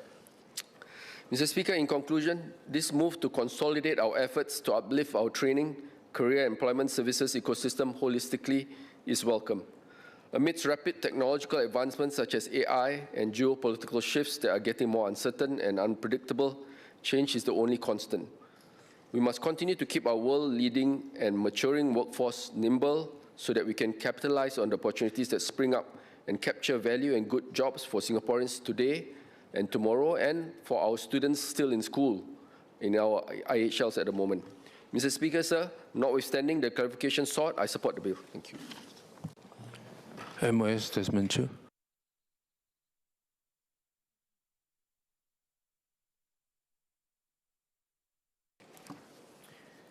Mr. Speaker, sir, I rise in support of the Skills and Workforce Development Agency Bill. When the Workforce Development Agency was split in 2016 to form the Skills Future Singapore and Workforce Singapore, it was the right move for that time. Each agency had a clear mission. Skills Future Singapore focused on kick-starting and building lifelong learning and continuing education among Singaporeans. Workforce Singapore focused on job matching and employment support. Now, both agencies have made real contributions over the past decade. Now, the question before us today is whether our institutions are still suited to the labour market that Singaporeans now face. Now, this bill is a timely and necessary response to a changed world of work. In the past, we could treat skills and employment as two separate journeys. You went to school to get skills, and then you went to the job market to find work. But today, skills and work are tied together in an ongoing journey. Now, based on an NTUC survey, more than 3 in 4 workers expect to make career changes in their lifetime. They see a winding path filled with change, new responsibilities, and the need to be ready for what the future holds. And that is why the merger matters. It recognizes that career security is the new social compact. It does not mean workers expect the government to guarantee every job. Singaporeans understand that change and disruption are part of modern working life. But they do expect something fair and fundamental. If you work hard, learn and adapt, they should have a fair chance to progress, to move into new opportunities, and to provide for their families with dignity and confidence. Career security is not the promise of no disruption. It's a promise that workers will not be left alone to navigate disruption. Back in 2016, I argued that training and job outcomes must stay connected. I still believe in that today. The true test of a policy is not how many people attend the course or how many certificates are handed out. The real test is whether workers can move into better jobs and feel more confident about their future. Right now, the system can feel a bit fragmented for some workers. They might get career guidance in one office, they go to another place for training advice, they look for job support somewhere else. When you're in the middle of a stressful career change, this fragmented journey can make things appear harder. You're left to bridge the gaps yourself. The new SWDA seeks to change this by bringing everything under one roof. It will link business transformation, training, and employment support into a smoother work stream. We must remember that training by itself is not enough if the jobs themselves are not being redesigned. Skills training must match how work is actually being organized in the real world. By merging these agencies, we ensure that training is always tied to real industry needs. Mr. Speaker, the anxieties in the workplace are also changing. Many workers are not only worried about losing their jobs, they're worried about falling behind. They're worried that the skills they have today may not be enough for tomorrow. When workers make the effort to upskill but cannot see how that leads to better jobs or real mobility, confidence in the system starts to weaken. And when effort no longer appears to lead to opportunity, the issue is not just economic, it is social as well. One area that deserves close attention is what some have called the broken rung, something I spoke about during my budget speech. Many academics and researchers have also spoken about this matter, and you find increasing literature on this topic. For young people, the first foothold in the labour market matters. It shapes confidence, habits, skills, and future earnings. It often sets the direction of an entire career. But today, the first rung is less secure. Entry-level work is changing. Employers are rethinking junior roles. New technologies, including AI, are changing what firms expect, even from those just entering the workforce. For some young workers, the challenge is no longer simply finding a job, it is finding a start. If the first rung weakens, it affects progression, wage growth, and long-term mobility. The old assumption that one can simply enter, learn on the job, and move out steadily can no longer be taken for granted. New entrants need stronger career guidance earlier. They need better information on where demand is growing and training that's more closely tied to real workplace needs. They may also need more support in moving from school to work and from first job to a sustainable career. This is where a more integrated agency can make a real difference. When the same system can connect career guidance, training advice, market labour signals, and employment support, it becomes easier to help younger Singaporeans where they're most likely to fall through the cracks. Mr. Speaker, sir, no statutory board, however well-designed, can build career security on its own. This effort will require the full strength of tripartism. Government can shape policy and provide systems of support. Employers create jobs, redesign work, and invest in their people. Unions bring workers' voice, trust, and a deep understanding of how change is felt on the ground. Training providers help turn broad ambition into practical capability. All parts of this ecosystem matter. We recently announced the Tripartite Jobs Council on May Day. This council will help workers and their businesses navigate the big changes brought by AI. It will work hand in hand with the SWDA to make sure that businesses adopt new technology, their workers are trained and supported to move into new roles. The labour movement stands ready to support this effort in concrete ways. NTUC has a long-standing partnership with government on business transformation, training, and worker support. Through our unions and our work on the ground, we see where anxieties are rising and where support is most needed.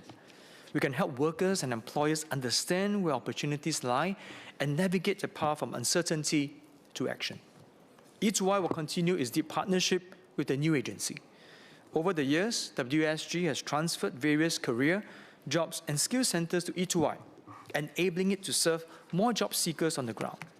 Now, building on this foundation, E2I can work closely with the new agency to translate national strategies into practical support through direct engagement with workers and businesses on career guidance, job matching, and workforce transformation. Now, this is especially important for younger workers. As a broken ground becomes a more real concern, support should begin earlier. Career guidance should not only start after a young person struggles to find work.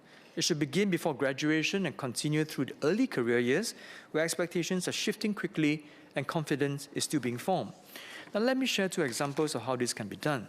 First, E2I can and will bring its labour market knowledge, employer network, and ground sensing into partnerships with institutes of higher learning.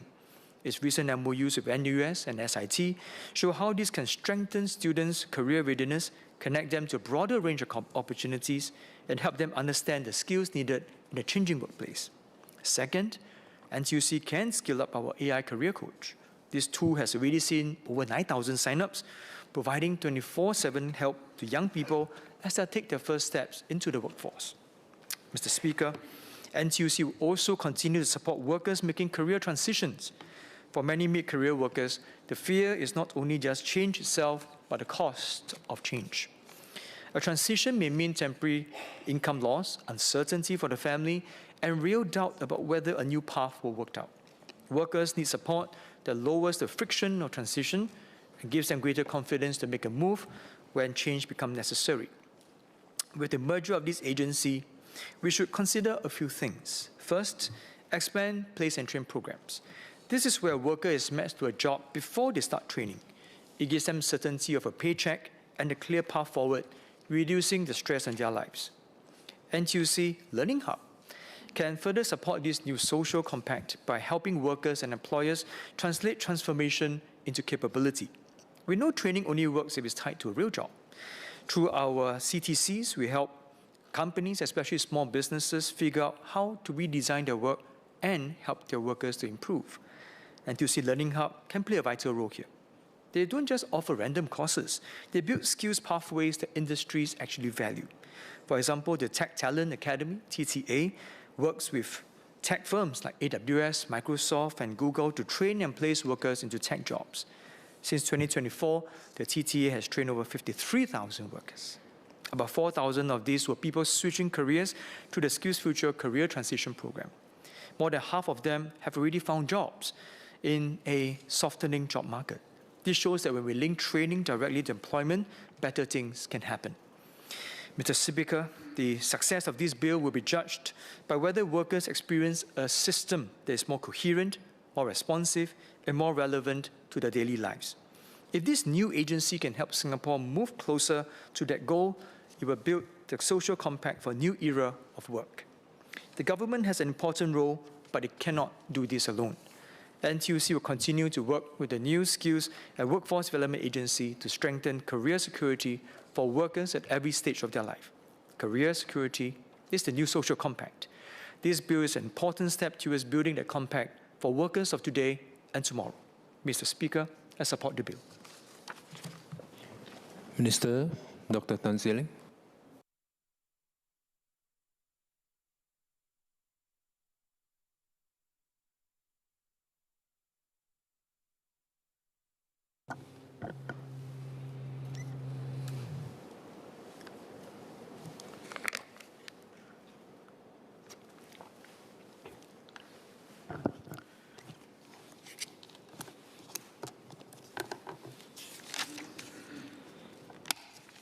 Mr. Speaker, I thank members for their support as well as their questions and suggestions on the SWDA bill.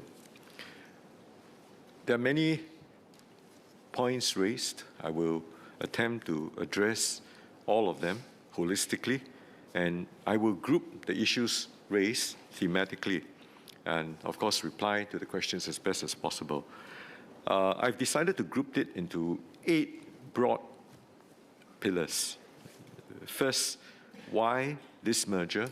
Why now?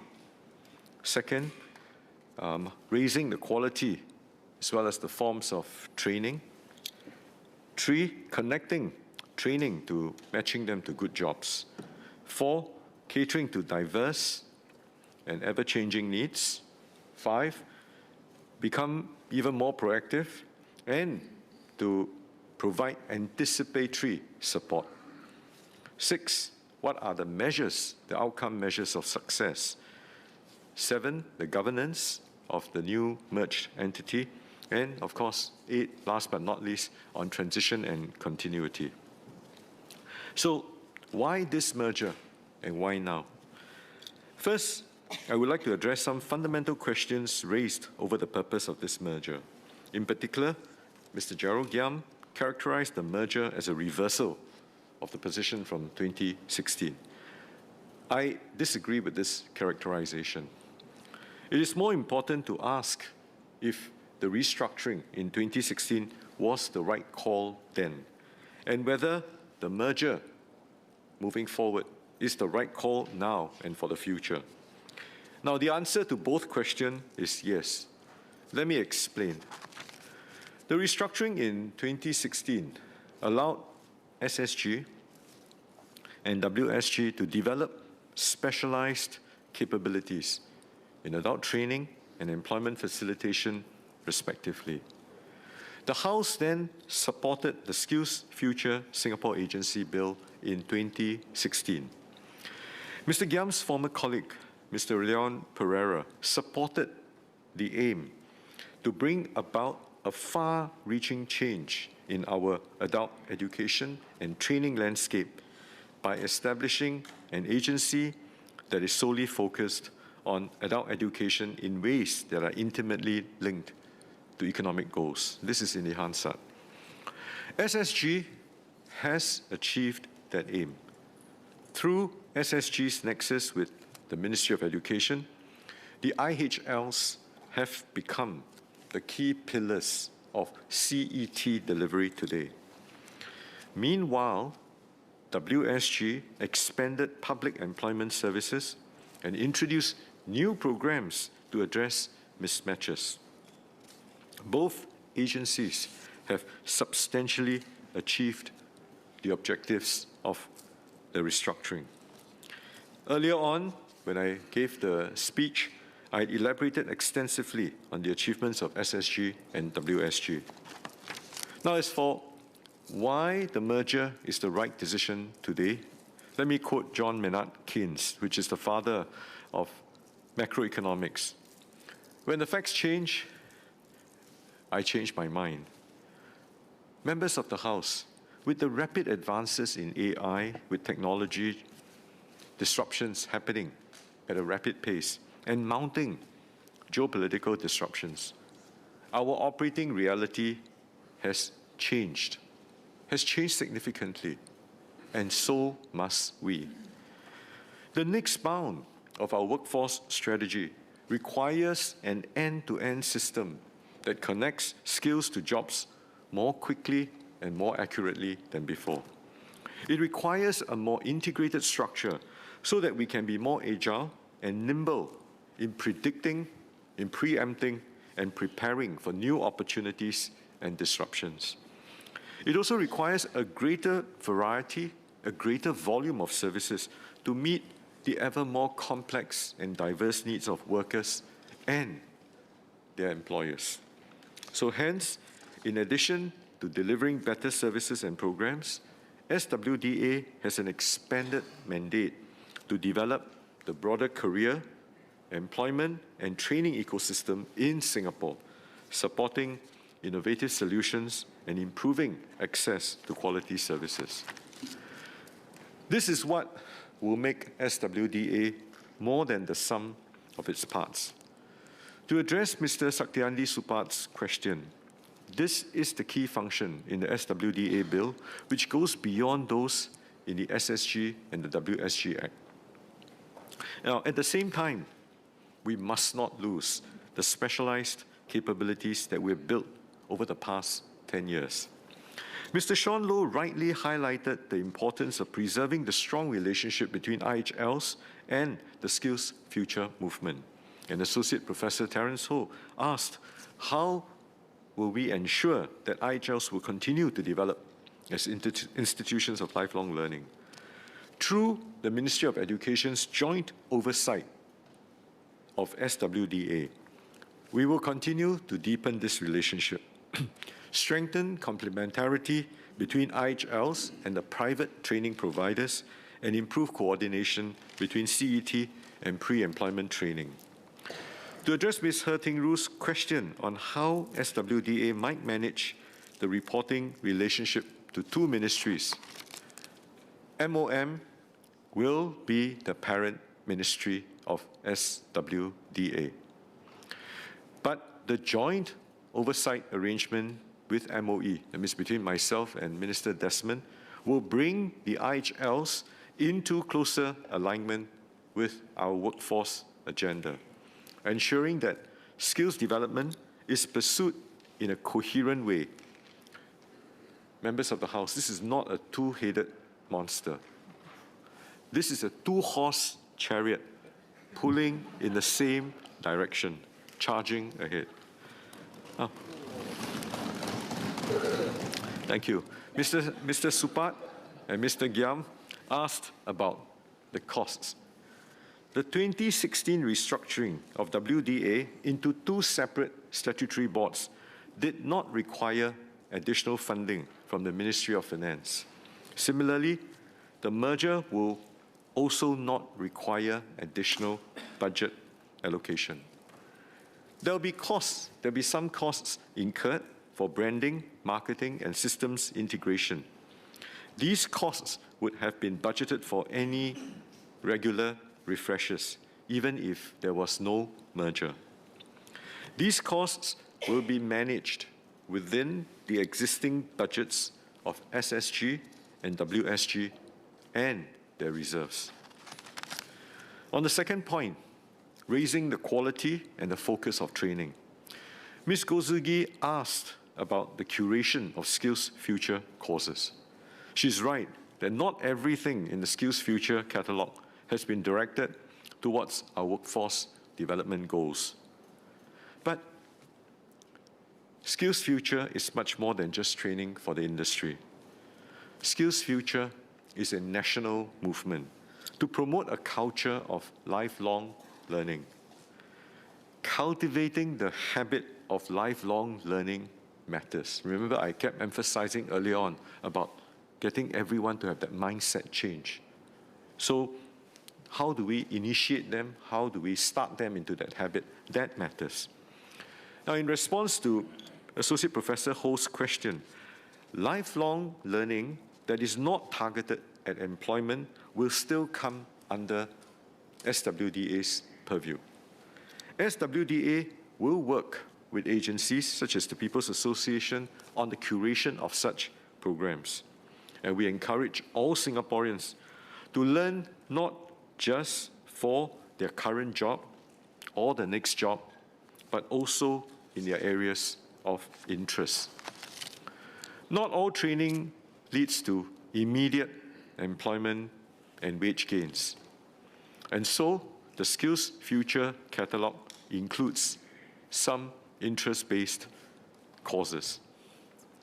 However, when it comes to funding, we do make a distinction, a very clear distinction, between industry-oriented and interest-based courses.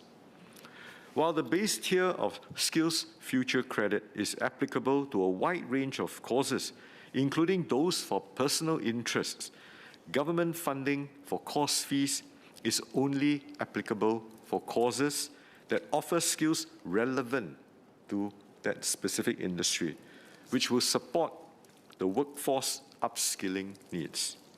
The additional Skills Future credit for mid-careerists is further scoped to courses that meet more stringent criteria on employability outcomes and industry relevance.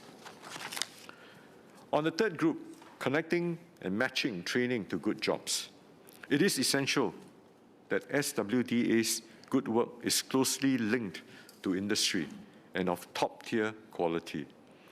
I would like to address two misconceptions from Mr. Kenneth Tiong's speech.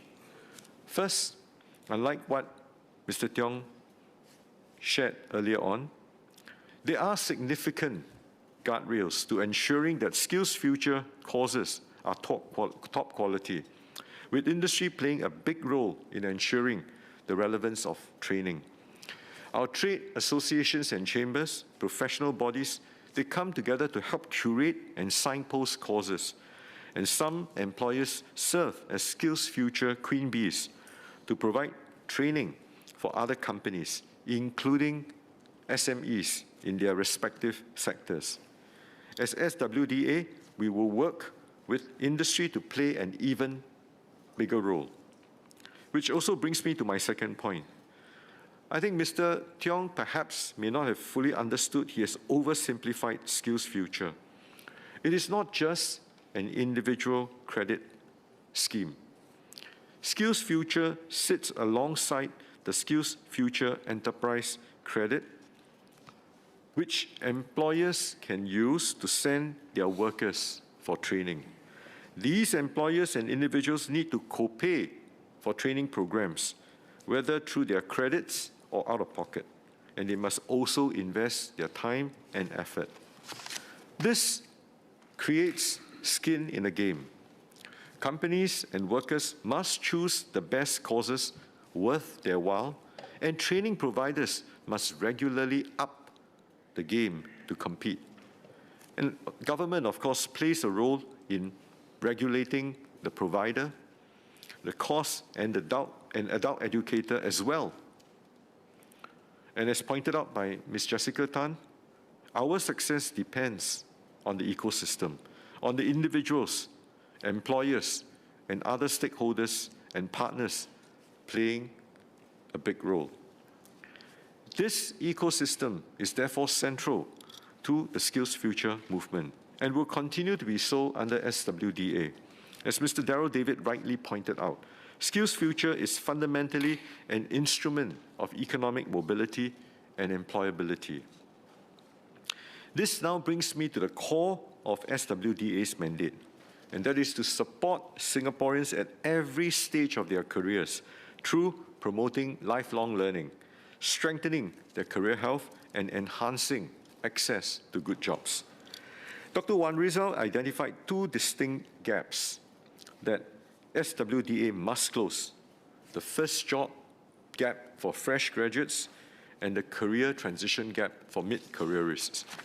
Mr. Darrell David highlighted that students often make decisions about courses and career pathways without a clear understanding of labour market realities. Mr. Patrick Tay, Mr. Desmond Chu, and Ms. Jessica Tan also raised concerns on how SWDA will support entry-level hiring amidst business restructuring and AI-driven change. On supporting fresh graduates to get their first jobs, I agree with Dr. Wan Rizal and Mr. Darrell David that we cannot wait until students graduate before we intervene. SWDA will work with IHLs and MOE to bring industry exposure upstream so that our students can have a clearer picture of the labour market well before they graduate. I'm not confident that we can go all the way to secondary school, as suggested by a member here, but we certainly will go upstream to bring that industry exposure to our undergraduates. So this means more systematic pathways into industry attachments and clearer signals on skills and roles in demand. At the same time, we will review measures to better support graduates who face difficulties in securing employment. To support mid-careerists to chart their careers amidst a fast-evolving world, SWDA will empower them to take charge and strengthen their career health. We will make good quality career guidance services more accessible to the broad middle of workers and equip them with data-driven insights on jobs and skills so that they can undertake the right training that connects them to the opportunities that they are seeking. We will look at tying course funding more closely to demand signals so that the training translates into better career prospects. The calls from Mr. Darrell David, Mr. Yip Hon Wing, Mr. Sean Low, and Associate Professor Ho to tighten the nexus between training grants and employment outcomes are directionally aligned with our plans. Dr. Neo Kok Beng's suggestion that for SWDA to partner professional institutions to align training to professional accreditations will also help to ensure that the skills acquired are recognized by the industry and can pave the way for career progression. We are also supporting Singaporeans to acquire the skills and the perspectives needed for a globalized economy. The OMIT, or Overseas Market Immersion Program, that Mr. Tiong talked about allows companies to send Singaporeans on overseas postings to build first-hand knowledge of international markets and bring these insights back home. We agree that such schemes can be made accessible to benefit even more Singaporeans. And we have announced at COS this year that we will be expanding OMIP to young professionals even earlier in their careers. Supporting our workers to acquire skills, experience, and career agility is only part of the equation. To maximize their potential, workers must also be able to signal their skills and experience to employers. Be matched to jobs that make use of these skills and experience and to be rewarded fairly. So to this end, SWDA will also work to reduce information asymmetries in the labor market to facilitate more efficient job matching. mycareersfuture.gov.sg will continue to be our national jobs bank, where good jobs are visible, they are accessible, and they are intelligently matched to job seekers. To strengthen the pipeline of quality job listings, MOM, SWDA, and sector agencies will work together to encourage more companies to list vacancies on the portal. Today, there are already over 60,000 job postings published on My Careers Future. We aspire to reach 100,000 job postings in 12 months from SWDA's establishment. We have forged partnerships with 5 online job portals. Singaporeans can use verified employment history and training data in their careers and skills passport to apply for jobs on these job portals. The results are promising. Applicants with verified credentials are 1.5 times more likely to be shortlisted by hirers. In line with SWDA's expanded mandate, we will build ecosystem enablers such as data sharing mechanisms and accreditation frameworks to facilitate faster and better job matches. The fourth pillar, catering to diverse and ever-changing needs. Several members have asked how SWDA will serve the diverse needs of workers and employers. Ms. Yeo Wan Ling, Dr. Hamid Razak, Ms. Alistair Chen, Mr. Patrick Tay, Mr. Melvin Yong, Ms. He Ting Ru, and Ms. Jessica Tan have asked about worker segments such as caregivers, seniors, persons with disabilities, ex-offenders, and those who have experienced health setbacks. We will partner community organizations like SG Enable, Yellow Ribbon Singapore, and community development councils to reach the more vulnerable segments. And as Mr. Melvin Yong suggested, we are also studying ways to provide stronger support for more flexible work models, such as fractional work, that may better cater to their needs. Mr. Yip asked specifically about the role of NTUC and E2I. E2I operates 27 out of 31 touch points island-wide for career matching and advisory. NTUC is spearheading the Company Training Committee initiative, which involves $300 million funding to drive enterprise and workforce transformation.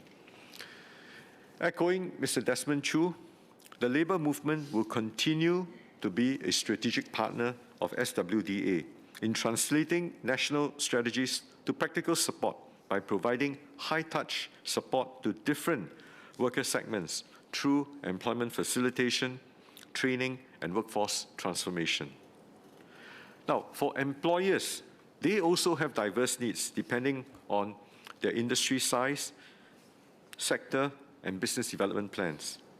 Mr. Mark Lee asked whether support will be differentiated for SMEs and large enterprises, and whether SWDA will retain sector-specific expertise. SWDA will tailor its strategies to better suit the different profiles of the companies that it serves. In line with suggestions from Ms. Yeo Wan Ling, Ms. Eileen Chong, Mr. Melvin Yong, Mr. Sean Low, Mr. Mark Lee, and Associate Professor Ho, SWDA will also explore ways to step up support for job redesign and on-job training, so that training is customized to different workplaces and different business models, helping our workers to take on higher value-added jobs. Ms. Yeo Wan Ling called for SWDA to support more companies in job redesign and workforce transformation, just like FairPrice Store of Tomorrow at Punggol. This will indeed be a priority for SWDA. And then to address Ms. Chong's question about how we will support skills-based HR practices, we have recently introduced tools like Talent Track and Talent Track Plus, which help employers assess the skills readiness of their workforce and identify suitable training interventions. Mr. Gerald Giam also asked, how will SWDA coordinate with the economic agencies under MTI? Today, WSG and SSG already work closely with MTI and sector agencies through established interagency coordination platforms. With the merger, we will build on these mechanisms to deepen this coordination even further, tightening the nexus between jobs and skills and between enterprise and workforce transformation. Mr. Giam, perhaps it's late in the evening, may have forgotten, I personally have a stake in this because I'm also a minister in the Ministry of Trade and Industry. So I wear two hats. Perhaps I'm the POH that he's talking about, striding two ministries, because I'm also the current manpower minister. So you can be assured on this point. Mr. Sean Low, Mr. Mark Lee, Ms. Alistair Chen, and Ms. Jessica Tan asked whether and how SWDA will work with the TAC's industry bodies and sectoral partners. Let me reassure all of you, that they will be key partners of SWDA in supporting employers, and they will play three important roles. You will not be limited to these three roles, but they'll play three very important roles. First, as advocates for the manpower needs of their sectors, their respective sectors. TAC and industry bodies will help SWDA sharpen its workforce development programs. Against the backdrop of recent global developments such as trade tariffs and Middle East oil crisis, SNAF and the Singapore Business Federation have provided timely insights on hiring sentiments and business outlook through dipstick business polls. This helped to inform the government's policy responses. Second, they will serve as key program partners that will increase the breadth and the depth of SWDA's coverage. SBF and SNAF, for example, have already been appointed as anchor program partners for the Enterprise Workforce Transformation Package. This is our response to Associate Professor Ho's question about how SWDA will scale impact across the large number of SMEs in different industries. On the third point, they will serve as multipliers, amplifying outreach to employers and driving mindset change on workforce transformation. SNAF has been co-leading tripartite efforts such as the Tripartite Work Group on Senior Employment and the Tripartite work group on human capital capability development and can support efforts to engender mindset shifts towards the hiring of senior workers and HR practices. Now, members may be wondering how SWDA's approach to working with partners will be different from before. There will be two key shifts. First, what we partner on. Today, most partnerships are focused on training. WSG has also partnered on job matching, career guidance, and job redesign. But these partnerships have been more targeted and scoped. With SWDA, we will expand and deepen these partnerships to spur new innovations, raise the quality of career and employment services and training. Our initial efforts have begun through pilots under the Alliance for Action on Advancing Career and Employment Services, and we will continue to build on these. Second, who do we partner with?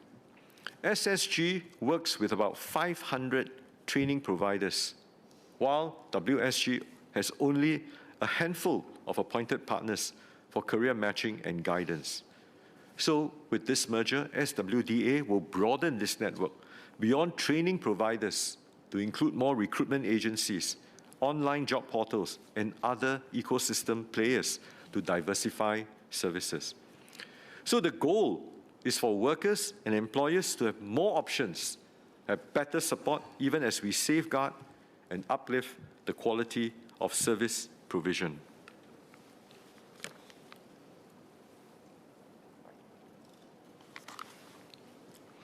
Moving to the fifth group, which is more proactive, more anticipatory support. In a more volatile global environment, the needs of worker and employer segments evolve very rapidly. Ms. Alistair Chen, Ms. Jessica Tan, Mr. Mark Lee asked how SWDA would play a more proactive and anticipatory role to prepare workers and businesses ahead of disruptions.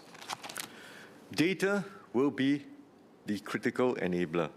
SWDA will tap on various data sources, including MOM's rich labor market data, demand signals from job postings, as well as training take-up. We can splice, we can fuse the data in new ways to triangulate and distill fresh jobs, as well as provide skills insights. These insights can then be applied to personalized services and deliver more targeted support proactively. We seek to leverage on these insights to help more individuals enter into good jobs, build careers with better prospects, and extend their career trajectories. And I explained earlier, SWDA will also work with a broader career and employment services and training ecosystem to create more value out of shared data through analysis or building of value-added services. Mr. Satyandi asked about the relationship between SWDA, NTUC, and SNAF, and if SWDA will engage them in devising and executing its plans. Ms. Yeo Wan Ling called on SWDA to establish regular contact with stakeholders to remain plugged in with ground realities. NTUC and SNAF and their networks, they have and they are formidable resources.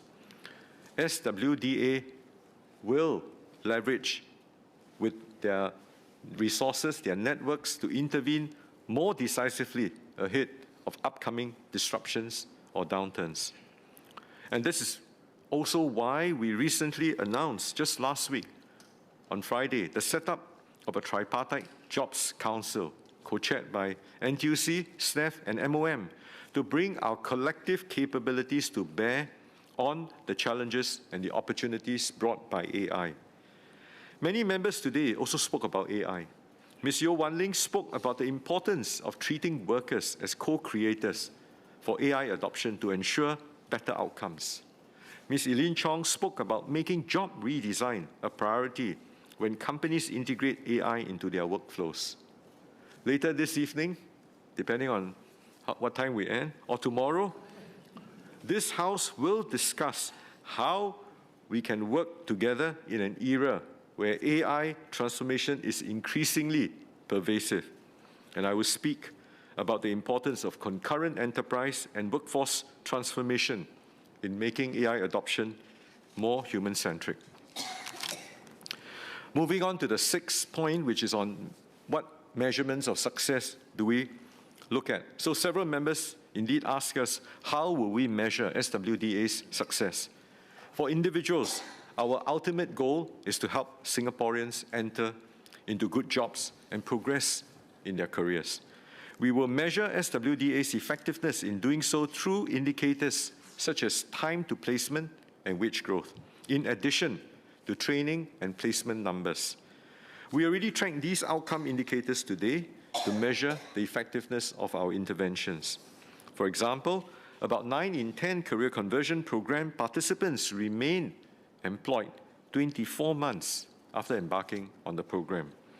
And about 6 in 10 of those who participated in these career conversion programs earn more than their last drawn salaries. For employers, we will look at outcomes on adoption of progressive practices in areas such as job redesign, on-job training, and skills-first hiring. As a first step, we have introduced the Singapore Opportunity Index to provide transparency to job seekers on employers who promote opportunity and deliver strong career outcomes for their workers. So, to Ms. Chong's point, we are tracking such indicators, and we will continue to do so. We will continue to tweak and refine and up the ante. At the economy level, SWDA will contribute to a more inclusive labour market with high resident labour force participation and sustained wage growth. Median wages have grown over the last decade, and we will do our best to extend that growth trajectory. While not so easily measured, we also want to engender a culture of lifelong learning and career health to take root in the DNA of the Singapore workforce. On my last 2 points, just bear with me.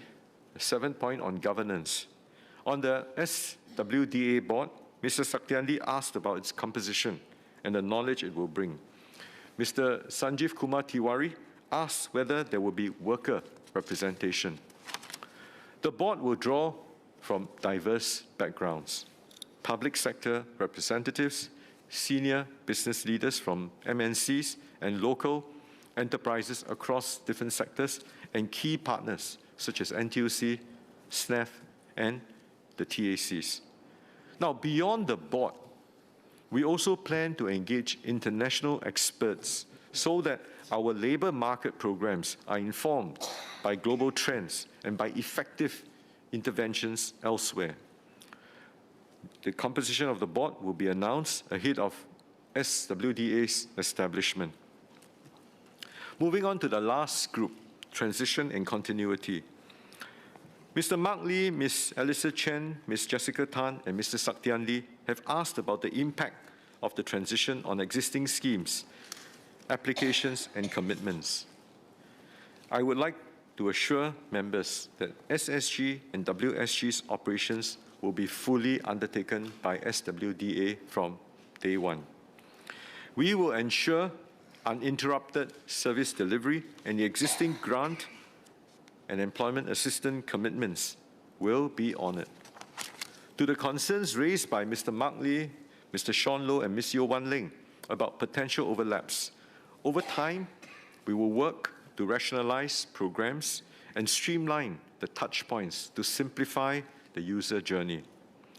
Specific to Mr. Yip Hon Wing and Associate Professor Terence Ho's questions on whether My Career's Future and My Skills Future will be streamlined, we will holistically review the user journey across the digital touchpoints to build a more seamless user experience with better signposting to guide users to the appropriate digital services.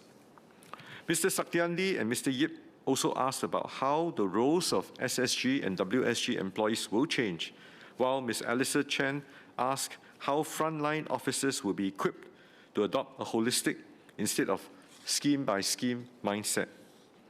We will organize SWDA by stakeholder segments so that those at the front line can provide more holistic support across jobs and skills for their clients. And then as SWDA builds a more integrated operating model, roles and structures will evolve. We have identified suitable roles for all officers, and we are committed to managing this with care. We will redeploy officers where their experience is most valuable, and we will develop those who need new skills to take on new roles. Our people have been the backbone of SSG and WSG's achievements. SWDA's success will depend on all of them and on bringing them alongside with us. Mr. Speaker, may I say a few words in Mandarin? Dr. Tan, you have about 4 minutes left, just to let you know. If you need more than that, Deputy Leader may want to move an exemption. I think I'll need about 10 minutes. And in that case, maybe I'll just ask Deputy Leader. Mr. Speaker, may I see your consent and the general assent of members present to move that the proceedings on the item under discussion be exempted from the provisions under Standing Order 48.8 to remove the time limit in respect of Minister Tan See Leng's speech, please. I give my consent. Does the Deputy Leader of the House have the general assent of honourable members present to so move? Deputy Leader, please proceed. Speaker, I move that the proceedings on the item under discussion be exempted from the provisions of Standing Order number 48.8 to remove the time limit in respect of Minister Tan See Leng's speech, please. The question is, as moved by the Deputy Leader of the House, those who agree say aye. Those who disagree say no. I think the ayes have it. The ayes have it. Dr. Tan, you may resume. Thank you, Mr. Speaker. In Chinese, please. Technological development and the constantly changing international economic environment is making our labor market increasingly complex. Skills and career development are like rowing against the current. If you do not press ahead, you will fall behind. If Singaporeans do not actively upgrade our skills and plan their careers early enough, they will inevitably find themselves struggling to keep pace in the workplace and may even miss out on valuable opportunities. If businesses do not keep up with the times and continue to innovate, they will certainly fall behind in market competition. As reported in Zhao Bao today, 5 polytechnics have awarded lifelong learning awards to 15 people, and that includes 2 recipients over 50 years old, Wang Baiyu and Su Shimin. Shimin, when interviewed, she said a key point during her interview: age is not a problem, so long as you can make that first step, you can still open up a new career for yourself. And Wang Baiyu and Su Shimin, they are lifelong learners, exemplary examples. You can learn from them, their attitude of wanting to move forward in order to face up to the challenges in the fast-changing labor market. The merger of Workforce Singapore and Skills Future Singapore will combine the strengths of both agencies, providing Singaporeans and employers with more comprehensive and effective support. The newly established Skills and Workforce Development Authority marks an important milestone in our nation's human resource development. It will serve as the engine for career health and lifelong learning. Whether you are just entering the workforce, looking to switch careers, or hoping to take your career to the next level, we will work alongside you. We hope to work together with every Singaporean to build a sturdy career vessel, ship, so that at every stage of your career, you can navigate with greater confidence and find your own path forward amid changes. Formation of SWDA is more than a change in the machinery of our government. It is a statement of intent that Singapore will never leave its workers alone in navigating an increasingly complex labor market. That we will build systems worthy of the trust that Singaporeans place in them. That we will measure ourselves not by the number of courses run or amounts of grants dispersed, but by whether people can find good jobs, grow in their careers, and face the future with confidence. We are doing this at a moment of great uncertainty. AI and technology are reshaping industries faster than we can predict. The global economic headwinds are real. The past uncertainties about career paths and job security are giving way to something significantly more fluid, and they are generating more anxiety, more apprehensions for many of us. But if you look at our history, Singapore has never thrived by waiting for the storm to pass. We thrive by building better ships. The SWDA is that one such ship, built to carry our workers and our economy through whatever comes next. I look forward, I invite all of you to come on board and let's sail together. Mr. Speaker, with that, I beg to move. After more than 5 hours and 22 speeches, any clarifications for the Minister? Looks like Dr. Mr. Kenneth Tiong.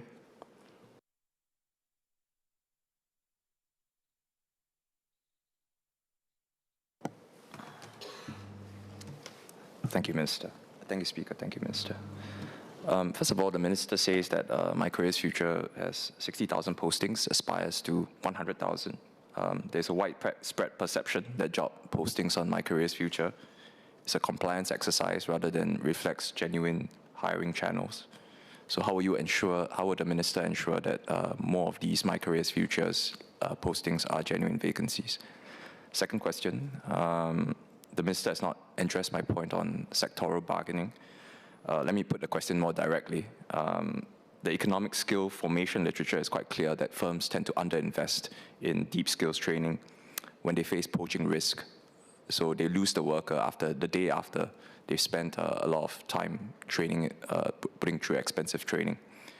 So wage compression through sectoral bargaining is the established solution. So NTUC currently bargains at the enterprise level. So is it the government's position that NTUC should not bargain at the sectoral level, or that sectoral bargaining is unnecessary? Thank you. Minister Tan. I don't have the exact statistics in terms of what the member was talking about, and I would ask him to also point me perhaps to the statistics that says that all the advertisements on My Career Future is just a paper exercise. If he can highlight any specific company or instance of companies posting on this particular portal as a paper exercise, we will not hesitate to investigate the company. But rather than make a blank statement, I think come up with the specifics. With regards to poaching risks, I want to also share a different perspective.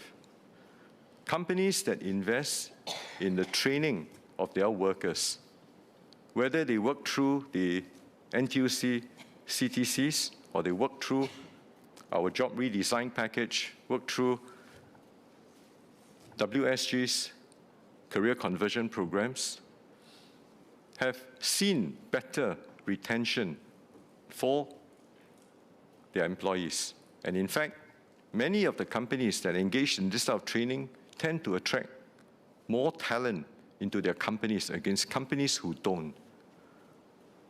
Now, I have been in private sector all my life.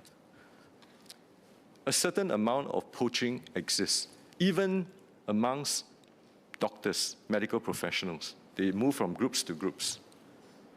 But that doesn't mean that because of that, the entire industry is therefore at risk of being undermined or competed away.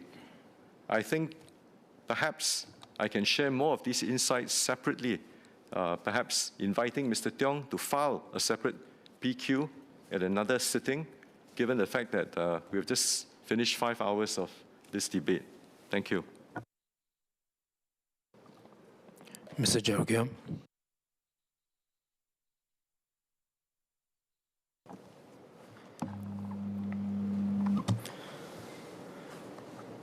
Sir, can the Minister elaborate a bit more about how SWDA will enhance the job search assistance program? Specifically, will career counselors move beyond basic resume editing and portal referrals to leverage real-time vacancy data for proactive matching and advocate for candidates? Thank you. Minister Tan. Today, SWDA will leverage on MOM's labor data. The different engines that we have, the different portals that we have within the umbrella of the government provides significant opportunities for AI-powered recommendations, first and foremost on the jobs and skills that's needed. And this will help users to better plan for their upskilling and career needs. NTUC has its own AI career coach, which I think just now one of the labor movement or labor MPs have shared. On top of that,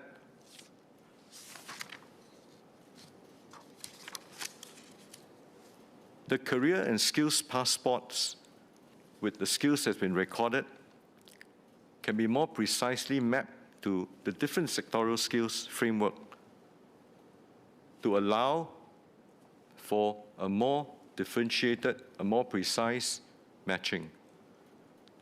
A lot of that enhancement of that data coming together will allow us to therefore be able to provide a shorter time to matching and at the same time a more precise matching and more targeted towards skills-based hiring compared to what it is currently. And we will continue to measure that and provide regular updates. Ms. Lin Chong.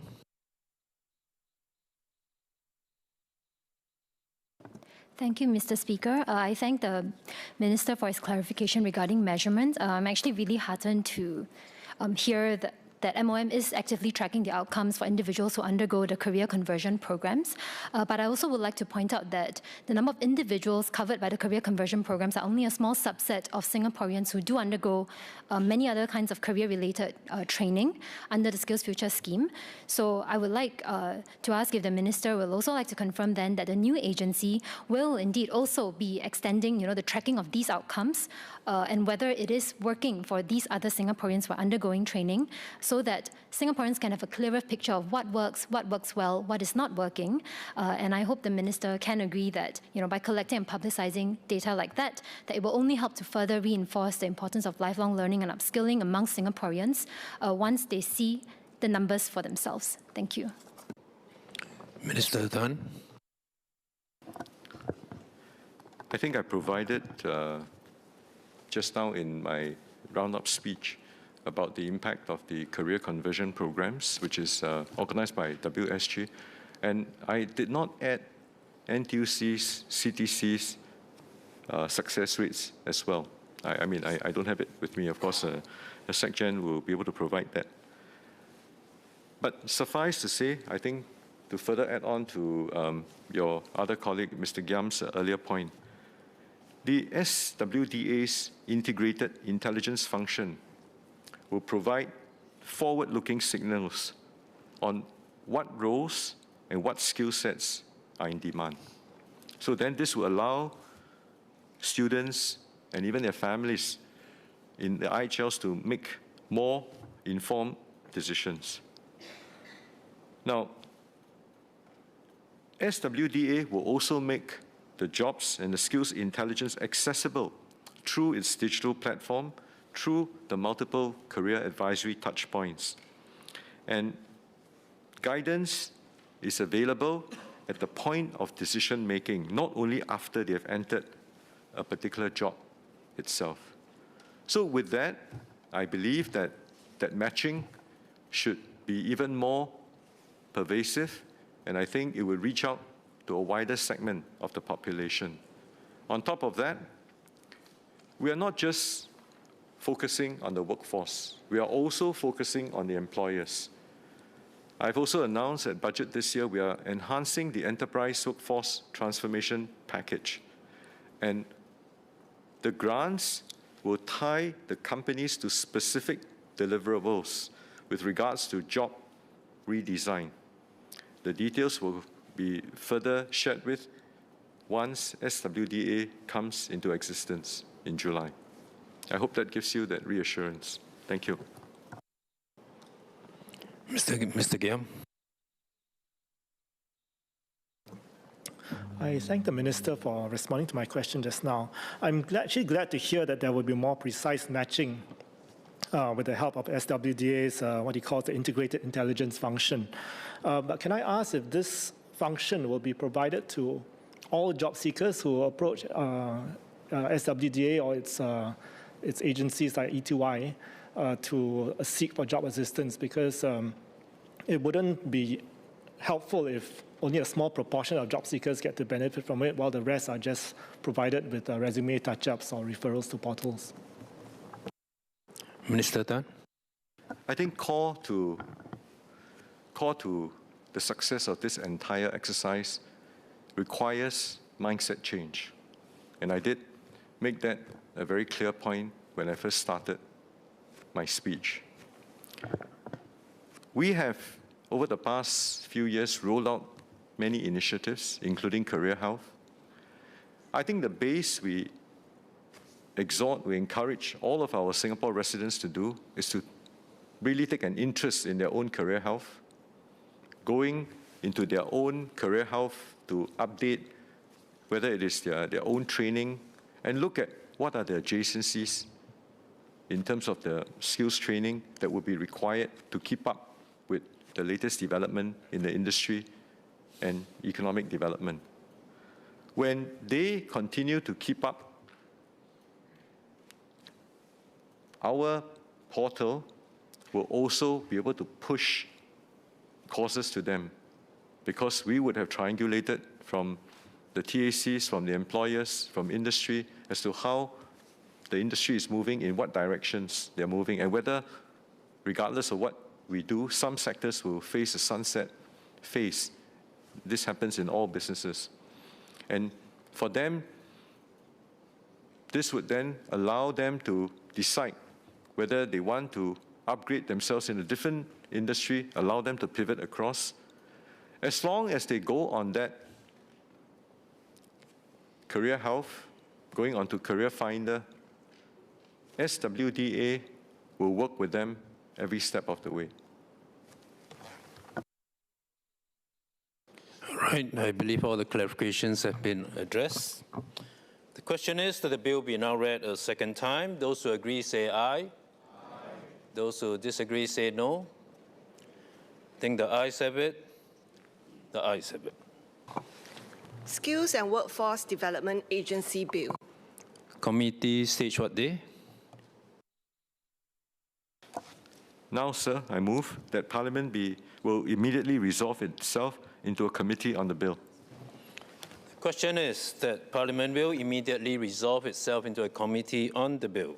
Those who agree say aye. Aye. Those who disagree say no. I think the ayes have it. The ayes have it.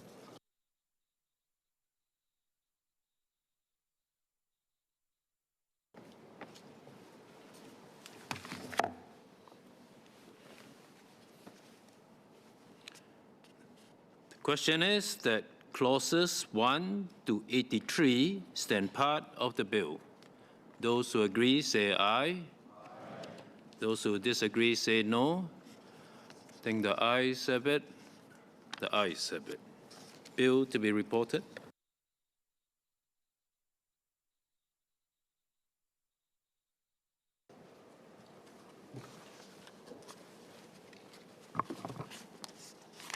Minister for Manpower. Mr. Speaker, I report that the bill has been considered in committee and agreed to without amendment. Third reading, what day? Now, sir, I move that the bill be now read a third time. The question is that the bill be now read a third time. Those who agree say aye. Aye. Those who disagree say no. I think the ayes have it. The ayes have it. Skills and Workforce Development Agency Bill. Next item, a notice of motion on an artificial intelligence AI transition with no jobless growth. Mr. Ng Chee Meng.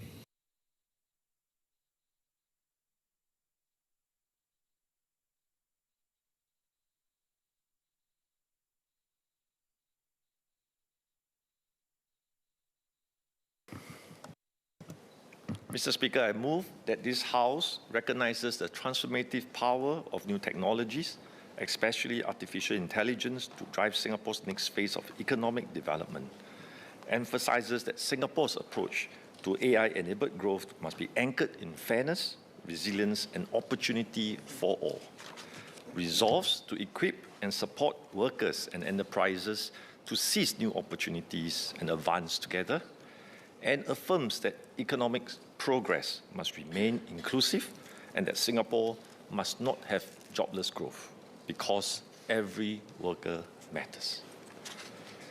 Mr. Speaker, sir, I declare my interest as a SecGen of NTUC, where together with my NTUC sisters and brothers gathered in the public gallery, we champion workers' wages, welfare, and work prospects. This motion represents the voices of our leaders and workers discussing AI transition in the last 2 years or so.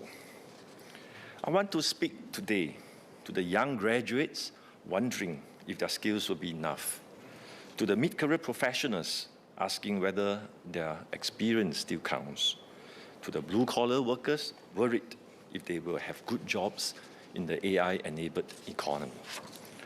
Since independence, Singapore's growth has been anchored in a simple but powerful compact. As our economy advances, workers advance together. Today, in an AI-enabled world, we must renew this compact deliberately and together.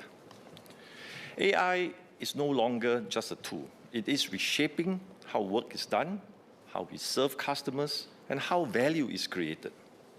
Consulting firms such as KPMG and Accenture are starting to include the use of AI to achieve business outcomes as a staff assessment. More recently, leading technology firms like Meta and Microsoft have announced global restructuring plans. AI may not be the only driver of these changes, but they show clearly that the nature of work is changing fast. Workers are anxious and paying close attention. I understand these concerns. AI is impacting junior roles, which were once the first rung of a career ladder. Routine, process-heavy tasks are increasingly automated. Across the economy, AI is reducing the need for junior staff to spend long hours on data processing and standardized modeling. AI is also reshaping PME jobs in higher-end professions like doctors, lawyers, and accountants. At the same time, AI is also creating new jobs, new roles. But even as these opportunities emerge, workers have real and understandable concerns. Young graduates ask, where do I start? And how do I build the right skills when the first rung is now higher? Many mid-career PMEs and workers ask, will my experience count? Will my experience continue to matter? How can AI strengthen my role and not replace me? Taken together, these shifts challenge the assumption that economic growth will always lead to more and better jobs. Our economic agencies continue to bring in good investments. The government has set out clear ambitions to strengthen an AI-enabled economy. But for many Singaporeans on the ground, two questions remain. How can I take part in this growth? and benefit from it? How will this growth translate into fair opportunities for me? Around the world, we can see the extremes of what happens when these questions are left unanswered. On one extreme, some societies allow technology to race ahead. Displaced workers are left to fend for themselves. Economies warn of scars when jobs disruption is unmanaged. At the other extreme, fear takes hold. Workers push back defensively. In Hollywood, writers and actors have taken to picket lines and public demonstrations over the use of AI. These are not paths that we want for Singapore. This is why today, my fellow parliamentarians and I put forward this motion to set up a clear agenda for AI adoption, one that strengthens Singapore's competitiveness, supports our enterprises, and empowers our workers. We must build on our tripartite strengths for this new AI-enabled era to ensure that it benefits all workers. To that end, Mr. Mark Lee will address the Clarity for Enterprises, our AI front door. Mr. Satyanti Supat will speak on building an inclusive AI-enabled economy for Singapore. And Ms. Yeo Wan Ling will speak on job redesign for the future of work. Sir, this phase of economic growth is different from the past. AI is advancing at such speed that even its creators are acknowledging its limits and the need for guardrails, safeguards. In fact, AI has widened the scope of what person can do quite incredibly. In many countries, solopreneurs or one-person outfits are using AI to carry out work previously done by whole teams. AI is therefore not just reshaping jobs, it is reshaping business model and organization structures. Against this backdrop, the concerns raised to the labor movement are grounded in lived experience. 1 in 5 respondents NTUC surveyed cite job security as their top concern, linked to anxieties around AI and automation. Workers worry their skills may not keep pace. Parents are concerned about their children's employability. Enterprises share concerns too. Many want to transform, but are weighing workforce readiness and implementation costs. Today, more than 60 AI centers of excellence in Singapore are supporting AI deployment across workplaces. NTUC is also seeing more than double the number of enterprises seeking support on AI-related projects and asking how to seize new opportunities. Mr. Speaker, I firmly believe that we must act early. We must strengthen our plans and responses at this stage of AI-enabled growth before disruption takes hold. As Singapore pushes ahead strategically on AI, our desired outcomes are clear: to grow our economic pie as large as possible, while ensuring that this growth translates into good jobs and opportunities for Singaporeans. To enable enterprises to use AI technologies to transform and train workers to do higher value work, take on broader roles, and create more value.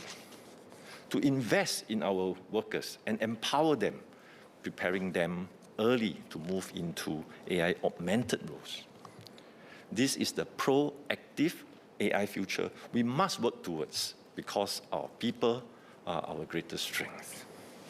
Not AI instead of workers, but AI working for workers across all collars, across enterprises. I'm sure that everyone in this House agrees AI is no longer optional. Used well, it can raise productivity, unlock new possibilities, and strengthen our competitiveness. But every worker who puts in the fair share of effort must be able to see where they can fit into this new economy and be supported to get there. This is how we anchor AI-enabled growth in fairness, resilience, and opportunity for all. Singapore has never waited for disruption to hit before acting. We have always chosen to look ahead and prepare early. When technology reshaped work in the past, tripartite partners stepped up together. During the National Computerization Plan in the 1980s, through the Skills Program for Upgrading and Resilience during the global financial crisis, and through the NTUC Job Security Council during COVID-19, which helped thousands of workers displaced overnight to return to work. We must do likewise in this era. At Budget, our government underscored the need to support workers and companies to adapt and succeed in an AI-enabled economy, with Prime Minister chairing the National AI Council. NTUC also launched AI Ready SG to empower more workers to use AI in their daily work, with AI-enabled tools to support job seekers and workers of all colours. To build further on this, tripartite partners have set up the Tripartite Jobs Council, TJC in short, to support enterprise transformation, job redesign, and worker transitions, forging win-win. What matters now is how we take this tripartite commitment to act early and act together with a humble approach that keeps us close to the ground so that our AI ambitions translate into confidence and opportunities for enterprises and, most importantly, Singaporeans. Mr. Speaker, sir, to give effect to this motion, allow me to outline 4 practical moves. First, we must build market intelligence and foresight for AI-enabled economy. In this period of rapid change, workers and enterprises do not just need more information. They need trusted intelligence grounded in Singapore's own labour market realities. Today, workers and enterprises face a fragmented, sometimes even conflicting view of the AI landscape. Some global reports warn of large-scale job displacement. Others say that AI is the future of white-collar work. The landing point is fuzzy and still uncertain. That is why Singapore needs our own trusted system of market intelligence and foresight, one that reflects our sectorial mix, workforce profile, and enterprise realities. Workers, both white and blue collars alike, need practical answers and guidance.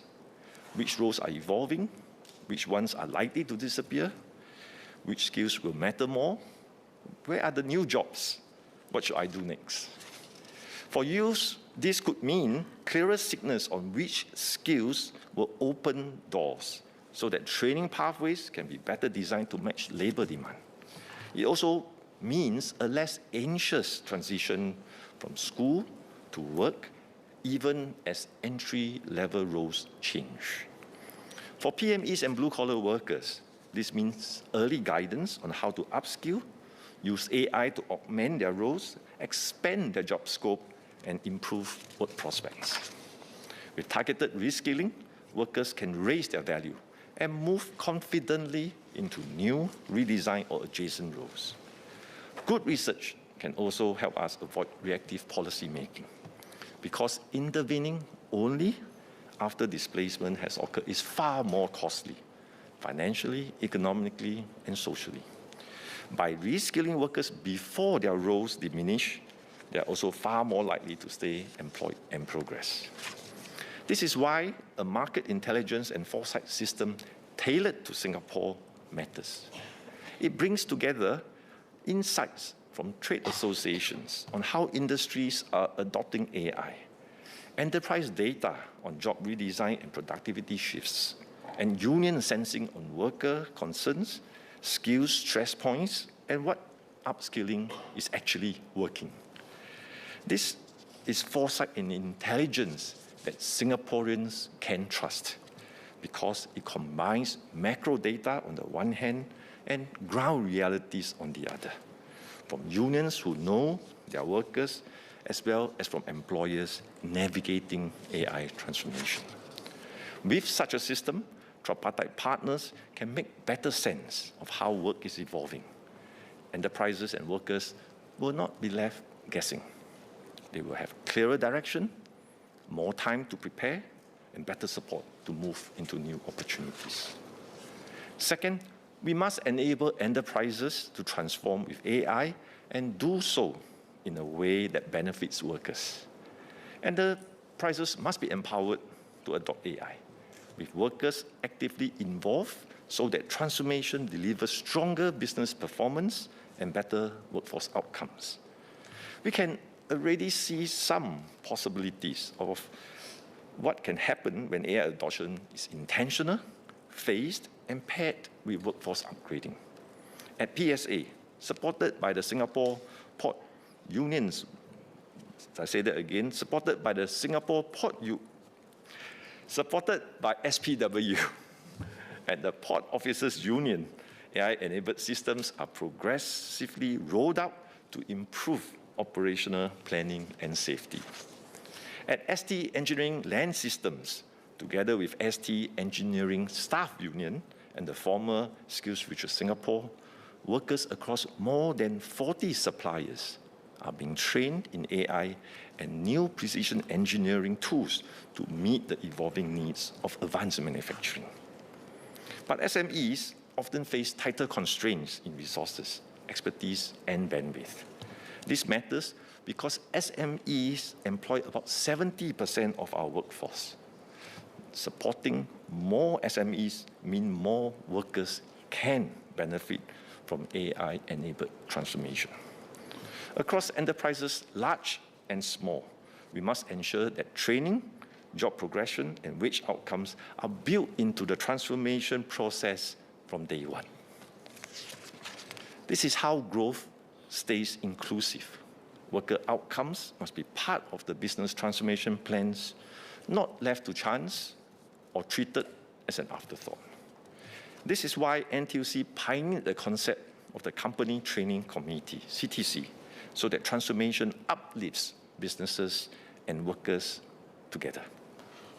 Since the first CTC in 2019, we have formed more than 3,800 CTCs, with projects and training benefiting more than 300,000 blue and white collar workers. We forged skills training, job redesign, and clearer career development pathways together with transforming businesses. Let me illustrate what this looks like in practice in the healthcare sector. Tan Tock Sek Hospital and the Healthcare Services Employees Union are tapping on the CTC to scale Presage. Presage is a smart patient monitoring system for 4-risk patients. It uses an AI-trained system with thermal sensors above the patient's bed to capture heat patterns. When the patient is predicted to enter an unsafe fall zone, the AI system triggers an alert to the nurses to respond. This system is always on. It watches out for patients 24/7. This means nurses no longer need to go ward after ward, potentially across 1,200 beds, to manually check where 4 sensors, the meds, where they need to be placed. This new workflow is faster, smarter, and less demanding. This is what AI augmenting work looks like. AI changes tasks and workflows. It designs out tedious, repetitive, labor-intensive work. And it makes, in this case, nursing more sustainable and meaningful, especially also for the older staff. We are also partnering GP Plus Cooperative to support general practitioners to use AI to upskill clinic staff on case documentation and raise overall productivity.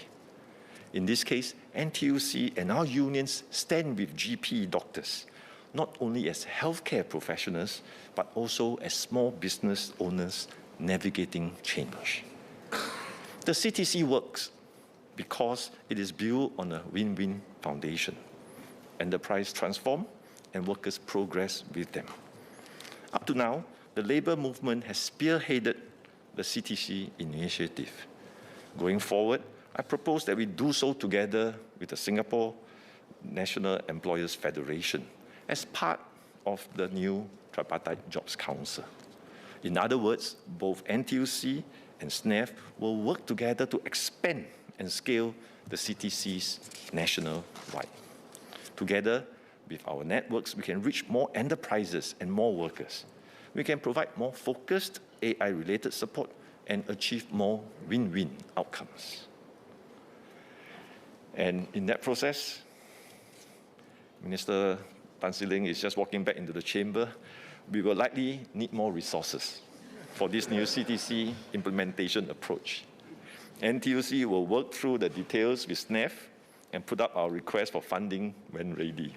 And we hope the government will provide its full support. Third, enabling workers to seize new opportunities. As AI reshapes industries and business models, the impact on jobs will continue to evolve. For our youth and our workers, having clearer signals, better pathways, and practical support can help them move into new opportunities. This support has to start early. Through the TJC, we should strengthen our outreach to institutes of higher learning so that students can gain labor market insights and plan their career moves earlier during their studies. We can do more as an ecosystem to help our youth make informed choices and shorten the transition from school to work. I met several young professionals recently when I visited Amazon Web Services. Some of these fresh graduates had initial anxieties, but ultimately managed to secure positions after a period of job searches. Ending up in AWS is a good outcome, but it raised a question in my mind too. Could the journey have been smoother with earlier career guidance, better insight into employer needs, and stronger matching for internship and entry-level roles? We can do more. NTUC's E2I has developed an AI career coach to help youths and job seekers improve their resumes, practice mock job interviews, and receive feedback for improvement. Through tailored job suggestions, youths can get a boost to help with their job searches and perhaps make the process that little bit less daunting. For PME and mid-career workers, the challenge is different. 56% of PME surveyed by NTUC felt that they need to upskill to keep pace with AI. Our PMEs will need confidence that skills upgrading can translate into real job opportunities and that their experience will continue to matter. To address the needs, NTUC Learning Hub has developed AI skills pathways at different levels of proficiency. Since the launch of the NTUC AI Ready SG initiative in February, more than 4,000 workers have embarked on AI training to level up their AI skills. NTUC Learning Hub intends to scale these efforts under AI Ready SG to more than 1 million training places over the next few years. Our unions will do their part as well. The Union Training Assistance Program will be expanded to help offset the cost of subscriptions to selected AI tools. Our unions will also work closely with sectorial champions to ensure that AI training for our workers is practical and support their daily work. Sector by sector, company by company, we will help enterprises and workers utilize the CTC to transform their business processes and operating model to reap the benefits of AI. Today, there is strong demand for digital transformation and AI-related CTC projects. I visited Sing Assurance PAC earlier this year, a public accounting firm that offers audit and assurance services. Journal entry testing used to involve long hours of repetitive scanning, and junior auditors depended heavily on managers for technical guidance. Using the CTC grant, the firm implemented a quality management tool that eliminated tedious and time-consuming manual tracking of spreadsheets. It also adopted robotic process automation and deployed an AI-enabled chatbot to improve on audit efficiency and accuracy. Technology is now a force multiplier for SMEs like Sing Assurance PAC. It enables workers to apply their professional judgment to higher value work. Cases like this show us that when transformation is done with workers at the center, enterprises and workers both benefit. NTUC has co-developed AI transformation blueprints with AI Singapore to help companies assess their readiness, identify gaps, and implement the most suitable AI solutions. We are also partnering AWS and Huawei as lead multipliers to bring their expertise, solutions, and networks to help more enterprises and workers. We will bring these capabilities to the Tripartite Jobs Council so that we can pool resources and make it easier for workers of all colours to seize new opportunities as AI reshapes work. Fourth, we must enable displaced workers to bounce back with dignity and confidence. The impact of AI on jobs will continue to evolve. We must keep a vigilant watch on emerging AI governance issues and adapt our policies, even our laws. Keeping human in the loop will be important, especially in areas like hiring, work allocation, performance management, and dismissal decisions. But even with these best efforts, we must be honest that some displacement will still occur, particularly amongst the PMEs. In the age where AI displacement may be more pronounced, we must find ways to reach affected workers early and shorten the time between disruption and recovery. For displaced workers who have put in years of hard work, retrenchment can feel sudden and deeply unsettling, as if the ground has shifted from beneath them. That is why our support system must act as early as possible and support these affected workers to bounce back on their feet. I have called in this House for advance notification of retrenchments to the government. This should be done before the employee's last working day. I'm glad that this is being studied in the ongoing review on the Employments Act. The purpose is to help affected workers adapt and bounce back as quickly as possible while keeping our labour market flexible and dynamic. In practice, especially for larger scale retrenchment, earlier notice allows our unions, allows E2I, through its network of 27 national career centres, to come in early to support affected workers. I'm heartened that many companies undergoing restructuring already provide such early notification. This has allowed tripartite partners to deploy career and emotional support on site. In such cases, we were able to offer immediate reskilling pathways and work directly with employers to line up suitable vacancies, sometimes even before the affected workers' last day of work.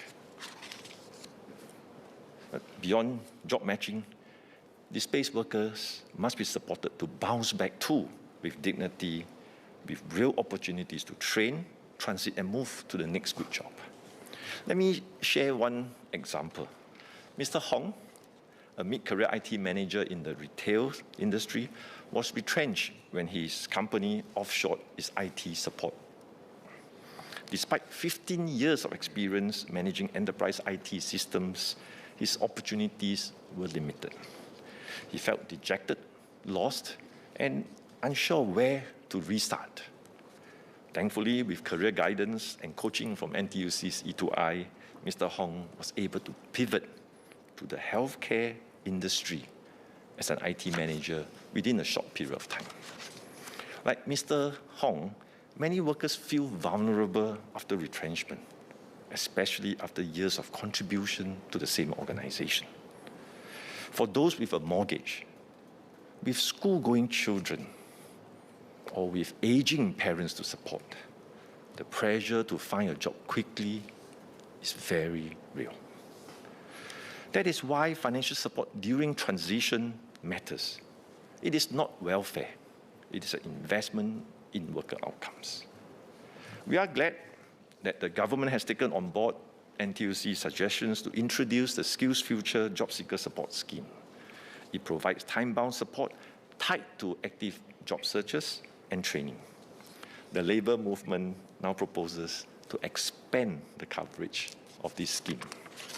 Today, this JSS is pegged to a median income of about 5,000. But in the AI era, many PMEs earning above this level may face the same displacement risks and the same need for structured transition support.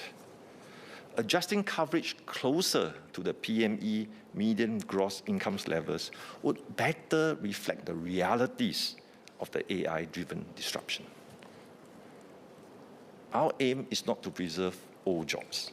It is to help Singaporeans move over time more confidently into the next good job faster. Together with earlier notification, quicker and more coordinated mobilization, we can ensure that displaced workers recover faster and bounce back with confidence. Mr. Speaker, in Mandarin, please. In this age of AI, countries are transforming rapidly, businesses are adapting, and jobs are changing. Young people are asking, what should I study to go further in life? Workers are also asking, how can experience continue to hold value in this age of AI? Hence, we must act early, bring together business transformation and worker training to ensure that economic growth translates into more quality jobs. The NTUC government and employers have established the Tripartite Jobs Council to jointly drive AI transformation and employment support. NTUC will work with IHLs to strengthen career guidance and planning, helping young people find suitable jobs more quickly.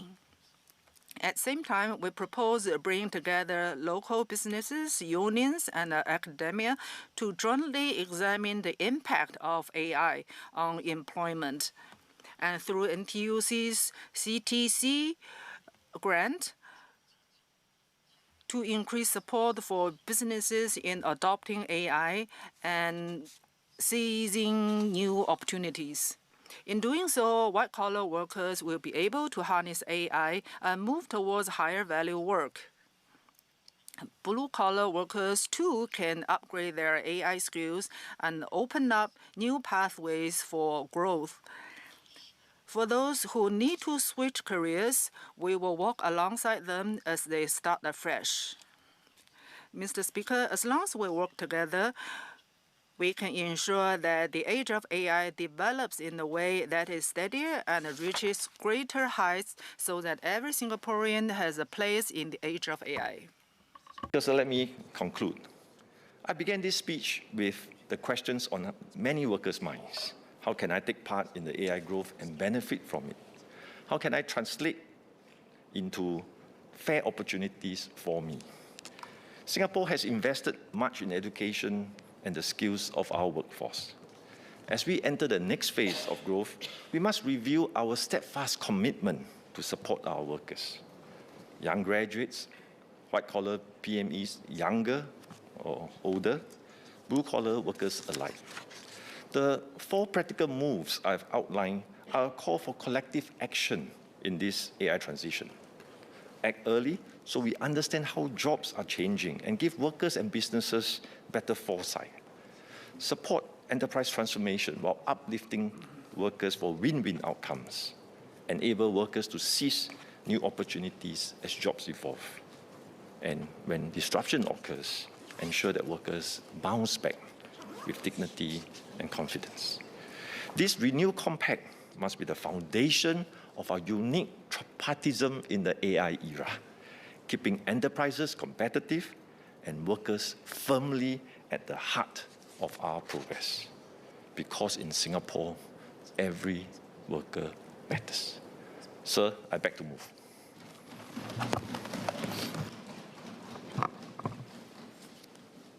The question is, as moved by Mr. Ng Chee Meng. Mr. Ng, you would like to adjourn the debate?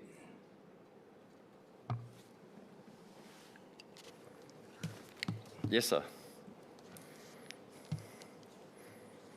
Timing tomorrow, sir. You need to move the debate be now adjourned. Mr. Speaker, I move that the debate be now adjourned. The question is that the debate be now adjourned. Those who agree, say aye. Aye. Those who disagree, say no. Think the ayes have it. The ayes have it. Resumption of debate, what day? Tomorrow, sir. So be it. Deputy Leader. Mr. Speaker, I move that Parliament do now adjourn. The question is that Parliament do now adjourn. Mr. Fu Zhexiang.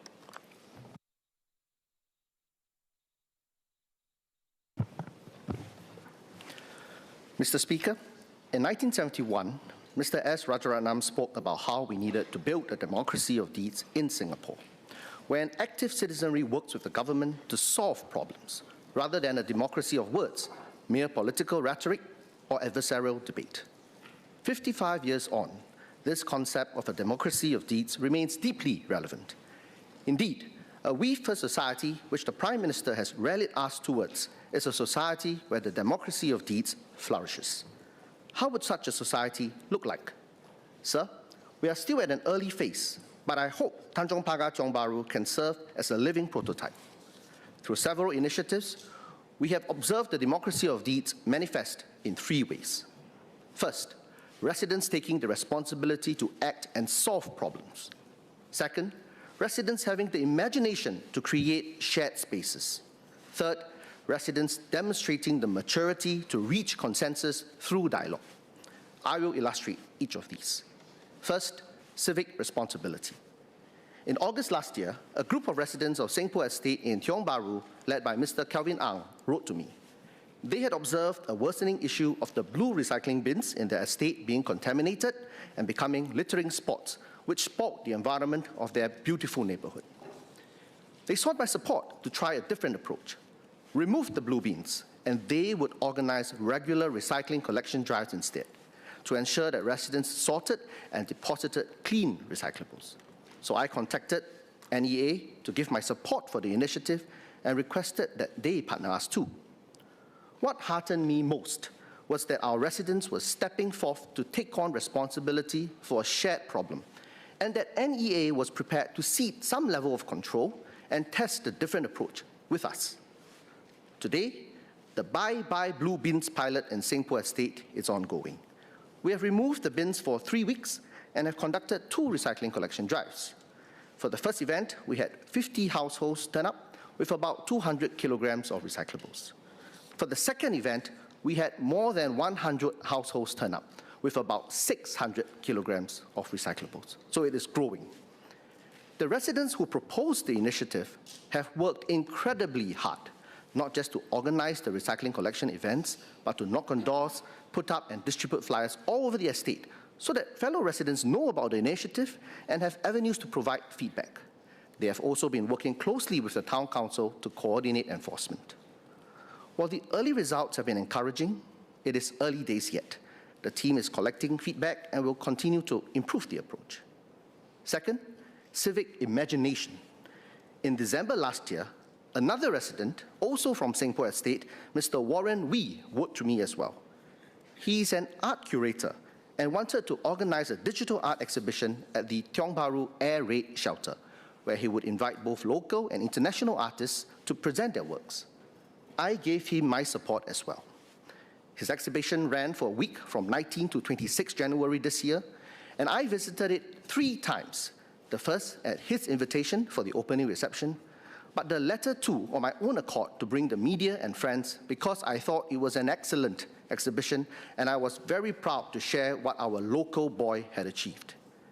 Xingning ran an article about the exhibition, spotlighting an AI work by Ms. Bianca Zi from Hong Kong, which seeks to recreate the Kowloon walled city. I spoke to Bianca. She told me that the setting of the Tiong Bahru Air Raid Shelter captured the emotions she wanted to evoke through the work of the walled city. Both were harsh environments, which yet sheltered resilient communities. Anyone who has visited the air raid shelter will know what she means. It has been largely untouched since the 1940s. Very dark, little ventilation, there are areas which are leaking, and there are broken bricks in some places. Hardly a welcoming environment. Yet, Warren had the determination and boldness to conceptualize a digital art exhibition in the shelter. He brought in works like Bianca's, which spoke to the natural conditions of the shelter and put in quite significant resources himself to ensure that it would be fit and safe for the public to spend some time in. Warren told me that he has been fascinated by the space since he was young. Its heritage, its history, how it would have held more than 1,600 residents during the Second World War. He asked if it would be possible for the government to retrofit it basically for better ventilation and environment, and his dream would be to run it as a more permanent art museum and heritage node. Third, civic dialogue and consensus.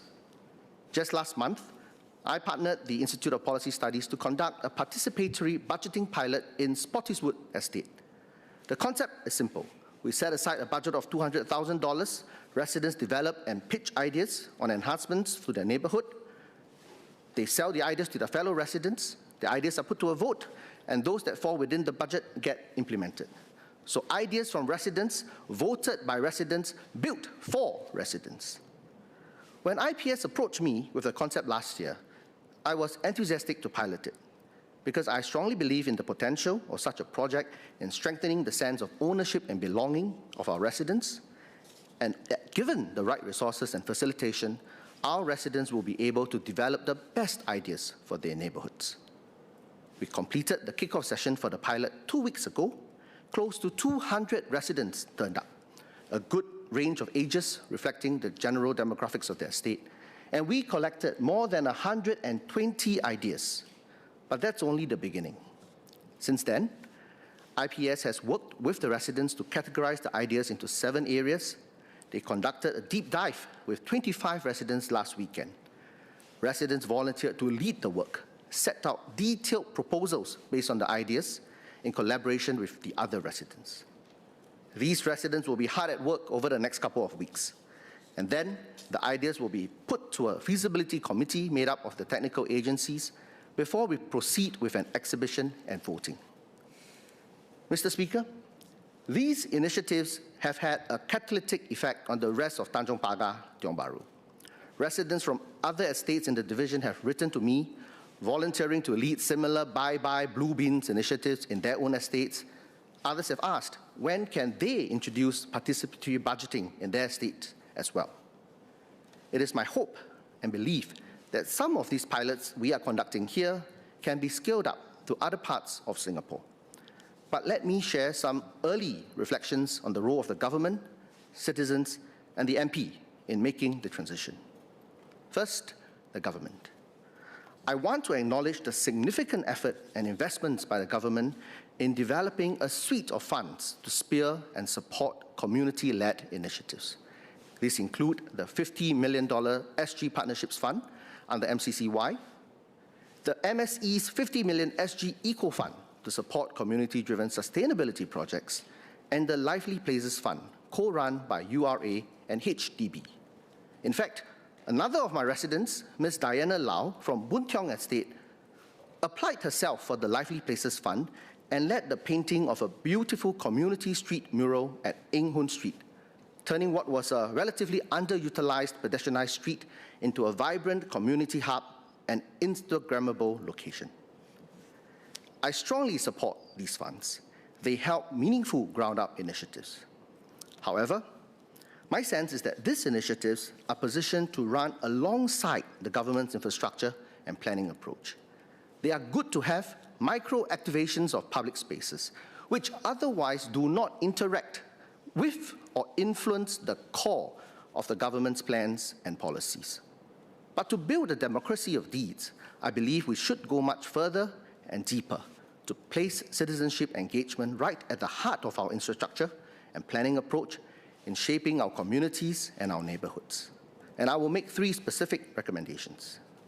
First, how we manage state properties. Currently, SLA tenders out such properties using the price quality system when they want the properties to be managed in ways that address other objectives, such as heritage rejuvenation. And this has led to high-quality lifestyle hubs, such as New Baru and Kada, which require professionalized operations and commercial viability to run. I would like to advocate for an alternative model as well. One where the government invites ground-up proposals for state properties, proposals which produce social impact. It can be a community hub for use or a heritage living space, perhaps even a creative arts museum like what my resident Warren envisaged for the Tiong Bahru Air Raid Shelter. They can become community regeneration stations. So instead of selecting a proposal based on rental bid, the government chooses proposals based on the proposal's potential social impact. The selected proposals are awarded the use of the property or the site for a given tenure free of charge. Under this model, we may see more social enterprises and ground-up collectives being awarded the use of such properties. Sir, we have over 2,600 state properties in Singapore. Former schools, community centres, camps, many of some heritage significance, many located within residential estates.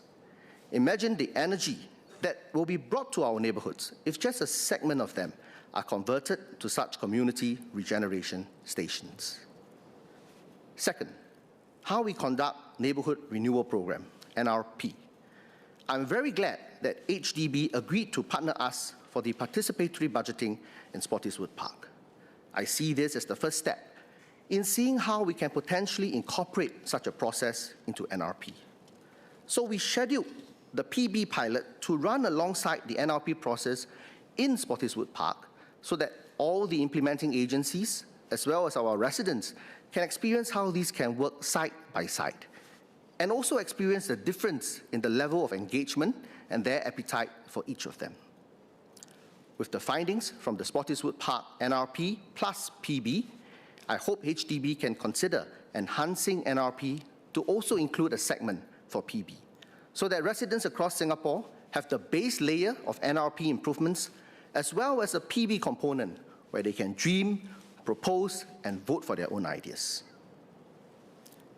Third, how we conduct recycling and other sustainability initiatives. I'm similarly heartened that NEA and Cora, the recycling operator, also agreed to partner us for the Bye Bye Blue Bins pilot. This bonus to try something different is refreshing and invigorating for residents who prepared to step up. Instead of a one-size-fits-all approach where waste is centrally collected and recycling contamination relatively high, a localized recycling approach may be much more effective in Singapore. Mr. Speaker, developing community regeneration stations incorporating PB as a component under NRP, facilitating localized sustainability models, these are all concrete steps to build Singapore as a democracy of deeds. I'm sure there are several other areas. Many, if not all of our government agencies have a key role to play. However, for it to happen, I believe we need MCCY to lead the WOG charge in three key areas. First, ambition. We need to set out clear ambition, go beyond funding, go to deeply involved partnerships where the agencies work closely with residents to design and activate their neighbourhoods. Second, we need coordination, strong coordination to ensure that the ambition permeates the whole of government to develop a coherent agenda and program which residents can refer to and see where they want to contribute. Third, skills. We need public officers skilled at facilitating such partnerships with citizens. MCCY has been building this up through the SG Partnerships Office, but we will need much more investment. MCCY can also work with partners such as IPS to build a wider pool of skilled, not-for-profit, community-based facilitators. Let me quickly move on to the role of the citizen. As each of the initiatives I've highlighted show, the citizens are very involved, time and effort intensive. It is not days, but weeks and months of effort. It is not raising suggestions, but detailing solutions, assessing trade-offs, and convincing fellow citizens. And it is not I versus the government or I versus my neighbour, it is us, we, all together. For every resident in Tanjong Pagar, Tiong Bahru who has participated in each of these, I thank you from the bottom of my heart. Thank you for stepping up, leading the way, and showing us all how it can be done. Finally, the role of the MP. Sir, for each of these initiatives I have championed, I have been under no illusions. It doesn't matter if the proposal came from my resident. The buck stops with me.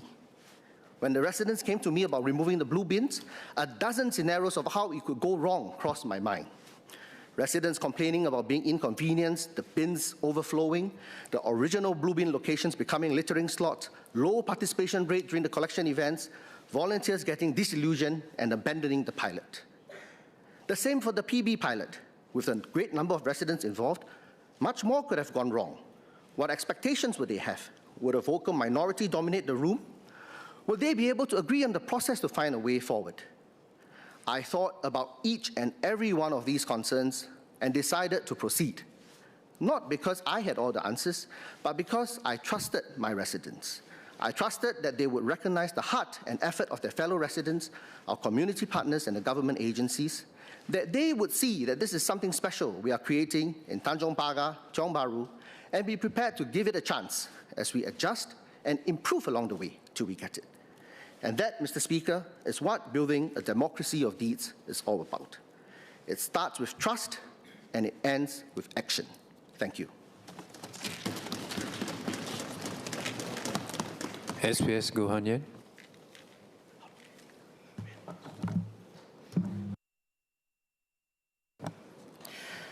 Mr. Speaker, Mr. Fu has spoken passionately about a democracy of deeds, and I want to start by crediting that work. Democracy of deeds is a simple yet powerful idea, that a thriving society is built not just by its government, but by everyone who lives in it through acts of participation. This is precisely what we in government believe Singapore needs more of. A strong Singapore requires both sides to show up.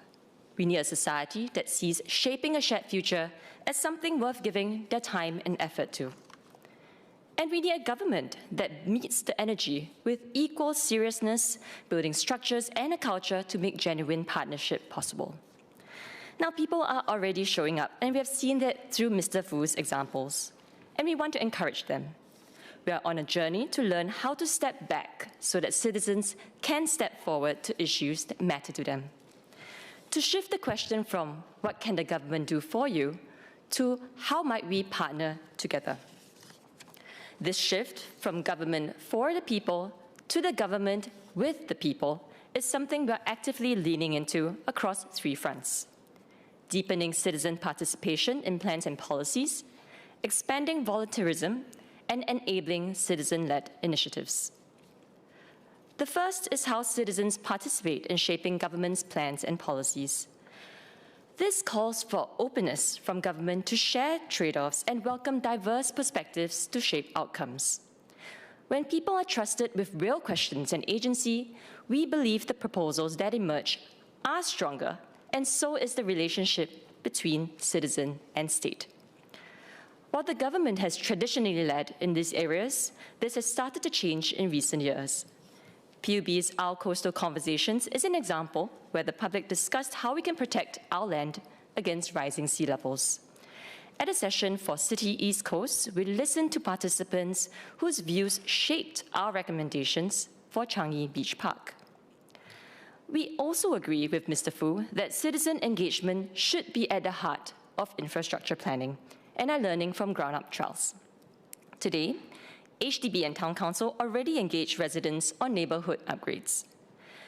To take this further, MCCY, MND, and HDB are piloting different ways to deepen this engagement as part of neighbourhood renewal programs in Boon Lay and Canberra.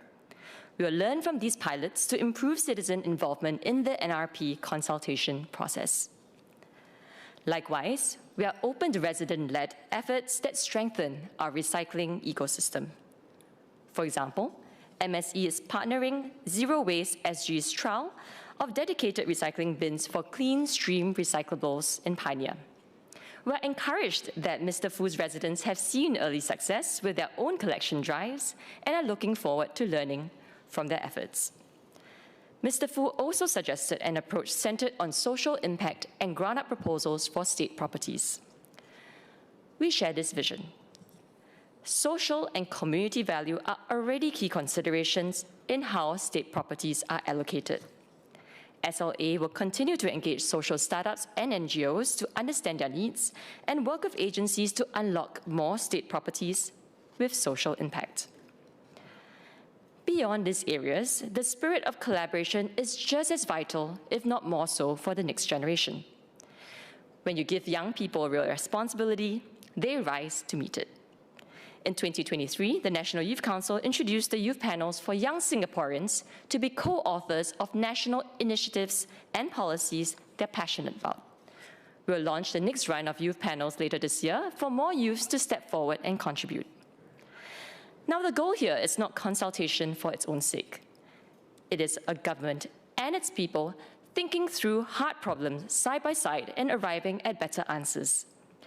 That is the ideal we are holding ourselves to, and will continue to create opportunities to do so. The second front is volunteerism. Volunteerism is citizenship in action, and that instinct is alive and well. Many Singaporeans want to give their time and their skills to causes they believe in. Now here, our role is to strengthen the conditions to help it to flourish. We have learned that to sustain it, people need clear pathways to match their causes to their strengths and the assurance that their contributions make a difference. We have been working hard to strengthen the volunteering ecosystem to make it more easy for Singaporeans to step forward and more meaningful for them to stay on. Our island-wide network of 24 SG Cares volunteer centres works with community partners to identify town-level needs, such as senior befriending, and reaches out to interested citizens in areas to meet those needs. For our youth, Youth Corps Singapore has been championing youth volunteerism by bringing together youths to do good. And many of them are already doing so. In 2025, more than 10,000 Youth Corps leaders and volunteers contributed over 75,000 hours of service, impacting some 6,500 beneficiaries. Regardless of age, a giving society is one where people feel connected to something that is larger than themselves. We want every Singaporean who steps forward to find exactly that. The third front is when Singaporeans take it upon themselves to build what their communities need ahead of any policies or programs.